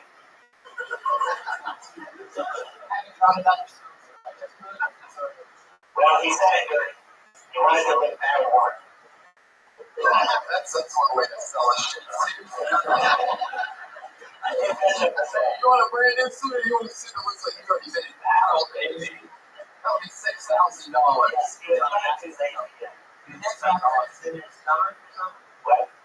Why is the microphone on your nose? Well, I have a speaker on my chest and I can't mic my mouth because I got a speaker on my chest and he's in that road. The sound's coming out here. We're going to find out that he's actually a little person full time. Two of them right on each other's like shoulders. This is what Brad Williams, Nick Nicky, and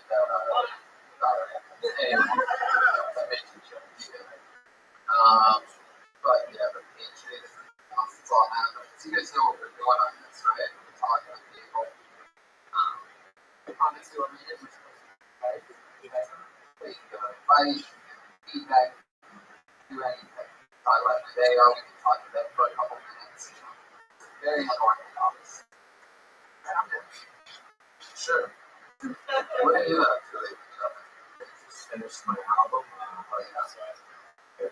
That's right. And at the end of this evening's show, he's going to be closing it out with an exclusive first-time release here on Jet Sports Hill Tony. And his band are going to come in and so that's exciting. What's that? Stay your applause. Well, awesome. But yeah, very excited about that. And that's when you guys say we get started, get some comedians up here. Alright. Well, I call out the magical bucket. Many people signed up. Let's see.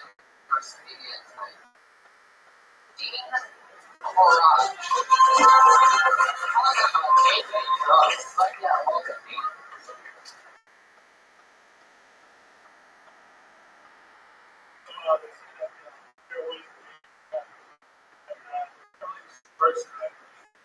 For like saying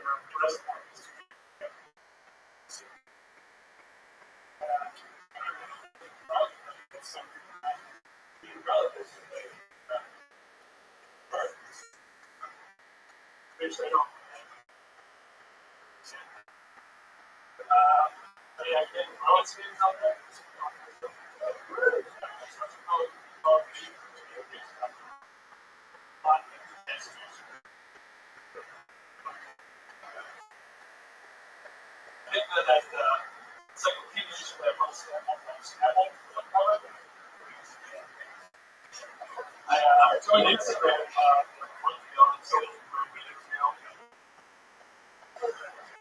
People figuring out what time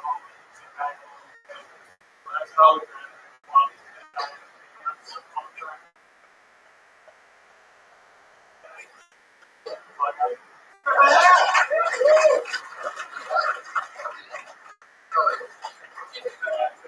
Well, you weren't really talking into the microphone.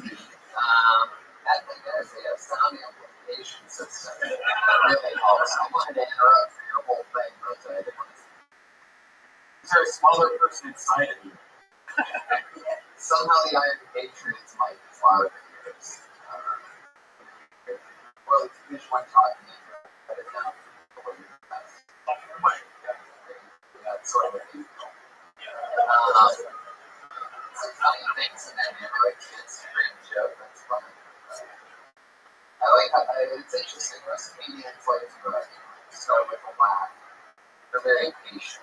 I mean, the last few were the best ones. Like, I felt like you opened, I don't know. Jeff Richards. Hi, everybody. I'm Jeff Richards. Yeah, I can't even wind up on the I missed most of it. You got Mark Morgan thing going.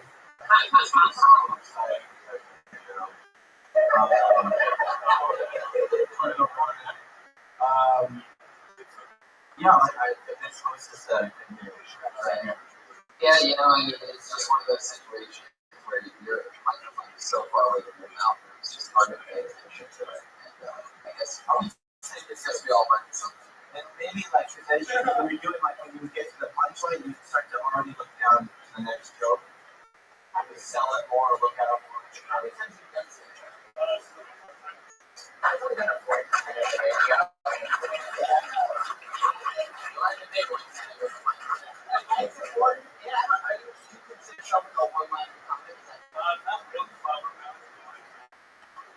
Yeah, I'd say you might also benefit from it.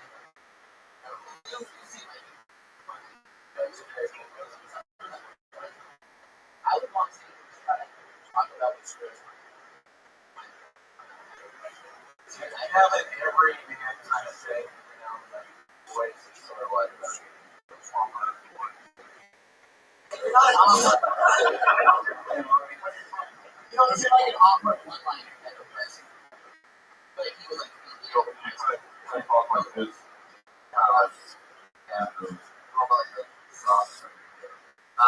But yeah, there you go. There you go. Steve Perjury.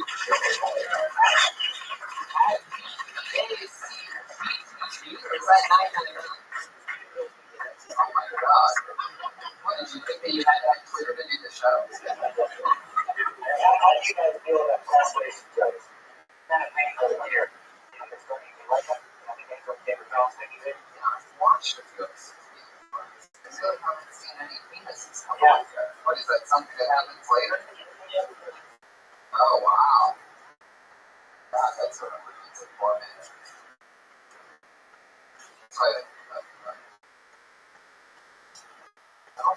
That's a much median down. Hey, add many fast line. Talk about creeping.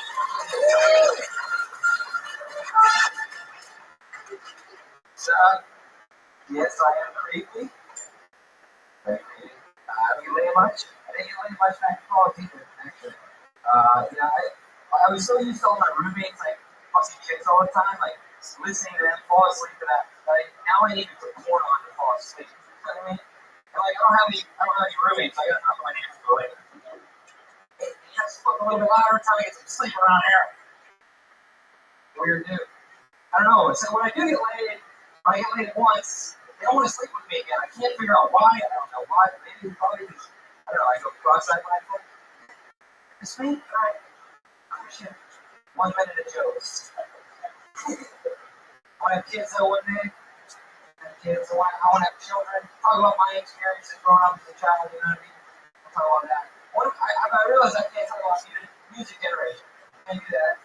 No, because like my dad used to listen to classics like Temptations. You know, my grandpa Frank Sinatra. Like, what am I supposed to tell my kids? Frank, it's what I did. Classic. You know what? you go. You see this minute by then. You know,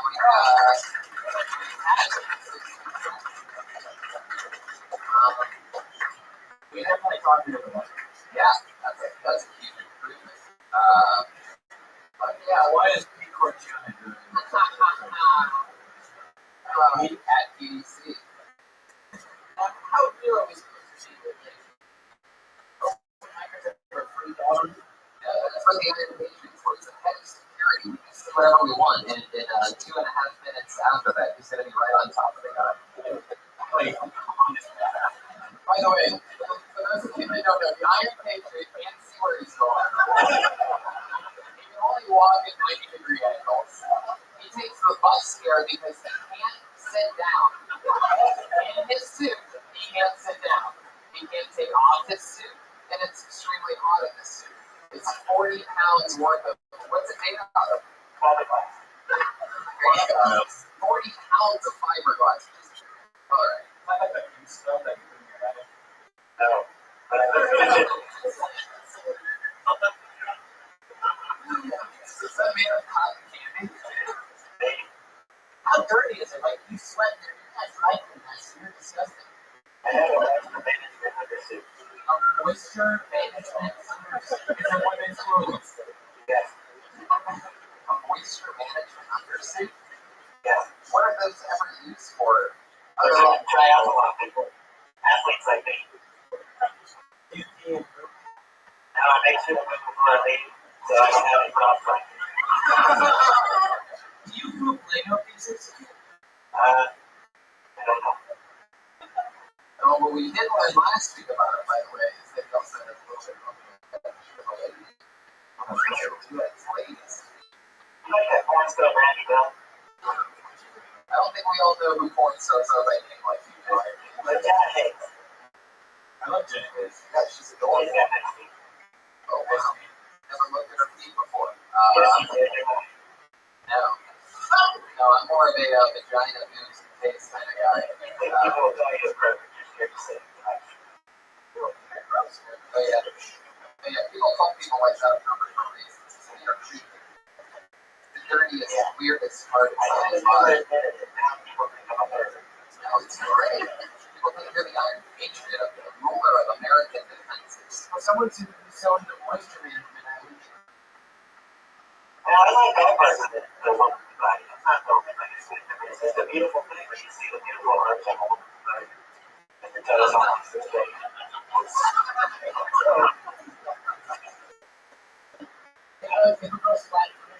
I don't like it. I don't like it.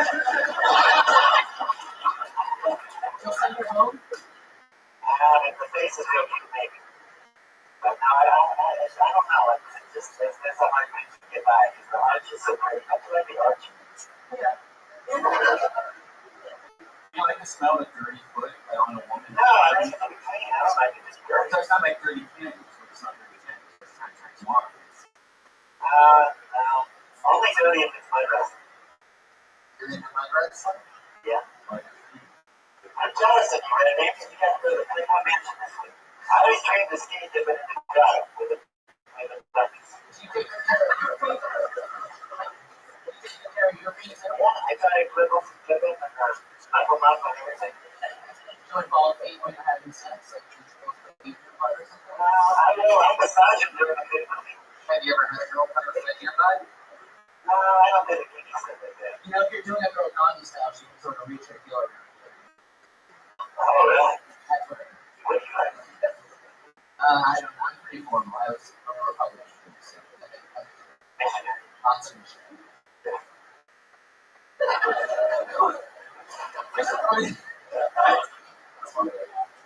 don't remember your jokes. I kind of remember. Okay, you did the one. I wouldn't do the one about your parents and that little wave for you. That's the most tired that we have this. My parents and that. But it doesn't matter. I just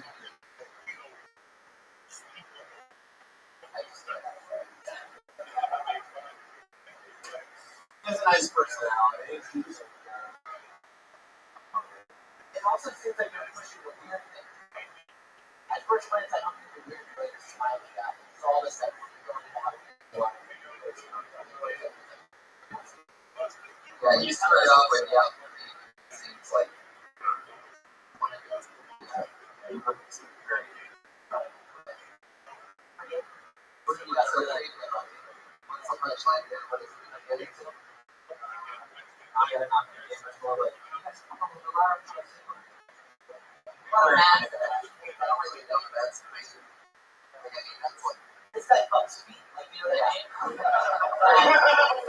And you're like, but nothing even close to fucks feet. Right. That's creepy. Otherwise, you might not actually be creepy. You might be safe. Unless that's where he wants to get eventually. I think that's you. If you want to be creepy.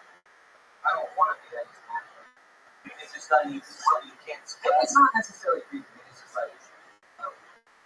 I have tried coming to LA, you know. There you go. Waiter, chicken dinner. Between trying something. It's not the Iron Sheik. That guy next to you is both sheep and that's iron. However, not the Iron Sheik. That's the Iron Patriot. World of difference between a guy from Iran and a guy who's an American star at the orchestras. Right? I don't wrestle.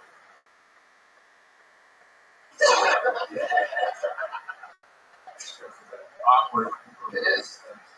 Something's wrong. I know I got stuff pass out point, so I'm sick of Patriot talking about feet obsession. Benny, I love your style. You got a lot of confidence, man. At Benny Fastline on Twitter, take care of my best thing. At Benny if anybody requests that, there's something weird about tag for Benny. But there's something weird going on. That feels kind of weird. Yes, I guess. It's something they don't know. I love it, though. You guys feel it too? Is there a weird energy in the room? There you go, baby. Alright, moving it along. The next meeting is Justin Blake.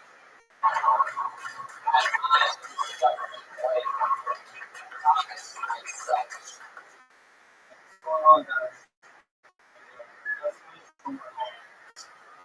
I'll let you know a little about the pod. Because of that, I got two students from another world. I didn't realize how bad it got until I was talking to my friend about it. You are Daisy. You have a real explanation. Like, you know, like, it's just so frail. Like, you could constantly be trying to attract a woman. So, like, but actually, the opposite of what's attractive. Like, women see you, you kind of feel like a lot of you are like 5'11", 120. Like, there are women in the gym right now trying to look like you.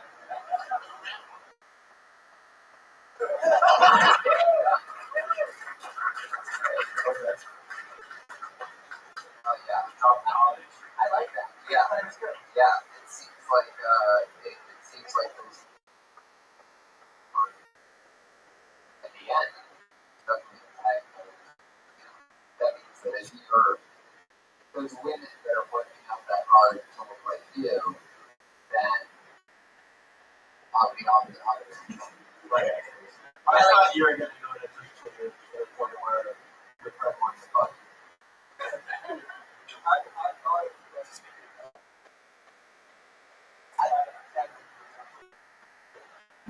think you can also just like that. Why is it I'm not sad? You know, there's a lot to go with that. I thought it was great. I didn't find information about running this not having a bottom last name, but there's a lot there too. Just have a lot of really great information. Awesome. Yeah.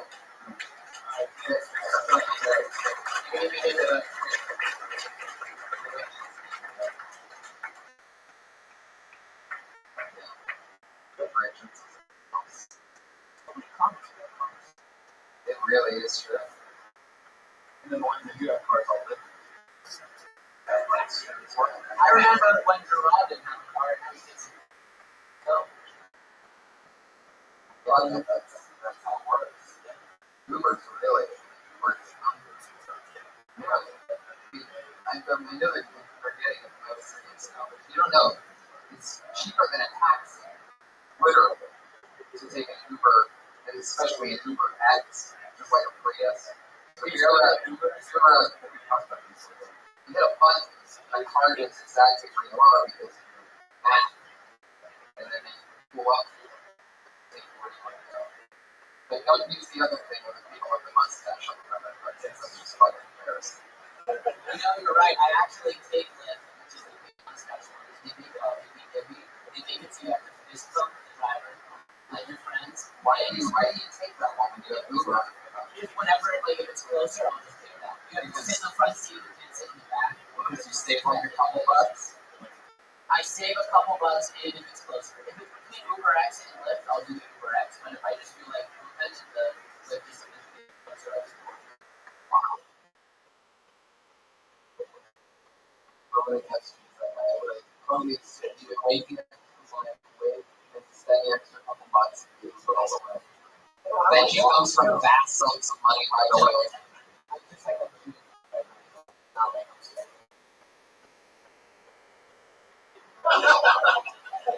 Anybody that's not from Beverly Hills and not Jewish, can't imagine how nice it is. No, maybe I'm not, but I know what's going on over there. You see, you hear that a lot. I think it's just that there's a lot of poor people.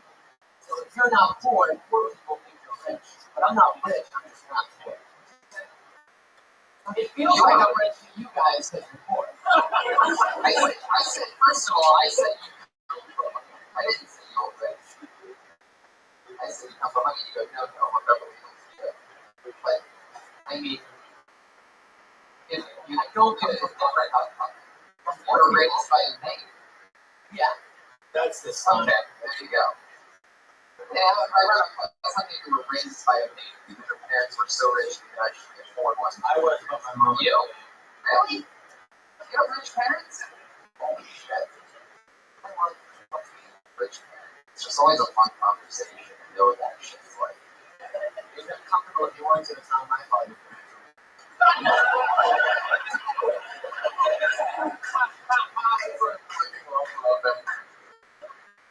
But you might not want to fix it. I actually put it in order with my mom and my mom. But technically my mom's assistant. Elaine buys my toilet paper.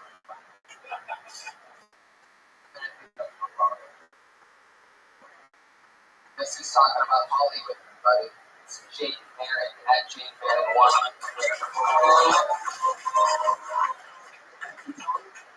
Oh, so I love Hollywood because it seems like every race out here acts like another race. You know, a lot of black guys who dress like white nerds. A lot of white nerds wear gold chains and snapback caps. And Italian food is only made by Mexicans. It's diversity, right? I think for rappers, though, on Hollywood Boulevard, they come out to you and give you a free CD and they ask for $20. Free stand-ups. Sometimes comic books back on these guys. The other day, 2 of these rappers, not complaining, their names were Purple Reggae and Swag Nation. Yeah, got an approval fist fight in the council call. They were both arrested. But I know what you guys are wondering. You're wondering, hey, who won this fight? And I think it's pretty obvious. Society. Even the microphone came there from the sound after that.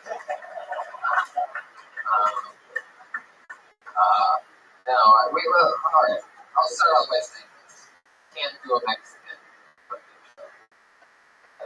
Sorry to break the news here.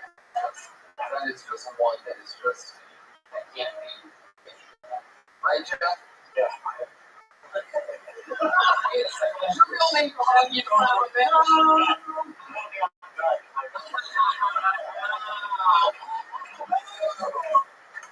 epic moment. Oh my god, that's great. That was awesome. You gotta be fucking kidding me. Iron Chef. Boy, you really blew it on that one. Now we all well, yeah, well, I know I don't want them to, but anyway, thank you. There you go, boil the whole show? Come on, man. Yeah, it's just true. Awesome. Well, it's like that's what, that's like what 80-year-old guys have been saying for the last 50 years. And you're doing like the nice guy thing. There's no, I tell tons of racist jokes. They're like, I nice white guy. A nice white guy.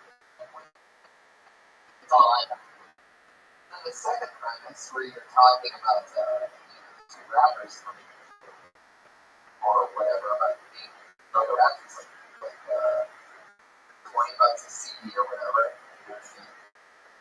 But definitely, when you say the names of the two rappers, like it's gonna come back to mean something. But it doesn't.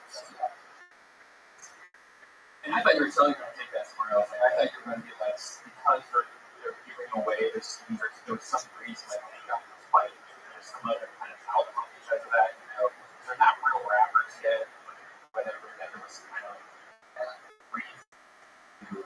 And you go to a misdirect at the end, and it's all that build up, and we're getting that there's a chance to either Swag Nation or Purple Baking, and all of a sudden it goes to society. Yeah. Like, it just seems like something funny or something. They're trying to be smart, right? They're like, I'm going to relate to society, and that's the big joke, everybody.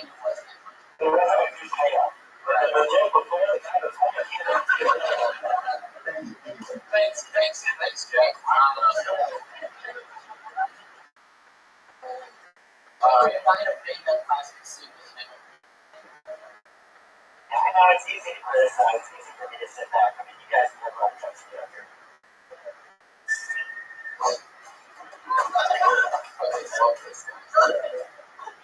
Jeff Richards?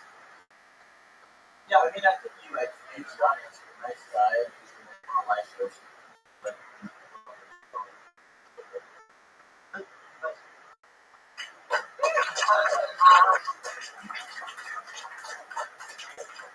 Jeff stole my coffee.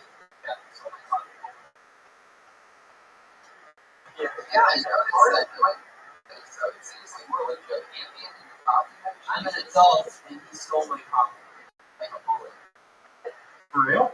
I think it's a dominance thing, because he's like, I'm a big star. Oh, it's also, I'm looking at you as a joke. It's kind of a joke. Yeah, it's kind of a joke. You can't pull that shit off without, like, amazing TV credits. It's a dominance. Nobody that grabs somebody else is like, hey, I just got this, I remember you said, what, a skinny vanilla latte, right? So it sounds like the type of drink that you're like, hey, you want to sip with this? Like, it seems like somebody with power, only somebody with power, it can't be a fucking. I mean, either it's somebody with power or it's like a homeless guy that like needs it for nourishment. I also offered to share it with you. And I did share it. You did share it with me. I gave you part of the back. See, you can't do that some phone. Dominance. Look at you. Totally don't make it. You empower me. It makes sense. That's what you work hard to get on SNL for. Once you get on SNL, you can fucking take somebody's. Yeah, man. Absolutely. Guess what? Hey, you get to say I got SNL took your profit from me. I would say, oh, it's my fault. We'll make it really smelly. So, there you go. Yeah, but you're part of the road.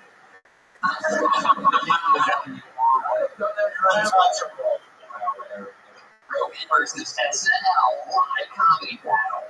That's my comment. I don't care if you are. It's true. But yeah, you could probably do that. I used to work for this guy. Hey, you got it. What am I supposed to do? He's bigger than me, stronger than me. So I have a If he would have resisted a little bit more, I would have probably given him back. But he didn't resist at all. I did. I thought you ran away and I chased you. He didn't chase it that well. I was in the back the whole time. You're like, you can box me out. Really, like, I really tried to get back. He was turning his back. I let him turn his back. Your back's like a wall. That's why wiping butthole on back still horrible. There's no way. I don't know. I get you that fucking sticky asshole here. I've never been this. I don't want to get that. I've been once impressed. How people love Benji. I mean, he's the ultimate great bad guy. He's like the Christoph Waltz. And you know what? That partly is where you took your coffin. That guy? You put such a rich thing. I went really well. I think one of the essence of it. If you had less harm, that would be because know what it's like to have no coffee then. Now you get to know what it's like to have no coffee just after you got a coffee. It was so painful because you know you're like 3 sips into your latte and you're like, yeah, it's good to go. 5 minutes. If I just had 2 more sips, I would have gotten a little more. You had a little, he had a lot. Your next comedian, like that segue then? Oh, I grabbed the paper, did it, and then, alright. Trying to go for Ari Manis, everybody. Yeah, Ari.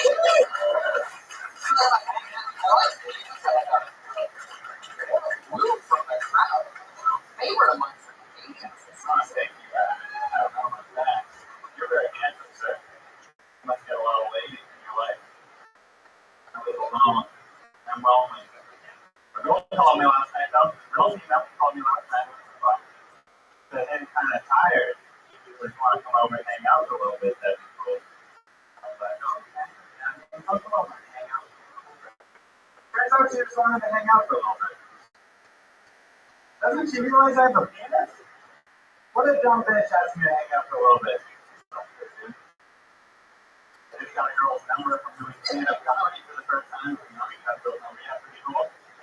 Added her on Facebook. Turns out she's in high school. Yeah. Sent me a message. She's like, hey, you're really funny. Going back, I'm like, yeah, you're really young. Turns out she said, you know, so I'm going to bang her out. They did. Alright, that's it. Well, you got your biggest laugh on Taik, that's it. Your second biggest laugh is a fist bump to the Patriot. Alright. Okay. What did you guys do? Did the girl actually hang out with you? Did that actually happen? That happened. What did you guys actually do? Told me over last night on Valentine's Day. That was and we hung out. I slipped all over the She's single too? Wait a second. You trying anything? Was she supposed to be like, fucking quit? I wasn't getting good signal. Let's talk about what really happened. Let's find out where the punchline is. Because I can't end on you just calling her a dumb bitch. That's not exactly what we would call in the writer's guild. Girlfriend. Blankety blank, that person, dumb bitch. Should be your fault. It probably was my fault. Let's talk about what happened. What happened? So, take us through the night. Whole Valentine's Day night in which a single chick hits you up and wants to hang out and nothing ends up happening. What do you just have corn dogs in your freezer or something? Like, I stalked her online and turned out she didn't play super not happy. So I hit her up and said, hey, you want to hang out? How did you hit her up? She gave you yeah, I got her number. How? No, in real life. So, and so then, you already stalked her or you started stalking her after that? After I got her number, I talked to her. Where was the show at? Yeah. Where was the show at? Get the fuck out of here.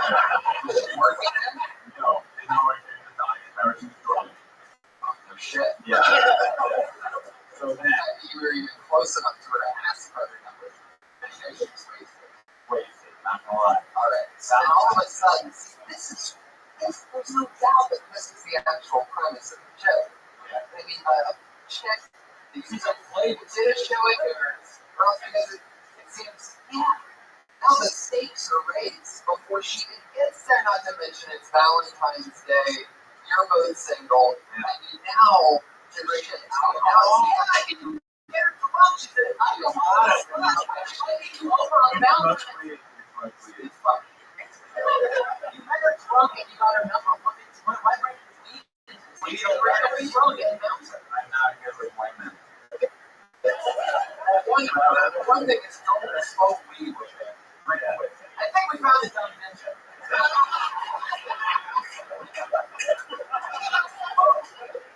Benji Apollo. Wow. No, I mean, what's great is that, okay, so it's funny how a nerdy guy's frustrations, he tries to blame the woman. And he's gonna fuck. A drunk over I already know. He invites you over and you bring weed. And you don't get fucked and you call it random. I love what's going on here. You're about to get your punchline right now because you know it, okay? Because after, so she comes over because I know what it's like to be a struggling. Well, actually, you need for money, so you just said, do you still have money? No, very hard. Right. Okay, so when you're right, so that's why you didn't have that's probably why you didn't have alcohol, right? No, I could say yeah, but no. Okay. You always bring alcohol and it's tequila. Okay. So here's my question. I don't know about tequila. The one we're doing is just for sure. That's tequila on it. So I guess you learned a lesson. And I guess you could make a whole joke about how you thought she was a dead bitch and you wanted so bad that you just got married.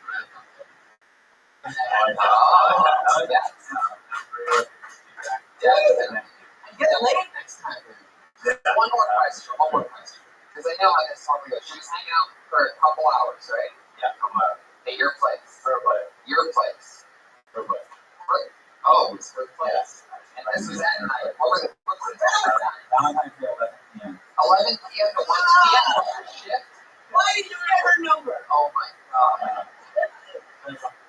Podcast on podcast. You are right. Did you get her number? After the podcast, I can do that. No, you got it. All right. I can have her on my name.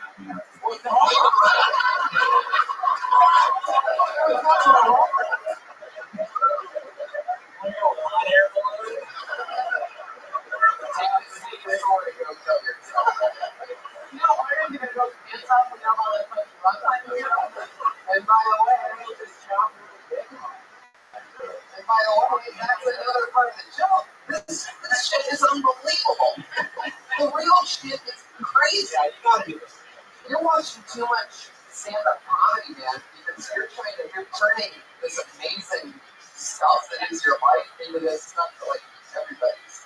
You just, you know what I mean? Yeah. You gotta get real, dude. You drive for the thing after we find out all that other shit. That's the worst possible fucking day ever. That's craziness. I can't think of anything worse because it's the least fun. Like, at least like whitewater rafting or skydiving, like it's like, hey, we have an adrenaline rush for a bit. That's just fucking like painfully dangerous. You have a better chance of getting laid bringing a better looking picture as hot. I mean, what are you gonna do? All sweaty and then she's like horny and she knows she smells like shit. Well, I went land on ropes like a better life for my man. I thought that. It would probably work now though if you invite her to go to a bar or your house with stock up a bunch of liquor, take out dinner before, make a bottle of wine, and then have like a shot, like, hey, see, like, mix it in early, then have alcohol waiting at home, but they have a reason why you're going back to your house. And so, like, you have to take all around the alcohol and house. We get haters at home. Let's just get a rape and kill it.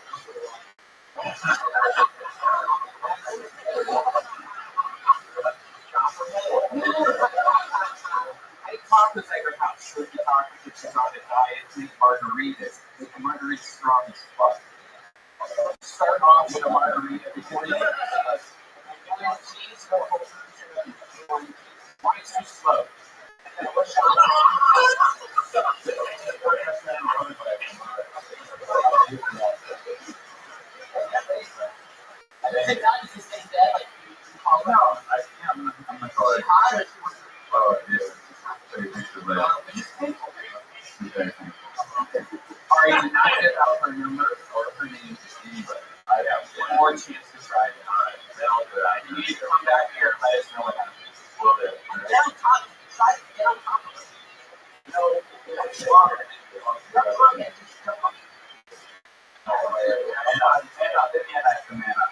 There he is.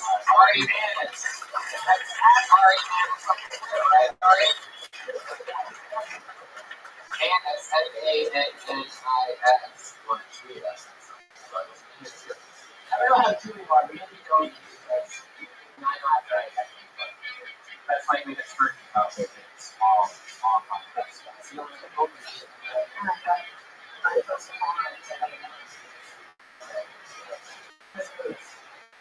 And sour cream is like a yogurt, not this. Is rock climbing your idea? Of course. She likes fucking though. Yeah. Yeah, she likes getting later up and having sex. Not rock. thought you were going to get her lifted up after that, by the way. She's a dirty girl that wants to be fucked. It's fucked up. Yeah, I mean, I love that. 11 o'clock at 1 a.m. On Valentine's Day. It's drunk as beer to watch his comedy shows at 1 a.m.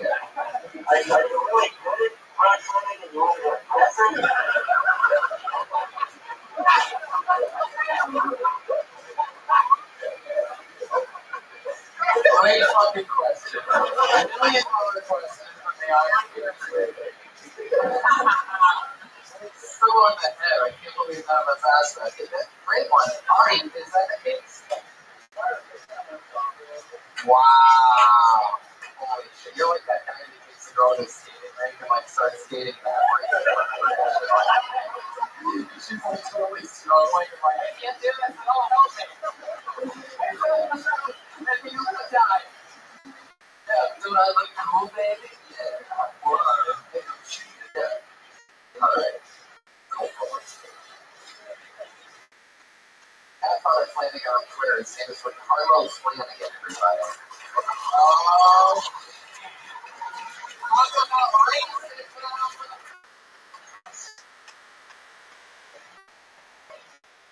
That was kind of like all pretty outrageous about calling police, like saying, like, really doesn't matter. I mean, like, calling things like crack shit, that's just bad. But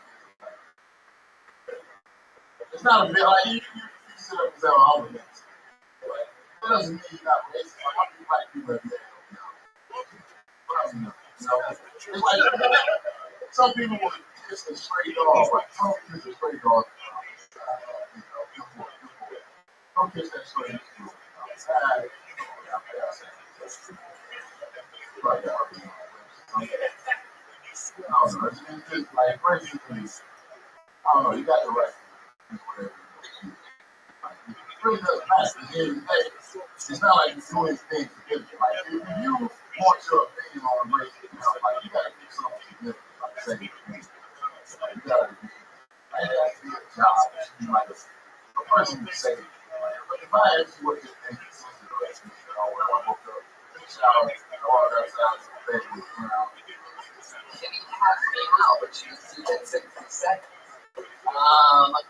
Spot, yeah. Jeff Richards, what do you know about the car? How long have you been talking?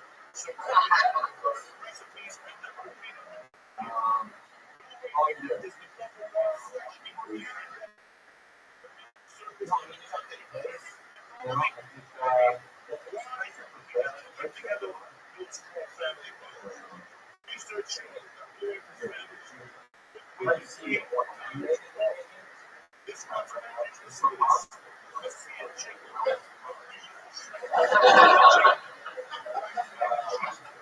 have you ever seen Taik? Yeah. How come you don't watch it? He's not like someone very around. I'm reported on the phone. Yeah, I would have called. It's like you call in the notaries, and you call in the construction, or you try to find construction, whether it's doing this thing. I don't do like insurance and stuff. They have to take the test. I just started, so I would have to say, I could imagine anybody wants to get notary. Yeah, I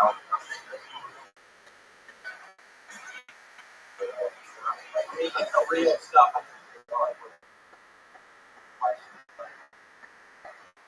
Definitely the fact that people like are still becoming notary something very bizarre. Yeah. It seems like that's gotta be like being a notepad or something like that's gotta be on its way out. Yeah, it's pretty important. Really? Yeah, actually, I'm like signing but it's pretty much a scam, right? Pretty much. No. You go somewhere and you look at the guy and he signs his name. Yeah, pretty much. It could be an app. Not a full. It's not a scam. It's like an app. Contacts still, but I mean, as far as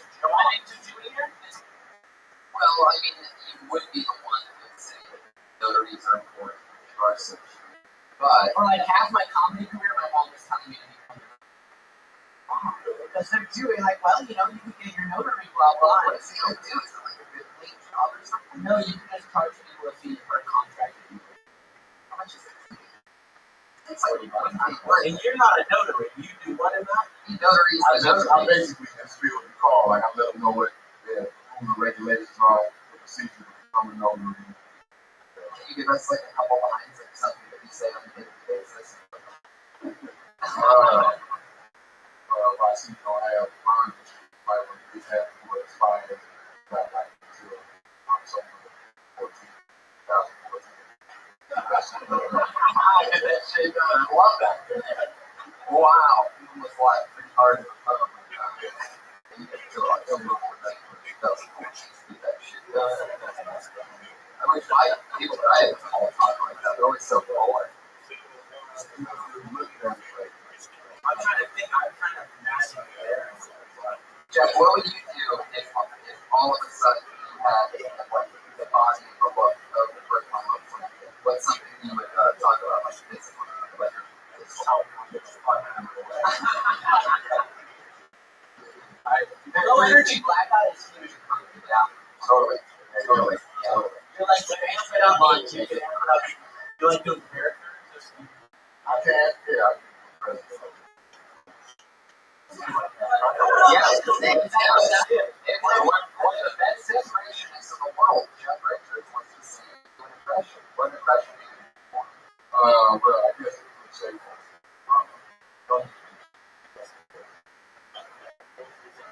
Like a voice maker.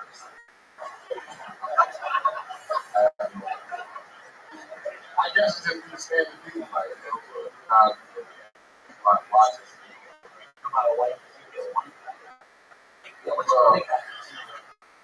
Like that. That's my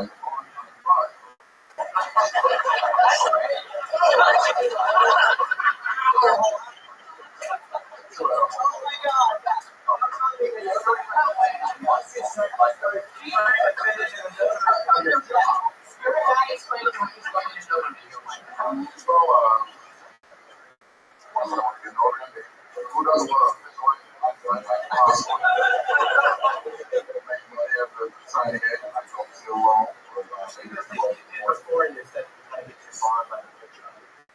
Play it up to it. Light it up to the sorry.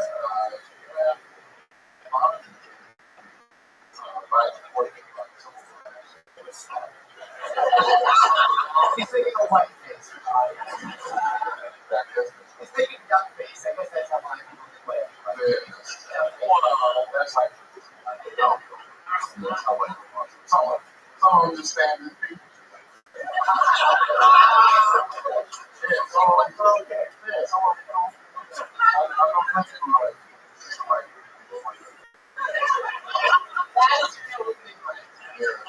One of my favorite questions that I sort of always do a part of each episode of traditions, I always ask the blind comment episode, and I'll ask you this. Why is it, if you had to speak on behalf of all blind children, why they call people who are light-skinned, CDs, like that, light-skinned? You had to actually like be the ambassador of all blind people and answer the question, why did they say that like that? What was your response? Because they have poor friends. That's pretty much it. It's not a black thing at all. It's just a person doesn't know. I fucking love it.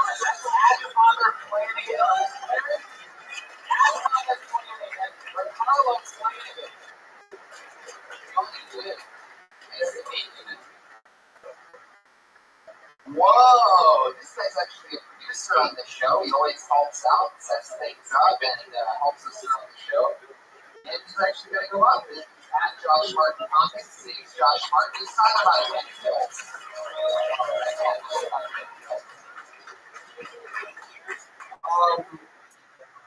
I'm a friend of mine, and he thinks he's crazy about this film.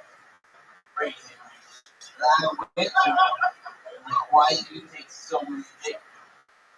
And just because it's tell me I will never be anything. Not only confidence in bed moves, all I'm doing is eating the sandwich. There's no need. Let me eat a sandwich like a man. Surprise. I'm watching the farm number. Let me, that's how it's all. That's all I want to do. It's funny. I don't like to do. Better to do short of it. No one else can just go. Right. Right. I feel like it's messy. So, why do I need confidence? I don't need confidence. I don't lose the point. I know the elements. Well, you also don't, you still don't have a measure now. So it's like, I'm an airman, I took that like, that's all that's better yet. I don't need confidence in the bedroom because all I have is an air mattress and all of it. What do I need confidence in the bed? I don't know. If all that I have is an air mattress. I don't have confidence in the bedroom. That's why I have two.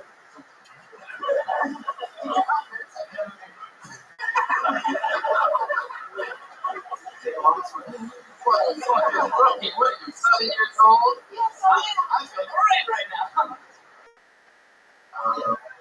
Right, that makes sense. Now they just telling them so. You guys like that, you said a bunch of stuff that was funny. You really should have been paying attention. I was.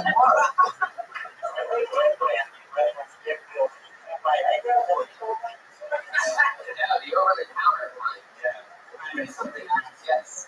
Rural staples. It's a common thing when, company is I don't get a million or sense. Like, I still do that. I've been doing company a while, but like, is there the right way to do it, the wrong way to do it? It just looks like this.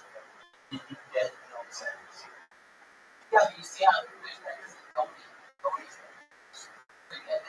it's not always the look. I mean, already had it. It throws rock on me.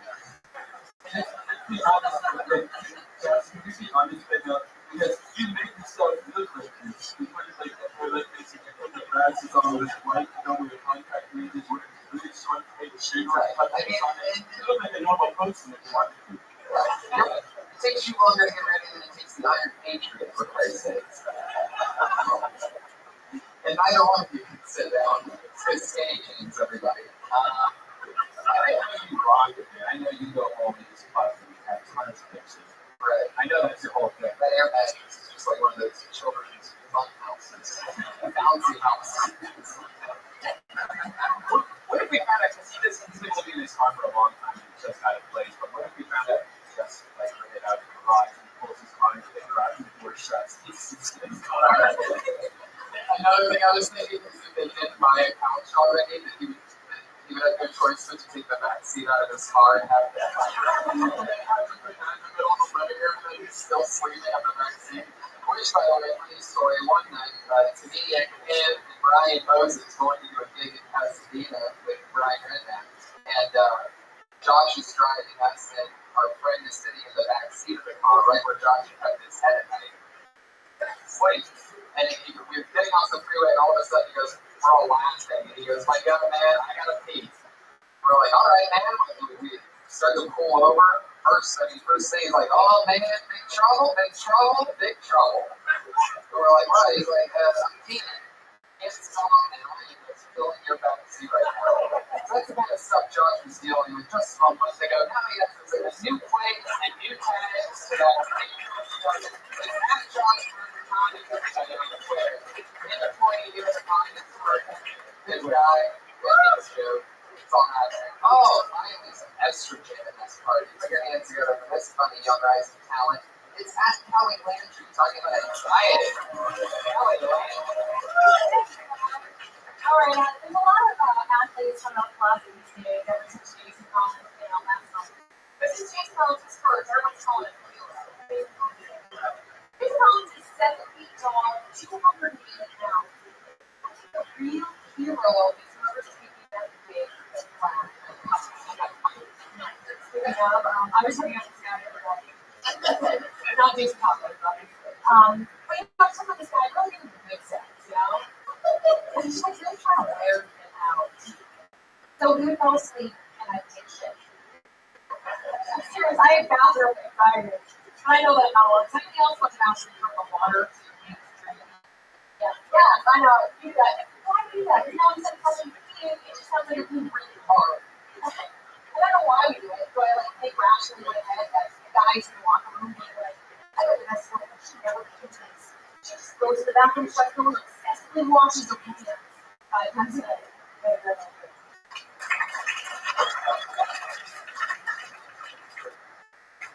I think there's something in like new things too. I think you can pull that up and you don't want to hear it. But what else? So water dry your hair after eating Mexican food or something like that. Like something a lot of it. Why should we vacuuming the bathroom after we eat a lot of it? You guys out here now? What do you get?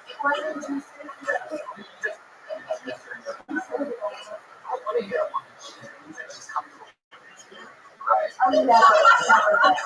That's intimacy.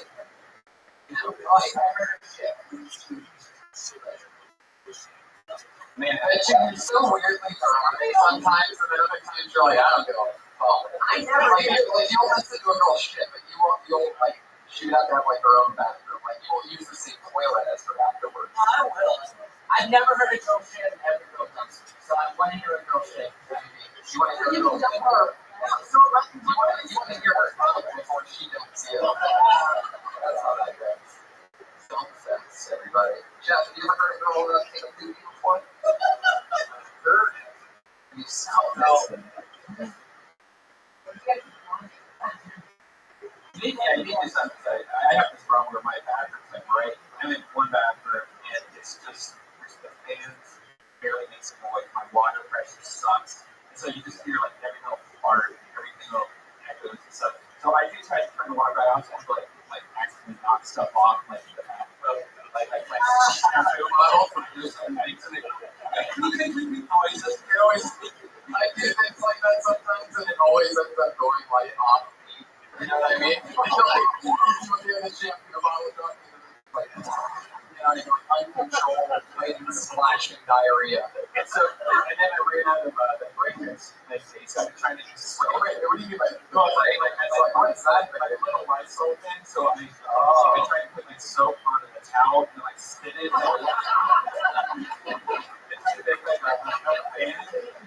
And that didn't work. So now I just take that. no, wait, that didn't work. With a towel? That's not working. Oh my god. It comes out of shit, it's all sweaty and shit, it's all smell of doo-doo. I think you go the opposite. I smell like cheese. He's looking at some opens the door and checks. He's like, oh my god, you take a shit? It's immediately. Where's their soap? I think it's better if you go on the opposite way. Merge the whole fact. Do you like an impression? No, just to put a microphone in the toilet. Go for it. You stick to it. You 100% you. I was going to throw shit out my ass. That would be funny if you had a mic. And like there's like speakers, like the other room, and the other person doesn't go. Well, not just a mic. You know, there should be one of those. What else do you have? If you're going to have this speaker system with that, you should also have one of those 3D sheet things that are coming out. And whatever you dump into the toilet, that comes out the other side. So you guys like see your turns. I have a friend who was dating this girl, and somehow her underwear ended up in his laundry. Got skin marks. Oh, that's not. You see the blood skin marks, like the period underwear? Shit looks like fucking somebody died. Period pants, isn't it? Yeah. You period. You know what the best way to get the stains out of the underwear is like that? Just take a bar of soap and put it in. Thanks to me, everybody. Oh, thanks, Kelly. Thank you. Hey, it's a women's world. Trans for Dana Newton talking about this.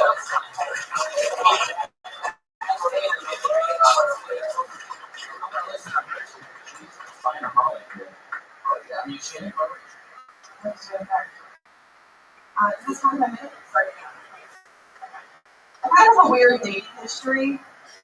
I want to say the ghost hunter. I feel like most girls would prefer the guys that use them for sex. Pretty sure this guy was just using me for my house.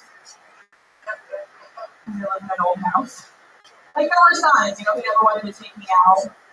He would just come over with all of his equipment and go straight into my bedroom and shut the door. And I heard him outside and said, I'm like, I'm not there. No.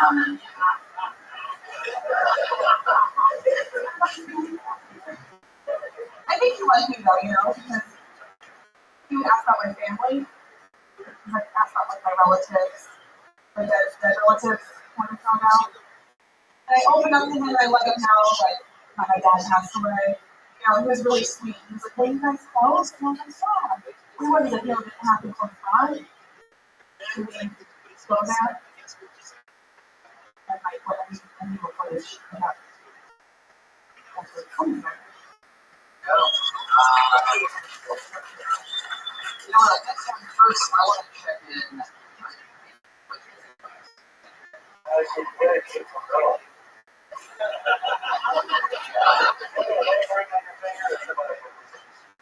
Well, since it's not on our wedding page, that's the way to know that it's not a wedding.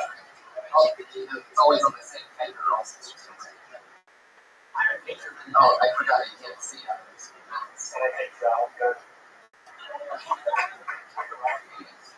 That's a never-ending constable with disappointment if I've ever heard. They don't wear that anymore. Yeah.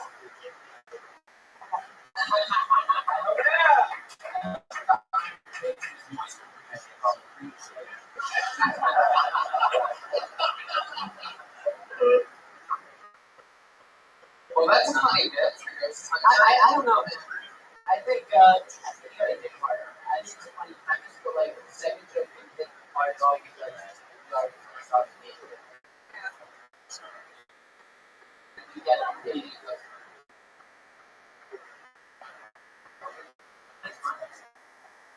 It's not funny enough.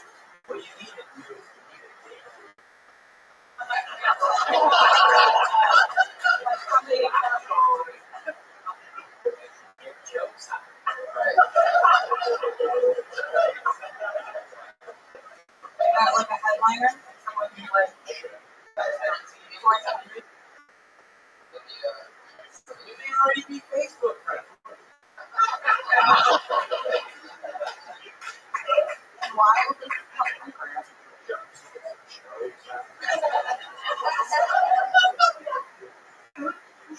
Just think about it.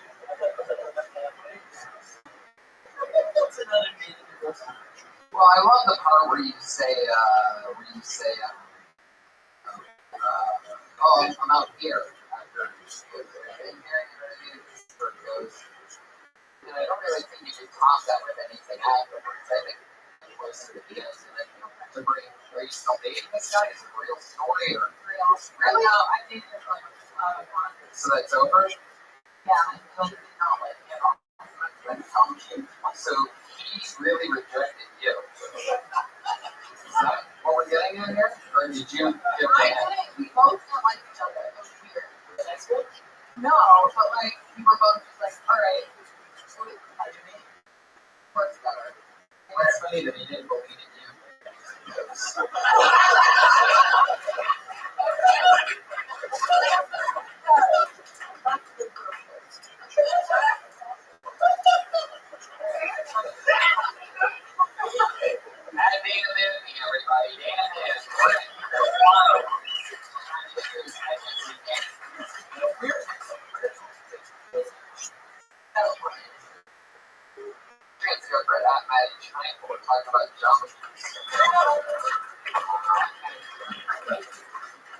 And when I moved out to California, when I did some California things, so I went to Jamba Juice.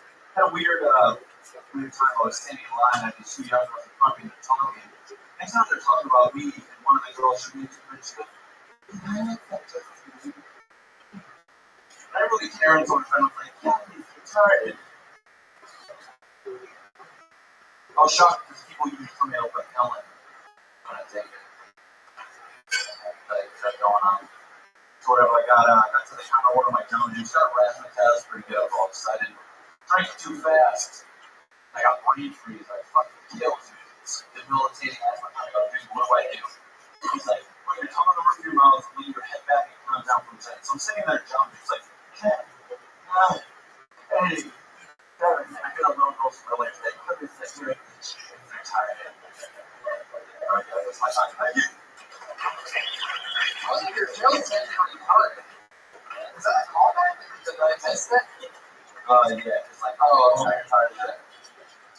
We probably did it in the hour, guys.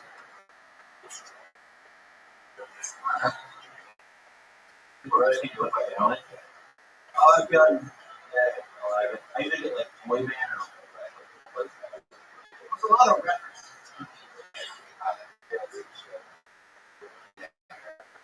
I think I did that too. I don't know.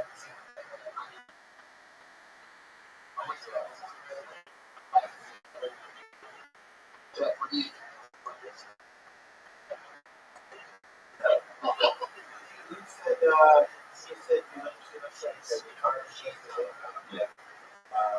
I guess you said you can think about that.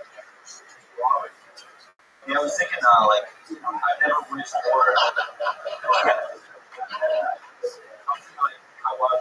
one of my taxes was, I've never wished on my life actually be retarded. I said because myself. But I don't want to, and then I do that retarded person again at the end. But I don't want to say that. You know what I'm saying? Yeah, the middle kind of, I'll be 3 years ago. Hey, Trey, what's the guy? Yeah, I think they have a player, and I'm proud of him for kind of that, because I think he's going to keep improving. I think before. Seen him before here. Well, yeah, I think he's going to keep improving. He's still everywhere. You guys criticism. thanks, Bill. We're going to keep it moving here as we get closer and closer to the end. Thinking of Steve, the second to so that's at Sean Morrissey and VOR. Translator for the Cole Amy at the Cole Amy.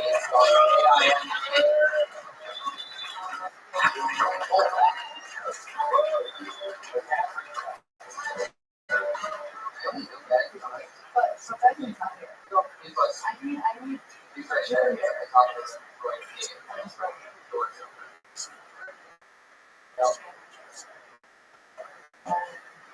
So I just got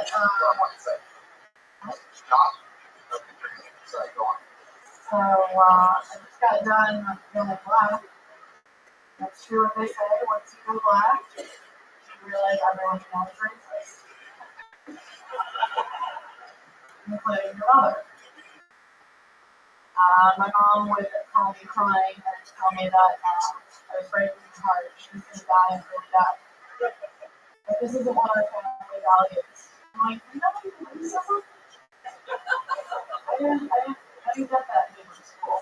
But she was like, yeah, you're putting me into an early grade. I'm like, Mom, if your racism is slowly killing you, maybe you should be better. Maybe you're an awful person. She also told me, did I have any idea what it was like to raise an interracial child and how difficult it was. I was like, no, Mom, you do? What black things are you that president? And where is my biracial prettier sister who I take? That fucking bitch. So I told my mom, I'm like, first of all, not even close to having a baby right now.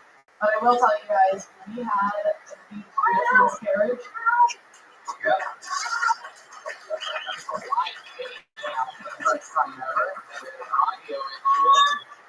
Yeah, very fun. Hell, I love your shoes. Hit on me, tell me I'm attractive, because as a female Canadian, I want you guys to only see me like that. So proceed. I totally tried you. Benji's already tried helping me. In order, he tried to like put his shoulder into it, like roll, you know, but there's nothing more attractive than a man trying to. We make this for a second, right? You seem like very aggressively like tell me how bad you want to fuck me. Like, folks, did you do that with the other girls? No. Yeah, but we also gave her great feedback, and Dana, do you feel like you were taking advantage of her? Oh, yeah, that's how it is. Yeah, he asked you to go on a date. He didn't say you're great.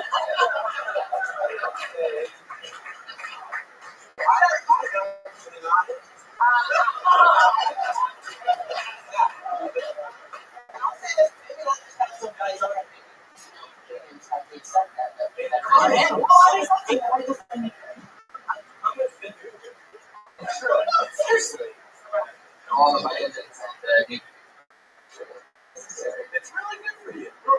How much would the Iron Patriot have to pay you for you to stick your foot up underneath his ribcage armor padding?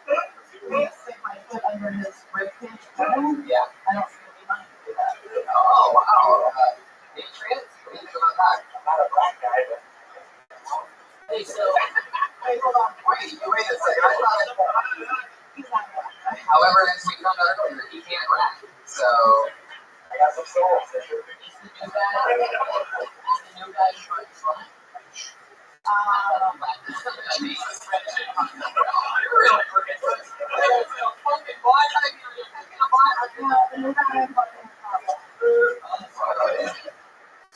Did I say the N-word?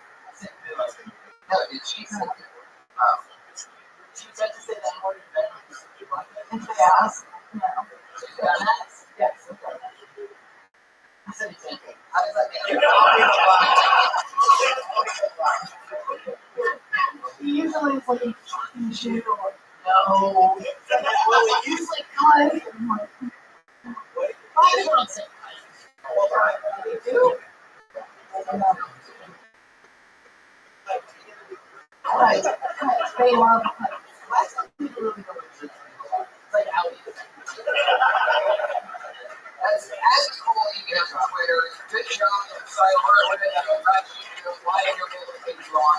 Yeah, very funny material, by the way. One of the best things of the night. It seems like she hated us afterwards for some reason. She like held for 60 seconds strong. I think she just attacked us. I think we all probably tried to fuck her at one point.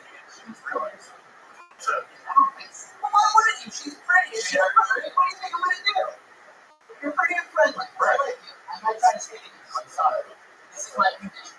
Sorry for the people that weren't able to get on tonight out of the bucket. That was that portion of the show. That was the tag it or bag it right out of the bucket. Now we move on to, as every week, originally started, we close the show with one of our own special creations. We have two of them here tonight. We're going to give them both a solid 45 seconds. And so we're pretty excited about this.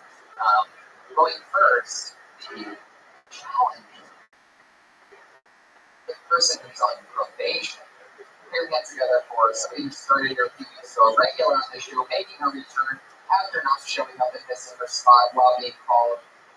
We're getting together for at Sarah Dresses, and Sarah most of the job here.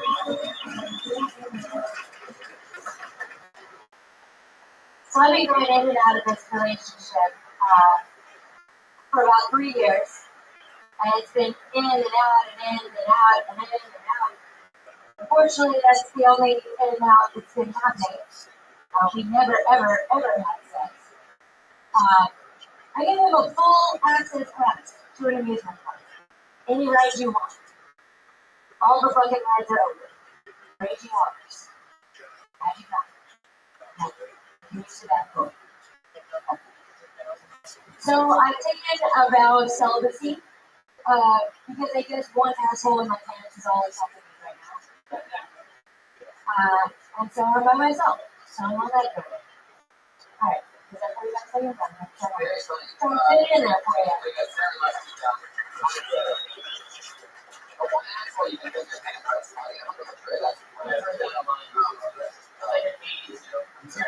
Yeah, it seems like it would be. It seems like that. I had never heard it before, so I got excited. But there you go. So, and all right, let's go, Sarah. What's the job?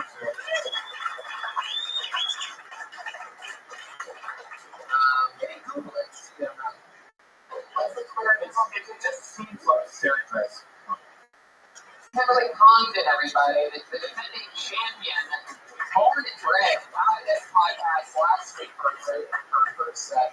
Now, we're at 45 seconds. So hi.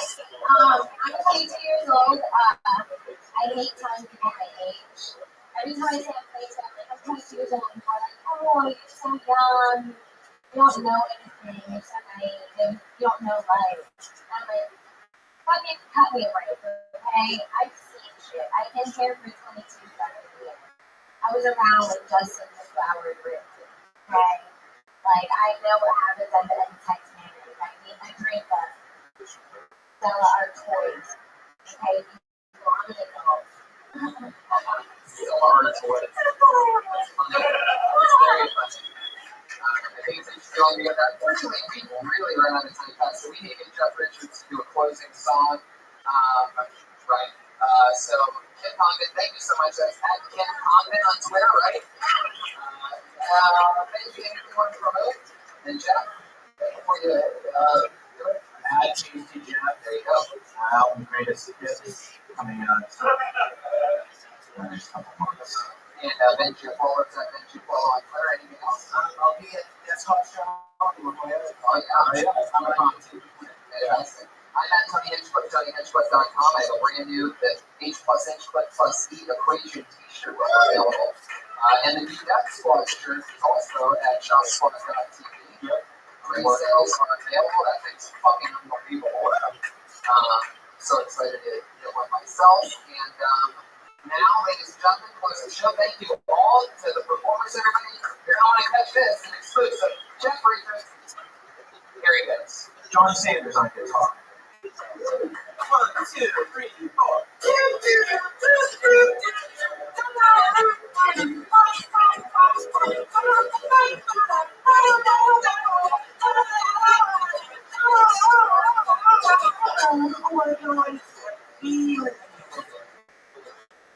Downstairs, someone brings his mom. Wow. Oh, I don't know. I don't know how much more this is. I tap 1.5. Tap 1.5. If you come over, I tap 1.5. Get you in track. Get you in track. And then we can I don't know a place. I just know a car. Can you come over? We can come back in my car. Get inside my trunk. Grab a hold of my junk.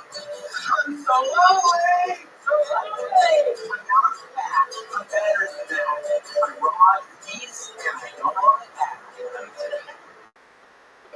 I'm coming in. I live in my car. I'm being fair to the cat, you know, like what if something happened to the cat, you know, like what if the cat got like a viral infection or some shit, you know what I mean? That'd be really expensive. My friend Debbie had a cat. They had an esophagus, it was too large for its body, so they didn't put a new esophagus in there. It was $9,000. The cat's still gone. The cat still gone! And I don't know if I can go to that kind of draw right now. Dad, what I have. Dad, what I have. Middle, my middle. I want the cat. Dad, what I have. Dad, what I have. Across your legs like a love in your ass. Dad, what I have. Dad, what I have. Close your eyes if you have to, I guess. Dad, what I have. Dad, what I have. Super quick. It'll be over. That's what I'm saying. That's why double header tickets. The Big Dog Show is next. The longest running show in comedy store history. John Barris is your favorite together for it's at Comedy Trade on Twitter.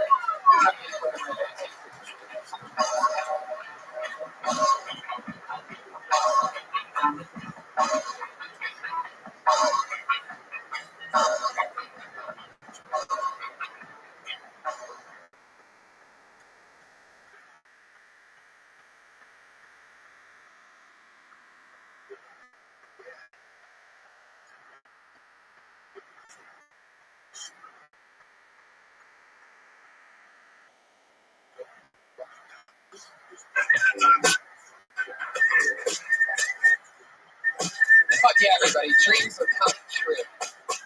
Welcome, everyone. How are you guys? It's all happening. Fuck yeah. Oh, wait. I guess you just... All right. That's an eager Taylor. Yeah, that's very eager. I'm excited. David Taylor's so excited. I've never been more excited than when you see this excited David Taylor. We just got back to Toronto. If you're wondering why we're wearing baseball jerseys, You know what? I must have been too stoned to realize what you were talking about. I just figured out I'm not wearing a blue jersey. I thought I was wearing a blue jacket. That's why you said hockey. Yeah. Oh my God, that's so crazy. I just realized it because somebody asked if I had lived in Canada. I'm like, no, why would you ask that? I'm wearing a blue jacket. And I looked at your back and it had a baseball logo. I'm like, oh, wait a second. What am I wearing? Wow. This is baseball. This is like their professional baseball team. Yeah, the Toronto Blue Jays is a very, very famous baseball organization. Does the United States play versus Canada? Well, yes, they're one of the only Canadian Major League Baseball teams. Wow, I didn't know. I thought it was like USA only baseball. No, like it would be. Right. But it's actually one of those sports that they just barely cross over. It's all Americans that are playing over there. Like, I don't think there's too many great Canadian-born baseball players. The closer you get to the equator, the better your baseball player is. It doesn't go up. Right. Is there football that does that, or is it just baseball that does that? Football. Yeah, there isn't an NFL team up there. Or basketball? Basketball, yes. They're always horrendously bad. There's the Toronto Raptors. Why are we talking about sports? I don't know. It's interesting. So we had fun, man. Toronto was like it seemed like it was like the richest city I've ever been in my life. Like out here, it looks like there's evidence everywhere. It looks like LA is just bankrupt. It's definitely Canada's Tokyo. Yeah. Like, it is bumping. There was so many skyscrapers. This guy told us that it was like 70% of all of the cranes that are used to make skyscrapers are in Toronto. Yeah. And these things can't move easily. It takes them years just to move a crane to another country. Or you can't move it. I don't know. But it's all bumping, and the energy there is crazy. And I asked somebody, I go, why is this all possible? Why are the doors open? Everybody's having fun. People are drinking. Why is it always like this? Because they have no guns there. There's no... People just don't carry guns anywhere or have them at home. And he explained to me how that makes it so that you can have fun all the time. And it made sense, by the way, when he was done. After he explained it, I'm like, oh my God. So it's sort of a crazy thing that I learned when I was there too, in that... Or that dude was really stoned and we were playing a podcast day that was filled with 100 people smoking weed and blowing it in their face when they're on stage. And you had what is called, very popular in Canada, called a green-out. Yeah. That everybody uses this word. Never heard it before. Have you ever? Me either. I've never heard it, but it's used, and we saw a few cases of green-out. Yeah. See, what they do in Canada is, because they don't have the mountains and beaches that Southern California has. Josh, you have to be the guy that controls that room. That's your... The Iron Patriot's up here, by the way. Normally our security guard, but we know he can't go backwards. So you have to make all your, like, you can only protect us from what's in front of you. Another great thing about Toronto is that a lot of people came up to me just going like, what's that catchphrase you say? Well, they like you say, there's a million new ways to die. People were just doing that in Toronto. Yeah, sure. I noticed on Twitter that you referenced Jimi Hendrix and said that you touched the sky. I was wondering if you got me prepared so I could touch the sky. No, I didn't bring you any weed from Canada. Luckily, I have California pot. And let's be honest, everyone in Canada that had the California weed, that was the best. And totally, and they do, and they're like, man, this is sweet. This is some fucking Cali grown. And I'm like, that's what I've been smoking for the last 7 years. But the green out, what's crazy with the green out, before we get back to the page, I have a question. But, so since they don't have mountains and beaches, my theory is that they just fucking smoke until they pass out. That's their limit. It's their limit when they're like, oh, I got high last night. When they say high, that means they passed out. And they all call it the green out. Like I heard it from multiple people the whole weekend. Which it's just an adorable way to say passed out. Yeah. Like it makes it seem like it's not unhealthy if it's a green out. When it was either you on stage or our opener, there was a huge crash, which sounded like a plate drop, and that was a person trying to stand up, falling over and passing out from too much weed. Yeah. And there was one point in which I, myself, thank you, in Canada all the way, because there I was in the bathroom at one point. Well, you're a professional. You smoke weed every day, like a lot. Yeah. Probably more than me. Well, I don't smoke weed all day. I wait a little bit. Well, I mean, Commitment Day starts from like 12 a.m. till like 4. Right. Well, yeah. I like waiting. I notice that I get higher if I wait like till like 4 or 5 or 6. So you're in the bathroom. I'm in the bathroom in Toronto. You're freaking out about that. I had brought you on stage. You're about 20 minutes into your set. By the way, give it up for he killed every show. Brian Redband crushed it. Longest set ever. Unbelievable. I mean, it's always fun to watch a friend get to do a long set for the first time. Like we're always doing 8, 15, 12, maybe 20 on a fun night, but to be able to do 45, stretch out. Yeah, totally. And anyway, I'm in the bathroom. There's a little door lock thing. That's just one of those loops that you put in the tiny circle. It's not like a twist thing. It's one of those because Canada's safe and nobody gives a fuck. Nobody's gonna bother you. Like nobody even knocks on the doors though. They just wait for 5 minutes to make sure nobody's anyway. So there I am going to the bathroom, and all of a sudden the thought of a heart attack hits me, which is crazy because I was doing a bit about every time I think I'm having a heart attack because it's too high. It's what I know I'm high enough. Anyway, but the last thing, like to fulfill the prophecy of my own bit, I'm like, oh my god, heart attack, and then I'm like, wait a second. I just start sweating. Boom. I'm like, oh god, this is all happening. I know what it's like right before you pass out. And what you learn from passing out before is, the good part about passing out before positive is that you learn how to pass out better. You really do. So when that happened to me, and I'm like, boom, I'm like, okay, here we go. So I'm like on a mission. I pop the lock. I open I know that I have this 4 or 5 second window. And the staff is right there. These cool bartenders and everybody, by the way. Puff Mama, Joe Tuccido, at Hazardous on Twitter, and guys that made this Bahana, Jason, guys that made the jerseys. The hospitality there was incredible. I bust out the door and I go, I'm about to pass out. And I'm going like this. Like I open the door, I take one step out, and I'm like, I'm about to pass out. Crawling. And they all look at me like, you know, I just been on stage twice for 45 minutes. We had all been having a fun weekend. They're all just like, ah! And I'm like, no joking. I'm like, I'm about to fucking pass out. And they just they split up in 4 different directions at the same time. One went and grabbed the Sprite.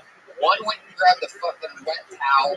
Another guided me outside. And the little girl carried you. It was unbelievable. There was no little baby. I'm saying your kid. Oh, yes. It's a little baby that carried me in imagination land. And fucking, I was right on that rim of passing it out, and it didn't happen. It's the nice people there. But it was a green out. I mean, I was out of it. There was a point in which I had given up. I went outside, and I took my shirt off. Yeah, which is crazy if you know Tony. Tony's not one of those guys that takes his shirt off. Right. He actually wears multiple. He has like 7 shirts on right now. Yeah, I always wear multiple layers, 2 pairs of socks at all times, usually a pair of thermals under my jeans. Yeah. But I took off my shirt, man, and I just started sweating profusely. We fought through it. Something about the Sprite, the fresh air. We got through it, man. I did not pass out in Toronto. You tried Toronto. You tried to take down the Golden Pony. Well, guess what? This pony doesn't go down. I puked in Toronto. Tomato basil soup. I looked at that on that hotel menu, and just like you did that same night. Was it Friday night or whatever night? And I'm like, oh yeah, this is gonna be good. What do we got? And I looked at that tomato soup and I'm just like, one of them. Just don't think it would be good. Oh no! Like 3 hours later, I am puking tomato basil soup. Like I do those things where you wake up, you're like, something's wrong. Like the back of my throat has that little teardrop or something that's going on there. Like it's like a little itch. like, and I stand up, filling my mouth up, holding my mouth together like a clothespin, just so it won't go out. Get to it and just breads everywhere. It looked like I was puking blood. And when you're half asleep, you're thinking like, okay, it was soup. You think you're puking blood. And I was it was fucked up. I love it. Yeah. I noticed on Thursday morning at the airport, you got a video of Tony saying he was irritated by the doctors. Were you told that early morning or the last night before? Yeah, we decided to stay up all night and just party. When you take a Thursday morning 5 a.m. flight with a friend, and you have our type of lifestyle, it's much easier to black out, not go to sleep that night for an hour and a half. It's better to plow through and then get on the plane and crash hard, which worked perfectly. Even with a layover, which is rare, we are up, noon, passed out again. So those are the best. Nothing better than sleeping. I don't know much. That's what he kept doing. You see that? See what happens when he says that? That kind of attitude. That's the whole thing. So he kept saying that over and over again with people in line in front of us, behind us. Say the whole thing? It's just electricity and wires. Josh Martin is like the worst assistant producer of this show. I mean, it's fine, guys. It's fine. You just grab us a couple towels, man.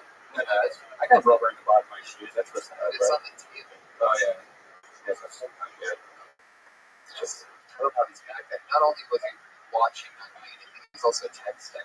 Oh, wait, I love that he's part of the fun set, though. Like, we really have the worst assistant producer guy helping us that you can ever imagine. I'm glad this carpet's stained red. The tears of a million dead comics. So true. It is very precise strategic coloring that they use on these carpets. A combination of dark red and black at the Comedy Store. It's just a mix. So you can't tell what's a stain and what's fucking blood from a corpse. Anyway.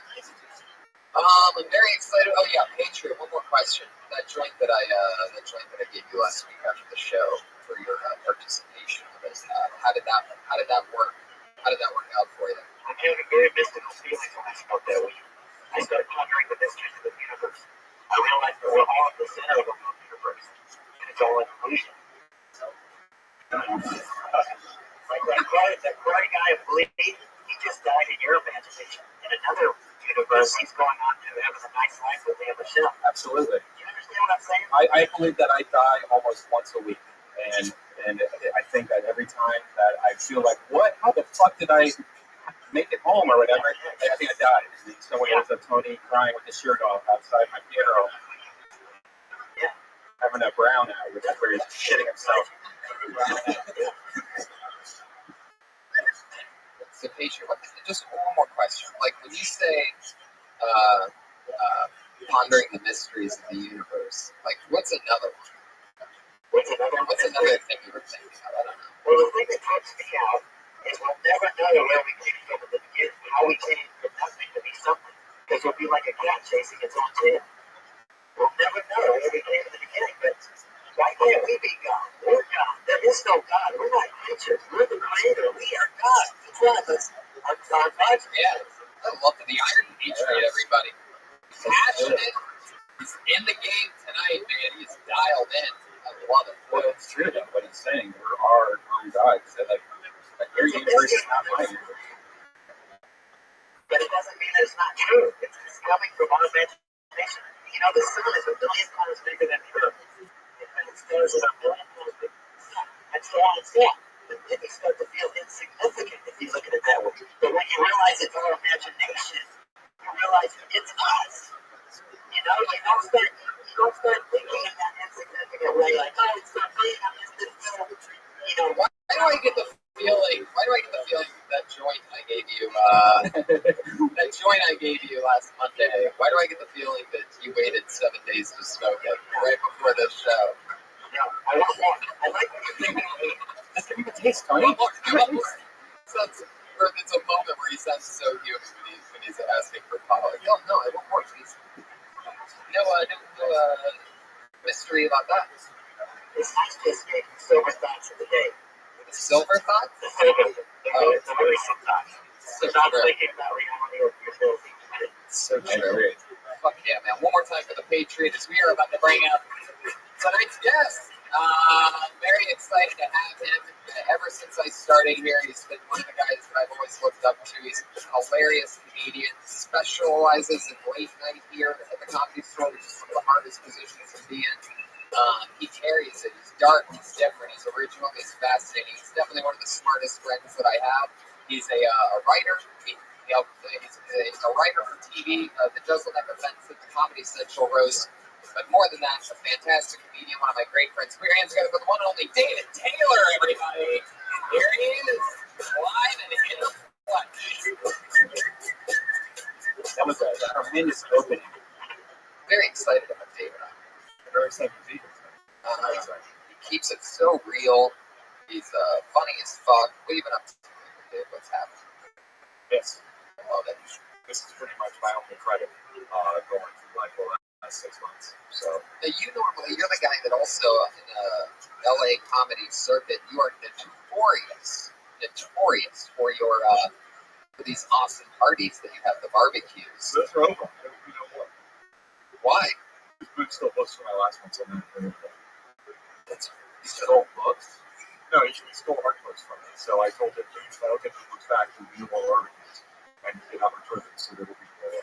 Can I tell you something? Yeah. That is not fair for guys like me who have been telling you for years to not fucking back Boom Shakalaka that he steals from you. And that's not even the first occurrence with you. One time, I know he stole my iPod. yeah, he's such a moron, this Boom Shakalaka. I know he's adorable to all you people newer in comedy, but give it a few years of that bullshit every fucking night. Let me promise you, he's a fucking crazy maniac. Anyway, there will be no better. But Dave, this is Boom for you. David's parked in this lot. He worked years to become a paid regular here at the Comedy Store. One of the only fucking perks is that you get to park in the lot here. And Boom went into David's car, got his iPod. This is the best part, though. He tried to sell it to Alex Moore, Comedy Store employee at the time. Alex has to open it up. That, Alex called me because I think I thought it was in my kitchen. I was looking for it, but I'm lazy about cleaning. So he calls and said, I think I brought my names in it. I said, okay. And I said, is it full of embarrassing music? And he said, yes. So that's my iPod. And then David gave it to me, and then I went to Boom, and I'm like, Boom, I don't want you to get banned. Try not to steal shit out of people's cars and then sell it here. And honestly, the rare thing is that Alex told me about it. A lot of people just said, oh, I got David Taylor's iPod, and then just used it. Right. But then Boone said, I have $5. I said, why would I give you money for the iPod? Right. He said, finder's fee. Oh my God. Oh, what about the stealer's fee? Yeah, that breaks even. That's $5 if you steal something. Well, anyway, the point is this: is that he took like 7 nice art books from my shelf, and I called and I said, "Hey, tell him if he doesn't return the books, returns my own problem. If he doesn't return them, there'll be no more books." And he told me, "Well, I didn't take them." That guy's such an idiot. I can't believe you give him a shot after stealing your iPod and started fighting a beer barbecue stuff. That's what I always had a problem. Honestly, if he gave me a benefit, the benefit was he really lessened the amount of cans I was using.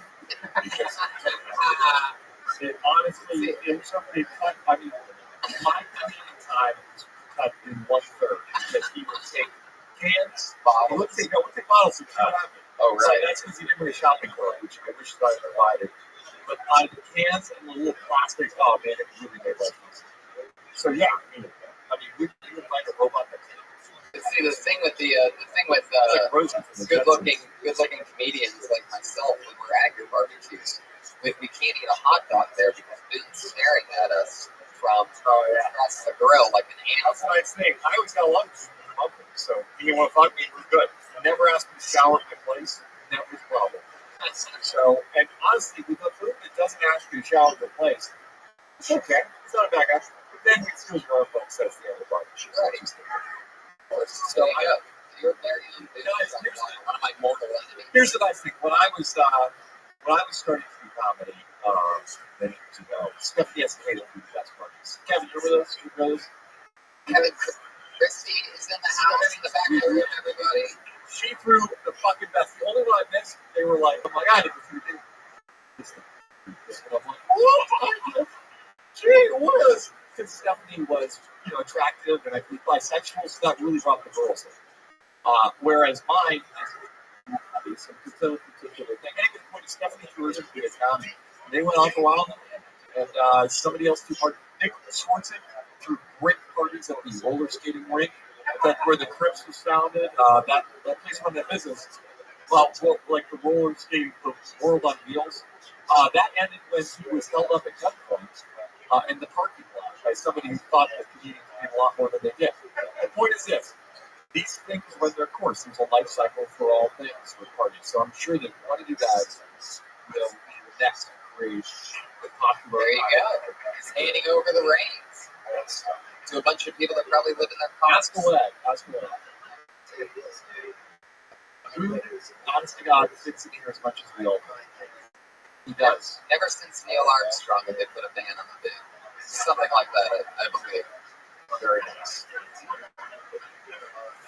Anyway, they went out of car shit that I'm going in your car. I didn't think about that. You just What is he going to take from you? I don't know, dick pills. stole your art books. You'll know you got problems if he walks away with an Asian girl under his arm. I can't believe Boone stole your art books, man. We really got to see it at the dark side of the Boone. You're really going with that. Right now, I can see you thinking, like, what's the that's next what I love. I'm into that goose fishing. They'll go for himself. All right. Hey, you guys know what we do here. I'm lucky enough to be here at the Comedy Store, be able to do a live podcast with a bunch of comedians, some of the funniest and coolest and whatever, ballsiest young stand-up talents get a chance to come up and do a minute and be on the podcast and talk with me and a guest. It used to be a segment called Tag It or Bag It, but now it's just sort of just roll into it. Yeah. So with no further ado, Did you say that would go for 1 minute? oh yeah. Yeah, everybody gets 1 minute. If you try to go over a minute, you're going to hear a cat sound. Oh my god. Let me tell you what I was wondering for the comedy. So when I was working at the booth at the open mic downstairs, I thought that what they should rig the microphones with is like a significant electric jolt that you could hit the switch in the booth and it would like shock people and then they'd drop the mic just to, like and they never did it maybe because they barely have the microphones working to provide sound. I have a dog collar that we could like have on there with the button. Honestly, that would probably you got an electric dog collar for the show? Yeah. And everybody had to wear the collar for a minute? Yeah. And that teaches you to know what a 1 minute. Also, you know what it does? It also makes comedy even more humiliating, which is the one thing I didn't think was possible. But yeah, it's perfect. It's a great idea. It's a great idea. So we have a bucket full of comedians. We pulled them out of a hat. And let's have some fun, shall we? Here we go. All right. Is that exciting? Iron Patriot, are you excited? Ready. Awesome. Justice will find for people. I love it. I actually know this guy. I'm very excited about this. Put your hands together for the one and only Russ. Russ. Russ, kid, there he is. He's back from New York. Thank you. Good evening. Welcome. Good evening. I'm Russ Duke. Thank you. Welcome. Thank you. Nice to meet you. Thank you for everything you've done for the country. I appreciate it. So we do the bit, right? We do the bit and then we bag or tag. Is that it? Just do the bit, bro. All right. Don't. There's no talking us. Do the bit. Okay. So my wife and I, my Italian wife and I, we have a little bagel son, and the only other way it's been funny for him, besides being a comic, is being an actor. I have to audition for a lot of shit, comedies and dramas. But I'm getting a little bit slightly racist though towards sexy Australian actors doing a sexy American accent, okay?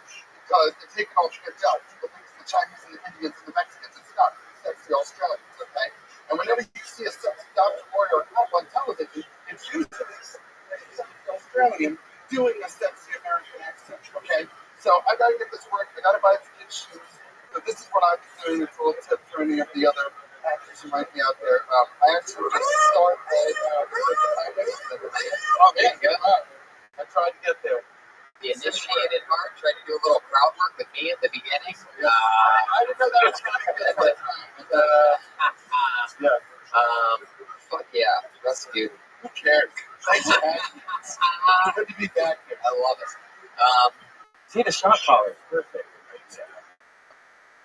Russ, I remember Russ is a pal that went to New York and now he's back. How's everything going so far? Oh, do you know David too? Dave, what do you think of what Russ talked about? It reminds me of the Death Ocean Country. But other than that, I actually like it. Thank you. There you go. Thank you. That's well done. Although, let me tell you something. There are a few things in life more depressing than the thought or the image of parents bringing their baby to a good house. Yes, I've never done that, thank God. That's the worst form of child abuse there is. Yes. Also, I've had to run children's auditions where the parents are taking the child from behind where you're. Oh, yeah. So through the window, like. I've had auditions where it's me and an actor, and then they brought the child in to like show like this is where mommy went wrong. One time a kid gave me a note during an audition. What was it? I'm not his child. No, it was obviously the slow down guitarist.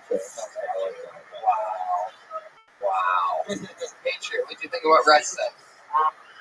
If you turn out to be Macaulay, that could be okay. Yeah, it worked out great for Macaulay. History of sexual abuse and heroin addiction. Yeah. Sounds perfect. Sign me up. And also Michael Jackson. Yeah, but I don't know. He got somebody. His younger brother did pretty good. He stopped at a movie called Drugs.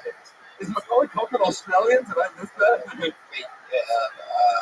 Patriot. What movie did you said you saw a movie tonight? Just the younger brother. We should be talking about that. No, Kieran Culkin, right? He was in If It Goes Down. Kieran, Patriot.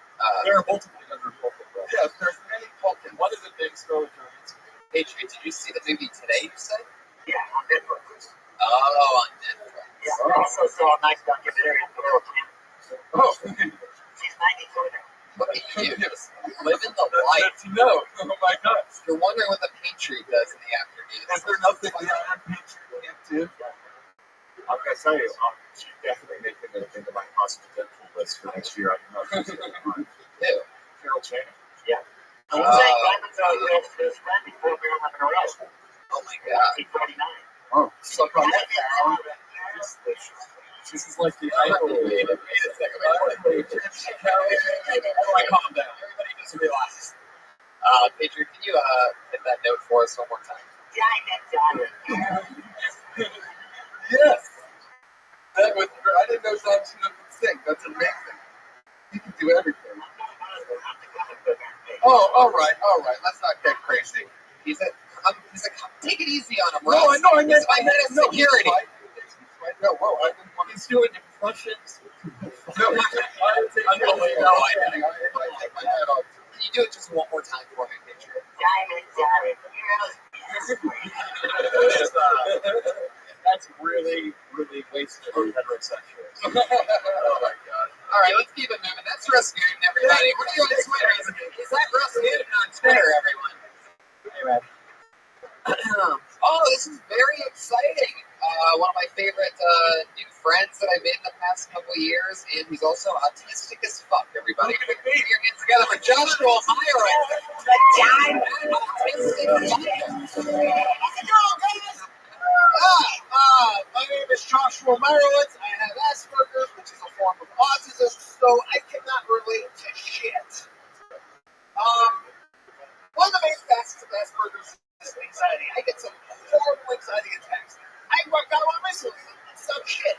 See, some schmuck decided to come up to me and he decided, hey, to tell me that the movie Demolition Man sucks, and my brain is fucking broke. Like, I went in a mental fetal position for like 2 weeks. It was not fun. That's why I started. I'm not happy about my torso. It looks horrible. You can tell the hair from a jump from the man boots.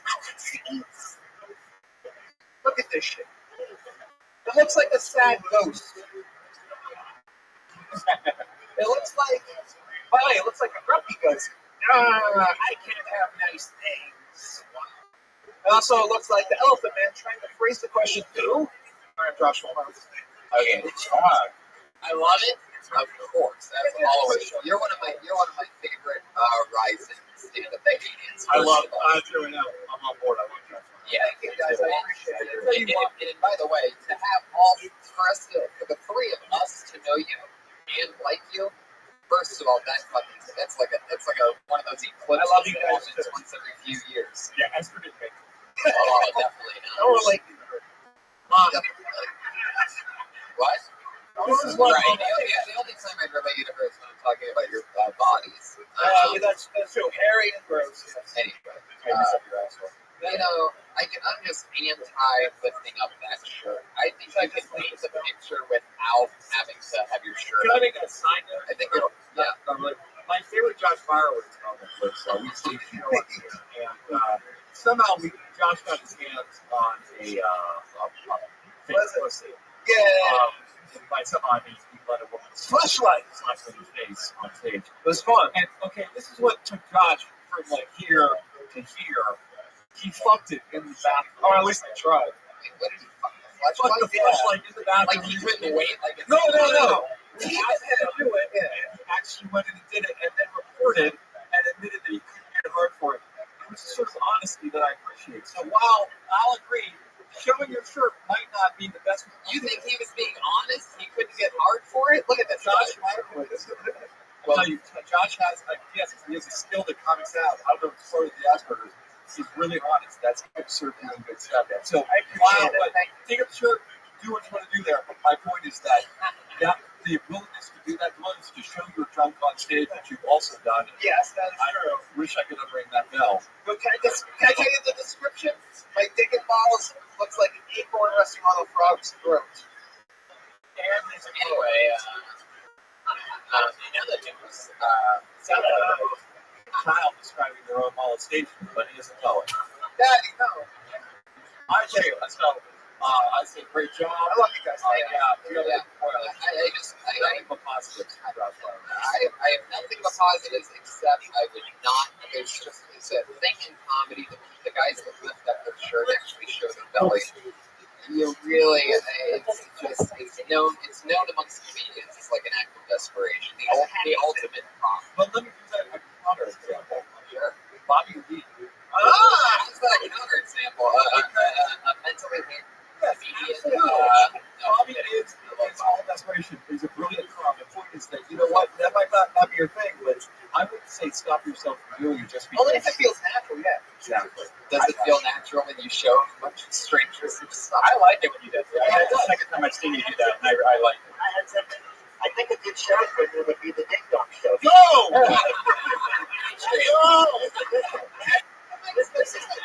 Nobody's retarded. Just relax. Josh, Last week, I watched the Ding Dong Show last week, and there was an older Armenian gentleman that they had let him take his shirt off, and he had liver spots and masters. Patriot, check it out, dude.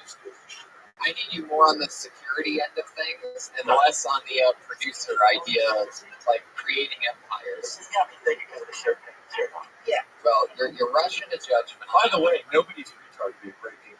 Nobody's fucking retarded. But with that said, neither are the members of the Ding Dong Show. It's not an insult to be part of that. It's a very fun show. I watch it all the time. It's so much fun. Kind of gets me douche. However, it's not right for you because you want to be a stand-up comedian. So don't let people freak you out.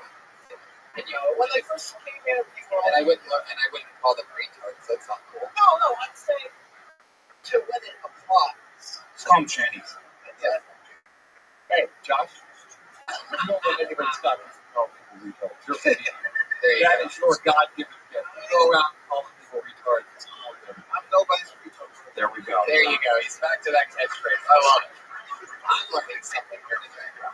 Hey, in your new bit, you're doing good. Like, you should really go into why you like the English man so much and really like break that down. That's hilarious. That comes up on this. You might need to go deeper into it. Yeah, that's what I'm saying. That's Joshua Meyerowitz, everybody. That's at Autistic Thunder on Twitter. Wait, this person's blacklisted. I have to check with Josh before I call his name.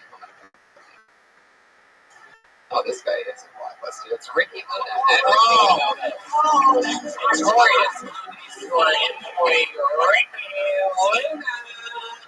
What does that mean, Iron Patriot? Damn. Bad. Wow, that was the best. So that means he's blacklisted. That's that. Blacklisted if you miss your If you miss your spot, yeah. That's why I think the last person. It's tough to fail. We'll keep it moving. Oh, this is exciting. It's a new name. Ryan Martin. Everybody talking about you. Ryan Martin. Iron Patriot. What does that mean? Wow. Holy shit. We are just going through this tonight. Isn't that amazing? I love it. Wait, can you do that one again, though? Can you have that howl thing that you did the first time at the end? Yeah, that's what I was missing. I knew I was missing something. Totally. We need that Iron Wolves in the fucking mix, bro. Hold on, a question. Lucas, how are you doing back there? Everything good? Good. Keep going for Lucas from Dude City Films. That's right. One of my favorite producers to work with. He helps us get some of the amazing footage that you're going to one day watch tonight. That's right. Probably like New Year's. That's at Dude City Films on Twitter and YouTube. He's amazing. He did my Man on the Street thing where I insulted people at Hollywood Highland. Your next comedian is Keith Soul. You can. Iron Patriot, what does that mean? It's the turkey, I believe. Wow, and there was no howl, Paige. I need the fucking howl, please. Blacklisted. Wow. There we go. So far, we have more people not doing the show than doing the show.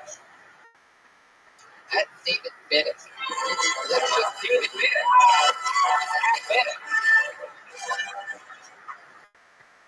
Okay, so I want to talk about headlines. I'm not talking Zimmerman or anything like that. I'm talking my favorite headline of all time. When I was in college, the school newspaper read, "Masturbator zips away." This guy got caught 3 times consecutive weekends masturbating outside of sorority.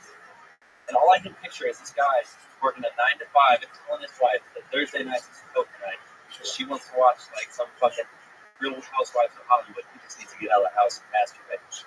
I just picture him standing outside the window jacking. When they see him and they scream, "Oh my God!" How did they not catch a man with his pants around his ankles, running back to his car? And I just picture the CSI chief coming up and going, "Asparagus, garlic oats, got it to him." And the picture, the woman trying to describe it to the window, like, he was like 6 foot with, I don't know, he looked like everybody else. He had a big bush. His penis was circumcised. It wasn't the biggest I've seen. The moral of the story is, I decided to start masturbating to Facebook, and I was never caught. Double K's. Oh, that's a penalty right there. You got the penalty ground for trying to finish it up. Obviously, he doesn't know that if you try to go over and finish the joke, you get another sound effect. Oh, yeah. That's what that means. Let's work something together about that. It's not good. Any other jokes you want to finish right before? No, I know. I think it's just like they're crappy because you want to do the triple K, which that's the WeHo Bear, by the way. I am very confused during that. I can barely pay attention to it, even from talking about headlines to masturbating zip thing, and then a bush. And I got lost over and over again. Was it? I tell you right now, no, I just followed it all the way through. But I'm going to shorten the lead again, and use the phrase, "I can picture this less," because you do that once, it's probably a good threat. I think it was a solid bit. It was the act out. I can't even do an act out now. I'd say overall, how many times have you said it? This is the third or fourth time here. Oh, no way. You're good. I'm going to talk to Amy and show them. Oh, yeah, totally. She's a predator. Oh, yeah. You're going to be sleeping on her. I almost feel like it would be the third or fourth time. It's almost ridiculous to offer feedback about it. Right. Stage presence is good. Seem comfortable. Third or fourth time, I think that's excellent. For the Third or fourth time, it's unbelievable. Now it all makes sense. I'd say the stage presence is excellent. I was impressed. Totally. And with the type of hip beard look that, people are loving it. Right. Absolutely. Faces like me and David's, we only go on after 1 o'clock in the morning. No, You're going to be up at 10:30 before us. I was hoping to play like the evil this week. That's not right. But no, you know what you're doing. You're good.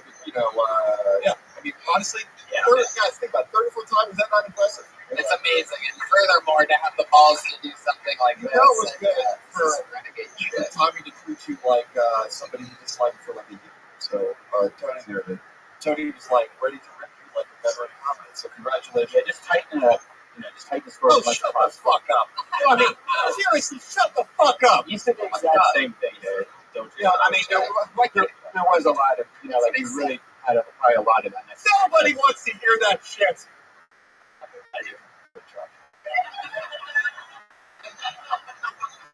What the fuck? Biddick. At Biddick on Twitter. Bravo. There he goes. There he goes. Third or fourth time. That's cool. How fun. He could be a huge star one day. This would be like a thing. I remember when I saw young Whitney Cummings. She was just as bad as she is now. Yeah, it really was kind of awful to contemplate how successful she is. Well, continue. It really is interesting. She really must have sucked Satan's cock. That's the only solution. Well, I just pulled a name out. I'm going to keep that right in front of me for a second. I want to acknowledge something that I noticed. Ricky Luna's back in the room. Oh, everybody's the best. One of the guys that missed his spot. Can we have him? Because let me tell you something. Ricky brings a high performance. Does he have the toy? Ricky, did you bring the toys? Perfect. And do you have the musical accompaniment? Because this guy brings something I haven't seen since the days of a drag food chocolate. You know what? Since my guest is so excited, we're not going to do anything, but let's just listen to a minute of something else that he's going to. Are you talking about the deep throating? Yes. What else am I talking about? Ricky does this thing. He's the door guy here at the Comedy Store, another stand-up comedian, of course. And but he does one of his areas of expertise is deep throating a dildo. That's an actual feature. What do you think about that? Oh, that's very cool. There you go. Thank you very much. So, I think it's clearly Ricky. You want to do it? Should we let him? Yes. He's back in the room. Experience cover at Ricky Luna lives. Hi, everybody. My name is Ricky Luna, but my parents call me Pussy Bottoms Faggot Jr. Hold on. Does that mean your father is Pussy Bottoms Senior, yes, that is correct. That is correct. I'm a second. My parents had 4 boys, and 3 out of the 4, 75% of my parents' offspring are homosexual, which I think that makes the straight one the faggot, doesn't it? I think I'm a gay guy. Does everybody know what that means? It means instead of kissing girls, I have HIV. Okay, thank you. That's it. Wow. Blow it up and walk away. Yeah. Comes in, brings the energy, boom, boom, boom, leaves on a high note. Always a great closer. I have HIV. That's guaranteed. You can stop to follow that. I thought it was awesome. Ricky, once again, and he did before his time, no kitty sound. He won't even let himself get pussy in that way. That's how gay he is. He's anti-pussy ass. Well done. No, niceties been coming up here, chat. Comes up, toke. Yeah, out of here. That's true. Well done. Good mic control. You know exactly how to. Well, technically, isn't he a wicker? He fucking works at the store. Yeah, for a guy that deep throats a dildo, you're really good with the mic. It's like you don't get it confused. At no point do you put it in your mouth, which is one of just the worst things. I used to, and that was not a good thing. Yeah, don't do that. Yeah. Okay. Why wasn't it a good thing? You realized that you had something? Because it's electric, and it just. I don't know. It's easy with it. No, not on other people have to use it. But, yeah.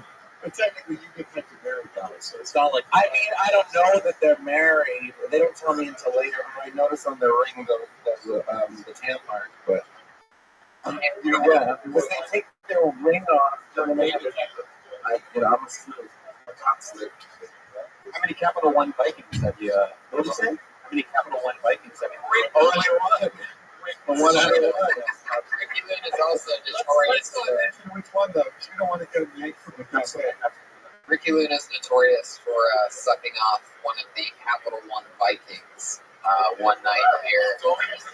I'm not going to use the name, but I mean, he's a Capital One Viking, which is definitely worth noting. You know what I mean? That's a resume thing. Yeah, Absolutely.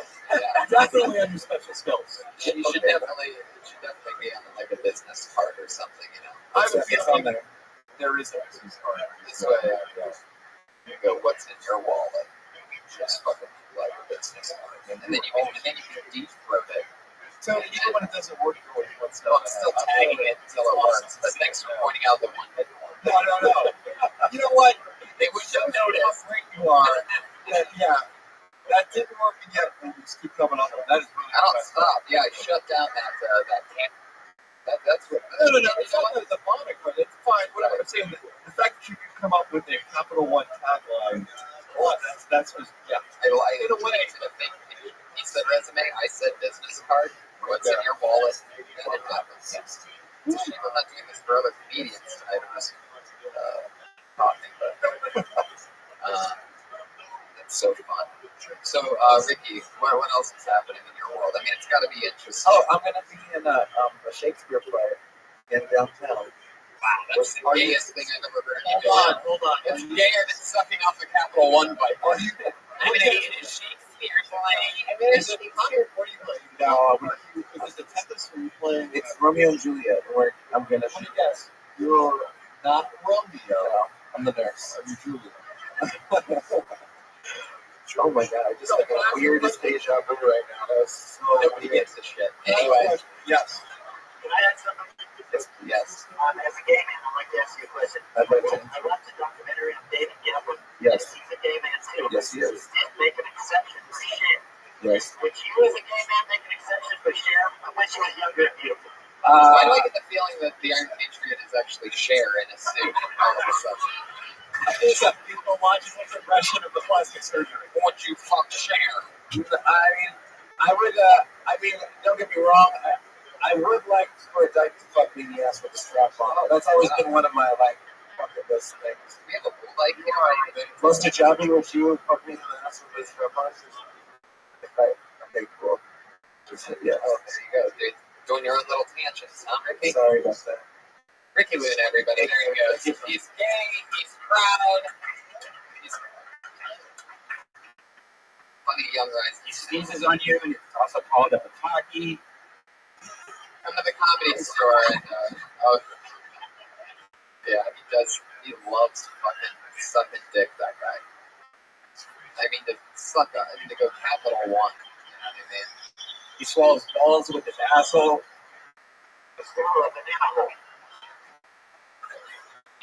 What the fuck?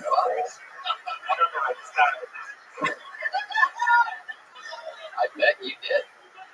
Swallow a banana hole? What would even a banana hole be? Oh, I was thinking you were like a hole that bad bananas go into. Oh,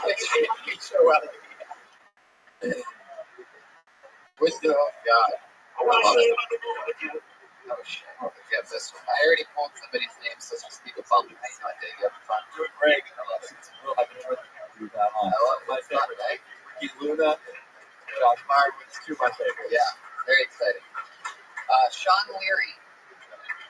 Here he is. Talking about Curious George. Sure. Actually, I'm going to do something different. I'm afraid of a lot of things, but I think my biggest fear is swimming into a shark's mouth. Because when I'm swimming in the ocean, I can't see underwater without goggles on. So what I usually do is I just swim with my eyes closed and just follow my heart. But then, like, in the back of my mind, I'm always thinking to myself, boy, I really hope there's not a smart shark around. Because if I was a smart shark and I saw me, I would be like, that guy can't see. So what I'm going to do is, he's swimming this way, he can't see. I'm going to set up shop right here. I'm gonna open my shark mouth, and I'm just going to let him swim inside my mouth. And then I'm going to close my mouth, and I will have eaten him alive. And I don't want that. Nice. You know what this sounds like? The first draft of the pitch for Sharknado. They're like, I like that, but there's something more. That was silly. And he said, like, you're going to follow your heart and stuff. It's very, like, that was the peak of the set. And yeah. After that was the yeah. But overall, fine bit. You know, what do you think? Tony, how would you? I don't know what it is. I don't know if I've had too much coffee or it's the comedians. I'm just having such a hard time paying attention tonight. It's like shark, and then I miss the punchline, and then there's the new thing, and then, I'm just sort of out of it. But I'll tell you this. You have an interesting. You look like the guy from Ghostbusters 2 that's painting Vigo. Oh, Vigo! Vigo, I can hear you! Let me tell you what else I would have to ask. Part of the Stuart Thompsons, my new group of clones. Oh, that's great. Exactly. I want you to be part of like Stuart and the Stuart Thompsons. Yeah. My group of graduate students. Yes, the Stuart and the Thompsons. My group of like graduate students that are going to take over the world and smile as they do it. Oh, that's what do you think, Amy? How old are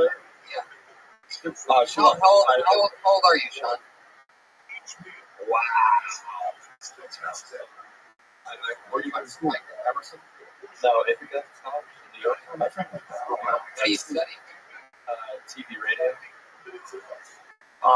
Ithaca is the second best school. Ithaca is the number one college that sounds like it's a prison. That's a good Am I right? Chino State. Oh, that's so funny. That's a good one. See, you pretend like you're, I don't know. David Taylor's one of the quickest guys I know. For you to say like Chino State like that, like it's nothing. So you speak your little quick thoughts in like you're like a nurse that's like, oh, no, here we go. Yes, comedy. Like, here we go, everybody. It's comedy. How many times have you listened to them? I've been doing it like a year now, 2 years. Just over COVID. You know, wow. Yeah. Regan's one of our. We have a friend who's outstanding. The smartest, funniest, really smart. He just, in fact, got a job working on The Family Guy. Yes. Really big deal. He and I worked on the same show until I was fired. So we won 6 of that. So it's not going to matter. It's been fantastic. So, you know, what you should try to do is try to contact him. I do the offices and stuff, imaginary, like we're talking about.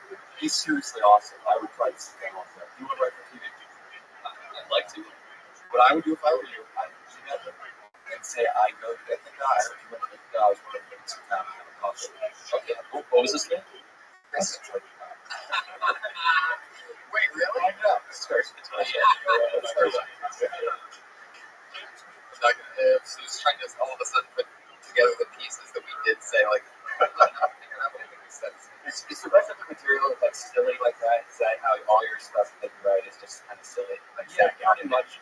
Yeah, kind of like that. I don't know. It's like I don't know. I was really nervous when I came out. I don't remember what it was about. What did you just do? It was just about how my biggest fear is swimming into a shark. Oh, that was you. Okay. Yeah. I know, man. That's what I'm saying. It's fucked up here. No, here's It was an 80 shark. No, don't apologize. Here's the important thing for you to remember. The material is unimportant. All that matters is personality. All that matters is how you look. I didn't know what you were doing because I was thinking about it. I wonder who won the whole run. Does anybody know? Well, you're fucking good for nothing. Anyway, that's what I was thinking about. Look, talk to me after, and I will give you Regan's email, maybe. There you go. Maybe. You're not going to get weird. I don't think so. That's not a good sign. I don't know if I give him his email. I think he has enough to work on. Yeah. If you just help me to look at this. Yeah. Don't mention my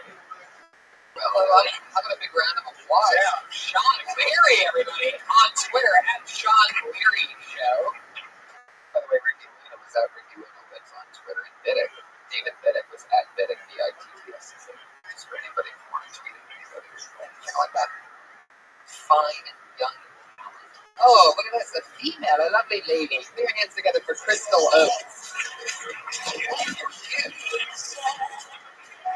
Hey. So I'm dating a Jewish guy, and it's going really well. I'm learning a lot about Jewish people.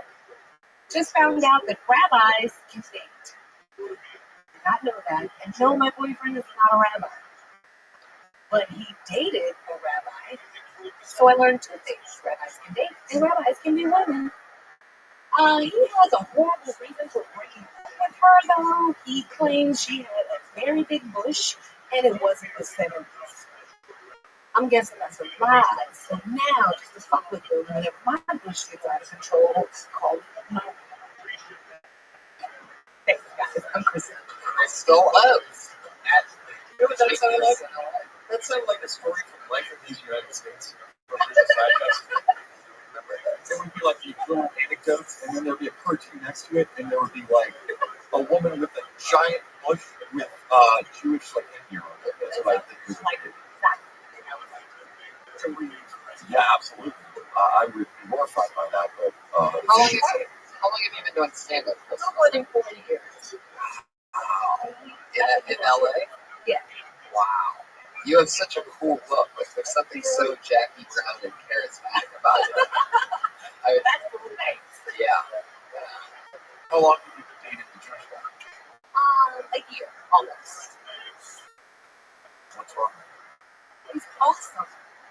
I'm not sure of that. You guys, what do you guys think about the relationship? No, Ricky. Ricky, He's obviously rich. There you go. Ricky, you're good at assessing out problems in relationships. Let's say you have sex with all of your, gay straight boyfriends. What do you think's going on with her and the rich guy who dated the rabbi? What? Man, Ricky, you are the best. Like, honestly, that's exactly the problem. That's exactly the problem. Because I follow the rabbi? Is that what you're saying? No. Okay, but where this is going, this relationship is working. Good question. How much does he talk about it? Josh. Not a lot. Josh knows. I mean, Jesus Christ. He doesn't talk about it. Honestly. Oh, wait, does he not love his mother? What's wrong with him? Oh, look, he doesn't love her that much. He doesn't even block her. That's like a great, fuck you to the family. No way! I'm awesome. Honestly, let me tell you something. Does anybody know the Jewish parents? They are crazy. Have you met the parents? Yes, I have. How many times? Just once? How progressive? I'm sure they have to act progressive in front of you, first of all. They're not gonna act shocked like their son didn't warn them. They're not gonna. Oh my God, she is black. The only way they're happy with this is to deduct the Palestinian people. Oh, that's true. So maybe he stretched them out and then brought you in there. But other than that, they're horrified. They love me. Did you meet them at the haunted house? Where did they live? Are they LA too? Parents? Wow. So he just comes from money. Beautiful. Ooh, that's hilarious. What's his last name? I'm not familiar with that term. What does he do for a living? It's actually semi-retired. See what I'm talking about? What? How old? Where are you guys going with this? Honestly, I think his parents are cool because they've been dead for 20 years. His parents are alive. His grandparents aren't even alive. He's 45. He's awesome. Oh, you're so Ricky. Stuff that you have to convince yourself when you're just spending some guys. So funny. It's adorable how women will make it like, he's a great guy. I'd love to see how you felt about it if you only had, $3,000. Stop and think about this. Okay? I wouldn't know how to You'd be out of there in a heartbeat. Just standing by your man. Oh, no, it sounds like a dream. It's a 45-year-old guy who talks about his ex-girlfriend's bush. Sign me up. It sounds great. It is true. Is that part true? Oh, it's just a joke. Joke, babe. So I told you, it was a joke. Okay, you doesn't trust them. There's nothing good about that relationship. Oh, wait till A whole relationship. Honestly, wait till you hear what you did. Do you trust him? Oh, Wow. that's really Have you ever had a Jewish lawyer before? I have. Wow. How'd that work out for It you? worked out wonderfully. We won. Wow, what was that about? Next new question. Mom was on the phone. So. Chris has a lot of personality. A lot of personality. Definitely. Shining, charismatic beam in a dark, dark world. Thank you so much. That's Big Chris NLA. It's a terribly spelled Twitter handle. You have no marketing behind it whatsoever. Big KRIS, the letter N, LA. Nobody will ever get that right. You could just be like Red Pizza, and people would go there easier. Yeah, About 1 out of 10 people find it. That's good odds. That Big Chris NLA. Oh, how excited. We've had him on before, and he's back. Put your hands together for Jerron Horton, everybody.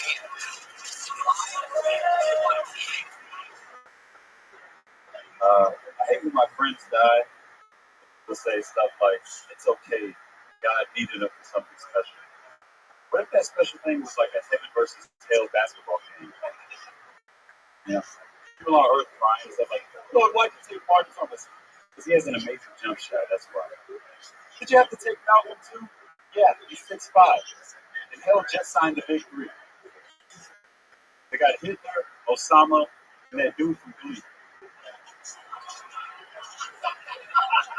You went too Hold far. on.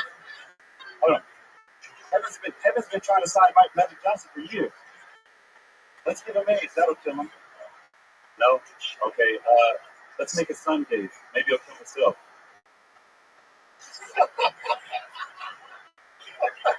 No. You imagine Johnson. If Magic Johnson.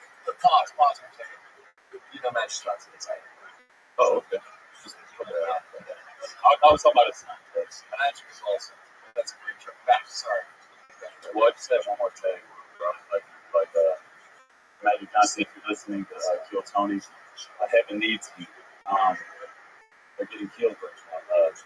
Martin Luther King got dunked on by Osama. As Malcolm X can't play help defense. And playing it right there.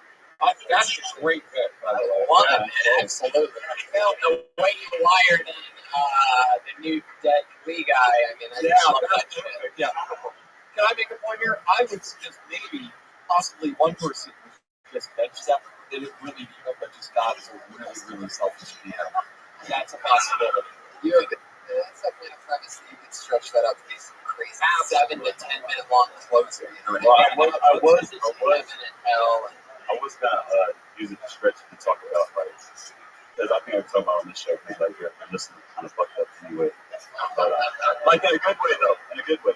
Listen, I meant in a good way. Understand? Oh, they love me at Jerron. But this guy knows how to promote.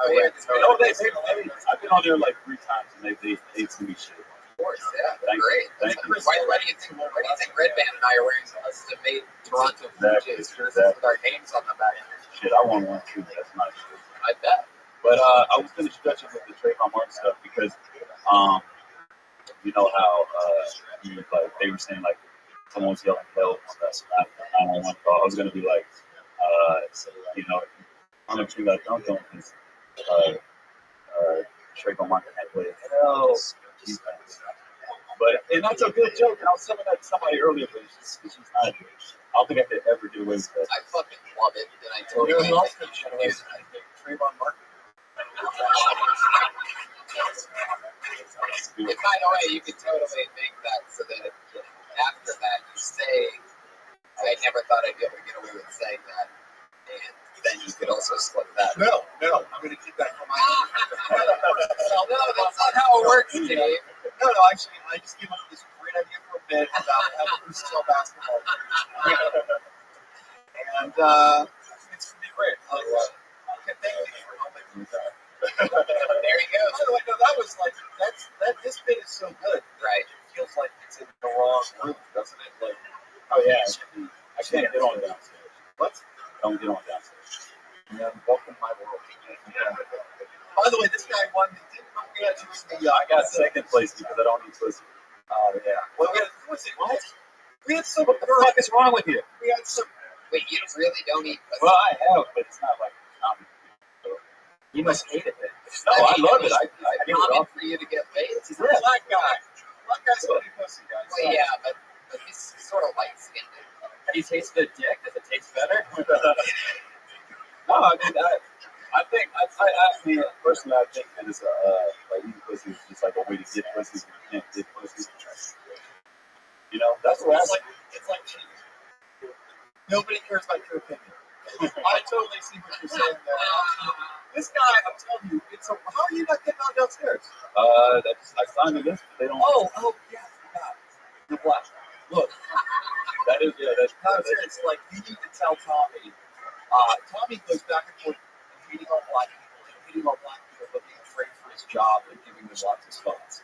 So if you catch him on like the second phase, you're going to do real good for himself. I hope so. Is your own podcast afraid to crave on motion riots, you know? It's fucking sweet. Tommy's that sort of racist. The sort of racist that doesn't think things through. And I thought that bit was great. You know what? I'm probably going to start acknowledging you now. Thank you, man. Really Yeah. fun. There he is. At Geron Horton. That's Jerron Horton. There you go. Geron Horton. Trying to get one last thing. This is exciting. We know this guy. He's one of the worst producers, one of the worst people to help out, but I love him. He's an employee here and a very charismatic rising young talent. Put your hands together for Josh Martin, everybody. Randomly pulled out of a book. It's Josh Martin comic. Talk about being proud. Hold on. Did you guys say share greatest hits? Because I've heard Believe and If I Could Turn Back Time. Oh, I have that issue. How do you have share on? Why don't you share some more of those?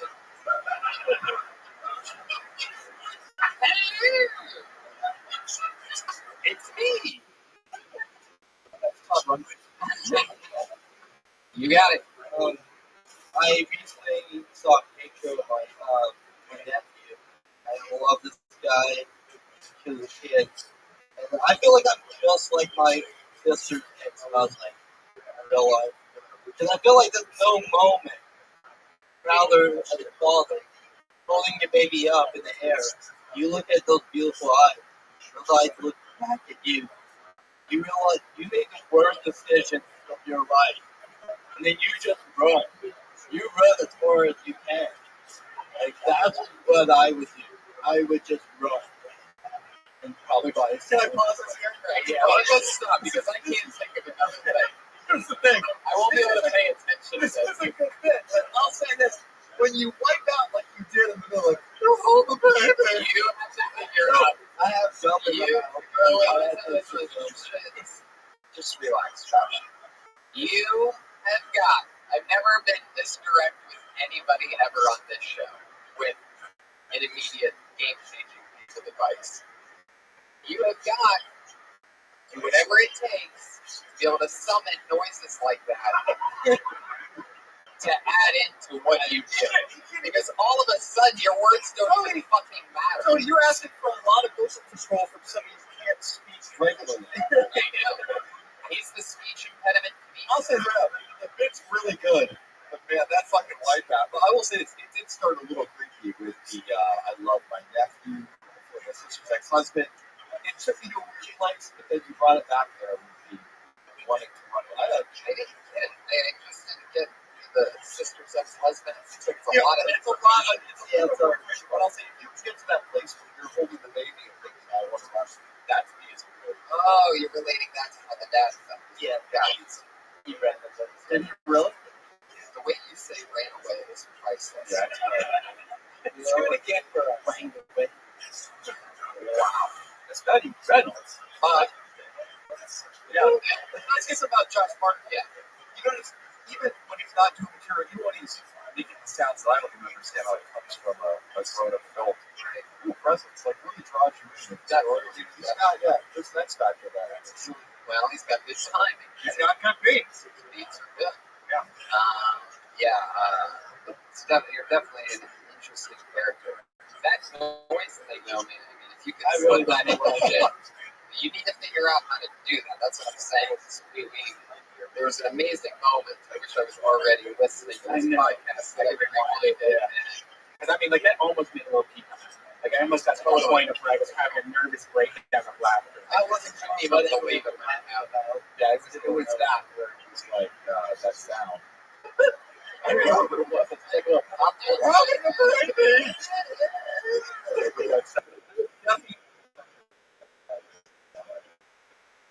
All right, you got 20 seconds. Hold on, Kevin, did you already go up that switch? I wanted to see it. There we go. Are you going up anywhere else? Where are you going? This is not great for broadcasting. What? All right, you got 20 seconds, Josh, if you want it. Josh Martin, guys. Hey, Josh Martin. Fuck yeah. There he goes. What I like is how you're like, this guy's the worst producer ever, and Josh is getting up like he recognizes his intro. Oh, yeah, totally. Oh, that's me. I got it. It's unbelievable. It's Josh, yeah. Patriot, what do you think of Josh? Patriot, can you make that sound? I need more howling, man. I love the howling. Towards the end of all this stuff, I need more howling.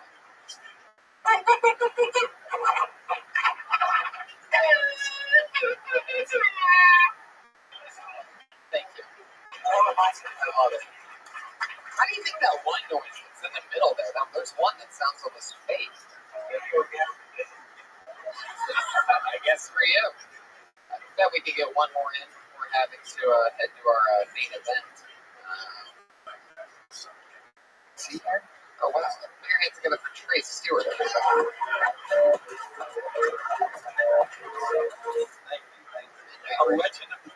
Legend comedy store employee notorious for hooking up with chicks. He says somewhere around the 75 since he's been an employee here, around 75 chicks he's hooked up with at the comedy store.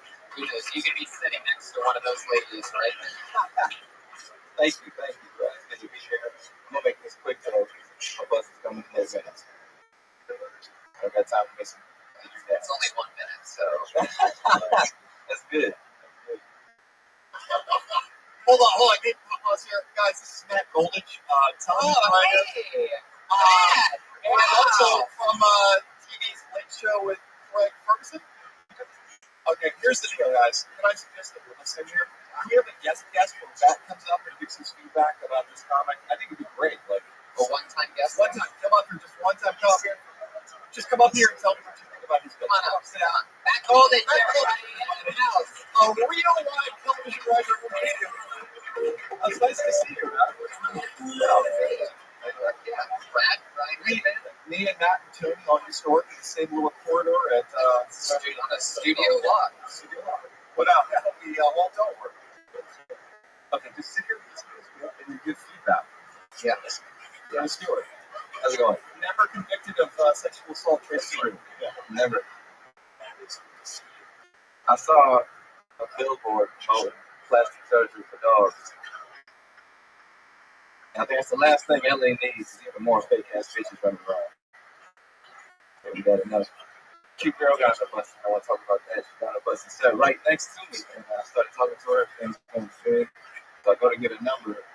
This is what she said. She's like, I'm sorry. I don't get my number out as you ride the bus. You do realize you're on the bus too. That's one reason I was talking to her. We were both losing in life. Right? She's like, well, the guy wants my number. He's got to have his life together. He's got to have a good car and a lot of money. I have my life together. I don't want to be talking to a broke ass. I'm trying to find somebody. Bitches always want to upgrade for free. I'm tired of it. And I said, wow. That was more of a statement. Can I tell you right now? I feel like you got more. Oh, yeah, definitely. Be a narrator one day.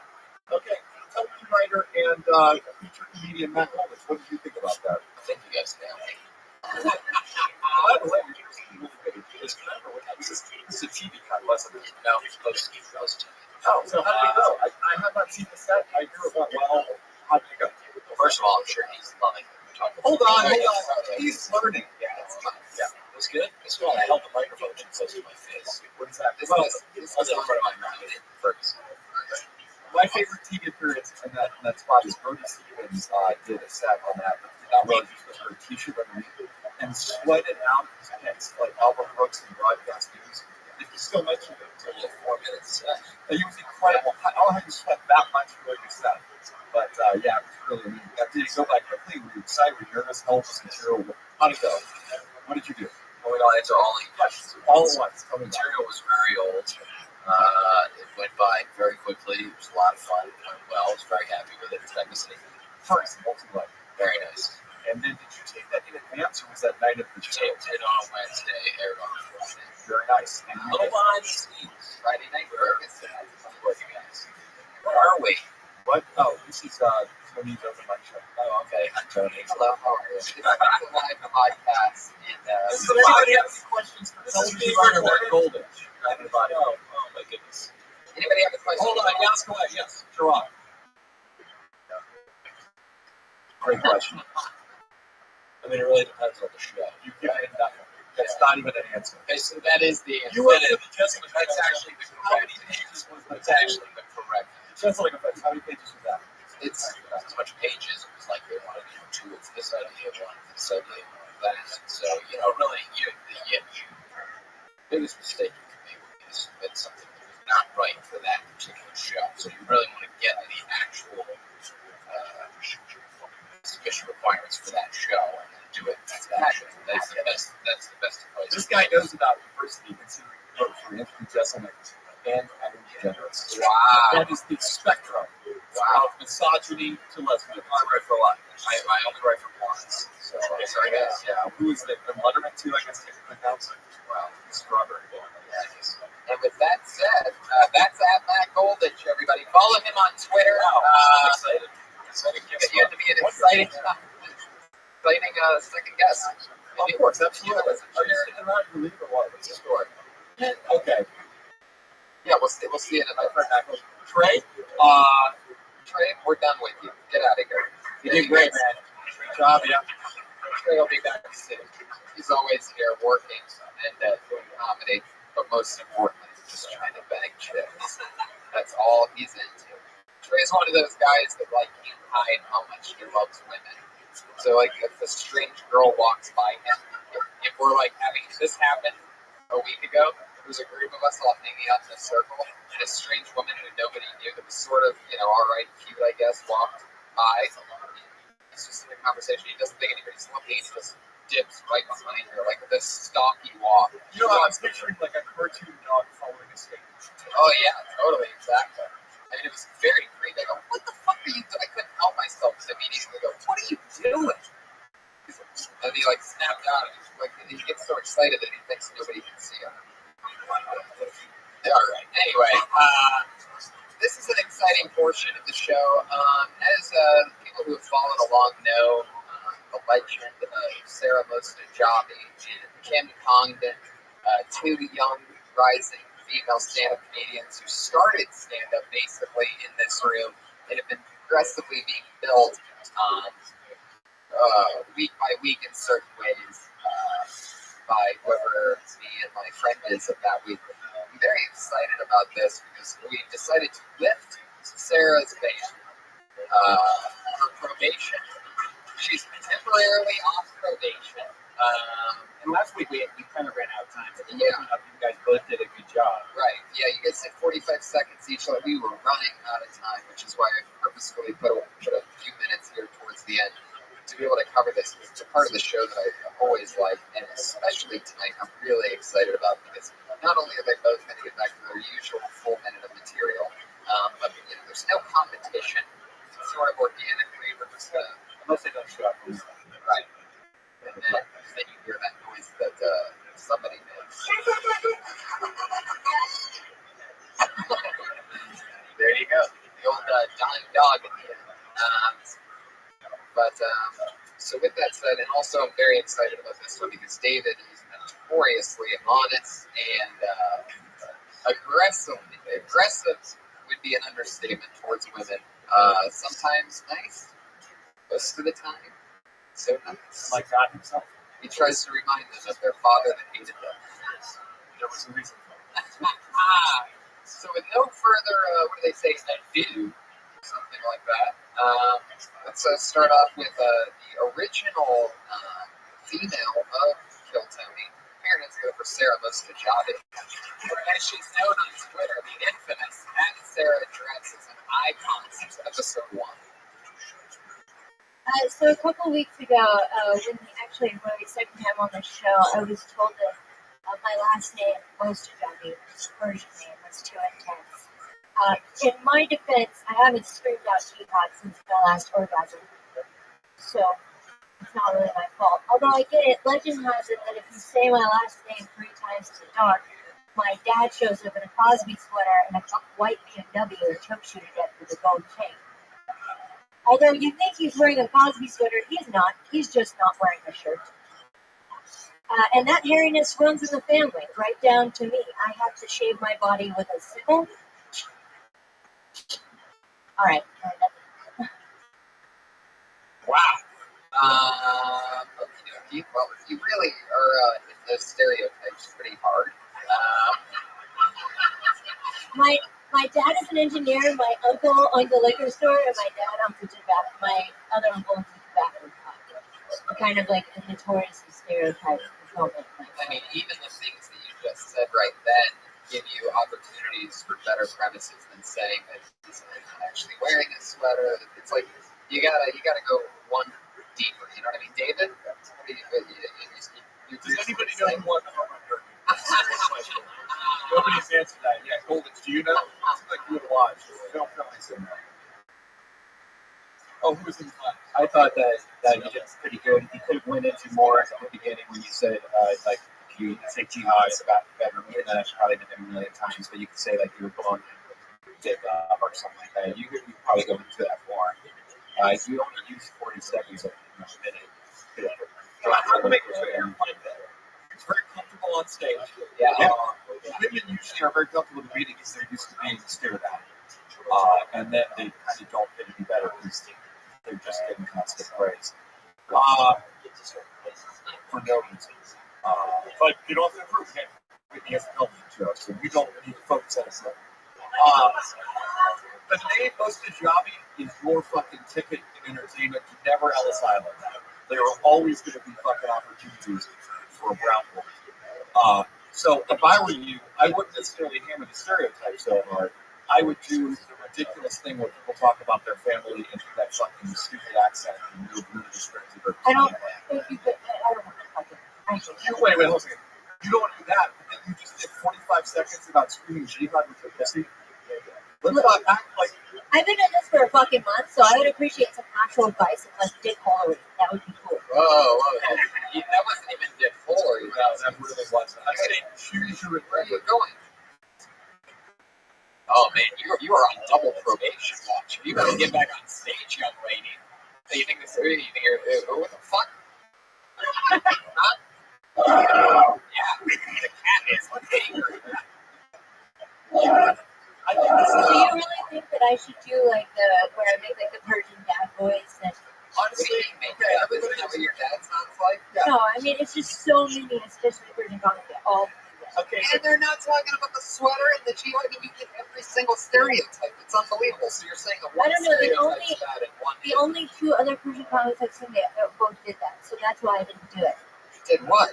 The voice. Yeah. So you did the only thing that you saw them do. I did something I hadn't seen them do because I haven't. But you have seen them all make hairy jokes and shaving jokes. Something on fire. It does not. Oh, don't worry. We have a crack team of our general manager's imaginary father working on that. No question, that's great. Oh, is that you won? Fuck, he had a great first round. Did you watch? Oh, come on. Anyway, Jesus Christ. Sorry. We're talking about a home run derby that's going to be 2 weeks before anybody hears this. Sarah, you seem furiously angry. Like, what? You're just like giving us these looks like we're supposed to be blown away by a dragon. No, this is the last. What did you just ask for? The fact that he asked you to do the voice is what offends you this much? I don't think you have a leg to stand on, so why don't we go into it? What is it that he said that offended you so much? Just our previous interactions and his general disposition toward me, I just don't appreciate it. And so when it just come out of his mouth, it just gets me off. So I have a fucking vagina. I'm sensitive. Like, what do you want from me? Like, anyway, that's not an excuse, by the way. No, I have a vagina. Look around you. Yeah, exactly. You know, that guy has got more in his ass than anybody. Honestly, he's an honorary woman. And yet, he did take the criticism and respond. I thought, We didn't criticize. well, why didn't we criticize it? This is fucking great. All right, Ricky, great job. Did great. Yeah. You know, she's a newer comedian. However, you know, I just think it's important to stay open-minded and not get angry. You want to make friends in this business. So, Take it from me. yeah. There you go. There's Sarah most of the job. He had Sarah dresses. Yeah, just don't look Dave in the eye when you see him in the hallway. It's the best way to go. Yeah. And don't try to make up for it like later. It'll just be weird. Yeah. He just gets mean in the second. Yeah, yeah. Well, I'm excited because this is the awesome. This is one of my awesome new fun things. Is she replaced Sarah when Sarah missed her spot, and she actually started stand-up comedy on this show. Very cool chick. Put your hands together for Kim Condon, everybody. Hey guys, if there's one thing I hate about kids, it's everything. And I think that's because my mom had a home daycare when we were younger. And kids are such smart asses. We had this one little girl. She was a little black girl. She had like a butt belly that was pulled out like this. She had the little like outie like little black girls do, and the dried boogers. I was like, Kanasia, it's time for nap time. She was like, well, my daddy said we could sleep when we die. The fuck? Like, I don't even know how to get into Kanasia. It's time to take a nap. You gonna make me take a nap? I'm like, no, I'm not gonna make you take a nap. And with that being said, I don't know what the fuss is about abortion. Everyone's freaking out about it. I'm saying if you get pregnant, give it a try, have the kid, you change your mind in a few years, you can always post abort in Florida. I hear it's legal there. And that's it. There you go. Always adorable, always likable, with a smile, and confident. I think that was great. Right. Really excellent. Yeah. The voice. Great job. The voice was excellent. Yeah. I mean, we could all take a lesson from Gemma. Everybody, could we please give another hand to her? Was she really fucking great? Very impressive. It was beyond impressive. It shows you what could be done. You know, outstanding. That's, you know, it's so refreshing to see someone with talent on the stage. That was Tony. Thank you for letting me see that. It makes me feel so much better about the last 3 minutes. Absolutely, I totally agree with you. I think the dry booger baby impression. David. You're not here. It's a standing ovation taking place right now. I don't know if the cameras are picking that up. And high fives are happening. You're leaving? Okay, what do you mean? What are you talking about? What podcast have you been on? After seeing that, I feel like everything is going to be on my tab. Okay, that was really good, and I was a little surprised. We still have to check out with the Patreon. We're going to get some anything you want to plug or anything. And by the way, what is your official Twitter handle? It's Kimberly Song. Right, Kimberly. CONGTON. Gotcha. Yeah. Sarah Dresden, of course. She's very notoriously followed. I have like 46 followers. So it's. You know what? You maybe you'll get to 47. I hope so. Wow, somebody else is taking a follow. Oh, no. Still, I don't know. And you've been doing spots other places since you started here a few weeks ago? Yeah, I hosted yesterday. I did a couple of shows yesterday. At Hooters, right? Yeah, this is like my 6th time push. Nice. Yeah. There she goes, Kim Condon. All right. Awesome. Always a breath of fresh air. She's crushing. Love that. Love that. I don't know if I've ever heard anybody do the dry booger voice. Like you hear it in real life. That voice was really good. I felt, was it racist? Probably, but still great, you know? It's kind of like the Zimmerman verdict. Was it racist? Sure, but did I agree every second? Yes. I grew up in a black neighborhood, and prominently black neighborhood, and I think the word was predominantly, yes, of course. I noticed that immediately. Trust me, this is much good obsessive acid. asshole as you are. And I've heard that noise so many times, and I haven't heard it forever. I know that's great. Yeah, that's really the voice is really good. And the fun was, you know, if that wasn't a real name, I feel like they could put you to work with naming black babies. David, what are you doing? Anything to promote? You're at this David Taylor on Twitter, is that correct? Yeah. This David Taylor, spelled exactly like that. This David Taylor, at this David Taylor on Twitter. All as always, so much fun to hang out with you. So much fun to have you be part of it. Thank you so much. Yeah. Can't wait to hear the feedback on this. Iron Patriot. Anything coming up? Anything you want to promote? He's at Comic Patriot on Twitter. Any last words before you knock over your own microphone? This is the only show I do.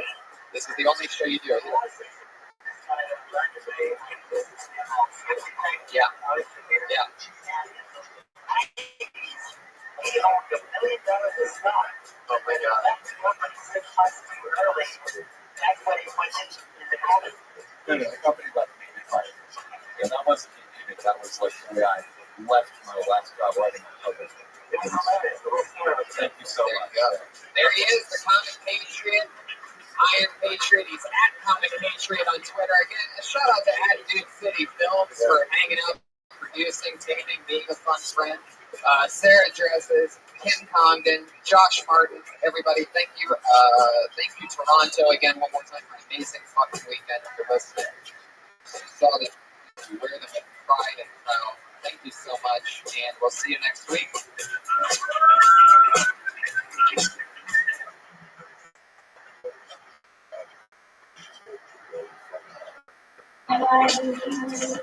Fuck yeah. How exciting. Hi, Tony. Wow, it's good to be here again. How you guys doing out there? Holy shit, this is a big crowd for a Chuck Tony episode. So very exciting. The word's getting around. Growing and growing. Love it. Hi, everybody. Welcome. Fuck yeah. Big weekend this past weekend, right? Fuck yeah. It's so sore from walking around looking at comic books. Yeah. Brian was at Comic-Con in San Diego and leading the Duck Squad regime into the American Comedy Company for big midnight shows. Yep. And I was in Houston, Texas by myself doing gigs there. Yeah, I was. That's like near, that's like in the middle somewhere, right? It's actually farther east. Yeah, it's right by the Gulf of Mexico on the Texas side. So, yeah, it's right there at Salinas from there. They have this big statue of Selena right across from where I was staying. Selena Gomez? No, the original Selena.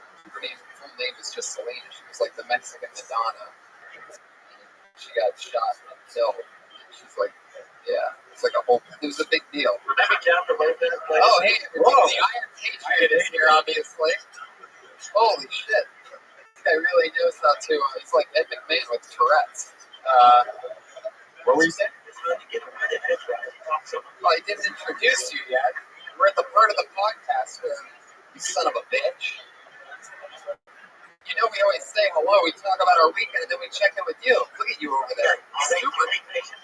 People have been hitting you up on Twitter so much. You're speaking up. My head is getting bigger and bigger and bigger. There you go. Luckily, it still fits in that iron helmet. So the statue of her, is it like just like she's laying down on the ground? No, they actually made the statue when she was alive. Oh. I mean, like, they made it of her alive. They didn't take the part where she was a corpse and make a stone image of that. But that would be something. They'd probably get, like, more press or whatever. Yeah, they need to do more dead statues. It's true. Why do they always try to encapsulate these heroes at their greatest moments when they can get them at their lowest? Yeah, or like a funeral. You're seeing them like what you didn't get to go to the funeral. You get to see what they look like dead. Yeah, like they're just resting. I'd love to see like a decomposing statue of John Lennon or something. Or a statue. I guess the word would be a statue of a decomposing John Lennon. There you go.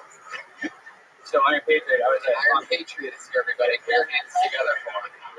Yeah, and there was tons of you guys out there, and it was really comforting to be around them because I felt like it was you. Yes.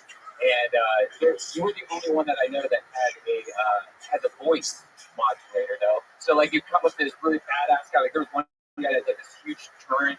They were like rotating like it was shooting and stuff like that. And he comes up like, oh hey, nice costume. He's like, oh thanks. You know, it's just.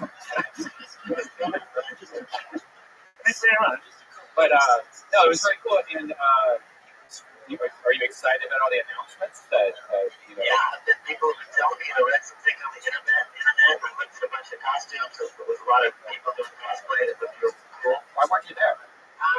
It's always not for me to make it here. I don't think I could get a ticket. And I didn't have a ticket. If I had the proper invitation, I might go.